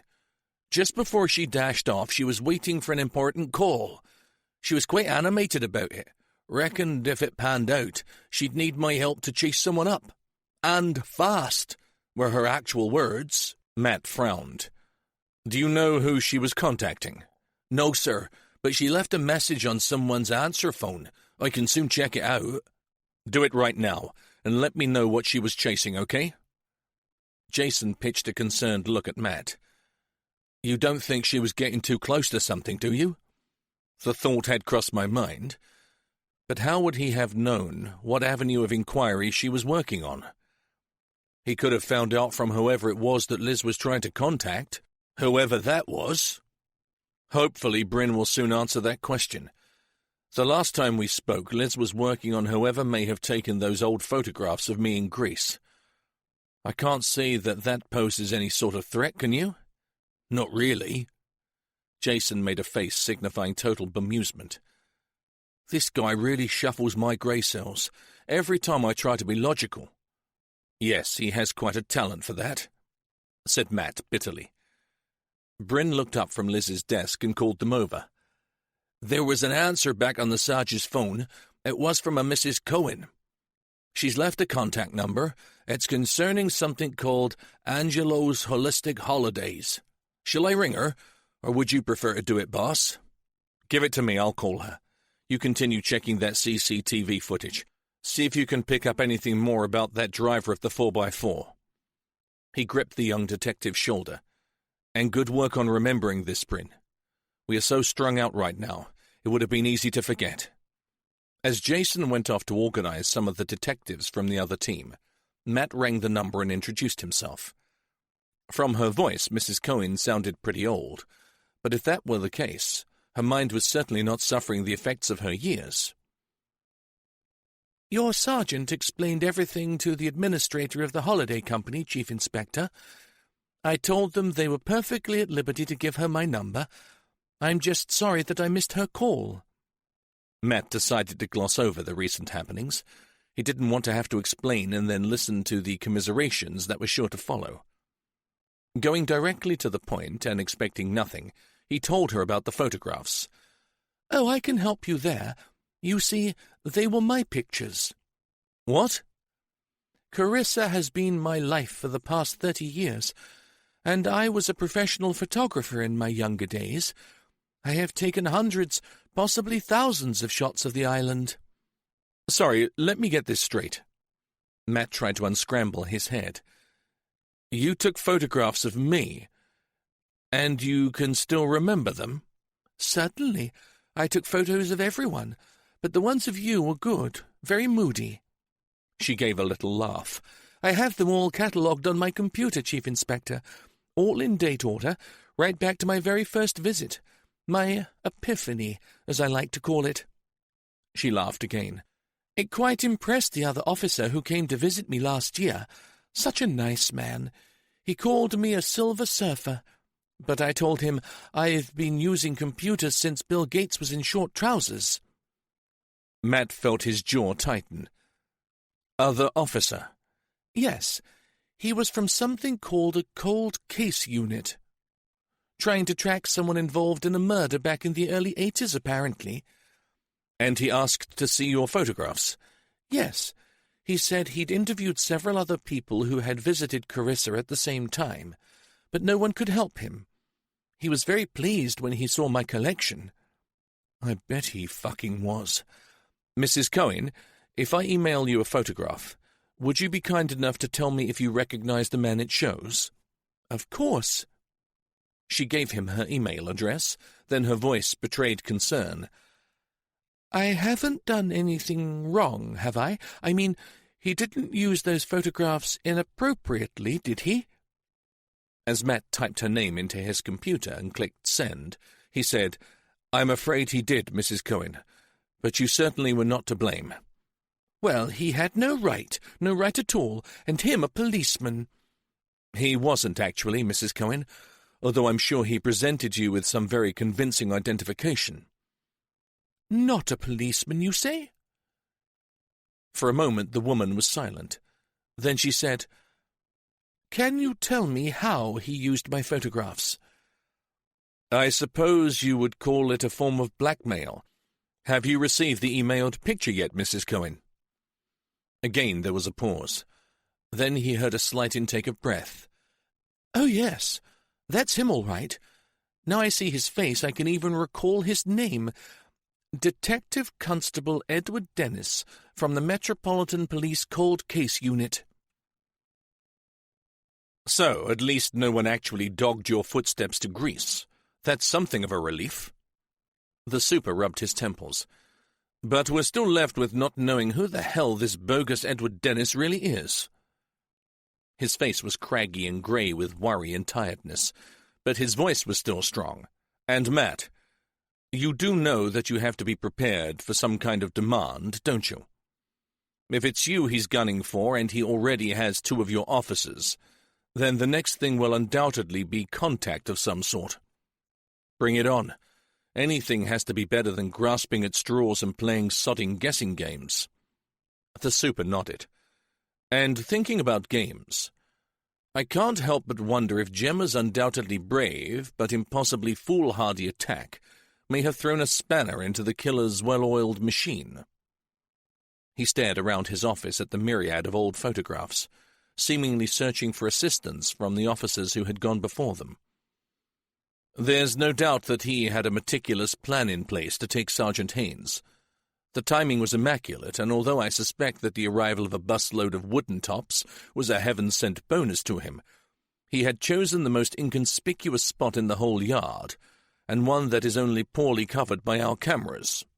"I thought that too. It's only usually used as a turning area, and unlike most of the rest of the car park, none of the main offices look out onto it, which indicates an intimate knowledge of the layout of the police station." "Worryingly enough, yes, although it would be simple enough to get it as an official visitor. But as I was saying, all that was planned, But coping with another and completely unexpected woman hostage could severely bugger up the fine-tuning on his timetable. Quite possibly. So let's pray he doesn't just top her as quickly as possible in order to get back on track. Matt felt the awful weight of responsibility on his shoulders. He shook it off and forced himself to concentrate. The thing that really bothers me— He paused as Jason slipped into the office and took the chair next to his. I was just telling the superintendent that I'm concerned about why Liz went across to the driver of the 4x4 in the first place. Yes, but we saw her look up, as if she had heard something. So did she recognize him? I would have thought that she would only have approached him if she knew him, wouldn't you? Maybe, said Jason, unless he called to her by name. She'd go then. But she would have recognized him if she'd got close enough. She's had his ugly mug plastered on the wall in front of her desk for days. She would have raised the alarm. Perhaps she didn't have time, or he may have been disguised. By the time she realized something was wrong, it was too late. Maybe, said Matt, but something rankled. Something wasn't right with the whole scenario. Sorry to change the subject, but the reason I came in was to find out if anyone has contacted Gemma's parents yet, Jason asked. Yes, HR sorted it, before we went public with the appeal. A car is bringing them back from Yorkshire. They want to be on hand in case of developments, replied the super. As you can imagine, they are pretty devastated. And her boyfriend? Jason lowered his voice to a conspiratorial whisper. They are pretty serious about each other, you know. She told me he had been talking about marriage, although she seemed to be more concerned about her career. Ah, that would be Roy Latimer, wouldn't it? Yes, they contacted him at the same time. He was at work. But he said he'd come straight down, see if he could help. Not that there's anything he can do right now, poor chap. What time is the appeal going out, sir? Asked Matt. Maybe we'll get lucky with sightings by members of the public. Someone has to recognize that face. Already gone. It was considered serious enough to warrant a breaking news status. The super sighed. Of course, that brings with it its own problems. Bogus callers, sensationalists, time-wasters and the plain barking mad. All of those and more. I'm glad I'm not manning the switchboard, which reminds me, I have outside personnel to organize. He stood up. Keep me posted on absolutely everything, okay? The murder room was littered with polystyrene coffee cups and chocolate wrappers. The waste bins were overflowing with fast food cartons and sandwich packets. When they got a moment, the officers grabbed some food and dined al desco, and they'd be doing that until they found their missing colleagues. Matt approached Bryn, who was hunched over a series of photographs. But before he could speak, he saw that the young detective's shoulders were rising and falling in a jerky fashion. Hey, come on, Matt said softly, squeezing the man's arm. We'll find them, Bryn. We will. I should have gone down to the car park with the sergeant. I shouldn't have just let her rush off like that. I should have thought. Don't beat yourself up, son. No way could you have known that the call wasn't from her husband. Gemma had the brains to know that the Sarge shouldn't have been out there alone, didn't she, sir?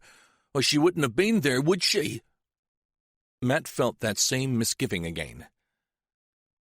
Where did you say Gemma had gone, prior to the incident?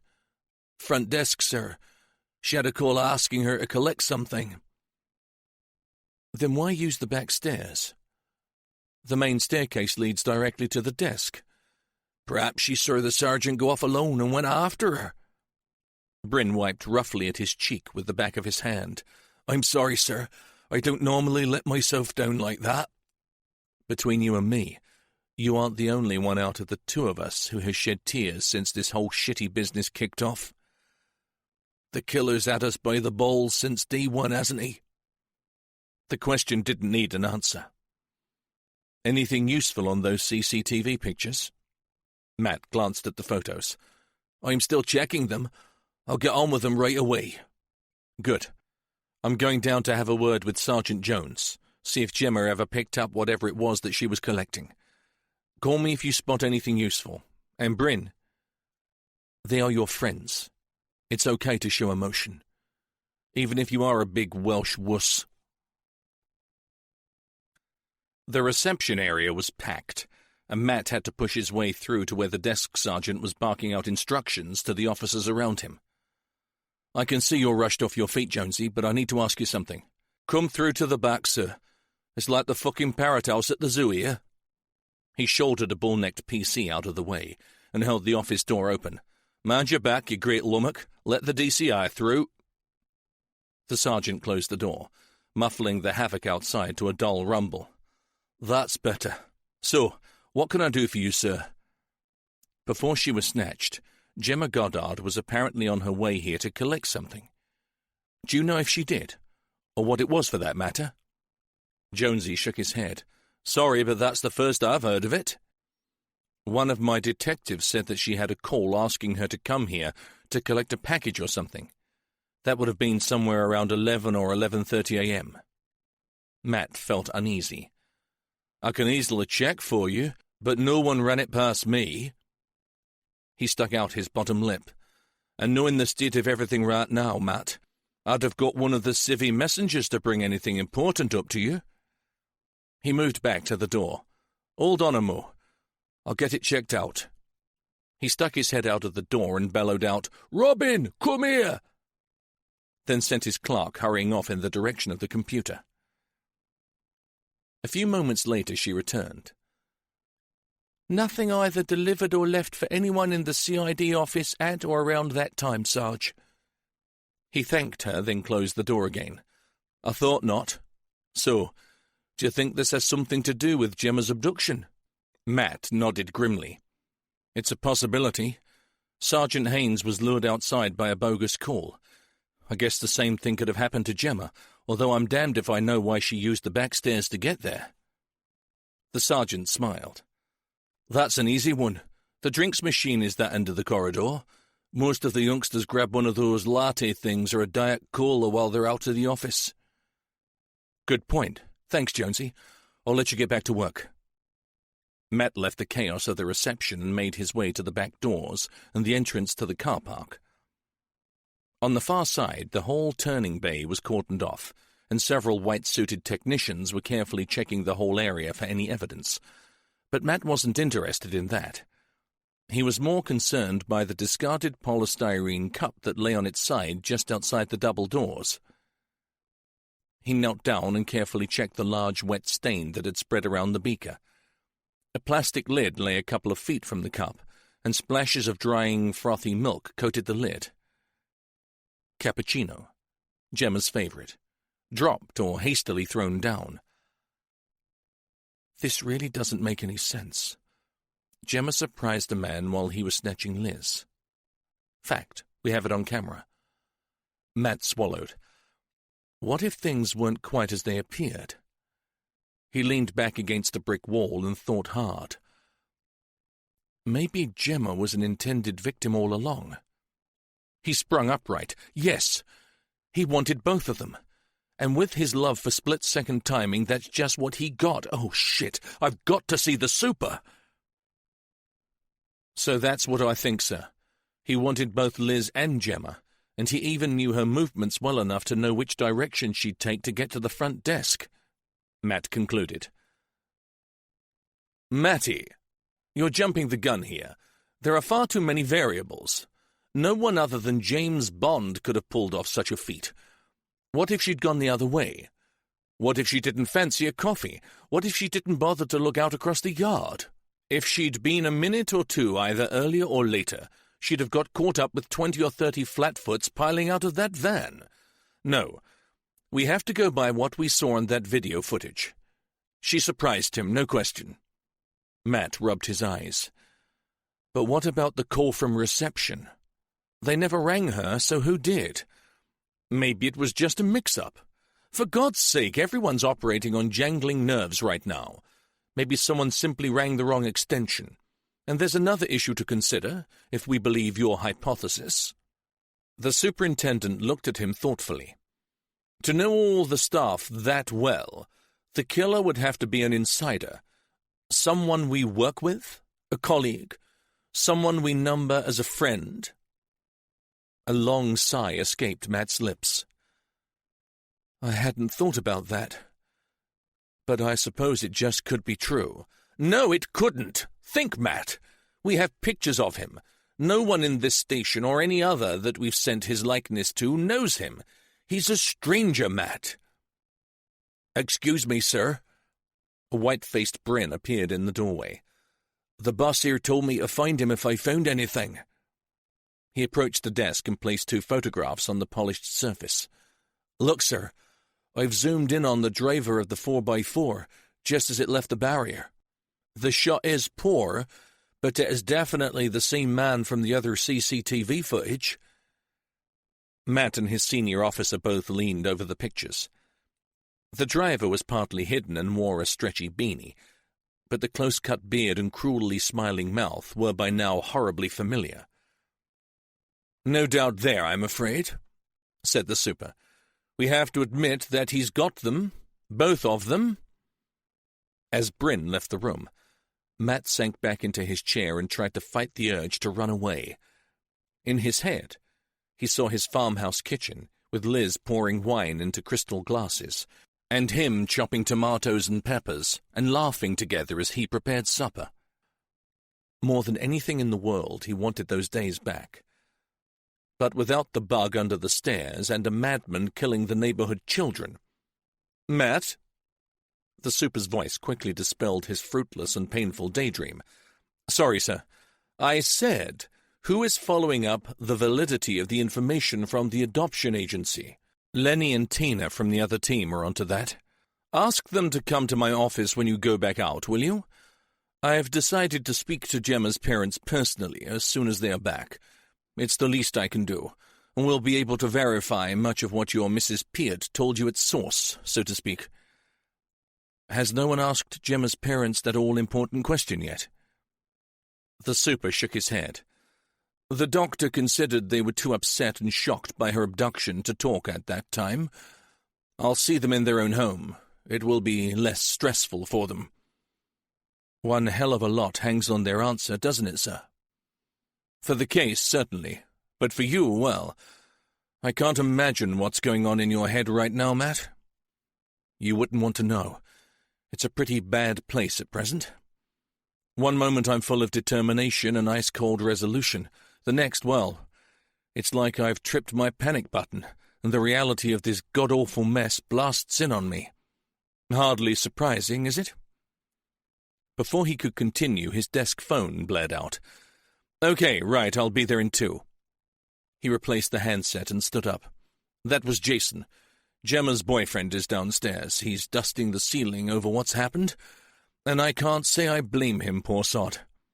This is one glorious cock-up if I ever saw one. Shall I come with you, sir? Not this time, Matt. You'll only finish up blaming yourself, and in front of someone who is just about to take us to the cleaners, that may not be a very sensible move. Matt returned to the murder room. And as always, the row of photographs attracted him like a magnet. Laura, did you really have a child? Our child? And did you reject her and kill yourself? Matt looked at the killer's face. Or did it all come out of his sick head? The supercilious smile oozed cocky confidence. Who are you? And why do you hate me so much? No answer came, but his mobile rang and made him jump. I've just seen the news. Is it true? Yeah, Eddie, all of it. Jesus, mate, how are you holding up? With difficulty. Well, look, I'm sorry. I'm about to make things a whole lot worse. I need to see you and pretty smartish. Matt groaned. I'm well stuck here. No way I can get out. What's wrong? He asked, but wasn't sure he actually wanted an answer. I can't tell you on the phone. Well, I know you have a pathological dislike for the place, but can't you come here? There was a loud exhaling of breath from the other end. Then Eddie said, Yeah. For once I'll make an exception to my rule, but you better find us somewhere really private to talk, because you are not going to want to share this with your mess room buddies. The phone went dead. Matt was left staring at the words, "Call ended." Chapter 26. "This should never have happened!" Roy Latimer smashed a fist on the table. "How did it happen? How could you let a monster like that into this goddamn place? Jesus, it's a fucking police station!" Before Jason or the super could formulate a reply, Roy slumped forward, head in hands. "It's a police station," he whimpered. "She should have been safe here, shouldn't she?" "Yes, she should have.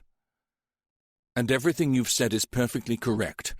He should never have got in, but if you'll just give me a moment." The super looked at Roy. "I don't want to waste precious time on recriminations. I want to spend every waking moment working out how to get her back safely, not trying to calculate how things went so badly wrong. I will do that later, I promise. Do you understand me?" Roy looked up, then slowly nodded his head. He had tears in his eyes.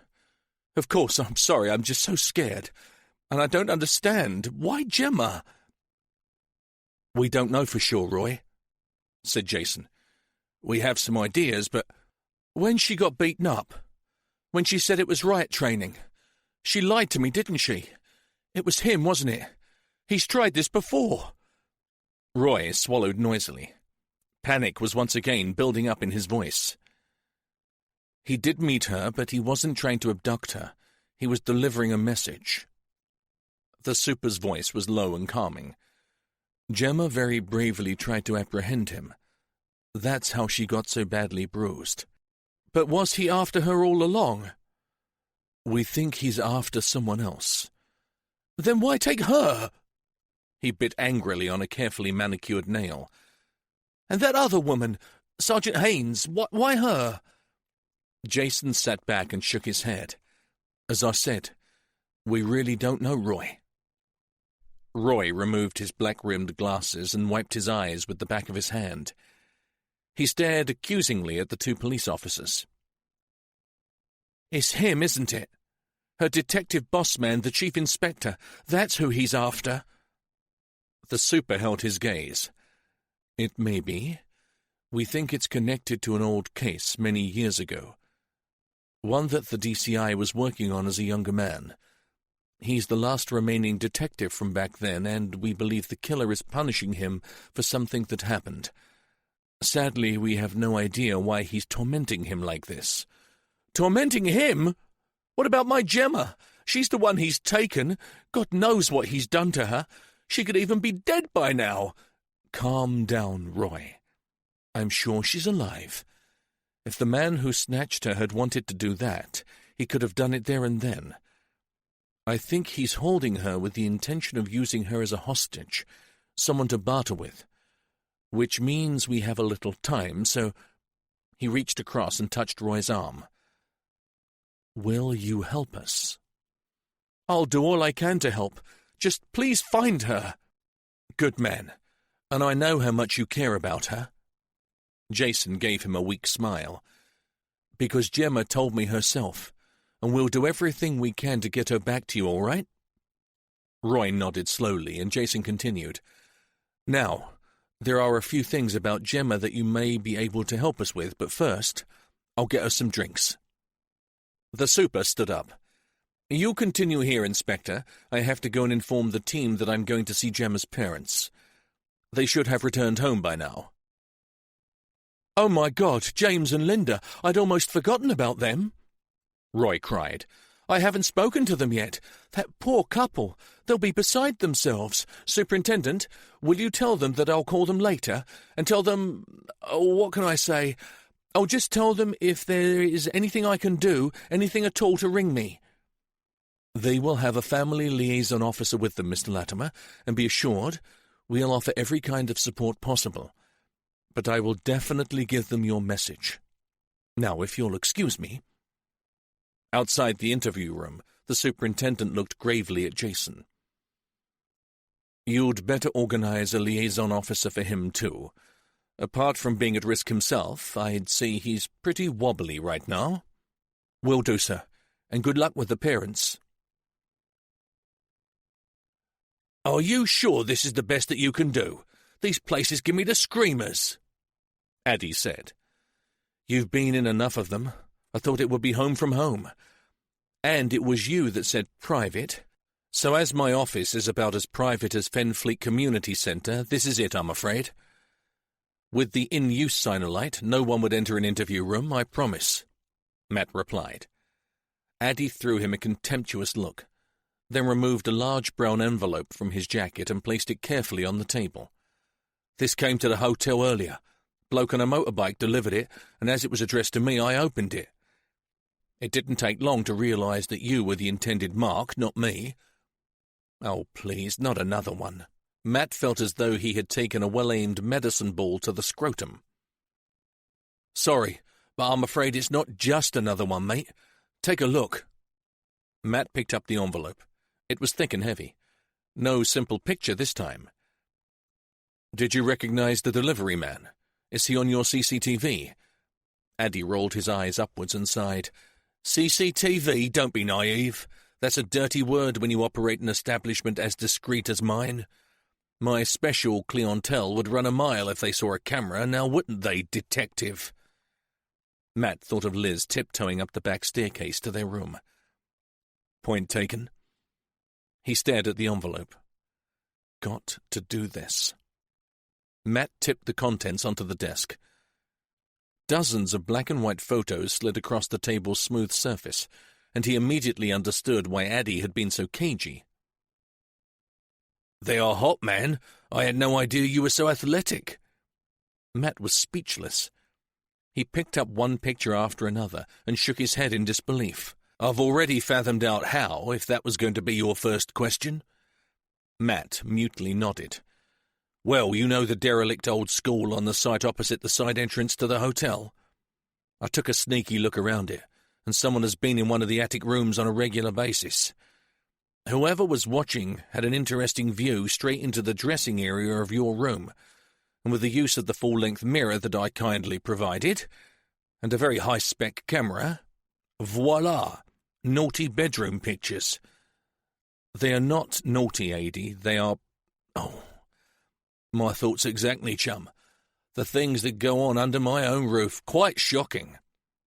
Matt knew that Adie was trying to help by making light of the situation, but anger was beginning to burn through him like the onset of fever. The bastard! The evil bastard! He flipped through the pictures. Even he was shocked at the intensity, the passion, the ingenuity even of their lovemaking. The pictures had frozen moments of such sexual pleasure that, perversely, they made it hard not to stare at them. In case you're wondering, I didn't actually look, mate. Well, maybe just a glance or two when I opened the packet, but frankly, they knocked me sideways. I shoved them back in the envelope and rang you straight away. Adie was not laughing any more.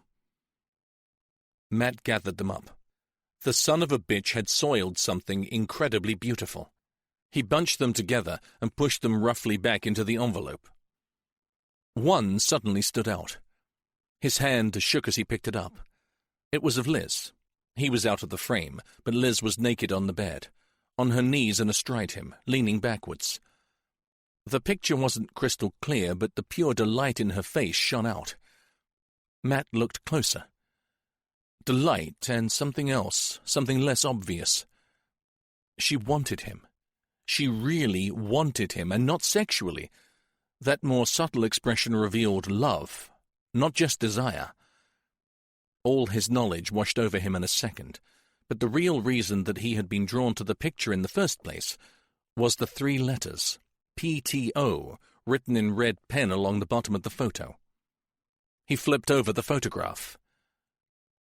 You know by now that I have them, both of them. They are still alive. It is up to you as to how long they stay that way. It is your turn to join us, and I know you will understand that you have to come alone. No wires, no cameras, no policemen. As soon as I contact you, you will come directly to the location that I give you. Try to be clever and you will find only corpses. This I promise you. P.S. I have copies of the enclosed. Maybe the foxy lady's soldier boy would like to see what a generous woman his wife is. Like I said, come alone." The air seemed to have been sucked out of the room. Matt's chest heaved as he strained to breathe. What did the super call it? Crunch time. Adie leaned across and took the photograph. To Matt's relief, he looked only at the back of it. "Friggin' heavy stuff, Matty. I wonder how long he'll give you before he makes contact." "Not long, I should think." Matt reread the carefully written note, then folded the photo in half and pushed it into his pocket.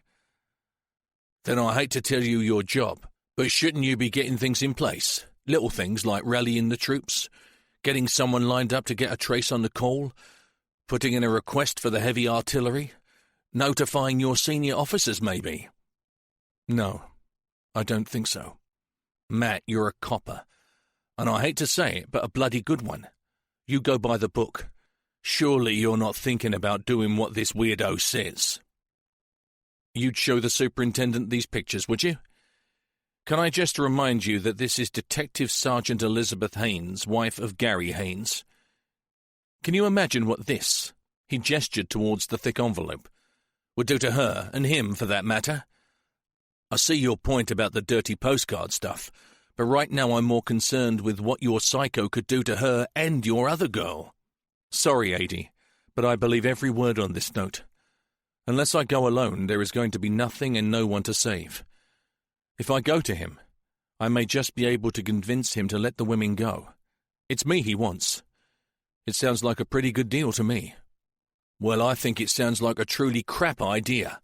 You'll have no leverage at all if you walk in there unarmed and with no backup. He'll have all of you then, and topping a couple of women may just be a bit of added fun on the side for a Fruit Loop like that." Adie folded his arms and stared at Matt belligerently, then gave a loud sigh. "Okay, let's look at it another way. I note that he never mentioned ex-cons in his list of the unwelcome." "Alone means just that, Adie. Old lags included." "Damn, and I was so looking forward to meeting him." Adie leaned back, arms still folded.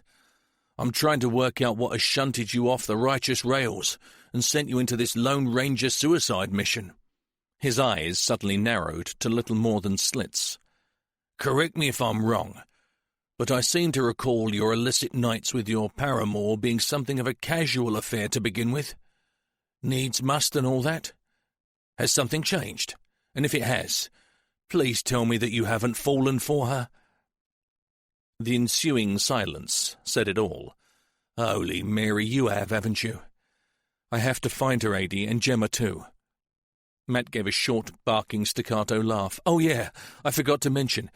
His nibs reckons Gemma's my daughter. And here's the punchline.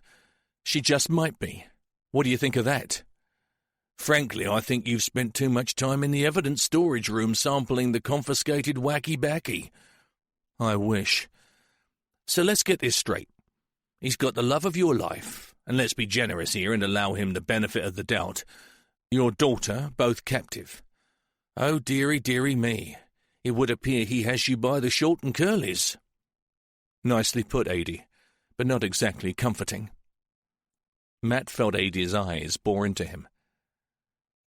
"If you do go banzai and take off alone, you do know that I can't promise not to follow you to your rendezvous, don't you?" "If you do, you can get us all killed. You have to let me go alone." "I will put up very good odds that he would not spot me. He may be a top-class psycho, but I'm a better thief than he'll ever be. You should see the mess he left in that old schoolroom. Appalling lack of finesse. No pride in his work. For God's sake, don't underestimate him, Adie. He's far cleverer than you think. He's been planning this for years, and he's got the whole station running round like headless chickens.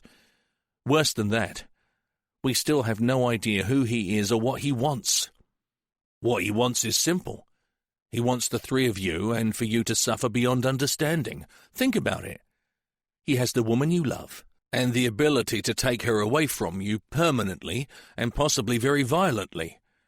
He has also found your long-lost daughter, and like Liz, he can give her to you, then take her away forever. It's all about power, mate." Adie's voice was low and uncharacteristically serious. "Somewhere along the way, Matthew Ballard, You have upset this man enough for him to do absolutely anything to get back at you. And there's one last thing you should consider. What if he doesn't want to kill you at all? Just wants you to witness the death of the two women closest to you, then let you live with the memory. He puffed out his cheeks at the horrible thought. And that would mean they are safe until the moment you get there. Then they are in grave danger.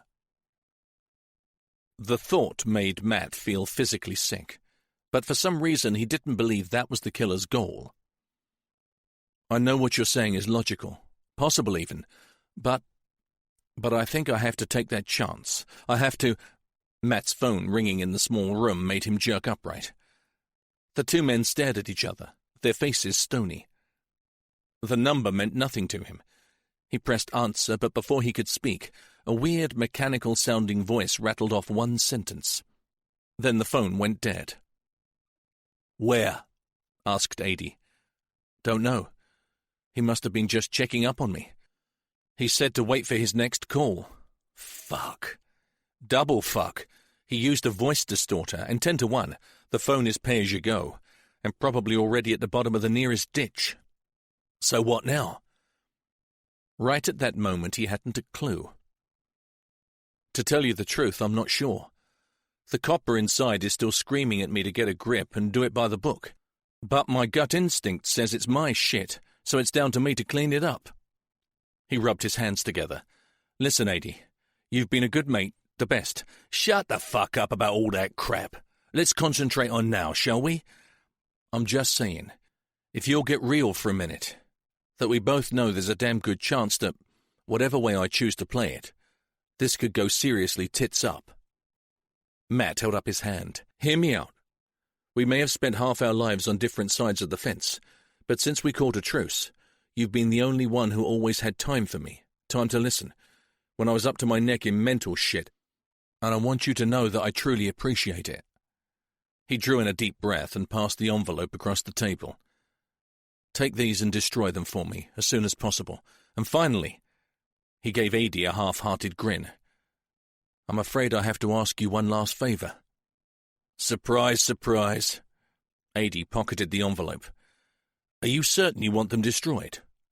They may turn out to be evidence, or we could sell them to a Dutch magazine and make a fortune." He stopped when he saw Matt's face. "Joke. Bad taste and bad timing, I know, but anything is better than you going all maudlin on me. Oh, and I prefer to think of us as playing the same game, just on different sides of the net, actually, which allows me to respect a player almost as good as myself. And that said, this one last favour had better be bloody good, Matt Ballard, or I break all my hallowed rules and go straight to your super and grass you up." Adie glared at him. "So, what is it you want this time?" Other than a slight tremor of the hand as she turned the pages of the photo album, Linda Goddard, neat and petite, was giving little away as to how she felt inside. "Yes, Gemma was adopted. James and I lost our only child in childbirth, and after that I had miscarriage after miscarriage. After the last one, I woke to hear that a hysterectomy had saved my life." She raised her eyebrows. "When the reality of that statement dawned, I wasn't sure if I had a life left anyway." She gave David a weak smile. "We had both wanted children, lots of them." James, a tall, rangy stick of a man, joined in. Adoption seemed to be a natural next step, but we had no idea how complicated a procedure it was. We nearly gave up. Then we had a call from a local agency that we had signed up with. "They were so kind," went on Linda. "Mr. Peart himself dealt with Gemma's case, and he bent over backwards to get her placed with us, poor little thing." "You knew that she had been maltreated as a baby?" "Oh, we knew the full horrific story, Superintendent," replied James. "You have to, as there may be severe repercussions in later life." "But luckily she was fine, wasn't she, darling? From the moment we brought her home she flourished." Linda Goddard passed a picture across to David Redpath. "This was Gemma not long after we adopted her. Do you know, the first time we saw her, She looked at us and smiled, as though she had been waiting for us to come for her. He looked at the picture. A normal, happy child, bright-eyed and smiling. After the terrible start she'd had, he wondered how she had managed to bounce back so easily. How did she cope at school? A1 student. Smart, intelligent, sporty. Even exams didn't faze her. Friends? Neither parent replied immediately. Then James Goddard said, "She is very loyal to those close to her, although as a kid she was always something of a loner. She was happier with her head in a book, or on the computer, or out walking the dog. She's never been what you'd call a party animal, and frankly, with all that dreadful binge drinking and drugs these days, we were grateful for that." "We were told she could find socializing difficult, considering her past," added Linda. "But all in all, apart from having a bit of a temper on her, we think she has done brilliantly. She even coped with 3 years at uni before she joined the force." When did she decide that she wanted to be a police officer? The superintendent accepted a cup of tea from the family liaison worker and looked back to James. Right from a little kid, it was always her goal. She wanted to right all the wrongs in the world, fight the bad guys and look up the villains. "We never doubted for one moment that that was what she'd do, Superintendent." Linda hesitated as the thin veneer began to crack. She swallowed back a sob. "Even if it was such a dangerous job. Now look at what's happened." "Shh, sweetheart, they'll find her. She's a brave girl." James slipped an arm around his wife and hugged her tightly. A brave girl, thought David. If she was Matt Ballard's daughter, he could believe that. "I'm sorry to upset you at such a difficult time, but I only have a few more questions." He placed his cup on the coffee table and sat back. "Does Gemma know that she's adopted?" James let go of his wife, but still gripping her hand, said, "Yes, of course. I mean, she didn't come to us until she was 7. She's been aware of that fact all her life." "And has she asked about her biological parents?" Linda shook her head slowly. "When she was 11, we offered to answer any questions that she had about her earlier life. Bless her heart, she said that she didn't have a life before she came to us, and now she had a family who loved her. So that was all that mattered." She wiped her eyes with a tissue. "Every year until she was 20, we asked her again, and every year she said the same thing. So then we stopped asking." The tears suddenly turned into a worried frown. "But I don't understand. What's this got to do with her being kidnapped?" "We have to build up a wider picture, Mrs. Goddard. We need to know everything we can about her. Things that aren't on her police file.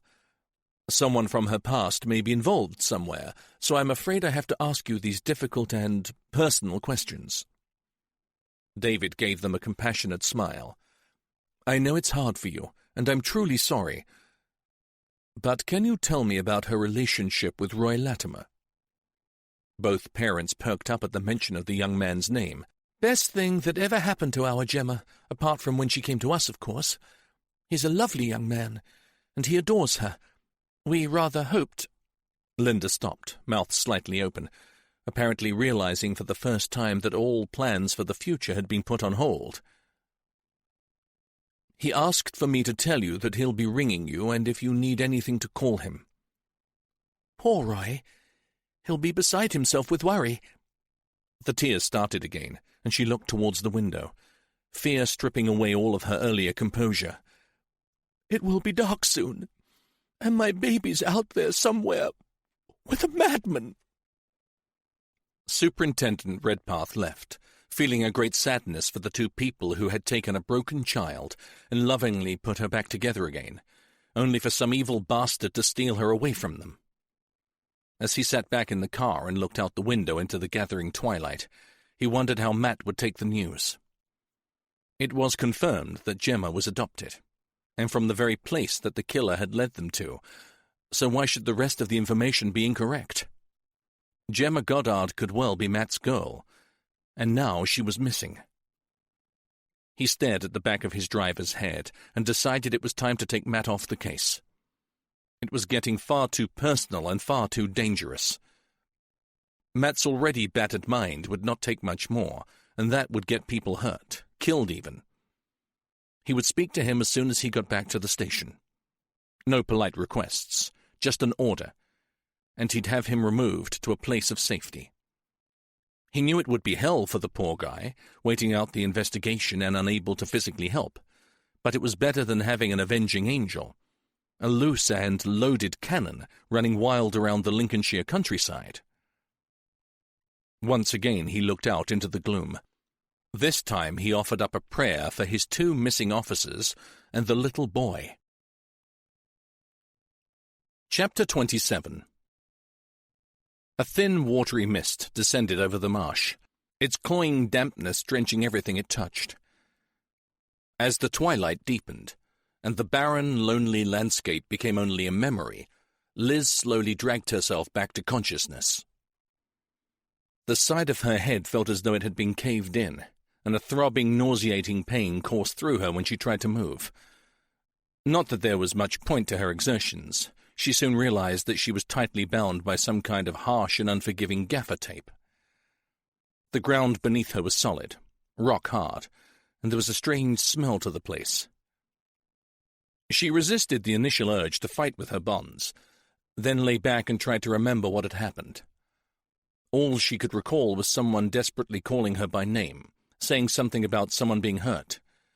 She had the vague recollection of running to help, then nothing. But what had happened to her, and where the hell was she? Panic threatened to engulf her, but over and over she reminded herself that she was a senior detective, a police officer, and she must get a handle on her situation as quickly as possible. Her life might depend on it. She took a few deep breaths and slowed her racing heart to something half acceptable. She knew she was injured, but hopefully not too badly, and frankly, worrying about herself would have to wait until she got free. She moved her head, more slowly this time. The pain was bad, but not as crushing as before. The room she was in seemed to be windowless, although there was the tiniest amount of dim light filtering from somewhere on the far side. It had to be a cellar or maybe a storeroom. The smell was unpleasant but vaguely familiar. She stopped trying to make things out in the gloom, closed her eyes and allowed her sense of smell to help identify where she was. There was an overriding mustiness, a dank staleness that indicated that fresh air was rarely allowed in. Then there was that other stink. She sniffed. That was it. Fertilizer. Phosphates. Yes, the place smelt like her uncle's barn, although it lacked the nice scent of sweet hay brought in for winter feed. So, with the concrete floor and the storage of agrochemicals, she was clearly in an outbuilding. Not in a cellar, which, if you were a real optimist, was a good thing. At least her captor probably wasn't in the same building. She tried to move her legs, but like her arms, they were firmly bound, at the ankles and around the calves. For some reason, she wasn't gagged. Now that wasn't good. More comfortable, certainly, but it meant that whoever had left her there knew that she could yell her head off and no one would hear. Help was definitely not at hand. Water dripped and trickled incessantly somewhere, and there was another sound, a creaking sort of sound coming from nearby. As she listened, she realized that a wind had got up, and from its mournful wailing and long whispering sighs, she had the feeling that she was somewhere very remote. Somewhere like the marshes, or a far-flung part of the fen. A shiver passed through her, and her earlier optimism faded. She could be miles from the next inhabited building, and if she were close to the seabank, she could be in a very dangerous area as well. A place surrounded by boggy salt marsh, made inaccessible by treacherous tides, and completely isolated. No, just get a grip, woman. No point in throwing in the towel when you don't even know where you are. You could be in someone's back garden on the outskirts of town, for all you know. So concentrate and— Liz froze. A rustling noise interrupted the bollocking she was giving herself. Oh, please, not rats. If she had a phobia, twitchy-whiskered, long-tailed vermin would be it. She swallowed hard and tried not to move or make a sound. Oh! A low moan echoed around the small room. That was no rat. "Hello? Who's there?" "Liz, is that you?" Liz let out a cry of relief. "Gemma! But what on earth? Oh, Liz, I'm so sorry. I really cocked up. Oh, my God, I think he's broken my ribs." "What happened back at the station? I don't understand." Liz's head thundered as she tried to fathom out why Gemma was in the stinking room with her. "I saw him attack you. I was so incensed that I just ran at him. I know I should have radioed for help, but I forgot all my training. I forgot everything. All I could see was him making off with you, so I had to do something." She gasped with pain. "But I should have remembered the bastard from last time." "It's not your fault, Gem. I shouldn't have gone to him in the first place. He took me in completely. Shit, if anyone's a fool, it's me. Are you badly hurt?" "A bang on the head, but it's mainly my ribs. He caught me in exactly the same place as before. It really hurts to breathe. How about you?" "Just my head, I think." "It's hard to tell when you're trussed up like an oven-ready turkey," Liz joked, but inside she was scared for the young policewoman. Broken ribs could puncture lungs, which, when added to her fears of their possible location, had just turned their situation from bad to deep, deep shit. "Are you tied up with this sodding duct tape stuff?" Gemma coughed, then screamed with pain. After a moment or two, she wheezed out, "Yes, just my wrists." Liz thought quickly. "Can you get over here to me, without hurting yourself any more?" "I'll try." It took several minutes of agonized moans, but finally Gemma sank down beside her. "What's the plan, Sarge?" "First, has he taken your radio or your phone, your torch?" "My whole equipment belt has gone, and I can't reach my pocket where my phone was, but I think he's taken it." "That would have been too much to ask for, I guess. So do you think I can lie down here and position your hands close to mine? Perhaps I can peel off the tape. Then when you're free, you can do the same for me," said Liz. "And although I hate to hurry you, the quicker the better. We have to get away from here before he comes to check on us." Even finding the end of the tape was difficult in the darkness of the storeroom, but pulling it off, while bound herself, was damned near impossible. Soon Liz found herself almost crying with frustration. Damn it, the bloody fucking awful stuff. Am I hurting you? Bugger that, just keep trying. I've got no wish to meet that sadistic shit again if I can possibly help it." Liz felt her nails tear, and the powerful adhesive soon covered her hands, making her task even more difficult. "I've got to stop for a moment, Gem, I'm sorry. But if only I could see what I was doing, it would be— Liz, shh. Do you hear something?" Somewhere not too far away a child was crying. Not just crying, but wailing and howling like a wounded animal. "Oh, Jesus, that gives me the willies. Do you think it's Ryan?" whispered Gemma. "Who else? Unless he's taken another one. Please, God, let it be Ryan. That means he's still alive. But we have to get free to help him." Before Liz could answer, there was another sound, of a padlock being unlocked and a bolt released. Fear ripped through her as the door creaked and opened. A dark shape loomed in the opening. "Good evening, ladies. I'm so pleased to meet you. My name is Ted." Liz wasn't sure how much time had passed. There was no longer any light seeping into her stinking prison. The concrete floor was freezing cold. Her teeth chattered uncontrollably, and her head throbbed with pain. Bad enough, but it was physical at least. Something to fight, something to find a way to overcome. Her mind, on the other hand, was suffering much deeper trauma right now. Earlier that day, she had believed that her life was difficult because she was confused about the two men in her life. An almost manic laugh escaped from her dry throat. If she'd only known what the rest of the day had in store. She needed to get free, and although she was exhausted from trying, she refused to give up. The alternative was too awful to contemplate. If she could just get herself into an upright position, she might be able to find something in the old building that was sharp enough to slice through the tape. In desperation, she rocked back and forth. Then, with all the energy that she could muster, she threw herself over onto her side. The pain that seared through her head made her retch, and she was forced to lie still until it began to pass. Her idea was to try to bring her tightly bound legs up to reach her hands. If she could release one set of the restraints, she might be able to find a way to stand. After what seemed an eternity, she fell back and sobbed. It was useless.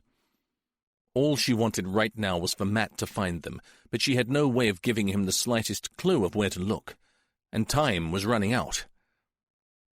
As if on cue, she heard a long and agonizing scream. Even from the confines of her makeshift prison, it made her blood run cold.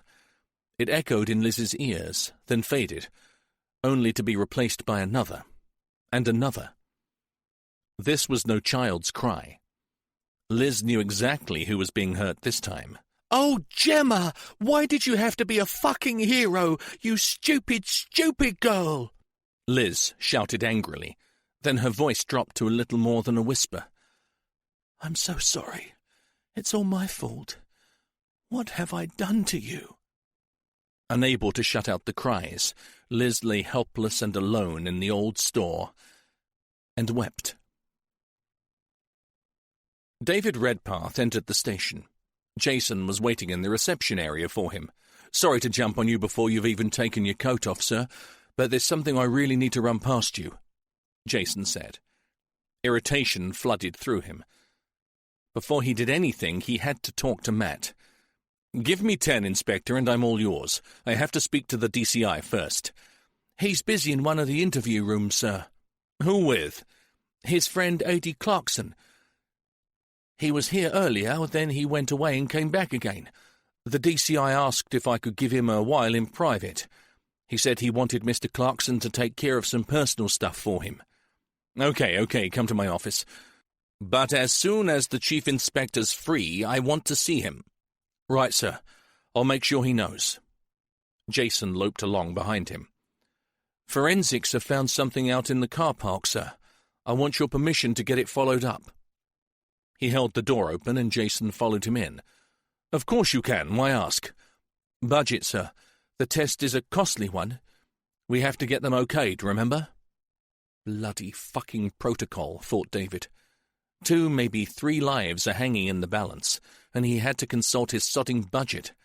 "Do it, whatever it is, and continue to do it until I have my officers back safely." "Sorry, but I need a signature," Jason said glumly. David wanted to throttle him. "Whatever you need, order it. I'll gladly sign my life away afterwards." He threw himself down in his chair. "So what did they find?" "Apparently, when the 4x4 sped off, some mud was dislodged from under the wheel arches. We know that because the sweeper truck cleaned the car park only 30 minutes before the incident. Initial soil analysis showed up an unusual mineral content, but it also had some plant material in it. Professor Wilkinson wants a friend of his, a forensic botanist, to carry out some more specialized microscopic identification of the samples. It could tell us something of where the vehicle has been since it was stolen." "Tell Professor Wilkinson yes, go for it, and as quickly as he can. The stolen vehicle was nicked sometime before it was used for the snatch, so there's a good chance the killer took it back to his base overnight."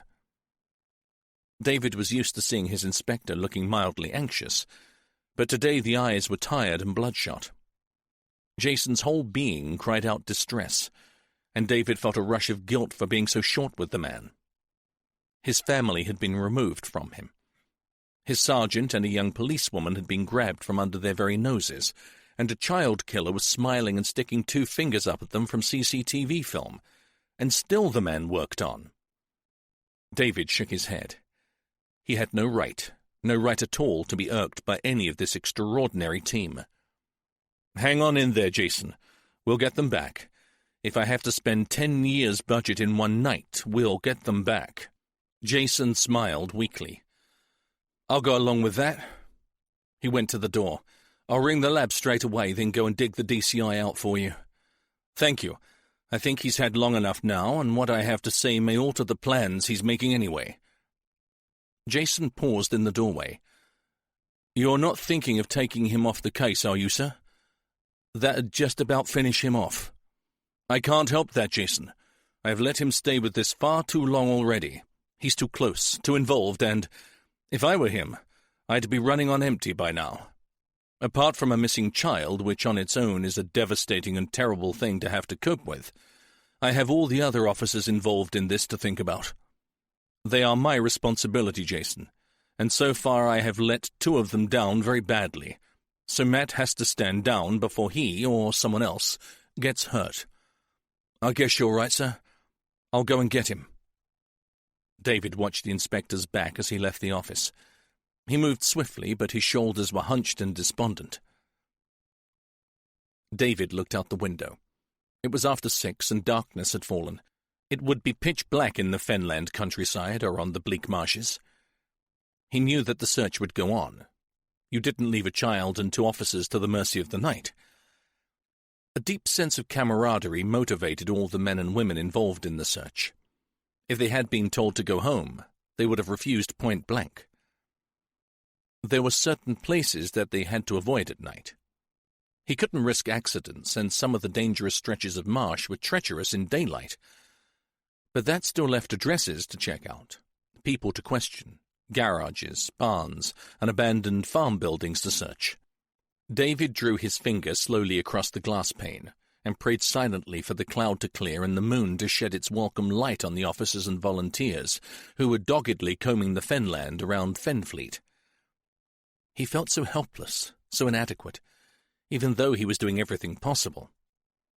He had ordered halogen lights to be shipped out to rendezvous points along the marsh, and several village community centres had been converted into temporary bases for the search parties. Add to this the massive media coverage that had swung into action. Oh, it all sounded fine. In fact, one could be forgiven for thinking that if the killer even stuck his nose outside his lair, there would be a police marksman there to take him down. But David knew that the watery and lonely landscape that had been his home for over 25 years was fully capable of concealing whatever it wanted, for a very long time. There were places that even he got lost in, places that he'd never heard of, and places even the oldest of Yellowbellies, the true Lincolnshire-born, would not set foot in. And, no doubt, it is one of those that you've chosen for your lair, isn't it? David drew in a deep breath. He didn't want to do this, but he couldn't put it off any longer. And if the mountain showed no sign of imminent arrival, Mohammed would have to make the first move. It was time to talk to Matt, one way or another. David flipped open his mobile and pressed M. Matt? Yes, sir. Where the hell are you? Interview room 2, Super. Has Jason given you my message yet? Yes, sir, sorry. I've just finished tying up some loose ends with Adi. Well, get yourself up here right now, Matt. We need to talk. Adi's just left. I'm on my way. David shook his head. Thicker than thieves, that pair. The strangest alliance he'd ever come across. He thought about A.D. Clarkson, well, more about his criminal record, and hoped that Matt knew what he was doing by entrusting him with private matters. The desk phone rang loudly and pulled him from his thoughts. Superintendent Redpath, Rory Wilkinson here. May I come over and talk to you? I found something rather disturbing, and I can't reach DCI Ballard. Please do, Professor. Matt is on his way up here right now, so you can tell both of us. He hung up the phone and felt a bone-deep, chilling shiver course through his body. He really hadn't liked the sound of that word, disturbing. The next person through the door was Jason, not Matt or the pathologist. I'm sorry, I'm not having much luck. The professor is out of his lab, and I haven't been able to deliver your message either. I can't find the DCI anywhere. Eyes narrowing as he spoke, David said, But I spoke to him 10 minutes ago. He said he was in interview room 2 and that he'd already seen you. Jason looked nonplussed. No, I never saw him. I went down there, and although the light was on, I went in, but it was empty. I thought maybe he was already on his way up to see you. This isn't right. David jumped up, pulling out his mobile and pressing last number redial. Switched off. Shit. Get word around the station. I want Matt found, and Jason, get hold of that bloody ex-con of a friend of his. I want to know what the hell their cozy little chat was all about. I'm on to it, sir. Let me know the minute you hear something. I'll be here with Rory Wilkinson. David turned angrily back to his desk, picked up a ceramic pot full of pens, and hurled it against the wall. Shards of pottery flew across the office. "Damn you, Matt Ballard!" The words were little more than a hiss of air between his gritted teeth. "Oh my! Quite an effective method of anger management you have there, Superintendent." Rory Wilkinson stood in the open doorway. "It was a souvenir from Crete, given to me by my youngest daughter," replied David ruefully. "Ah, not the best thing to hurl at the wall. What's happened here?" The pathologist stooped down and began to retrieve pens and pencils from the carpet. David told him, and as he did, it became clear that he wasn't so much furious with Matt as livid with himself for not acting sooner. He believes that he's entirely to blame for all this, and in his present state of mind, who can blame him? Rory laid the pens carefully on his desk. "Poor chap, he's been hounded. His life laid bare in front of his colleagues and peers. God, I'd have died 1,000 deaths. It's a wicked thing this person has done. May I?" He indicated to a chair, then sat down without waiting for a reply. "Which brings me to my reason for coming. DCI Ballard sent me copies of all the pictures that you have of your suspect." David brushed a few small shards of pottery from his own chair, then sank down and stared at the pathologist. "Yes, he told me. And?" "I believe I know why he was so happy to sweetly smile for the birdie on so many occasions." He produced a series of diagrams and prints from a folder. "The man you see here," he placed one of the original CCTV photos of the bearded man on the desk in front of him, "doesn't exist." David's overworked mind refused to compute. "Sorry?" "Your confusion is totally understandable, so let me explain." Laying another picture down, he pointed to the man's face.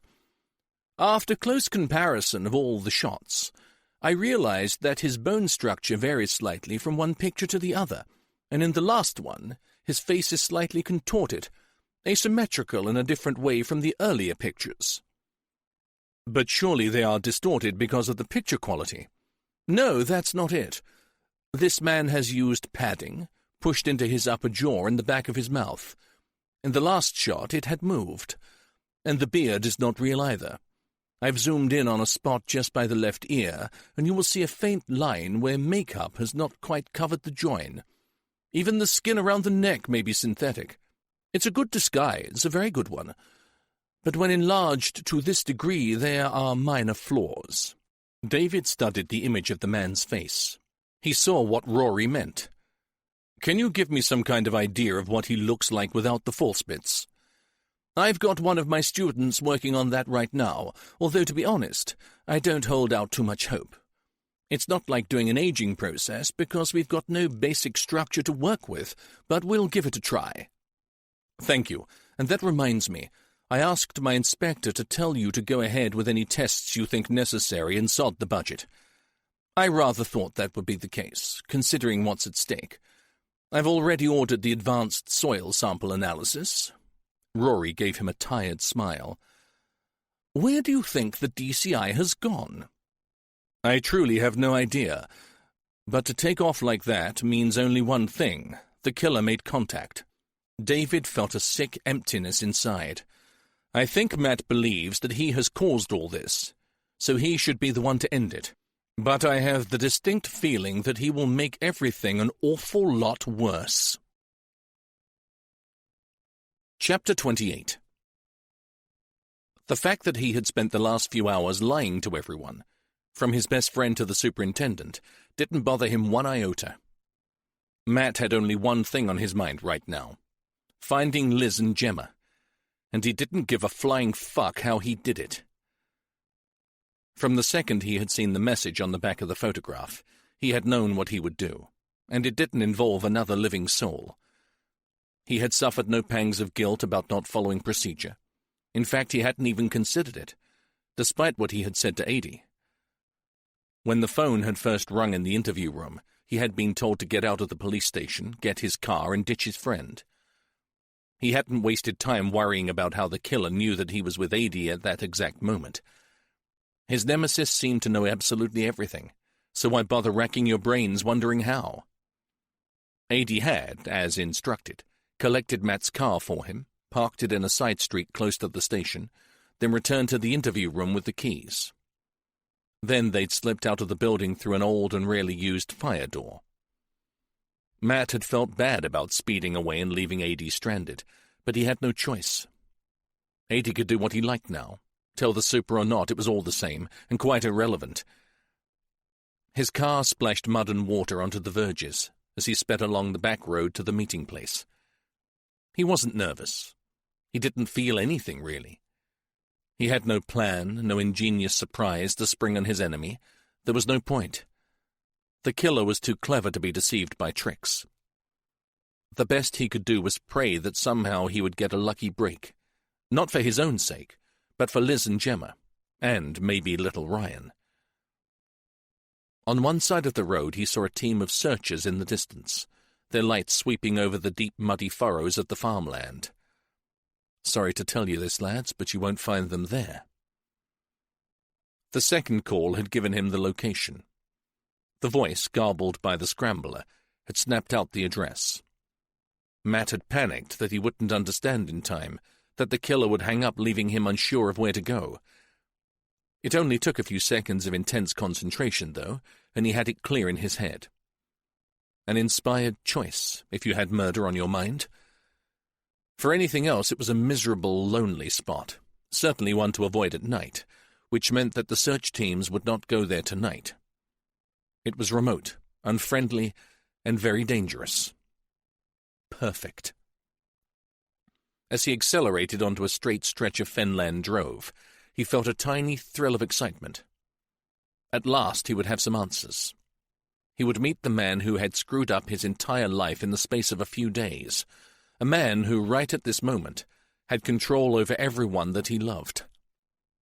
Matt's lips twisted into a grim smile. A man who, given the chance, he would gladly kill without hesitation or remorse. The murder room was packed with officers. David stood, ramrod straight, beside the picture boards. To his right was the pathologist, and next to him, the thin shadow of a man that was Jason Hammond. David had already explained that Matt had gone. He had put forward his theory about why a detective chief inspector would do such a harebrained and irresponsible thing. He hoped that what he had said would somehow keep Matt's reputation in one piece. Matt, it seemed, had left the building via a route rookie officers took when playing a game that required you to get from A to B without getting caught on camera. Matt had accomplished his escape perfectly, and they only knew how he'd done it because of A.D. Clarkson, who was right now back in his favorite interview room for the third time that day. From the spot in Anchor Street where he asked Clarkson to park his car, we can only assume that he planned on leaving town in a similar manner to the way he got out of the station. That is, a route with no, or at least very few, cameras. And as Fenfleet is classed by most as a backwater, a sleepy little country town, not warranting a large budget for security systems, it is more than possible. He paused, his voice heavy with concern. Something that is backed up by the fact that we have had no sightings of him at all. The room remained silent, and David was acutely aware that the usual jokes or comments weren't being bandied about. Everyone was simply waiting for instructions. They wanted to get out there and find their colleagues, not sit here and listen to some old fogey bleating on. He sighed. He felt like they did. I know how frustrating this is, but we have to throw all our energies into discovering the identity of the killer. This is imperative, and unless we get lucky and someone spots the chief's car, it's the only way we will know where to look for him. He gestured to Rory Wilkinson. Now I'm going to hand over to the professor here. He will fill you in on a discovery he made earlier regarding the appearance of the killer. Rory rose to speak. David pulled Jason to one side and whispered, I know this is somewhat unorthodox, but I've just been speaking to Liz Haynes's husband. Considering his high rank in the British Army, I've decided to allow him access to the investigation as a consultant. Is that wise, sir? The poor bloke can hardly be said to be rational with his wife missing. He's a trained and very experienced professional soldier, Inspector. And what is not common knowledge is that his specialist field is tracking and interrogating terror suspects. Believe me, we can use his expertise, and right now. He's going to shadow you, okay? Jason pulled a face. I wouldn't do this if I didn't believe he could be of use, Jason. And he's no thick squaddy either. He's a clever man with a degree in psychology, and frankly, if it ever came to something physical, I'd pick him for my team, wouldn't you? Yes, sir, no doubt there. David looked at his inspector shrewdly. But you still have a problem with it, don't you? No, not as such, sir, but something just occurred to me. He screwed up his forehead in concentration. Can I ask, sir, is the Lieutenant Colonel something pretty important in the army? Why? Is there any chance that all this stuff about the old Gibbet Fenn case and Matthew Ballard's past could be an elaborate smokescreen? What if Liz was the intended target all along, as the wife of an important army officer? He rubbed his temple. Or what if they are after the soldier himself? What better time to take him than when he's head screwed, because a psycho's got his wife? David blinked a few times as he tried to get his own head around Jason's theory. Maybe he was getting old, but thinking outside the box sapped his energies. Okay, let's put it to the others. Rory was winding up his presentation. Go on, Jason, share your thoughts, David said. When Jason had finished, some of the officers nodded their agreement. Others were more inclined to stick with the more obvious explanation that Matt was, and always had been, the target. Debate filled the room. It's far too complicated a plan, just to take a woman who spends most of her spare time home alone anyway.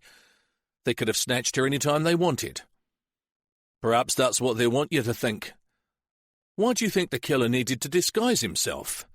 Because we'd recognize him.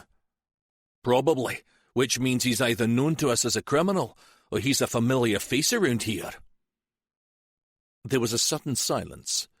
Then one young detective said, What, like a colleague? The room went silent. David stepped in. There are a lot of people affiliated with us, not just fellow officers.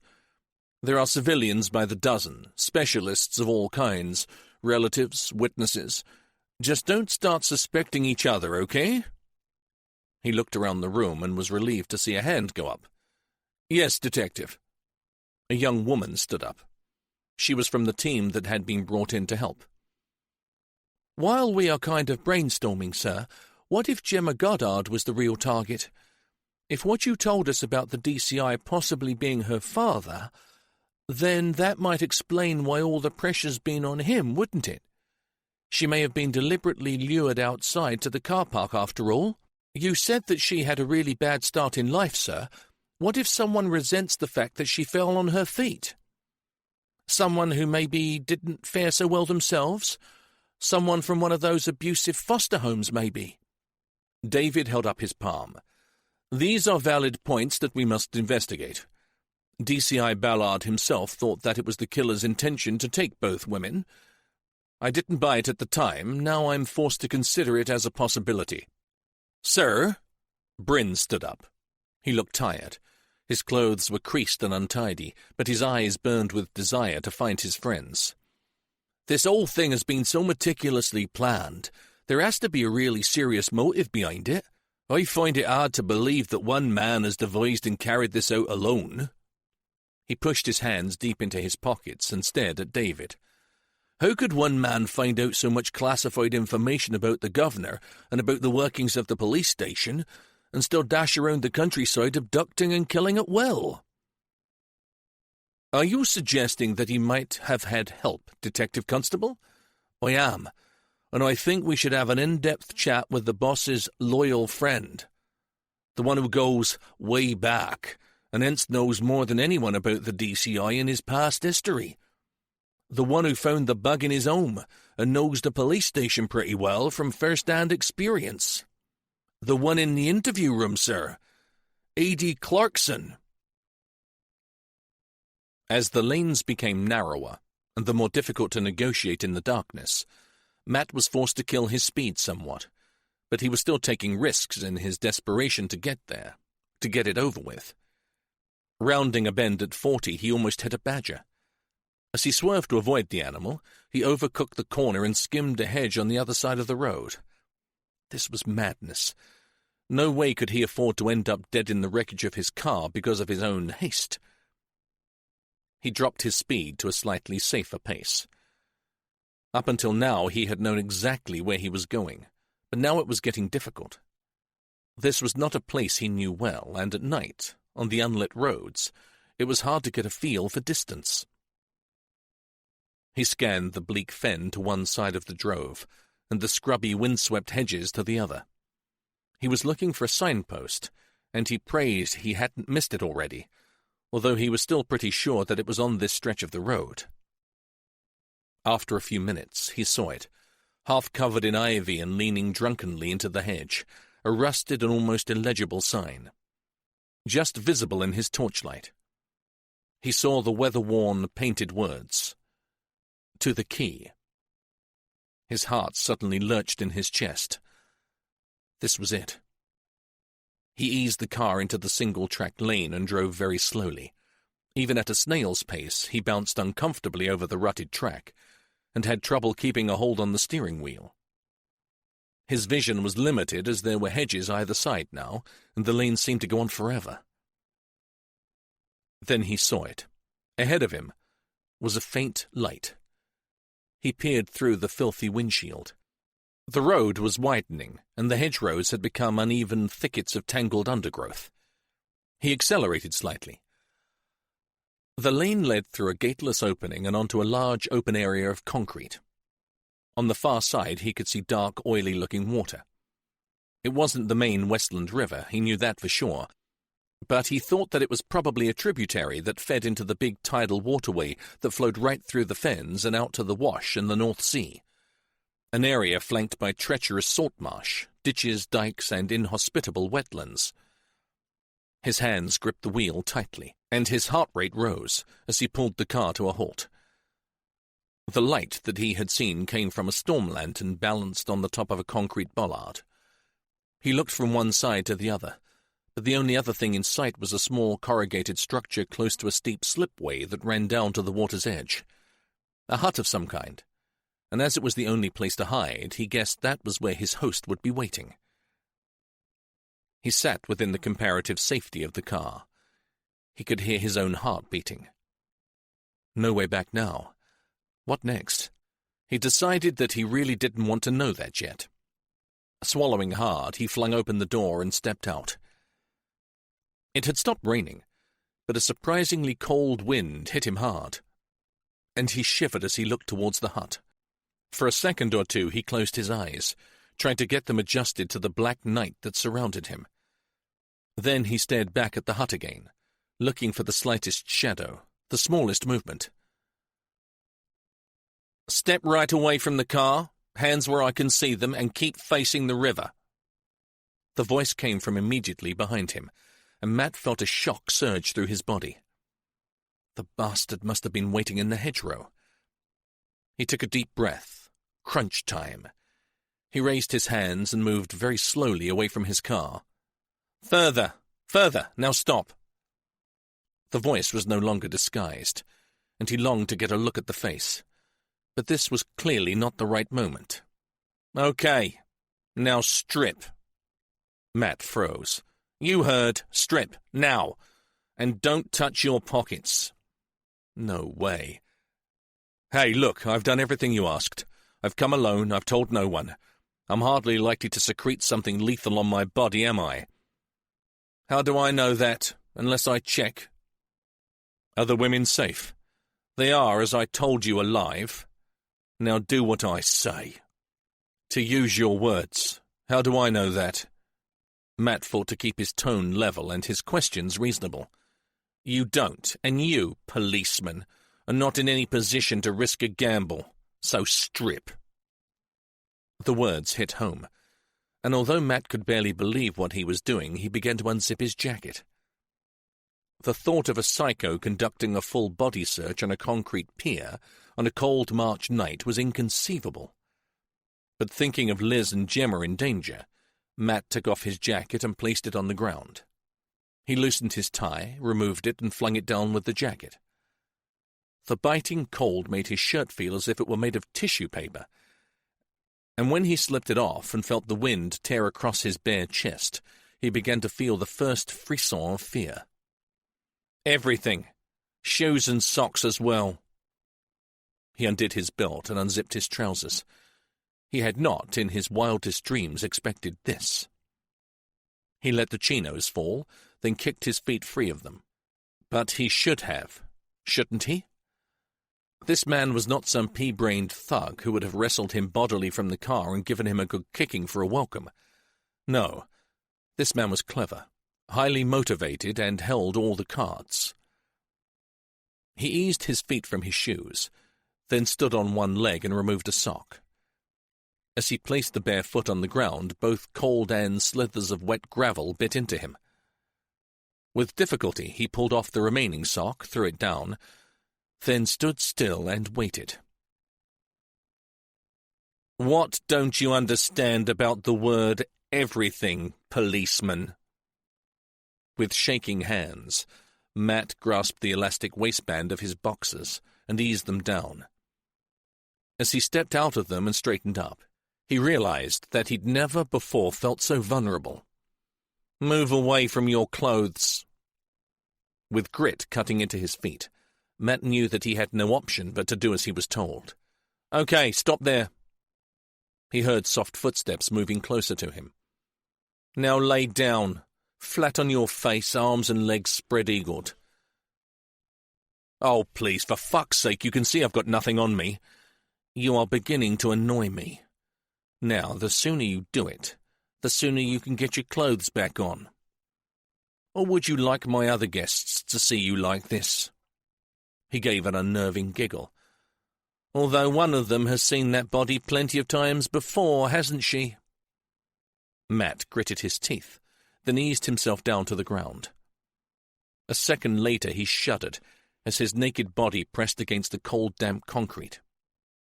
He moved his legs apart, drawing a sharp breath as the rough ground scratched delicate skin. Then he finally stretched his arms out to the sides. The frisson of fear was becoming somewhat akin to full-blown dread. Earlier he had prayed for luck, but now he realized that he would be looking for a fucking miracle to outwit this evil shit. For one moment he considered his chances of leaping up and rushing him, but his captor would have thought that through already. He'd either be armed or ready for him. Whatever, his present condition was not exactly conducive to combat, and of course, if he died right there, in the night, naked and alone, he would have died without getting one single answer, and more importantly, without having even attempted to save Liz and Gemma. As he lay prostrate on the freezing cold ground, like a strange version of Leonardo da Vinci's Universal Man, he tried to find his courage. No way could he let the killer know how terrified he really was. "Happy now?" "Perfectly, thank you." Behind him he heard the man carefully going through his clothes, and he knew that he would be checking pockets, seams, linings. Then Matt heard the footsteps approach him again. Something jabbed against the back of his neck. It felt as cold as the ground and hard as iron. A gun. "One move and you'll never make another." Matt believed him. Hands swiftly and expertly flew over his body. Matt shut his eyes tight and tried to think only of the two women, held hostage and maybe injured and in pain. He'd endure anything, if he just had one good chance to save them. "Move your legs together." Again he winced as the shards of gravel bit into his flesh. "Okay, now, very slowly get up, and put on just your trousers, jacket, and shoes. Got it?" The full beam of the man's powerful torch fell on him. His skin looked pale, almost white in the bright light. Clear as crystal. He stood up and moved towards his clothes. As he bent to retrieve his trousers, he chanced a look towards his captor, and all he saw was a dark shadow behind the blazing circle of light. "Look away, policeman. You'll see me in all good time. Now, walk back towards the lane, the same way you came in." With slow steps, his bare feet feeling odd in his shoes, Matt made his way to the back of the quay. After just a few moments, and in a rare shaft of moonlight, he saw another vehicle tucked away close to the hedgerow. It was a 4x4. "Go to the back of the vehicle and place your hands on the rear windscreen." The muzzle of the gun touched lightly into the short-cropped hair at the back of his neck. "Just a tiny reminder, in case you were thinking of being silly." As fucking if. Then, as he half expected, a pair of bar cuffs snapped onto his wrists. He was now pretty much defenseless. He started to shiver. The cold wind from off the river seemed to have eaten into every centimetre of his exposed skin, and added to the shock that was starting to set in. The jacket alone was doing little to warm him. Hands grasped his shoulders and pulled him round, bringing him face to face with his captor. In the light of the man's torch, Matt saw the familiar face from the photographs. The sly eyes, the beard, the greying hair. The killer. "Who are you?" he whispered, his teeth chattering uncontrollably. "As if I'm going to tell you that." He gave a sharp laugh. "And so early in our relationship." He moved to one side and opened up the back of the vehicle. "We have got a lot of talking to do, policeman. Now, I'm sorry about this, but I have things to do before we sit down for that promised chat, and I can't be worrying about you, so—" Matt felt a sharp sting in the top part of his thigh. Then he looked down, saw the syringe and the man withdrawing the needle. The weakness hit him almost immediately. By the time the man had rolled him into the back of the vehicle, a rushing sound was filling his head. His last thought, before the black roaring darkness enveloped him, was that he really should have had a plan. Chapter 29. Having split his teams to pursue what felt like appropriate lines of inquiry, David went with Bryn to interview A.D. Clarkson. Although he wanted to go along with what the young detective had suggested, a big part of him didn't believe that Matt could be so wrong about a friend. They formed a weird pair, and David was no fan of the ex-con, but deep down he just couldn't see Matt being hoodwinked for so many years. And after only 10 minutes of questioning, A.D. Clarkson had said nothing to make him think differently, and he was horribly aware that the clock was ticking. He didn't want to spend even 1 second more than he had to on a false lead. "I don't know about you," he said to Bryn, as the door closed on the interview room, "but I really think he's telling the truth. In fact, I think he's as worried about Matt's safety as we are." Bryn ran a hand through his hair and sighed. "Yeah, I hate to see it, but I think the concern is real too. He's either levelling with us or giving Johnny Depp a run for his money as a bloody good actor." He indicated to the door. "Shall I send him on his way?" "He said he wanted to help, didn't he?" David leaned back against the wall and inhaled deeply. "Take him and get him a coffee or something. Make him prove that he wants to help us. Let him hang around here. Unless I'm very wrong, that man knows more about Matt the person, as opposed to Matt the DCI, than anyone. We may just need him." Bryn smiled. "And if you're wrong, at least we've kept him close, haven't we?" "Best we can do right now." David pulled himself up straight. "I'm going to have another talk to the Goddards. I want to know more about Gemma's past." "The doctor's given my wife a sedative, Superintendent. The shock of all this, on top of her original illness—" James Goddard shrugged his narrow shoulders. "I'm really worried about her." "What illness does she have, if you don't mind me asking?" David accepted the offer of a seat. "She has a nasty form of arthritis that flares up from time to time, cause her a great deal of pain. She had a spell of it just before all this happened. I'd rather not try to disturb her if it's all the same." I'm sure that you'll be able to help me, Mr. Goddard. David felt the soft armchair beneath him, and felt guilty for sitting down while others trudged the marsh in the dark. Can you tell me everything you know about Gemma's life before she came to you? The man raised his eyebrows and gave David a feeble smile. I told Linda that I wasn't wasting my time. I knew this would be the next thing. He stood up, went over to a desk in the corner of the room, and retrieved a faded folder. I wanted something to do. Needed to keep occupied, you know. He passed the folder to David. It was in the attic. Take it. Although, believe me, it doesn't make pleasant reading, unless you're into horror stories. David opened it and looked through the sheath of official typewritten and handwritten reports. Even the briefest glance caused a knot to form in his gut. James Goddard was right about the horror story. He knew it happened, sadly all too often, but how one little kid could be exposed to such a catalogue of errors was beyond him. You can take them, Superintendent. I really don't ever want to look at them again. They'll be returned, Mr. Goddard. Then I'll burn them when this is all over. He looked drained. I suppose there's no good news, is there? Not yet, although every man and woman involved in this search is giving their all, I promise you. Your Gemma is very highly thought of. Her friends and colleagues are totally distraught about what's happened. He closed the file. Do you ever recall Gemma talking about any of the other children in those foster homes? James shook his head. Not really. She never talked about her past.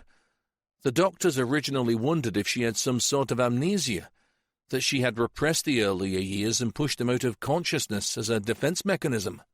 They found it hard to understand how, after everything that had happened to her, she could be such a kind and thoughtful child. He glanced across at the file in David's hand. Most of her psychiatric evaluations and follow-up reports are in there, although, now you mention it, one thing isn't. When she first arrived with us, she used to have nightmares, and she would always call out for the same person to help her, a boy called Richard.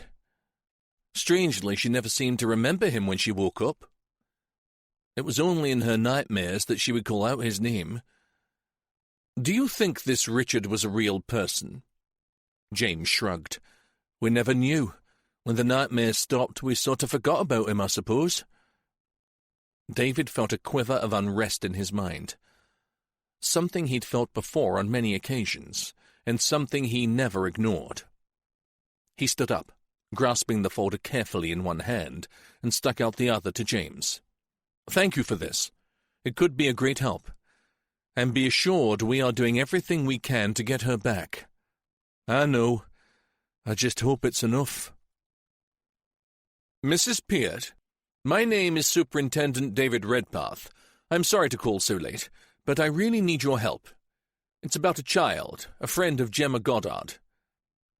It took 15 minutes for Alexis Peart to search her records and ring back.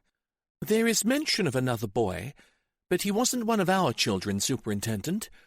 Richard and Gemma were placed by different adoption agencies, I'm afraid.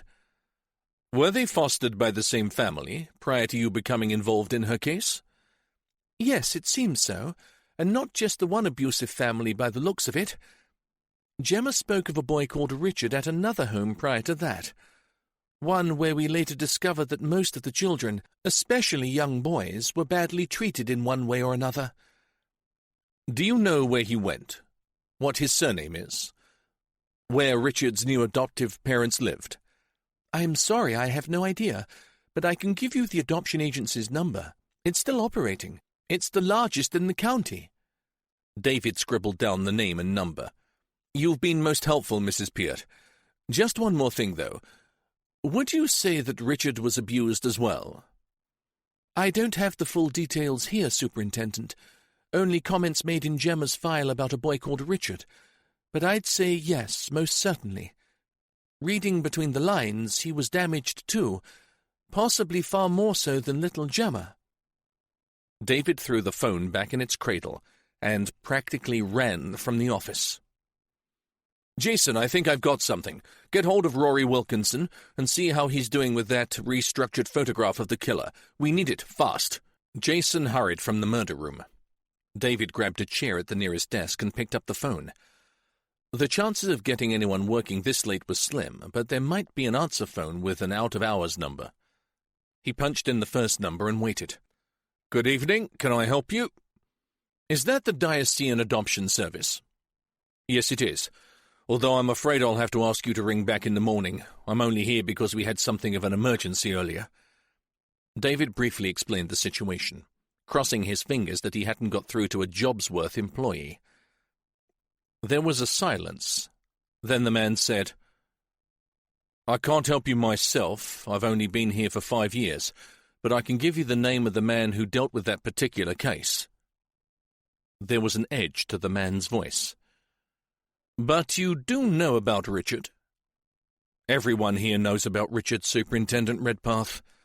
How so? It would be better if my superior, Leonard Johnson, told you. He knows the whole case. If you give me your number, I'll contact him immediately, and then he can ring you directly. David put down the phone, every nerve in his body jangling. He knew this might be the break they needed. Are you all right, sir? Bryn placed a steaming mug of tea in front of him. Other than shitting hot bricks while I wait for a call that may turn this case around, Detective, I'm just dandy, thank you. Bryn's eyes opened wider. Really? Cross everything you physically can and stand by to move, DC Owen. Bryn grabbed his jacket.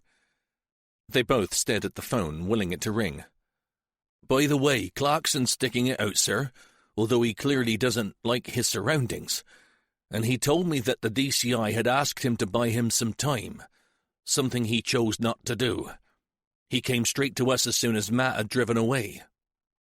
Even more reason to trust him, I guess. David fidgeted uncomfortably in his chair and took a sip of the hot tea. Has anyone heard from Gary Haynes? Not to my knowledge. His meeting with the top brass will probably take some time, won't it? The phone finally shrilled out. He grabbed it and took a deep breath. Yes, Superintendent Redpath here. After a brief explanation of the seriousness of their situation, David listened carefully, making scribbled notes. So, Richard was definitely a friend of Gemma Goddard, and he was successfully placed in a good home like her? Well, yes, but his problems didn't quite end there, Superintendent. Richard was a highly intelligent child. His biological parents were well off. His father an academic and his mother was some sort of scientist. They both died in a light aircraft crash in Surrey when Richard was 3 years old. So why didn't relatives take the child? There was no one at the time, well, no one suitable to take on a toddler. Johnson continued. And there was precious little money left either, just debts. Richard was let down by the system that should have protected him, Superintendent. Like Gemma. Exactly like Gemma, although she fell on her feet and Richard initially didn't. Explain, please. After the same dreadful early years as Gemma, Richard was finally homed with a couple in Cambridge. They had excellent references and had lost a child of their own in an accident. It seemed perfect, but sadly, when Richard joined the family, the mother came to resent him. Eventually she took to the drink, and when Richard was 10, she tried to burn the house down with him in it. Jesus, poor kid. Well, it does have something of a happy ending. Although both parents died and Richard did suffer burns, he survived and was formally adopted by his adoptive maternal grandfather, a man who had adored the child from the start and who felt a great burden of guilt about what his daughter had done to her family. Richard was taken in by him. And Richard's surname? Cotton. And a date of birth? We never knew that fact, Superintendent. I can tell you that he is 28 years old, but we never had a birth certificate. What was the grandfather's name, Mr. Johnson? And is he still alive? Oh, he's alive, all right. His name is Harry Cotton, and if you could hold on for a moment, I'll check his address for you. David heard the familiar tap of fingers on a keyboard. Well, that's a bit of luck. He lives in Alford. That's not far from you, is it? This is it. David felt his blood pumping through his veins. Not far at all. If I could have the full address and a telephone number, sir. He wrote it down and ripped the paper from the pad. Thank you, Mr. Johnson. Thank you very much. He slammed the phone down and jumped up. Bryn, tell Jason Hammond where we are going, then get us a car, quickly. I'll ring this man en route and tell him to expect us. Chapter 30. Matt's return to consciousness was sudden. He snapped back to life, eyes wide, and heart juddering in his ribcage. A damned effective antidote to the sedative, I'd say. The killer stood next to him, staring admiringly at the syringe. As long as you get the dosage right, and as I'm not exactly an expert, I have been known to throw the odd heart into a fatal abnormal rhythm. Still, the uncertainty of outcome all adds to the fun, I suppose. He laughed softly. Which reminds me, I've got a few things to do, so I'll leave you to get yourself together. Then we will have that chat that I promised you. He looked around critically, like a functions organizer checking his venue for his client. I've taken great pains to get this right, so I hope you'll appreciate the effort I've gone to make you feel at home. Matt barely heard him. He was far too busy fighting for breath and trying to calm his racing heart. With his eyes closed tightly, he concentrated entirely on controlling his breathing. You can do this. In, relax, out. In, relax, slowly out, and again. When he finally believed that he would survive the effects of the drug, he opened his eyes. Initially, his heart rate leapt up again, but after another few moments of monitoring his breath, he was capable of comprehending where he was.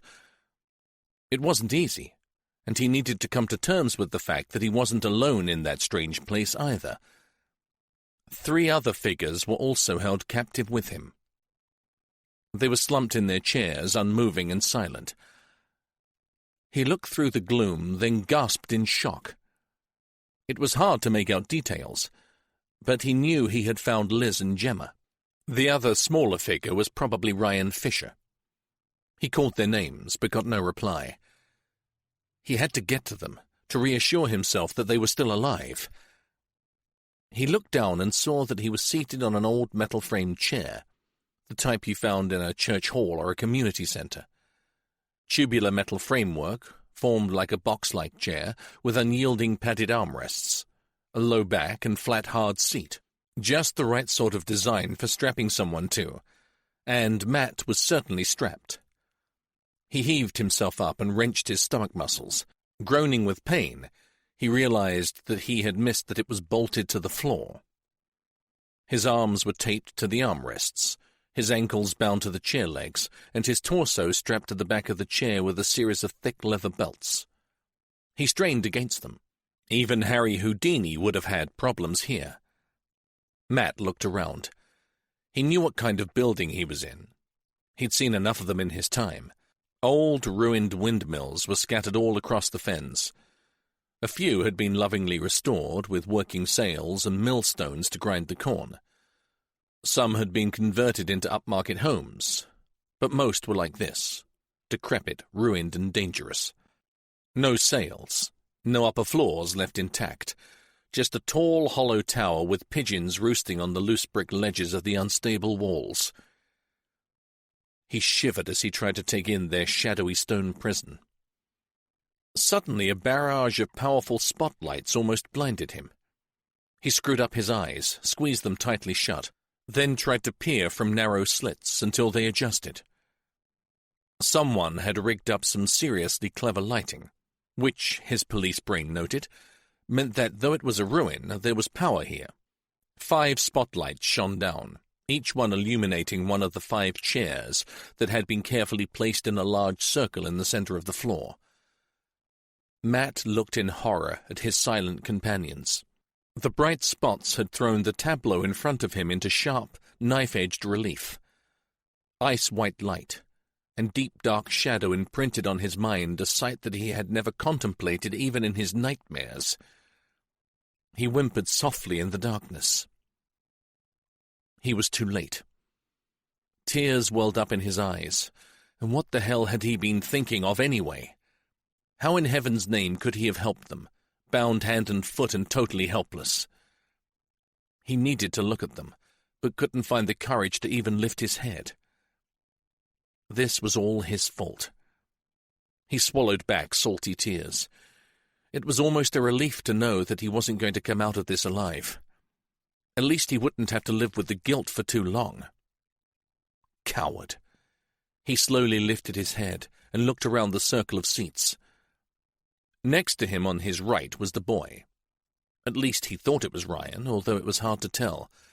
The lad was slumped forward, his head at a peculiar angle, turned away from Matt. Some of his hair seemed to be missing, burnt maybe. The light made it hard to know exactly what you were looking at. He moved his gaze down. The hands were certainly blackened, and the one nearest to him seemed to be twisted and contorted. He felt bile rising in his throat and didn't want to see any more. He dragged his gaze from the child, and though his brain screamed for him to look away, he unwillingly forced himself to look at the next victim. Liz. Oh, Liz, not you, not you. Not when he'd finally realized he loved her. She was also slumped forward, her hair matted with caked and drying blood from a large gash in her scalp. Blood had left a dark stain on the floor beside her. Matt stared at the woman who had so recently declared that she loved him too. He felt a rush of burning, white-hot anger. Somehow, he would get the monster who'd done this. Get him and with his bare hands tear him limb from limb. The old feeling of cold, hard determination slid back into place. He'd do whatever it took, and it may require guile and cunning that he wasn't sure he possessed, but he'd find it from somewhere. Then he'd drain the very life from this sadistic animal and send him back to the hell from which he'd come. He moved his head sharply towards the next chair and saw Gemma. Gemma, his young, bright and enthusiastic policewoman, and perhaps the daughter he had never known existed. For a moment his resilience faltered. It was hard to make out her actual injuries, but it seemed that the girl had suffered more than the others. Her face, already bruised from the last beating, looked raw, as if she'd been dragged over sharp gravel. With mounting dismay, Matt saw that her clothes were ripped and bloody. One sleeve was missing from her uniform shirt, and a deep laceration, one cutting through skin and muscle, almost down to the bone, had seeped dark fluid over the arm of the chair. He looked closer and saw that her trousers hung in shreds, and beneath them, just visible, both legs were crisscrossed with cuts and scratches. Either she had put up one hell of a fight, or her assailant had paid considerably more attention to her. Unable to look any longer, Matt focused on the last chair. The empty chair. Was it ready for another guest? Or was it for that bearded son of a bitch who had done this? As Matt thought about the man, he saw the words on the back of the photograph. They are alive, but it's up to you how long they stay that way. He forced himself to look at his motionless companions, to search for the slightest hint of a rise and fall of their chests, but he could see nothing in the glaring light. He remembered Liz's words. He's a mind-bender. Were they dead or alive?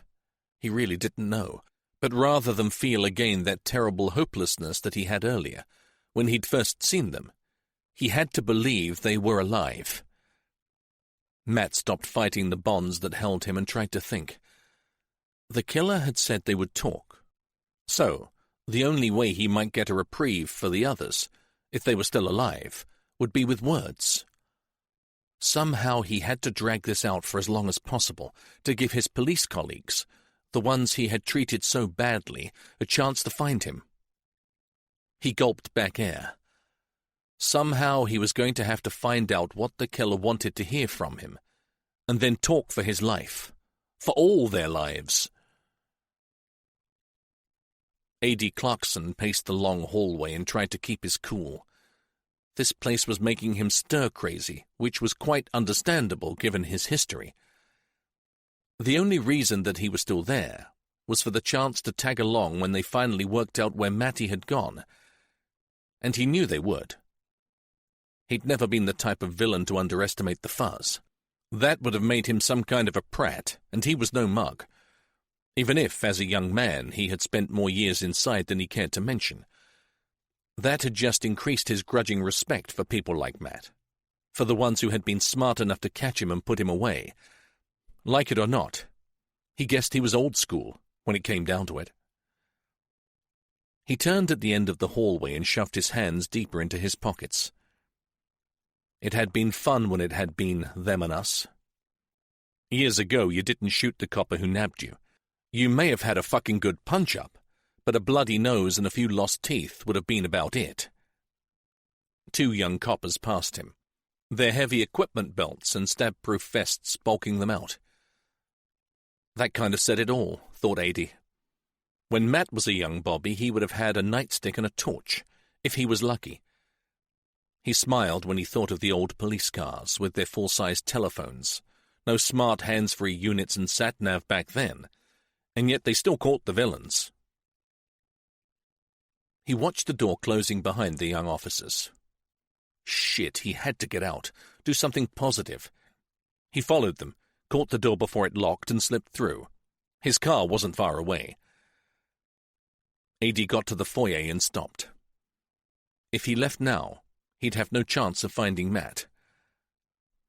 With a sigh, he sank down on one of the seats in reception. Better to stick it out here. When the balloon finally went up, he'd be there.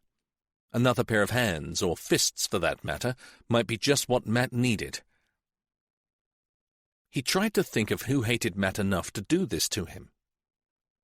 The baby tech, Bryn, had explained why they thought Adie himself might be involved, and he could see exactly where the lad was coming from. And the idea that more than one person was involved made sense. One as the brains, and one as the muscle, which would mean that Mr. Brains was free to be anywhere he liked, with a perfect alibi, while Handy Andy did the dirty work. Adie slid down in the chair and considered who, in Matty's circle, fit the bill. Oh dear. Now here we have a possibility, don't we?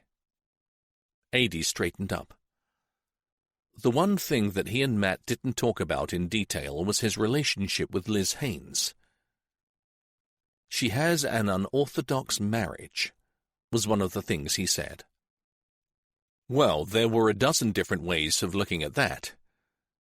It's a no-strings arrangement. It's convenient for us both.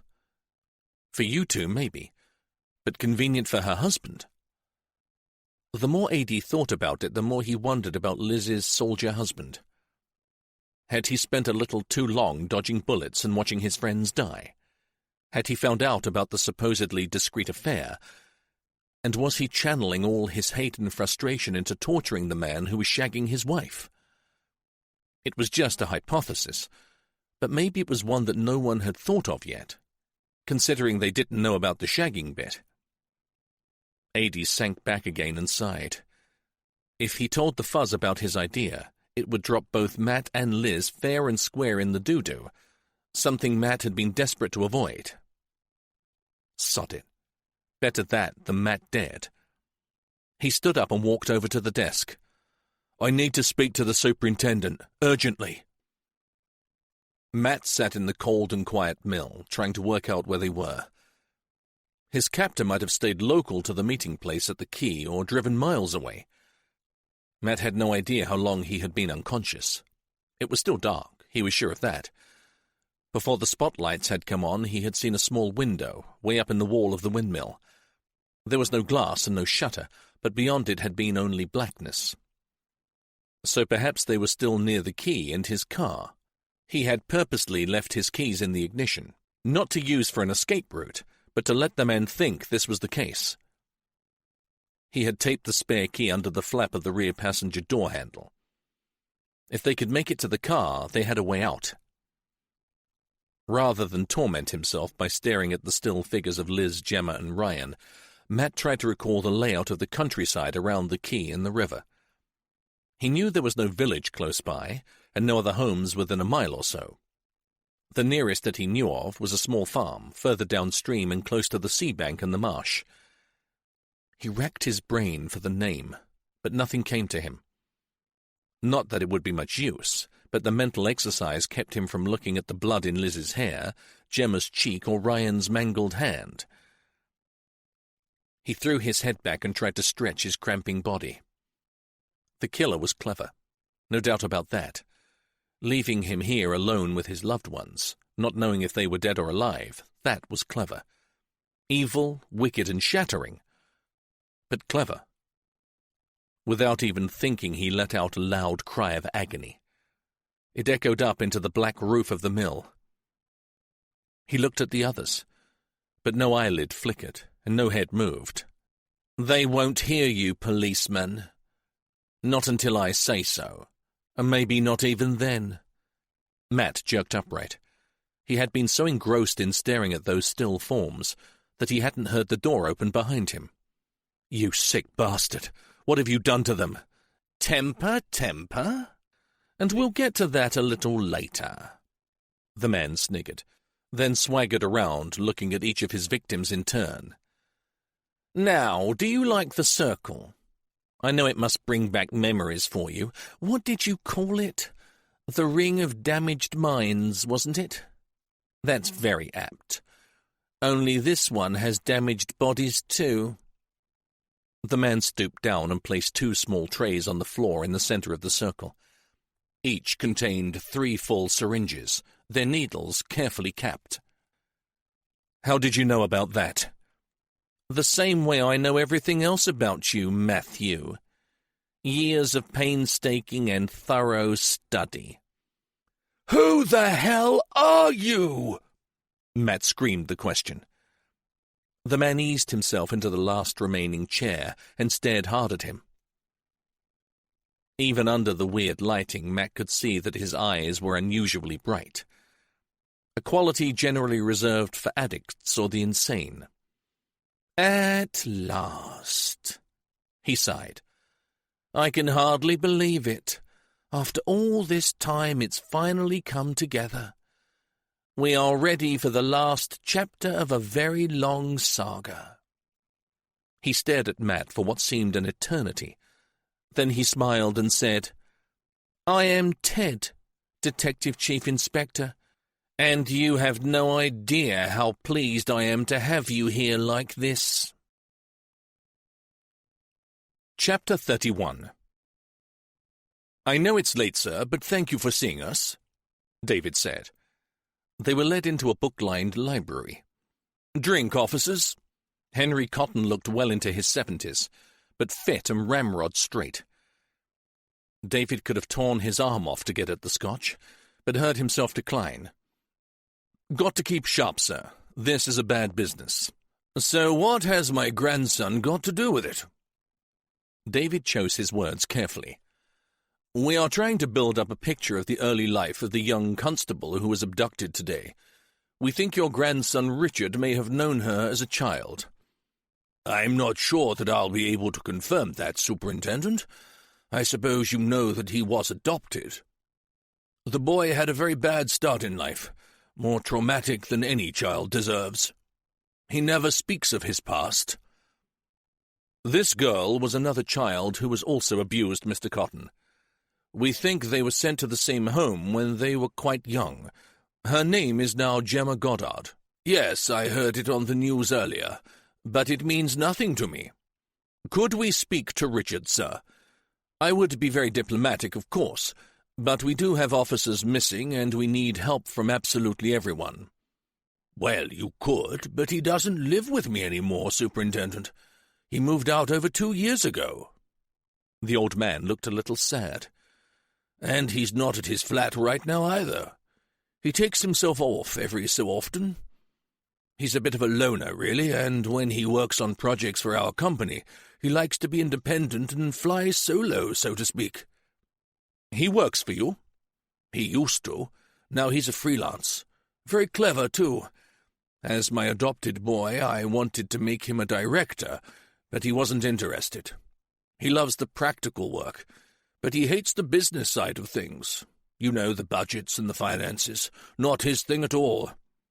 What is your business, sir? I own a small film studio. The man gave a short laugh. Although don't start thinking along the lines of MGM, will you? We shoot adverts. Little ones, big ones. Very good ones, actually. And Richard? What does he do in his freelance capacity? Oh, he knows the whole business inside out, and I'm very proud of him. The man took an appreciative sip of his drink. Considering the dreadful things that happened to him as a youngster, he studied. Did his A-levels. In fact, he was a complete sponge when it came to learning. He came into the business when he left college and insisted on doing the complete package, from making tea upward. Recently, he has concentrated more on computer graphics and design. And has he a mobile number? I really would like to speak to him. He has, but I doubt he'll answer, Superintendent. If he's designing something, he shuts himself away and— He stared down at the thick, expensive carpet. I am afraid we had a bit of a disagreement a few months back, and although I still love him to pieces, we aren't exactly on speaking terms at present. David felt a distinct unease. Do you mind me asking what it was about, this row? The usual thing with younger people. Money, of course. Harry Cotton was suddenly beginning to look his age. He's always been headstrong, and when he finally received his inheritance 2 years back, he insisted in cashing in all his stocks and shares, all the investments I'd made for him over the years. He threw up his hands in exasperation. His inheritance could be in a pillowcase under his bed, for all I know, the little fool. Do you have a recent photograph of him, Mr. Cotton? The last one that I have of him was taken a couple of years back, I think. He walked over to a small desk and opened a drawer. After a moment or two, he withdrew a photograph wallet. Here we are. I took some snaps of him while he was taking pictures at a local charity event. He sifted through them and picked out 3. He passed them to David. These are the clearest. Richard would not have stood out in a crowd. In the first print, he was dressed in casual clothes, an expensive camera held in front of him. He was smiling at a group of women in matching shorts, T-shirts, and bandanas preparing for a race. He was nice-looking, although far from handsome. His hair was clipped short, and the best description David could find for the color was mousy blonde. His build was slim, but not skinny. David looked at the next one, in which he was giving a half-smile to his grandfather. In the third, he was more serious, casting a sidelong glance at the girls again. David suddenly found himself drawn to the familiar-looking logos on the women's navy T-shirts. He pulled the print closer and looked at the women themselves. Young policewomen.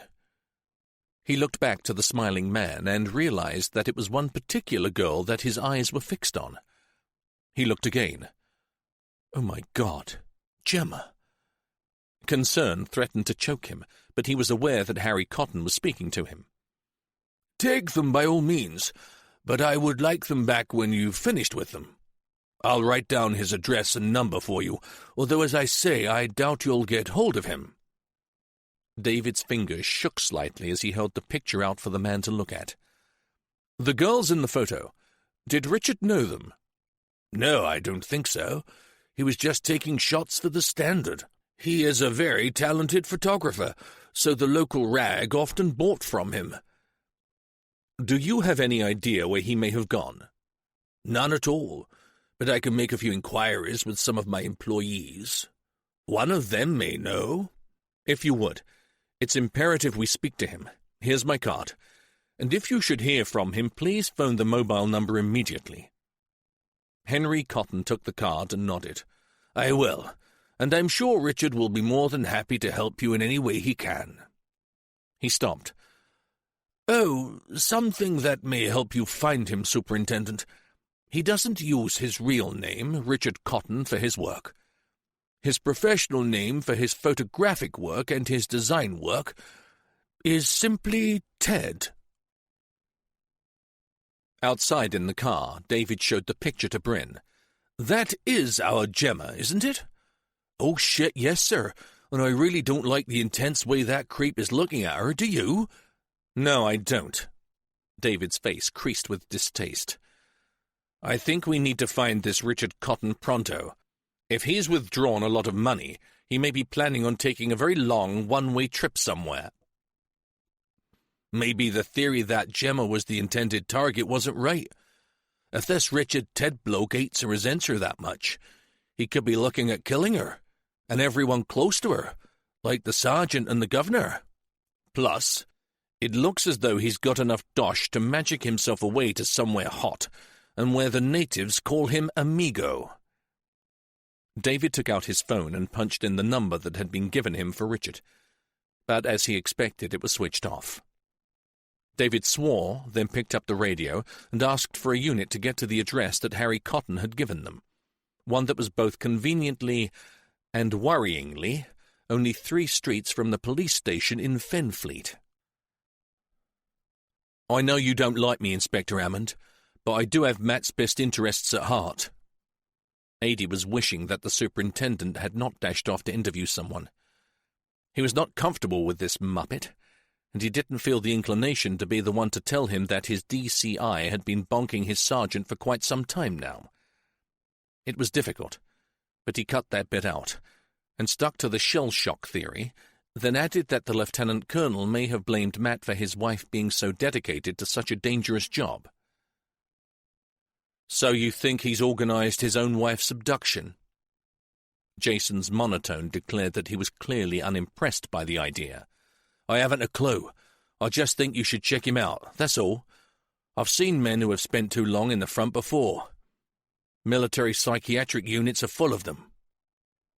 From Jason's expression, he knew he was getting nowhere, so Ady stood up. "Just mention it to your super, okay? As things are, it's worth a few moments of someone's time, surely." The name Ted meant absolutely nothing to Matt, other than the fact that he was undoubtedly looking at the bogus D.C. Edward Dennis. He stared over to the man and tried to place him from somewhere in his life. A villain who he'd sent down? A relative of someone who he had helped get convicted? The father or brother of some kid who'd died, and whose killer he'd failed to bring to justice? That last supposition rang alarm bells.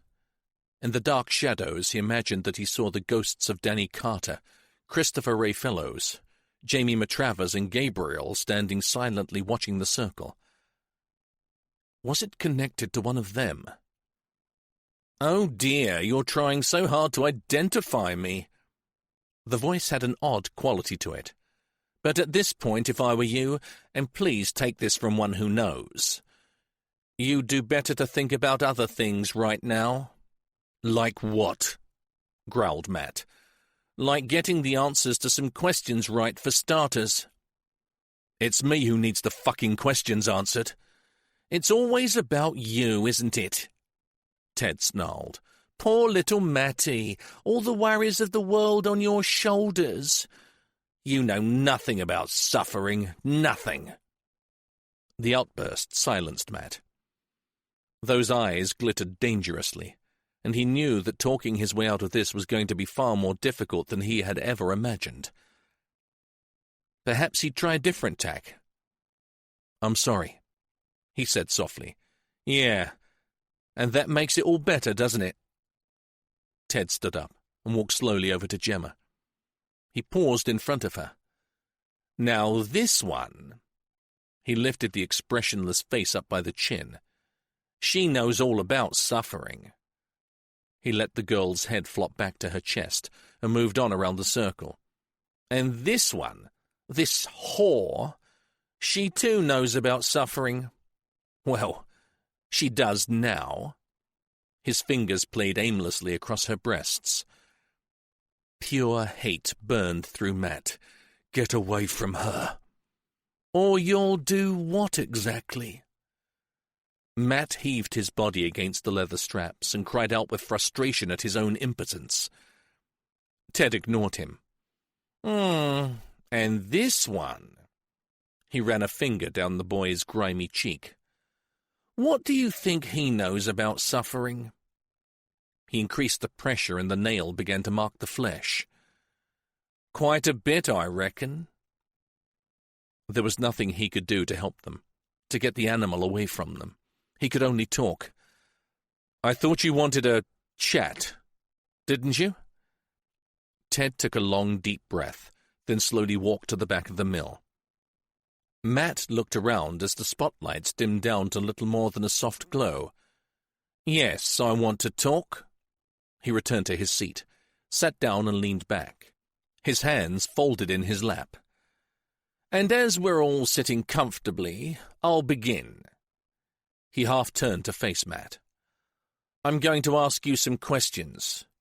During this time I will carefully monitor what you say, and if I'm satisfied, you may be allowed some privileges. Do you understand?" "Privileges?" "You'll understand as we progress. It's a bit like a TV quiz show, only your fellow contestants have a lot more to win or lose than usual." Ted gave a small laugh. "And the outcome is all down to you." A tiny shiver slipped across Matt's back. "Right, policeman. If you're ready, first question. Would you break the rules for someone you loved?" "I'm here, aren't I? No backup, no wires, just like you asked. I ran away like a criminal, and I told no one where I was going, so the answer is yes, I already have." "So, who did you break the rules to protect?" "Who the hell do you think? My fellow officers and a little boy, of course." "Oh, so leaving the boy out of the equation, it wasn't for your daughter or the married woman that you are having a sordid little affair with. It was for your fellow officers, was it?" Matt hesitated. "It was for Liz, Gemma, and Ryan. They are all innocent victims here. That's who I broke the rules for." "Right, I see." Ted rubbed thoughtfully at his beard. "And do you believe that they are still alive? Was it worth not following procedure if they are dead already?" "I have to believe they are still alive, and you told me they were." He added lamely, "But I lie, policeman." "Really, what a surprise. Well, I hate to tell you this, but it was still worth the risk." Ted laughed. "Good, good. Next question. If, and I only say if, one of the others were to be dead, which one would you prefer it to be?" "How the hell can I answer that? I want them all to live." "Humour me, Matt. Hypothetically, who would you choose to be dead? Who would mean the least to you?" "I won't answer that," yelled Matt. "I can't answer." "The clock is ticking, Matt. I need an answer." To his horror, Matt saw Ted slip out of his seat and walk towards the centre of the circle, to the 2 trays of syringes. "Tick-tock, tick-tock. Your answer, policeman." He leaned forward and his hand reached out, hovering over first one tray, then the other. "Please, that's an unreasonable question. Please, Ted." Matt's eyes flew from one motionless figure to the next. Young Gemma, his lovely Liz, or a little boy. He knew whatever he said was going to have a catastrophic outcome for one of them. His voice crackled with emotion when he spoke again. "Please, Ted, how can I answer that?" Ted seemed to consider what Matt was saying. He sat back on his haunches and pulled a face. "All right, I'll rephrase it. If you could save one of them, who would it be?" "That's even worse. My answer would not just condemn one to death, but 2. He was almost screaming, and fought to control his temper. "And it's equally as impossible to answer. I am a policeman, as you keep reminding me, and it's my duty to protect life, all life." "Shame."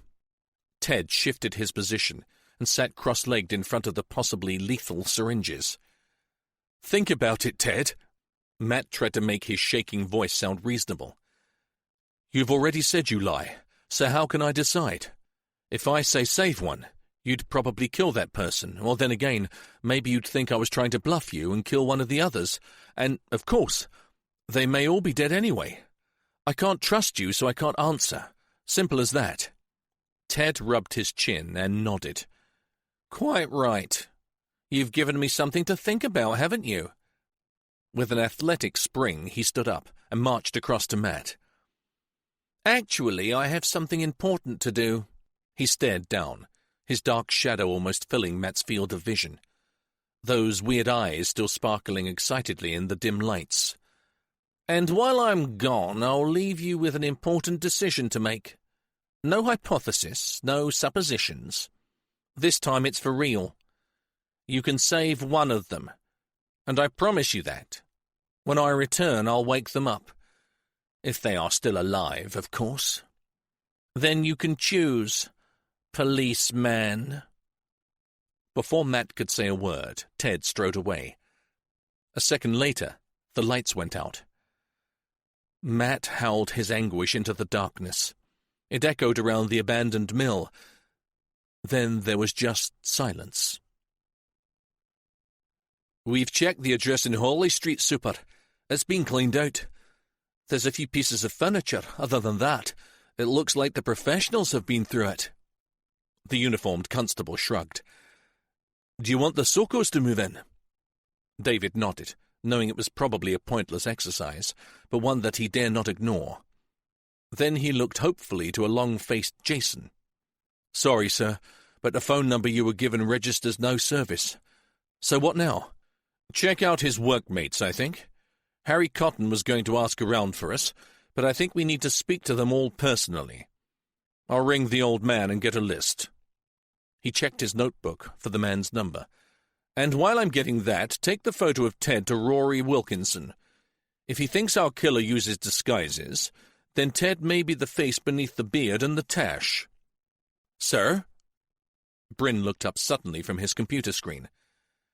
Can I go talk to the neighbours of Ted's flat in Hawley Street? If Ted disguised himself as the bearded man, perhaps someone saw him leave home in that particular persona. Good man, go to it, and ring me immediately if your hunch pays off. There were 3 flats in 23 Hawley Street.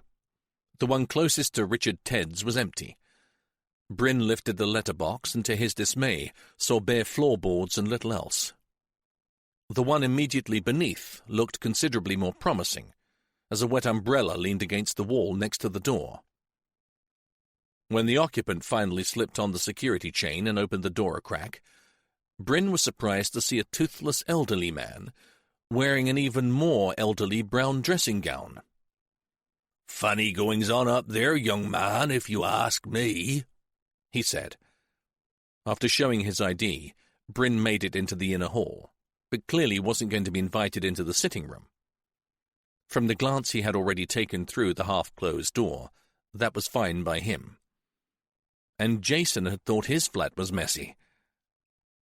"How do you mean, Mr. Coolidge?" "I think they were cheating on paying the proper rent."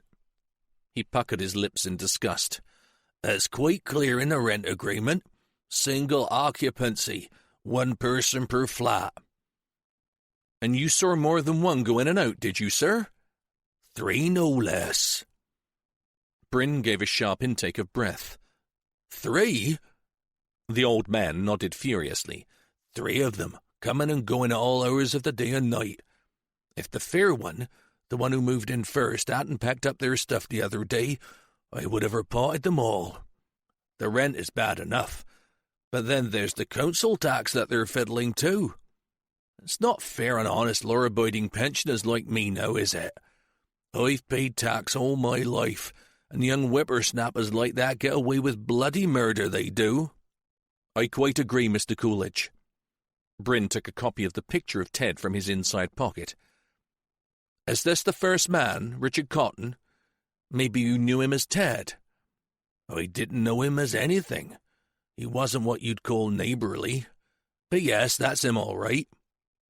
"And this man?" Bryn handed him a picture of the bearded man. "Oh, yes, that's one of the others." "And the other man, what did he look like, sir?" A smug look came over the old man's face. "I can show you, officer. Wait there." Bryn watched as the old man disappeared into the bedroom. There was a clicking sound, followed by a whirring. Then Mr. Coolidge reappeared. "I said I was going to shop them to the landlord, didn't I? Well, I'm no fool, and I knew that I needed proof. Here it is." In his leathery hand was a printout from a computer. 2 pages of prints of digital photos. Of 3 different men leaving and returning to the building. Each image had a date and time in the corner. Bryn scrutinized the third man, then gave a small gasp. It was someone he vaguely recognized. A man he'd seen earlier that day, and in the nick of all places. He looked again to make doubly sure. No doubt whatsoever. "May I take these, sir? I'll be sure to return them." Thanking the man, he ran down the steps to the street, pulling out his mobile as he went. "Superintendent, this is really important. I've confirmed that Richard Cotton, a.k.a. Ted, is also the bearded man, and, sir, he uses another persona as well." Bryn was running backward towards the station as he spoke. In a breathy voice, he said, "I saw him earlier with D.I. Ammon, sir, going into an interview room." The lab was situated next to the mortuary, in the basement of Fenfleet's busy hospital, just a few hundred yards from the police station. When he saw the pictures that Bryn had been given, David went straight to see Rory Wilkinson, who had based himself there for the duration of the case. The corridor was sparsely lit with a series of low-voltage lights, and his footsteps echoed as he hurried towards the brighter lights at the end of the hallway. Despite the late hour, Rory and a handful of technicians were still working. He approached David, holding out his hand for the new pictures. "I got the call, Superintendent. Let me have them. We'll run this straight away." He pushed through a door and into a room full of high-tech equipment and computers. "I bet you've not seen this little beauty before, have you?" He pointed to a large flat screen. He slipped the photo under an attached scanner. "If you are right about these, it will only take seconds to get a match. Simon, over here, please, and work your magic." A white-coated technician jumped up from his bench, ran over to them, and sat himself down in front of an oversized keyboard.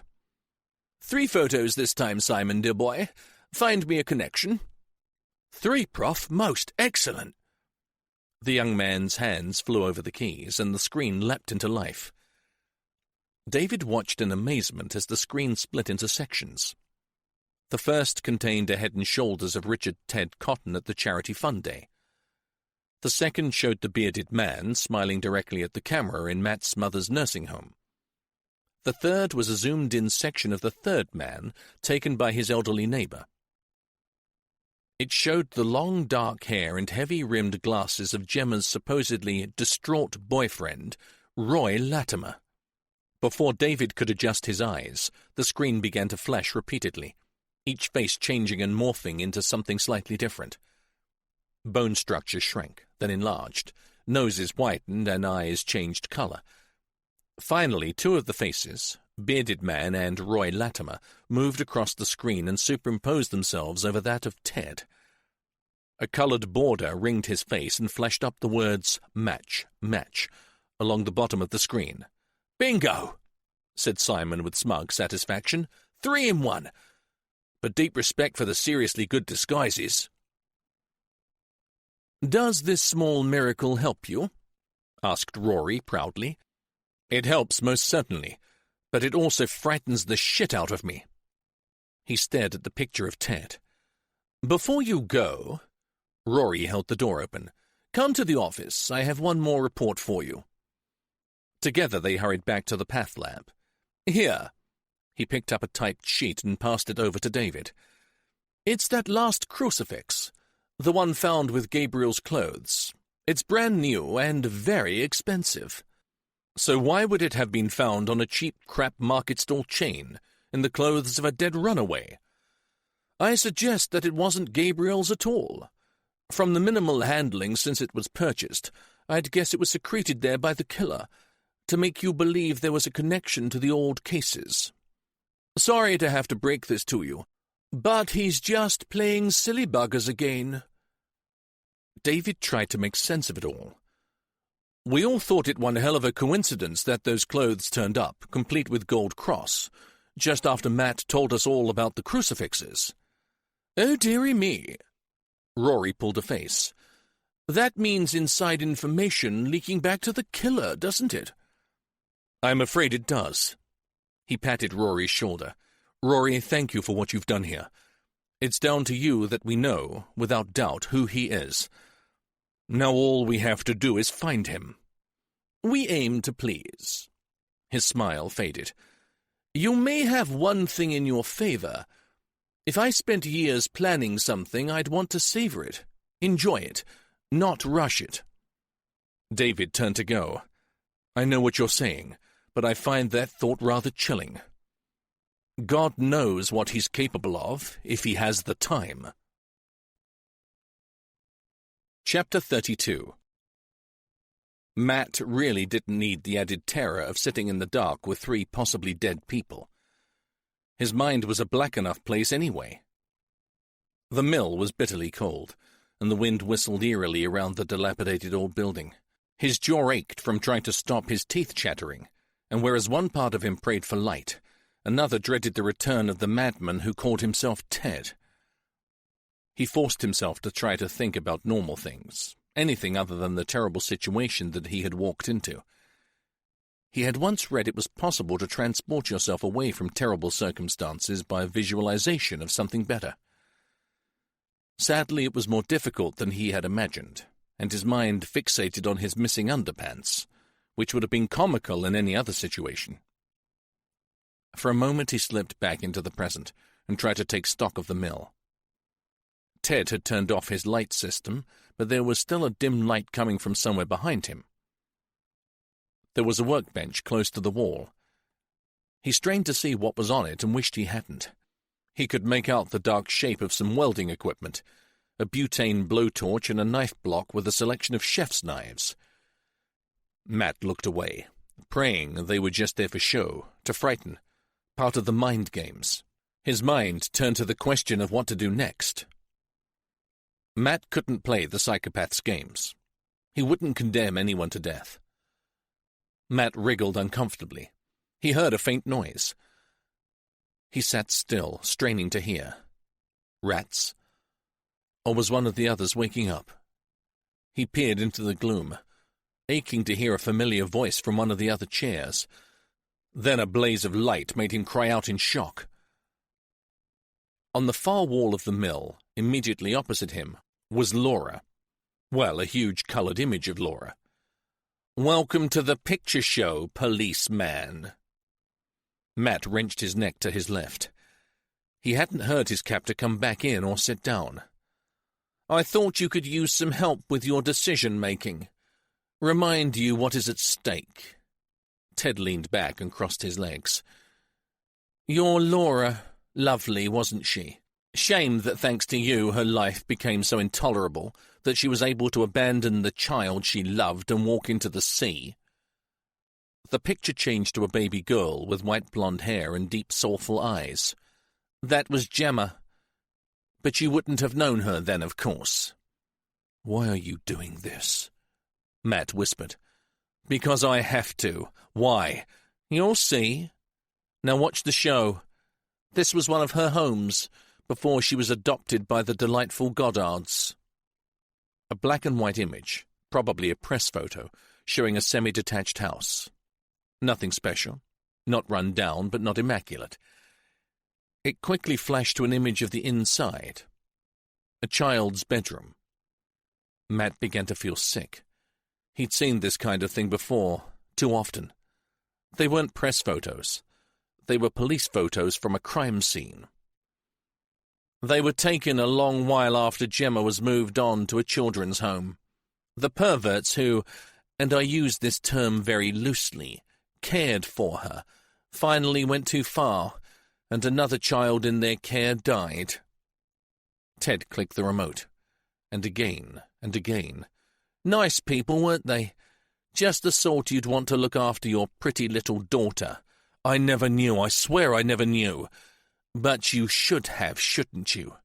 I found her, so why didn't you? I looked, I searched for Laura for years, but not hard enough. Matt couldn't answer that. Oh, now this is familiar territory. The lovely Canvale Children's Home. Before it closed, there were 12 of us there, and every one of us was abused in one way or another, some more than others. So this is what it's all about, is it? Most certainly.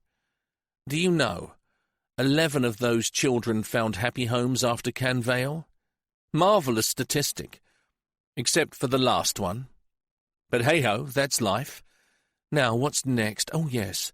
The image that then appeared was the school photo of Ryan Fisher.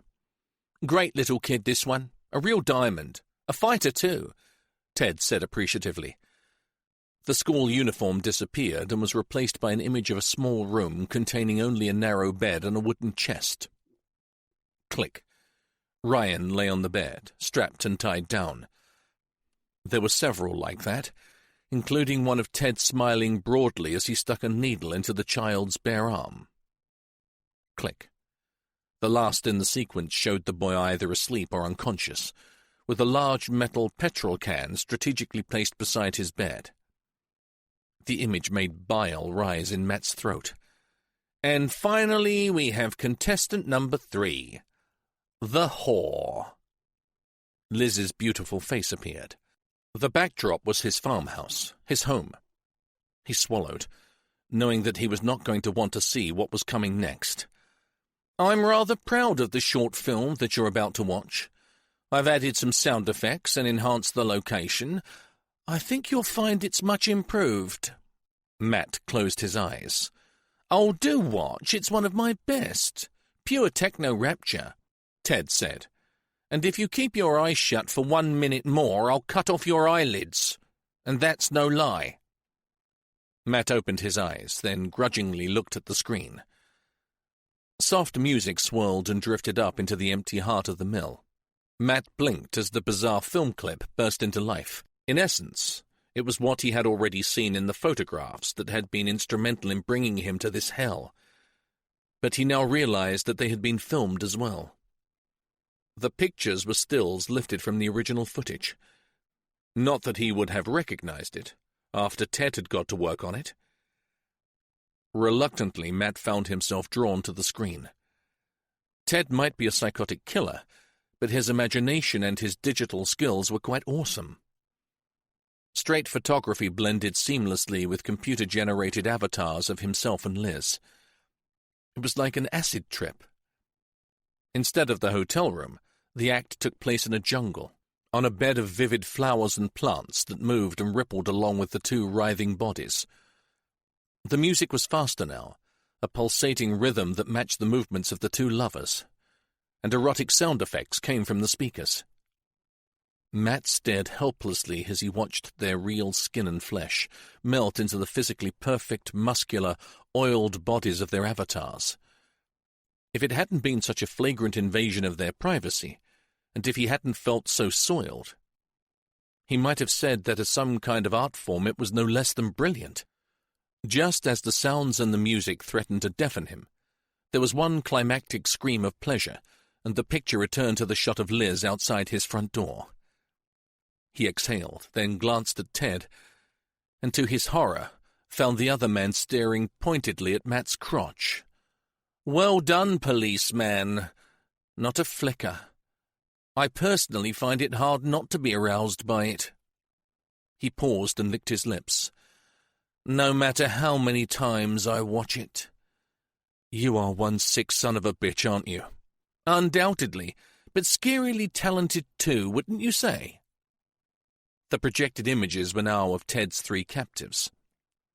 Time to choose. He pointed with his finger to each face in turn. Your daughter, Gemma smiled back, smart and confident in her police uniform. Your whore, Liz looking at him soulfully as she turned from locking her car. Or an innocent little boy, Ryan Fisher smiling cheekily for the school cameraman. Matt took a deep breath. I'm not playing. Ted grinned at him. Yes, you are. No, I'm not, because for one thing, I have no proof that Gemma is really my daughter. You are a mind-bender and a liar. This could be one glorious setup. True, it could be, but it's not. I don't believe you. Nothing I do or say will stop you from killing us all anyway, so I'm not playing." Ted's grin faltered momentarily. Then he stood up, walked across to Matt, and hit him hard in the face. Salty blood touched his tongue. "I'm still not playing your fucking game. It's the final stage, you said. Well, play it on your own." Again, a stinging, bone-jarring fist hit his cheek. The pain that flared through his jaw and into his skull told him that his cheekbone had been fractured. "Bastard," he spat. "For God's sake, tell me, why do you hate me so much?" Ted stepped back. "Me?" His face showed confusion. "I don't hate you. I feel nothing for you. Why should I hate you?" Matt rubbed his tongue across his aching teeth. He would have put money on the fact that Ted's startled expression was genuine. Somewhere in Matt's addled brain, something began to fall into place. He swallowed blood, then began to laugh wearily. "All this," he looked around, "all this drama, the eerie setting, the circle. It's a mind game, isn't it? And even though you are the clever one, you didn't think this up, did you? Sure, you're the whiz kid, the techie, the magician, the one with the ability to make it happen, but you're still the puppet, aren't you? You've worked for years on this, but you're not the boss. You're not the one who pulls the strings. This isn't about you at all, is it?" Ted stood looking at him, his head held slightly to one side. Then he gave a dramatic, exaggerated bow. "I take my hat off to you, policeman." Ted sighed with something like relief, then stepped towards the two trays and picked up 3 of the syringes. "Okay, it's time to wake up your friends. Then I suppose you'll want to meet the puppet master." Chapter 33. Adi was on his 3rd coffee and felt like he was about to climb the walls when he saw a tall, somber-faced man hurriedly enter the reception area. "Now he looks almost as screwed up as me." He drank back the last dregs of the coffee, pulled a face, and looked at the other man with interest. The eyes were sunken, and deep furrows rippled across what should have been a smooth forehead. Adi watched as he leaned his big frame across the desk to the civilian on duty and said, "Superintendent Redpath, please. Tell him it's Gary Haynes to see him." Adi sat up. "Really? You were joking." If things hadn't been so dire, he would have laughed at the thought of little Matty stealing this Rambo of a man's wife. He looked closer and noted the slump of the shoulders and the quick, unconscious snapping of finger and thumb together. This was bona fide concern. Maybe he should go find Jason Hammond and tell him to forget what he'd said. Adi might be wrong, but he was quite prepared to believe that he had probably screwed up royally in his judgment of the soldier. "Gary Haynes?" Adi stood up and extended a hand. "I believe we both have someone close to us caught up in a bad situation right now. I'm Adi Clarkson, a friend of Matt Ballard." As the big man clasped his hand, Adi caught the eye of the receptionist. "And you'd better tell the super that I want to see him too." In the murder room, one large picture had replaced all the others on the board. "This is Richard Cotton, also known as Ted." The super spoke quickly and concisely to the gathered officers. "We believe he is the man holding the boy Ryan Fisher and our own Sergeant Haynes, PC Gemma Goddard, and DCI Ballard. He has left his flat, is out of contact with his adopted grandfather, and has withdrawn an awful lot of money recently." "Ready to do a runner, no doubt," said one of the officers. "I believe so, Detective. Now, he works in the film industry as an animator and graphic designer. He is also a freelance photographer. He is described by people that he works with as highly intelligent, creative, charming, but very much a loner. He suffered severe abuse as a child, and at one point seems to have been in a care home at the same time as Gemma Goddard. A home, by the way, that was later closed down following reports of neglect and abuse of the children." David stared at the picture. "There are a lot of grey areas surrounding this man, things that really bother me, but the most important thing right now is to locate him. I have several officers pulling his work colleagues from their beds as we speak, in the hope that someone may have an idea of where he's gone. I have circulated this picture to all forces, and it has been released to the media." David bit his lip. Although the chances of him being recognized at this time are slim, we already know that he has been using two other identities, the bearded man and Roy Latimer, Gemma Goddard's boyfriend. But I have just discovered after a phone call to his grandfather that the multi-talented Ted is something of an expert at film makeup, prosthetics being his specialty. "So he can reinvent himself when he feels like it. Oh, great," groaned Bryn.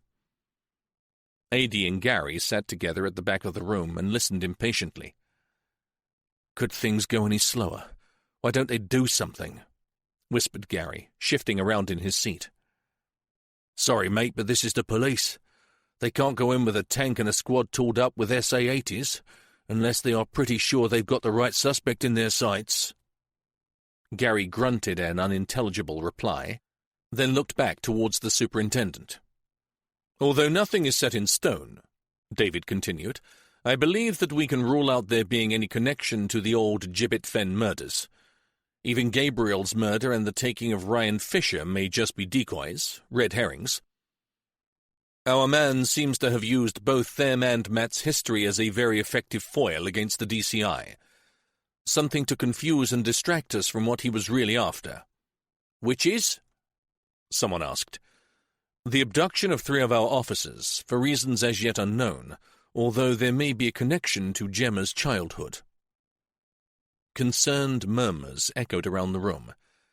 "I have requested every psychiatric report and every file still available on both the boy Richard and Gemma to see if there is some kind of a motive hidden in the past. Until we have them, and we—" The desk phone next to him shrilled out. "Superintendent Redpath," he snapped. Complete silence descended on the murder room as David listened to the message. He thanked the caller and replaced the receiver. His eyes had regained some of their usual fervor. "At last, we have a lead from someone who worked on a previous assignment with Ted." He looked around. "Right, will one of you check out these 2 addresses immediately? First, Jericho Farm, Lintoft Creek. Apparently it's somewhere near the River Linney, right out beyond the Roman Bank, in the area they call Wagoner's Marsh. The other one is Clay Corner, Old Keldyke. It's some sort of farm building, an old mud and stud house with all sorts of outbuildings. Again, it's remote, situated on the riverbank and way out on the Golden Fen. Both nasty, dangerous, and inhospitable places, which could be just up the killer's alley." He looked up from his notepad. According to his colleague, they were both locations that Ted used for film shoots, and both fascinated him for one reason or another. He might be renting one of them, so move. "I think, in the interests of peace and quiet, we'll leave the boy until last." Ted scratched his beard and stared at the 3 unmoving figures that made up the circle. "And in case you're worried he's not alive—" Ted pulled a small folding knife from his pocket, opened it and slashed it across the boy's arm. In the dim light, Matt saw a thin, dark line appear, then tear-like droplets form and drizzle down towards the clenched hand. "See, he's bleeding. Dead kids don't bleed like that." Matt gave a despondent nod. His tired mind sent him conflicting messages. He was naturally relieved to know that the child was alive, but to see the boy be cut— Now, eeny, meeny, miny, mo. "Gemma can go first." Ted looked at the syringe. "Please God I've got this right. If I inject the other one, she'll go immediately into a seizure, and bish-bash-bosh all over." He turned to Matt and threw him a hopeless sort of grin. "I really should read up on this stuff one day. It's so hit and miss." With a giggle, he turned back to Gemma and lifted her arm, patting theatrically for a vein. He positioned the needle against the pale skin, then stopped, so suddenly that Matt flinched. "I'm sorry, this will have to wait for a moment or two." "This is really bugging me." He put the drug back on the tray and strode over to Matt. "No need for all this now, is there?" Matt's eyes widened in horror as the man began to tear his face apart. Skin, scalp, hair. Matt wanted to turn away from the nightmarish vision. No, he took a deep breath and looked again. A wig. Latex, fibre, padding and prosthetics lay on the floor at Matt's feet. Ted walked back to his chair and picked up a towel that was draped over the back. He rubbed hard at his face with it, then ran his artistic fingers through his short, mousy hair. Shit, that's better. The worst thing of all, as he stared long and hard at Ted's new face, was that he still meant nothing to him. Now, let's get these girls back with us, shall we? He picked up the syringe, and in the semi-darkness Matt winced as he saw Ted plunge it into Gemma's upper arm. May not be as spectacular as your own return to consciousness, policeman. I'm trying something new. Supposed to be more gradual. Got it on the internet. He walked away from Gemma and repeated the operation on Liz. Neither women moved, and Matt's mouth began to dry. And while we are waiting, maybe the time has come to let you meet the person who, as you rightly said, pulls the strings. Placing the towel around his neck, Ted moved to the back of the mill. I won't be a moment. The lights were dimmed a fraction further, and a strange green glow seemed to suffuse the building. Matt shook his head in exasperation. Drama, if you must, but a dry ice machine? Oh, please. This is hardly the Phantom of the fucking Opera. He looked around. He had been wrong. There was no mist, just a subtle change in the lighting. He tried to concentrate on the women, watching for signs of life, but the weird light made it very difficult to see. A door opened behind him, and he drew a deep, shaky breath in. This was it. Finally, he'd know. Ted slipped back into his seat and sat quietly for once, casting darting looks to somewhere behind Matt. Who are you? Matt's voice quavered, and terrible fear engulfed him. Please, tell me who you are. There was a noise. Rustling, then a creak. Matt's heart hammered in his chest as he strained to look behind him, but the sound wasn't coming from there. It was coming from Gemma. She was finally regaining consciousness. Matt gave a tiny sigh of relief, then gasped. Ted had not moved, not gone near her, yet somehow Gemma's restraints were now lying on the floor beside her chair. She slowly stood up, stretched, then smiled in the strange half-light. In a soft voice, he heard her mouth the words, "Hello, Daddy." Chapter 34. It's not likely to be Clay Corner, Gov. The owner said he's been going out there every couple of days lately, overseeing some renovation work. He didn't see anything odd, one of D.I. Packer's team called out. And I'm having trouble getting hold of anyone to do with Jericho Farm. Bryn scratched his head with his pen. I've contacted the local bobby who covers that patch, and he reckons the owners live abroad, but they frequently let it out for film and television work. That sounds right. But why? What makes it so special? Apparently it's so remote you can shoot historical stuff, with no chance of an airy biker riding through your Victorian picnic, and it has a ruined mill attached to the property, which is great for moody atmospheric stuff. David was already on his feet. How far out is it? 25 minutes, maybe half an hour in the dark. Adi and Gary both leapt up. We'll come with you. The soldier's commanding voice left little room for debate. Okay, Gary, but Adi, I think you'd better leave this to us. Gary Haynes suddenly spoke out. Let him come. I'll vouch for him, Superintendent, and I'll keep him with me. David reluctantly agreed. Frankly, he needed every useful man he could get. Okay, although I'll probably get hung out to dry for this. It's hardly correct procedure. You two ride with me. Meet me downstairs in 5 minutes. I have to notify my senior officers, liaise with uniform and organize armed backup and paramedics. Jason, get your team kitted out and ready. I'll brief the men in the car park in 5. Go, go, go! As David's car raced out of town, Adi adjusted his borrowed Kevlar vest and said, "You reckoned there were grey areas, Superintendent? Things that worried you? Could they be a problem when we get there?" "I can't answer that, but that's why I've insisted on a softly approach. No two-tones or blue lights. We will use a River Authority key that's close by as an RV point, and go in on foot. The situation may be very dangerous indeed." "You told the men to keep an open mind as to what they might find. To be ultra-wary and trust no one." Gary's voice was low. "I'd only say that if I suspected a trap." David looked out as they turned off the main road and began to leave the lights of the town behind them. "I don't know what to expect, apart from a few facts about Ted that I just can't get my head around, and some disturbing evidence that there is an inside source leaking information to him.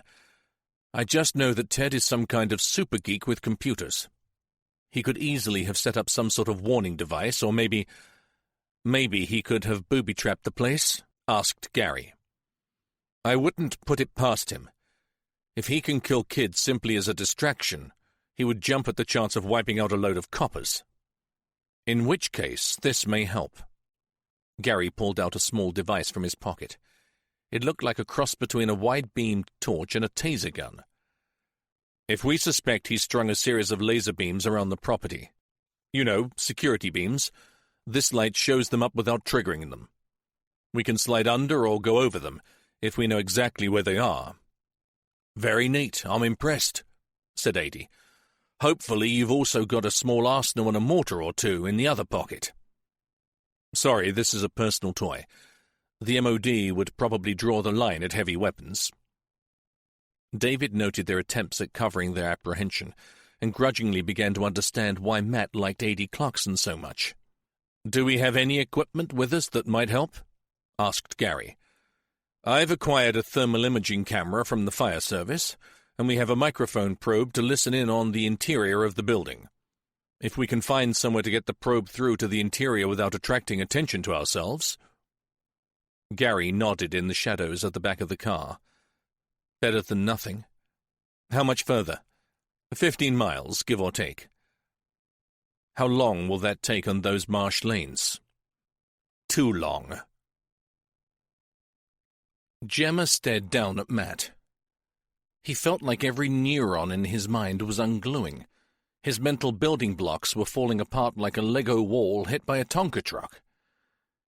He stared back at her, trying to hold her gaze, but it was difficult, because he didn't recognize the hard-faced woman in front of him. He felt like a specimen under a microscope, a specimen of something vile and disgusting. Even the pain from his broken face had receded as he tried to work out what was going on. He wanted to say something profound, but a garbled, "I don't understand," was all he could manage. She didn't answer him, but instead reached down and peeled off a series of synthetic bloody cuts and scabs from her legs. Without taking her eyes off him, she gently eased a fingernail under the skin below her right ear and pulled away the sheet of pseudo-damaged flesh from the side of her face. She walked silently over to Ted, kissed him lightly, removed the towel from around his neck, and wiped the rest of her face free of fake blood. She didn't touch the horribly injured arm, and Matt finally saw the wound for what it really was, just one more of their excellent special effects. As he stared down at the floor, littered with prosthetic skin, a synapse somewhere fired and sent a signal of hope. Maybe Ryan's and Liz's injuries were also fake. The moment of delight faded quickly. But she hasn't moved. Not even once, has she? The new Gemma, this strange and frightening doppelganger, was also apparently clairvoyant. Leaving the towel around her own neck, she sauntered casually over to Liz, then stopped. She looked down at her, with an expression that was a mixture of repulsion and jealousy. "Hey, Sarge, you're not looking too good. Did your gorgeous soldier boy find out you've been shagging your boss? Did he knock you around when he realized what on the job really meant?" She gently ran a finger down Liz's cheek, then cruelly slapped her face hard enough for the limp head to rock sideways. As it fell forwards again, Gemma grabbed her hair with one hand and wiped the other roughly over the wound in Liz's scalp, and held it, palm outwards towards Matt. "Sorry, Governor. Look, real blood this time."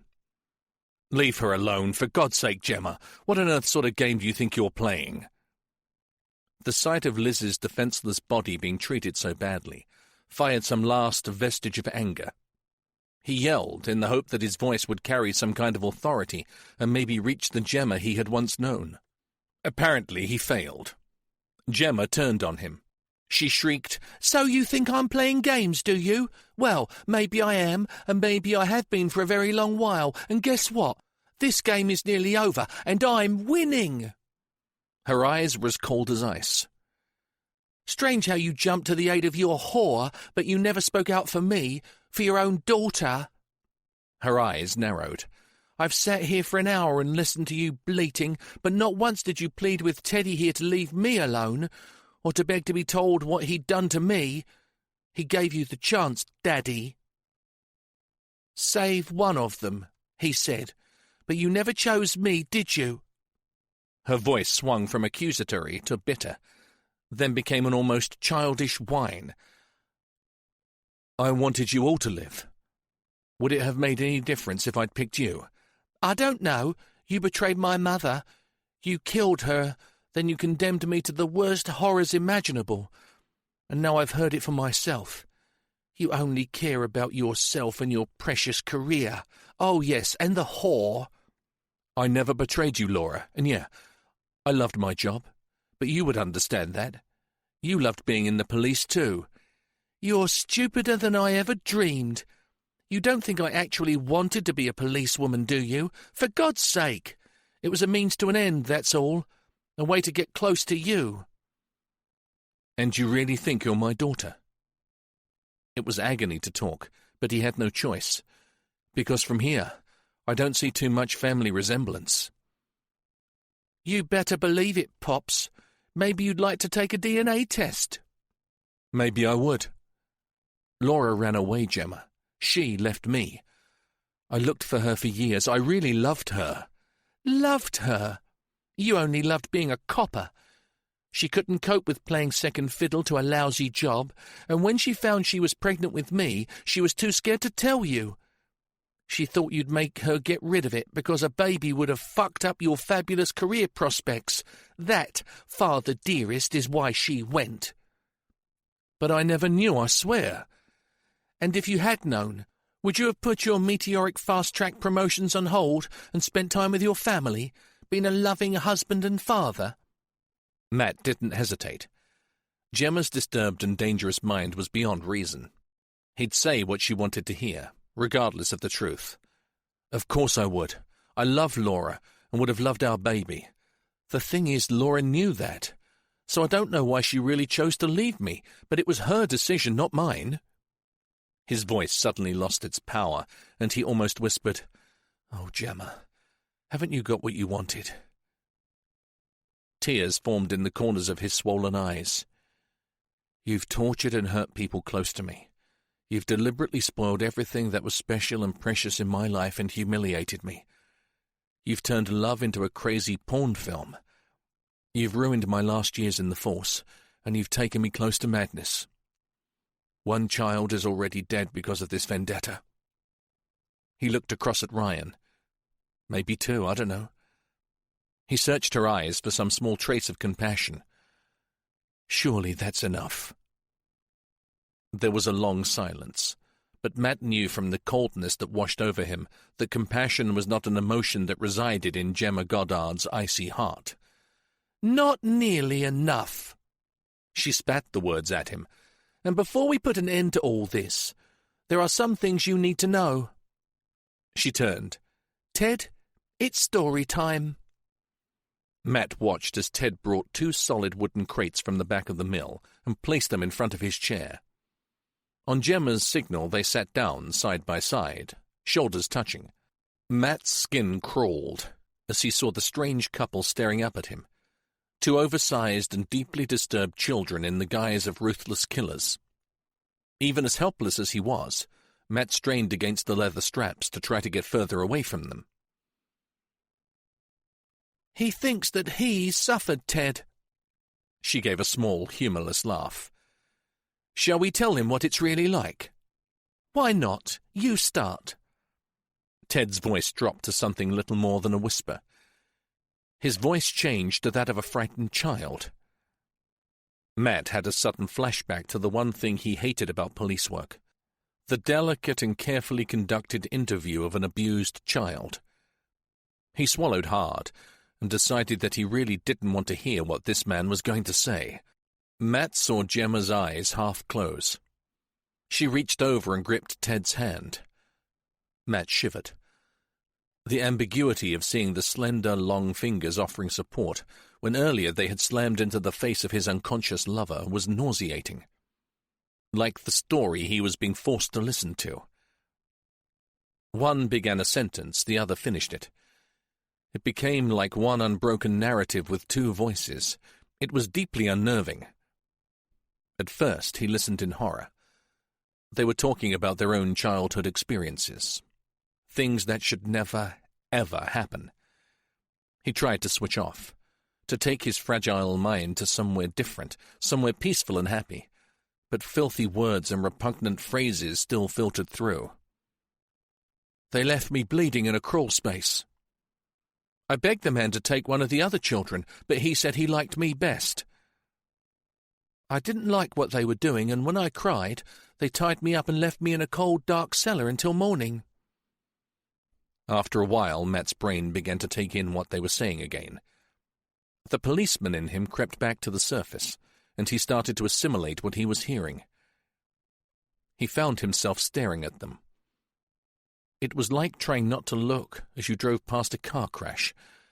You just couldn't help yourself. Their experiences offered up some sort of twisted explanation for what they had done to him. Only thoughts of revenge had kept them functioning and alive. Not sane, but alive. He looked from one to the other. Somehow they had managed to survive a childhood that would have turned most victims into the hollow-eyed zombies that he'd seen so often in psychiatric wards. That, or the slack-mouthed, frightened wraiths that existed in darkened rooms with curtains pulled tight and security locks and chains on every door. Over the years he'd met plenty of those as well. He wondered what it took to teach yourself to smile. Somehow, Ted and Gemma had smiled their way through getting themselves rehomed, going to school, studying and working. They had excelled at pretending to be normal, when all there really was a shell filled with loathing and a desire for vengeance. And they had fooled everyone. Matt stared at Gemma, half listening to her, and trying to visualize the smart young copper arguing her corner with a load of other uniformed probationers. Jesus, he could not get his head around how good her deception had been. Other than a few outbursts of temper and a tendency to want her own way, he would never have suspected anything strange about her. "And when the time was right," Ted said, clutching Gemma's hand, "we found each other again." Gemma let out a sigh. "Then our work could really begin." Matt shuddered when he considered how admirable their survival would have been if they had not been so terribly damaged. Two pairs of eyes stared coldly at him, and he knew that the story was over.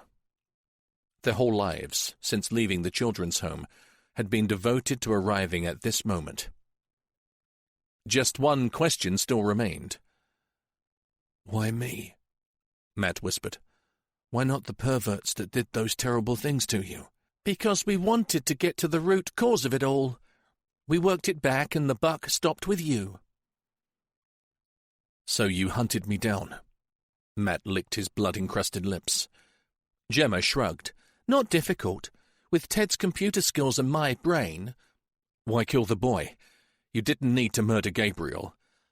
"Of course we did." Ted grinned maliciously. "That was where we really started the mindfuck.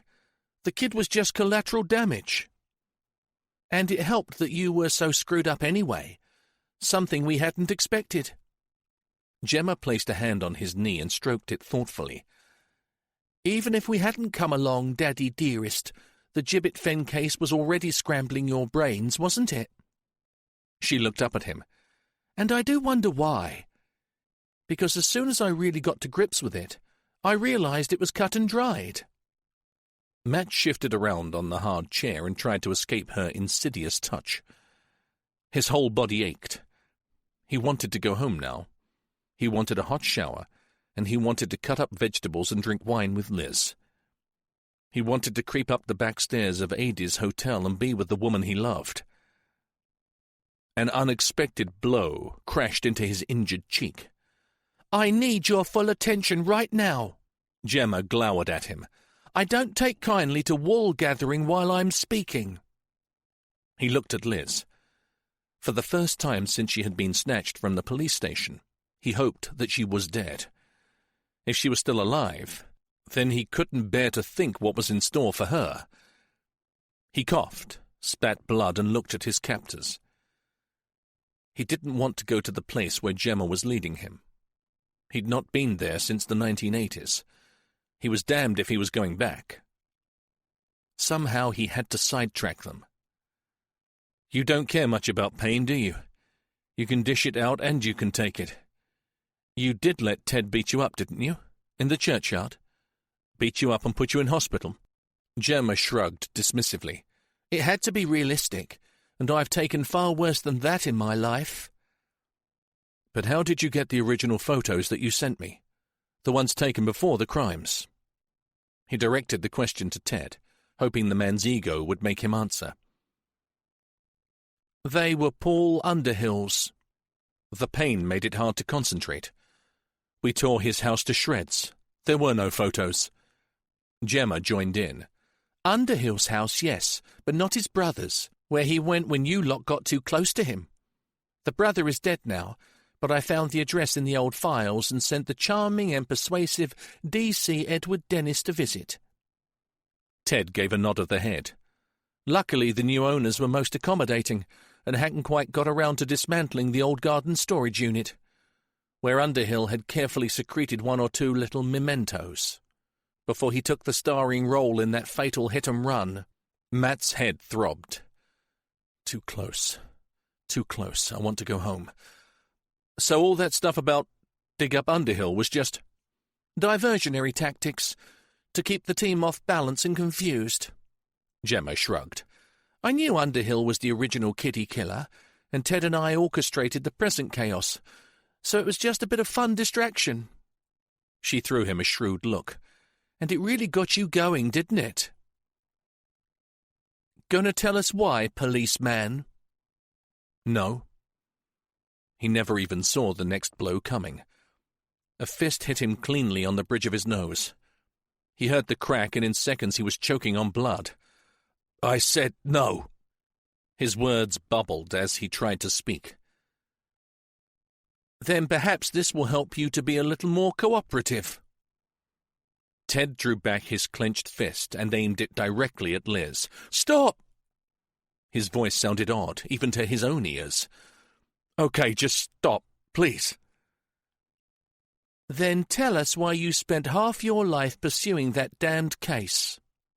Gemma's eyes glittered. For a moment he hesitated. The fist slowly began to clench again. Leave her! Matt gritted his teeth. What the hell did it matter now? The cavalry was not going to arrive. He and Liz were as good as dead. Don't hurt her any more, and I'll tell you. A staccato, barking laugh bubbled up in his throat.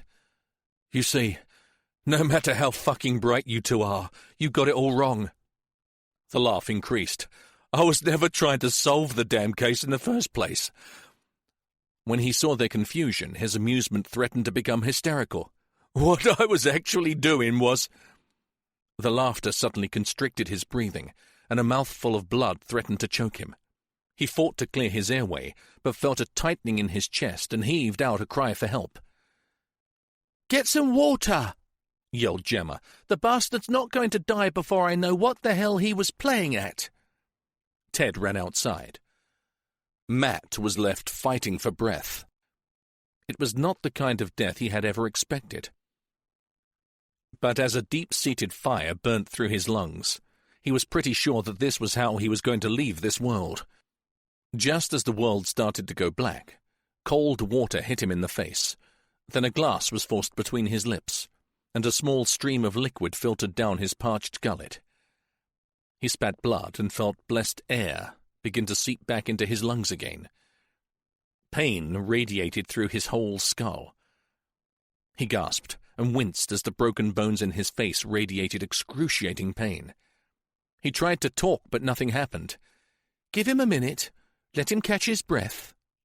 Gemma smiled coldly at him.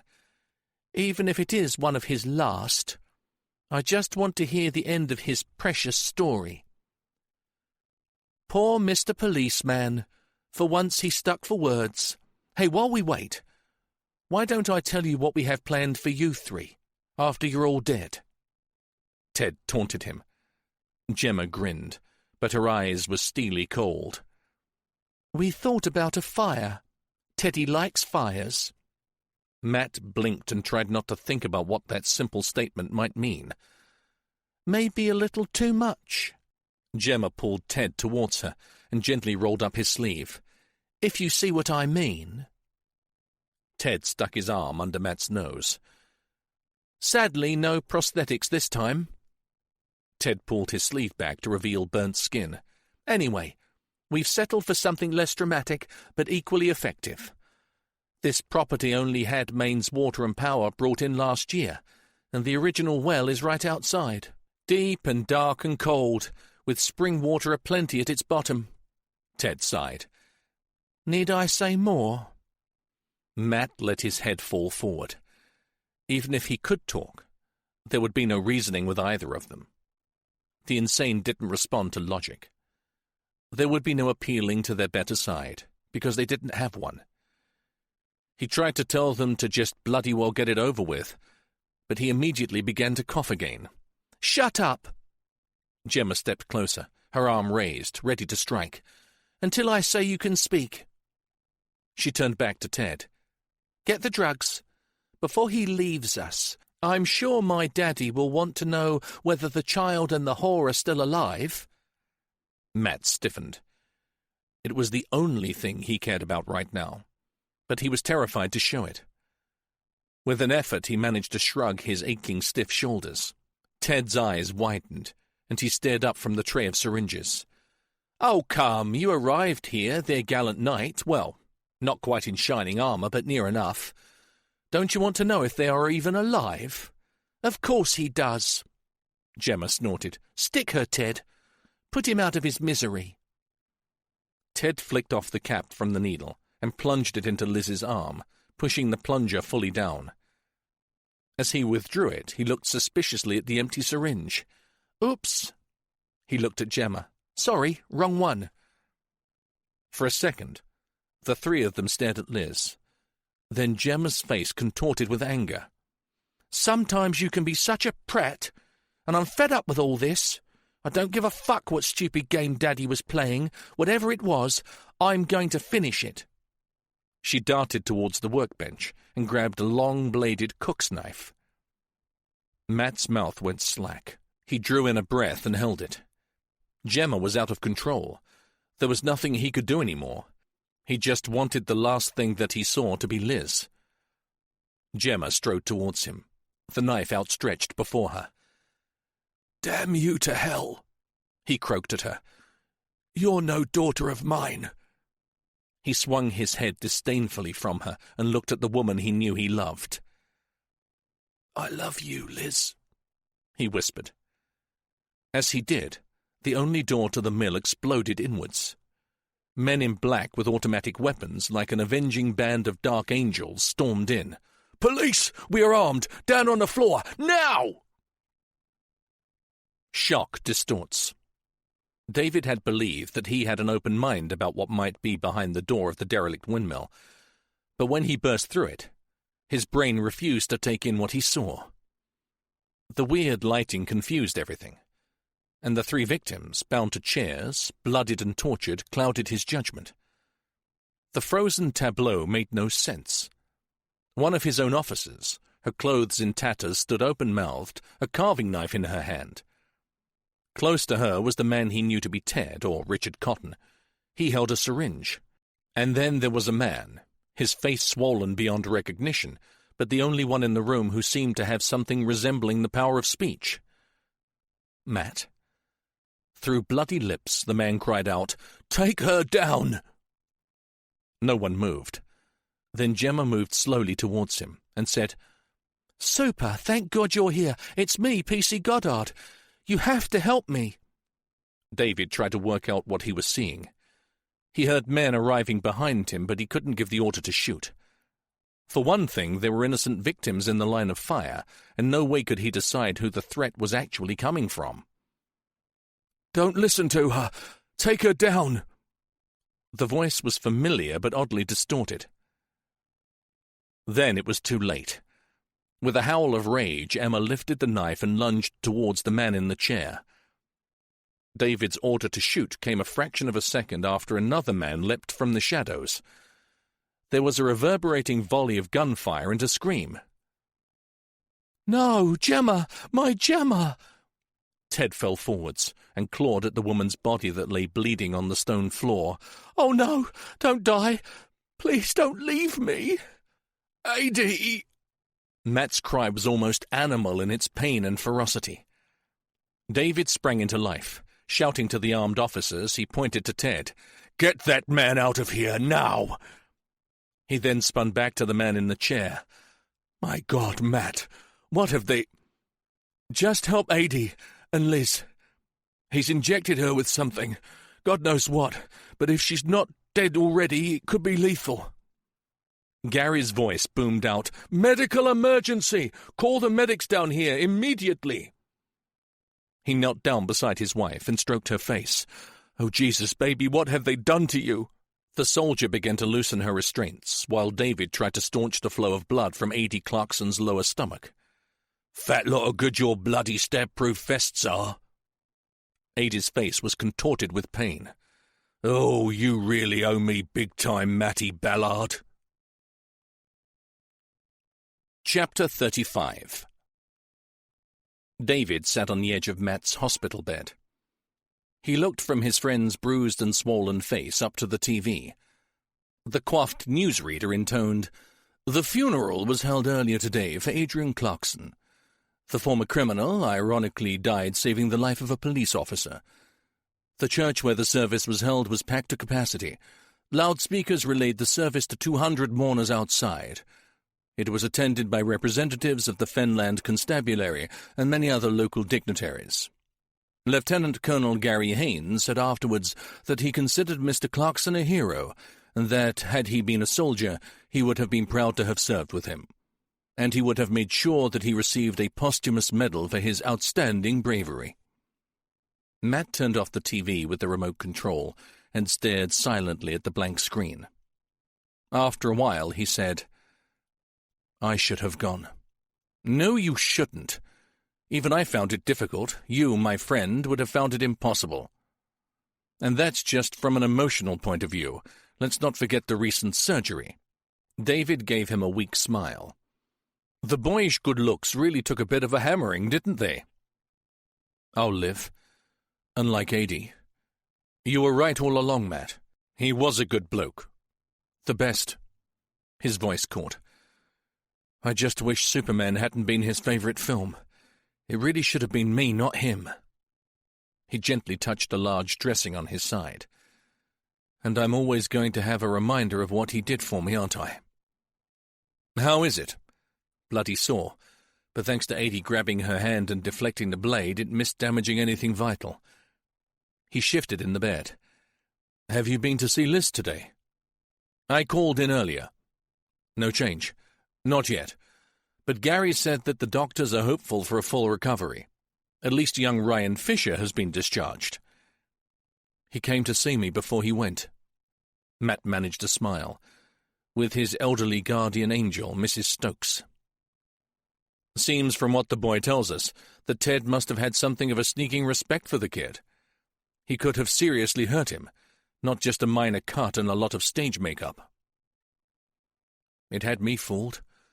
The way he taped the boy's fingers and stained them, it was sickeningly realistic." He shuddered. But even so, if you'd been a few minutes later, we'd have all been at the bottom of the well, Ryan too, respect or not. Are you up to talking about things? David still had some unanswered questions. Matt nodded. Better close the door. David did, then pulled the chair closer to the bed and sank down into it. Before we start, what's happened to Ted or Richard, whoever he is? Secure psychiatric hospital, I suppose? Matt asked. Yes, he's on suicide watch. David pulled a face. Although I suspect he will succeed in topping himself, no matter how closely he's watched. He lived for Gemma and their weird games. Now she's dead, well, some would say best thing, I suppose. Personally, I'd like to see him suffer. Matt sighed. He already has. They both suffered. You're being pretty generous, considering they spent years hunting you down in order to torment and kill you. They weren't born with twisted minds, Super. It's horrific when you know what was allowed to happen to them. David pulled a face. Maybe, and you're entitled to your opinion, but I think there had to be evil in their hearts to do the things they did. I suppose. But it's the innocent people they hurt along the way to their misguided revenge that tears me up. Not just Adie. People like Liz and young Gabriel.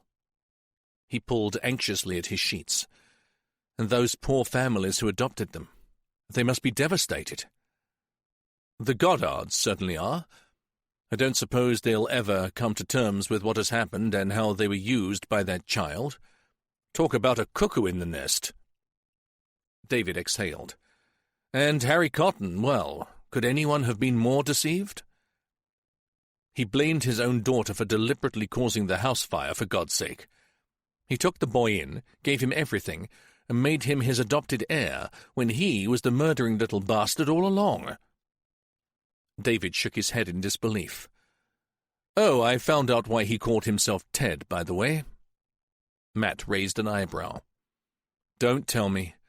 The inspiration is the charming and intelligent serial killer Ted Bundy? Spot on. Great sort of childhood hero, huh? A man who maybe killed and brutalized some 36 girls. I don't think it would have been the killing that impressed our Ted. He would have been more stirred by the fact that everyone, including the judge who sentenced Bundy, liked the man. You're probably right. Harry Cotton, the Goddards, and the people who worked with Ted at the studio all said he was a really pleasant and friendly guy. Just shows how wrong you can be, or what a bloody good actor he was. David sat back and looked at Matt. Now, I'm sorry to have to do this, but you said earlier that you wanted to talk to me about the Gibbet Fen killer. Is this a good time? No time is good. But this is as good as any.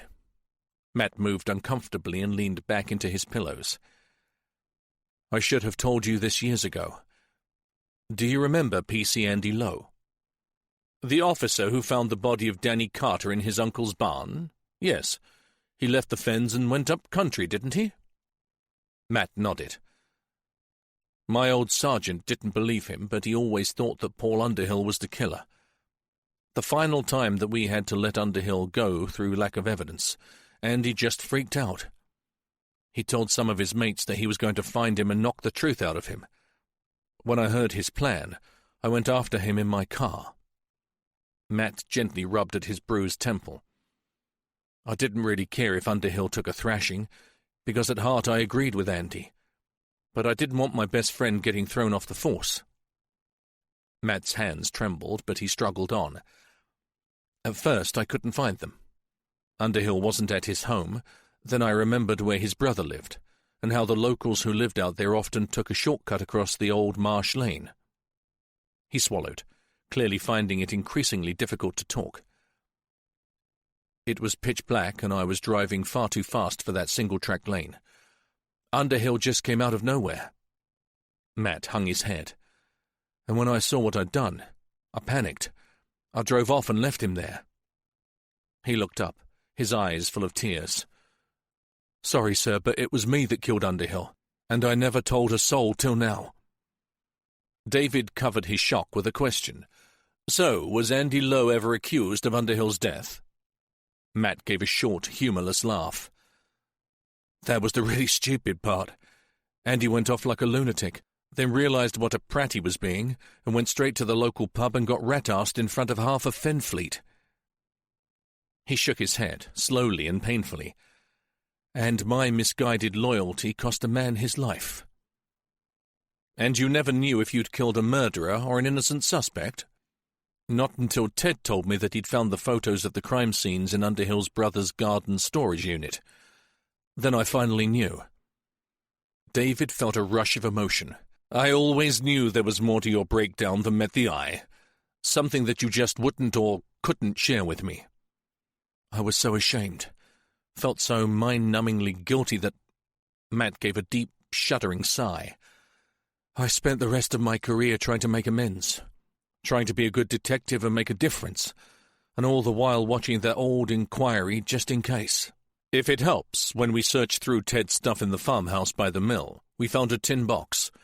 It contained Underhill's original snapshots of all the dead boys, taken before and after their demise. There were also other mementos, things that proved beyond all doubt that Underhill was the killer. Well, I've told you this officially, sir, so whatever action you decide to take is all I deserve. No matter how accidentally, I took a man's life and never owned up to it. That's pretty much the lowest of the low in my book. David sighed. Frankly, I see no point, after all these years, in doing anything, Matt. Underhill was a child killer. He has no immediate family left alive. You are still hell-bent on retiring, and your admission will serve no purpose. No one will benefit from knowing, and no one will get hurt by not knowing. He put a hand over Matt's to stop it shaking.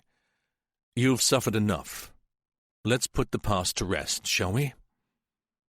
There were tears in Matt's sunken eyes. And Gemma, what about her? Well, actually, that's one of the reasons why I'm here. I have some news that may help you come to terms with things. He kept his hand on Matt's. Using some of the information that Gemma and Ted uncovered in their search for her family, I did a bit of investigating of my own. He paused. I did this after I had the results back on a DNA check that I ran on Gemma's body. He gripped the hand tighter. Gemma was not your daughter, Matt. She got it all wrong. Wrong? Matt blinked in disbelief. So everything they did, all those devious plans in their wicked project, the deaths, 80, all for nothing? David nodded. All for nothing. But for what it's worth. I believe that she got it right up to a point. Laura did run away because she was pregnant, but with another man's child. That's why she couldn't face you, Matt. That's why she left. Matt looked down at the bed covers, took a deep, shaky breath, and exhaled for a very long time. David let go of his hand, lifted it and gently squeezed the man's shoulder. You've been the innocent victim in all this, right from when Laura packed her bag and disappeared. Now do you see why I believe that you've suffered enough? I've suffered nothing compared with A.D. Clarkson or Liz. Don't underestimate what you've been through, Matty, David said sternly. I know of no other police officer who would have come out of all this with their sanity intact. Let's wait and see on that score, shall we? I'm still getting flashbacks to that mill. Oh, my God. He gave David a horrified look. You found things belonging to Ted. There was a film, oh, Jesus, he made a film of... He stopped when he saw the shiny DVDs that David had just removed from his pocket and was holding out to him. I said there was more than one reason for my coming to see you. I believe that these are your property. David gave him a shrewd smile. This is the one from the player in the mill, and the one with it was Ted's master copy. The smile deepened. And you'll be sorry to hear that there was a bit of a cock-up when we came to download information from the hard drive on Ted's computer. Certain files were accidentally deleted at source. He pushed the disks into Matt's wash bag. I suggest you destroy those as soon as you are discharged. You didn't... Matt's face was white. No, I didn't. I saw the picture of Liz at your home. I also saw that she was carrying a bottle of wine, and after finding some very expensive camera equipment in the house, and already knowing what Ted did for a living, I had a very bad feeling about what was going to come next. He grinned at Matt. I suppose I should be ashamed of myself. I have also used my authority to confiscate certain sensitive photographs that I deem may cause serious embarrassment to respected officers. They will remain with me until I decide what is best to do with them. His face became harder. Naturally, we have to suffer a long inquiry now, especially regarding why I allowed a civilian to be present during an armed raid, but whatever. Those photographs have no bearing on the outcome of the inquiry. There is plenty of other evidence, without the world gawping at my detectives' private lives. David diplomatically chose to ignore the tears that were flooding down Matt's face, stood up and smoothed the creases out of his trousers. Finally, Jason and his family send their love. He wants to visit as soon as you're ready. And there's news from your mother's nursing home. She's still much the same, but the woman in charge told me to tell you that since your last visit, she's been a lot calmer. Something they don't quite understand, as her medication hasn't been changed. She said perhaps you know something they don't. And now, Gary Haynes asked me to prise you from your sickbed, pop you in a wheelchair and take you up to Lister Ward to sit with Liz for a while, if that's okay with you. The two men sat either side of the bed. Liz appeared to be asleep. The tubes and pumps were quiet now that the respirator had been removed. The blood pressure monitor inflated regularly, and a catheter tube snaked from beneath the covers. But all the other life-sustaining equipment was no longer needed. "She's breathing for herself at last," whispered Gary. "Thank God. What did the consultant say?" Matt said. "He more or less said, how long is a piece of string? The combination of drugs and the head injury should have killed her, but it didn't." The soldier gave a small shrug. "So we wait, and we hope." I blame myself entirely for all this. If I'd waited for help, if I'd acted differently, I don't blame you, Matt. And nor will this headstrong and stubborn woman in the bed here, when she finally gets round to waking up. And from what the super has told me, if you hadn't turned up so quickly to take the flak away from Liz, they would have tortured and killed her just to pass the time while they waited for you. He puffed out his cheeks. Something that doesn't bear thinking about. Matt desperately wanted to hold her hand, but guessed it wasn't exactly the right moment. "There's something I should tell you, if you're up to listening." Gary ran his hand tenderly over Liz's hair. "Sure, as long as it's not a sad story, because for some reason I'm being a tad emotional about everything at the moment." "Nah, it's got a brilliant fairy tale ending. Well, it could have." He smiled at Matt. "Liz and I have known each other since we were kids. Best mates, soulmates, really. She wanted to be a copper, and I wanted to be a soldier. No problem there, you'd think." He grimaced. "Wrong. Fine for Liz, but difficult for me." He looked Matt full in the eyes. "I was 18 when I realized that I was gay, and the army environment was not what you'd call the perfect place for me. But I was so cut out for it, and I wanted to be a soldier more than anything." He touched Liz's cheek. "When I was 20, I was told that I had a brilliant future, but then things got really difficult for me personally. So Liz jumped in and saved me. She reckoned that as she was dedicated to her own career, and had little time for anything else, we should marry. Incredibly, it worked. The heat went off immediately, and for years everyone has been happy." He tilted his head to one side. "Until now, you see, although she hasn't said as much, I'm pretty sure I know how Liz feels about you, and after everything she did to give me the life that I wanted, I'm hardly likely to stand in the way of her happiness. That's why I wanted you here now. I need to know if you feel the same about her." Matt smiled for the first time in a very long time, and quite irrationally his mind flew to color charts and wallpaper books. He reached out for the slender fingers, and his voice was hoarse as he said the words that he never thought he'd hear himself say again. "I love her, Gary. I really love her." Gary looked from Liz's pale face across to Matt's battered one and grinned. Well, that's a relief. I told you the story had a happy ending. Although God knows what she'll say when she wakes up and sees her beloved detective looking like that. As long as she wakes up and says something, I couldn't care less what it is. Me neither. Matt looked up and saw a hand extended towards him over the bed cover. Take care of her, Matt. He took the hand, this time with a grip that equaled the soldier's. I will. I promise. The end. This concludes Beware the Past by Joy Ellis, narrated by Anthony Ferguson. Copyright 2017 by Joy Ellis.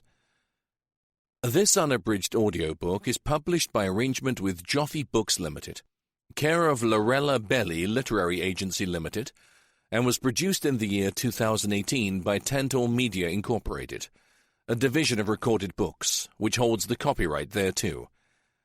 Please visit tantor.com for more information on our growing library of unabridged audiobooks.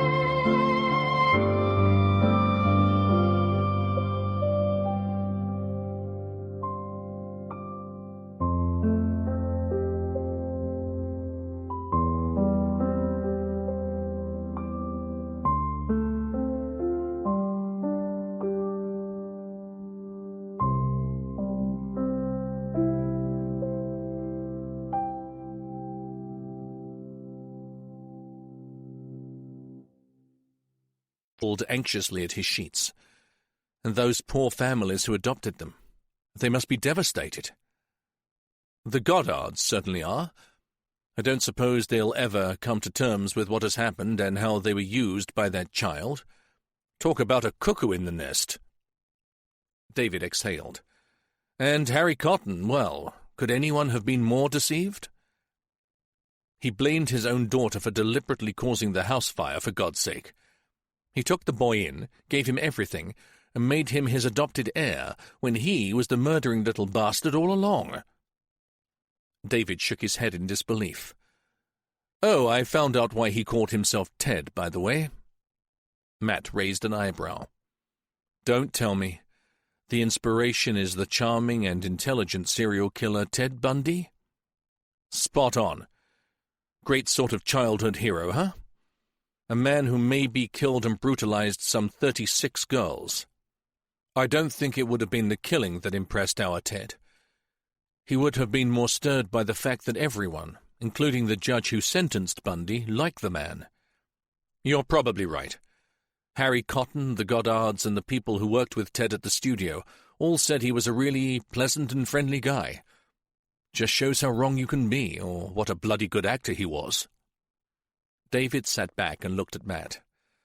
Now, I'm sorry to have to do this, but you said earlier that you wanted to talk to me about the Gibbet Fen killer. Is this a good time? No time is good. But this is as good as any. Matt moved uncomfortably and leaned back into his pillows. I should have told you this years ago. Do you remember PC Andy Lowe? The officer who found the body of Danny Carter in his uncle's barn? Yes. He left the Fens and went up country, didn't he? Matt nodded. My old sergeant didn't believe him, but he always thought that Paul Underhill was the killer. The final time that we had to let Underhill go through lack of evidence, Andy just freaked out. He told some of his mates that he was going to find him and knock the truth out of him. When I heard his plan, I went after him in my car. Matt gently rubbed at his bruised temple. I didn't really care if Underhill took a thrashing, because at heart I agreed with Andy. But I didn't want my best friend getting thrown off the force. Matt's hands trembled, but he struggled on. At first I couldn't find them. Underhill wasn't at his home. Then I remembered where his brother lived, and how the locals who lived out there often took a shortcut across the old marsh lane. He swallowed, clearly finding it increasingly difficult to talk. It was pitch black, and I was driving far too fast for that single-track lane. Underhill just came out of nowhere. Matt hung his head. And when I saw what I'd done, I panicked. I drove off and left him there. He looked up, his eyes full of tears. Sorry, sir, but it was me that killed Underhill, and I never told a soul till now. David covered his shock with a question. So, was Andy Lowe ever accused of Underhill's death? Matt gave a short, humourless laugh. That was the really stupid part. Andy went off like a lunatic, then realised what a prat he was being, and went straight to the local pub and got rat-arsed in front of half of Fenfleet. He shook his head, slowly and painfully. And my misguided loyalty cost a man his life. And you never knew if you'd killed a murderer or an innocent suspect? Not until Ted told me that he'd found the photos of the crime scenes in Underhill's brother's garden storage unit. Then I finally knew. David felt a rush of emotion. I always knew there was more to your breakdown than met the eye. Something that you just wouldn't or couldn't share with me. I was so ashamed. Felt so mind-numbingly guilty that... Matt gave a deep, shuddering sigh. I spent the rest of my career trying to make amends. Trying to be a good detective and make a difference. And all the while watching that old inquiry just in case. If it helps, when we searched through Ted's stuff in the farmhouse by the mill, we found a tin box. It contained Underhill's original snapshots of all the dead boys, taken before and after their demise. There were also other mementos, things that proved beyond all doubt that Underhill was the killer. Well, I've told you this officially, sir, so whatever action you decide to take is all I deserve. No matter how accidentally. I took a man's life and never owned up to it. That's pretty much the lowest of the low in my book. David sighed. Frankly, I see no point after all these years in doing anything, Matt. Underhill was a child killer. He has no immediate family left alive. You are still hell-bent on retiring, and your admission will serve no purpose. No one will benefit from knowing, and no one will get hurt by not knowing. He put a hand over Matt's to stop it shaking. You've suffered enough. Let's put the past to rest, shall we? There were tears in Matt's sunken eyes. And Gemma, what about her? Well, actually, that's one of the reasons why I'm here. I have some news that may help you come to terms with things. He kept his hand on Matt's. Using some of the information that Gemma and Ted uncovered in their search for her family, I did a bit of investigating of my own. He paused. I did this after I had the results back on a DNA check that I ran on Gemma's body. He gripped the hand tighter. Gemma was not your daughter, Matt. She got it all wrong. Wrong? Matt blinked in disbelief. So everything they did, all those devious plans in their wicked project, the deaths, 80, all for nothing? David nodded. All for nothing. But for what it's worth, I believe that she got it right up to a point. Laura did run away because she was pregnant, but with another man's child. That's why she couldn't face you, Matt. That's why she left. Matt looked down at the bed covers, took a deep, shaky breath, and exhaled for a very long time. David let go of his hand, lifted it, and gently squeezed the man's shoulder. You've been the innocent victim in all this, right from when Laura packed her bag and disappeared. Now do you see why I believe that you've suffered enough? I've suffered nothing compared with A.D. Clarkson or Liz. Don't underestimate what you've been through, Matty, David said sternly. I know of no other police officer who would have come out of all this with their sanity intact. Let's wait and see on that score, shall we? I'm still getting flashbacks to that mill. Oh, my God. He gave David a horrified look. You found things belonging to Ted. There was a film, oh, Jesus, he made a film of... He stopped when he saw the shiny DVDs that David had just removed from his pocket and was holding out to him. I said there was more than one reason for my coming to see you. I believe that these are your property. David gave him a shrewd smile. This is the one from the player in the mill, and the one with it was Ted's master copy. The smile deepened. And you'll be sorry to hear that there was a bit of a cock-up when we came to download information from the hard drive on Ted's computer. Certain files were accidentally deleted at source. He pushed the disks into Matt's wash bag. I suggest you destroy those as soon as you are discharged. You didn't... Matt's face was white. No, I didn't. I saw the picture of Liz at your home. I also saw that she was carrying a bottle of wine, and after finding some very expensive camera equipment in the house, and already knowing what Ted did for a living, I had a very bad feeling about what was going to come next. He grinned at Matt. I suppose I should be ashamed of myself. I have also used my authority to confiscate certain sensitive photographs that I deem may cause serious embarrassment to respected officers. They will remain with me until I decide what is best to do with them. His face became harder. Naturally, we have to suffer a long inquiry now, especially regarding why I allowed a civilian to be present during an armed raid, but whatever. Those photographs have no bearing on the outcome of the inquiry. There is plenty of other evidence, without the world gawping at my detectives' private lives. David diplomatically chose to ignore the tears that were flooding down Matt's face, stood up and smoothed the creases out of his trousers. Finally, Jason and his family send their love. He wants to visit as soon as you're ready. And there's news from your mother's nursing home.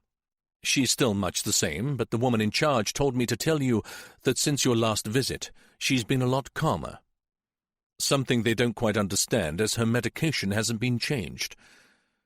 She said perhaps you know something they don't. And now, Gary Haynes asked me to prize you from your sickbed, pop you in a wheelchair and take you up to Lister Ward to sit with Liz for a while, if that's okay with you. The two men sat either side of the bed. Liz appeared to be asleep. The tubes and pumps were quiet now that the respirator had been removed. The blood pressure monitor inflated regularly, and a catheter tube snaked from beneath the covers. But all the other life-sustaining equipment was no longer needed. "She's breathing for herself at last," whispered Gary. "Thank God. What did the consultant say?" Matt said. "He more or less said, how long is a piece of string? The combination of drugs and the head injury should have killed her, but it didn't." The soldier gave a small shrug. "So we wait, and we hope." I blame myself entirely for all this. If I'd waited for help, if I'd acted differently, I don't blame you, Matt. And nor will this headstrong and stubborn woman in the bed here, when she finally gets round to waking up. And from what the super has told me, if you hadn't turned up so quickly to take the flak away from Liz, they would have tortured and killed her just to pass the time while they waited for you. He puffed out his cheeks. Something that doesn't bear thinking about.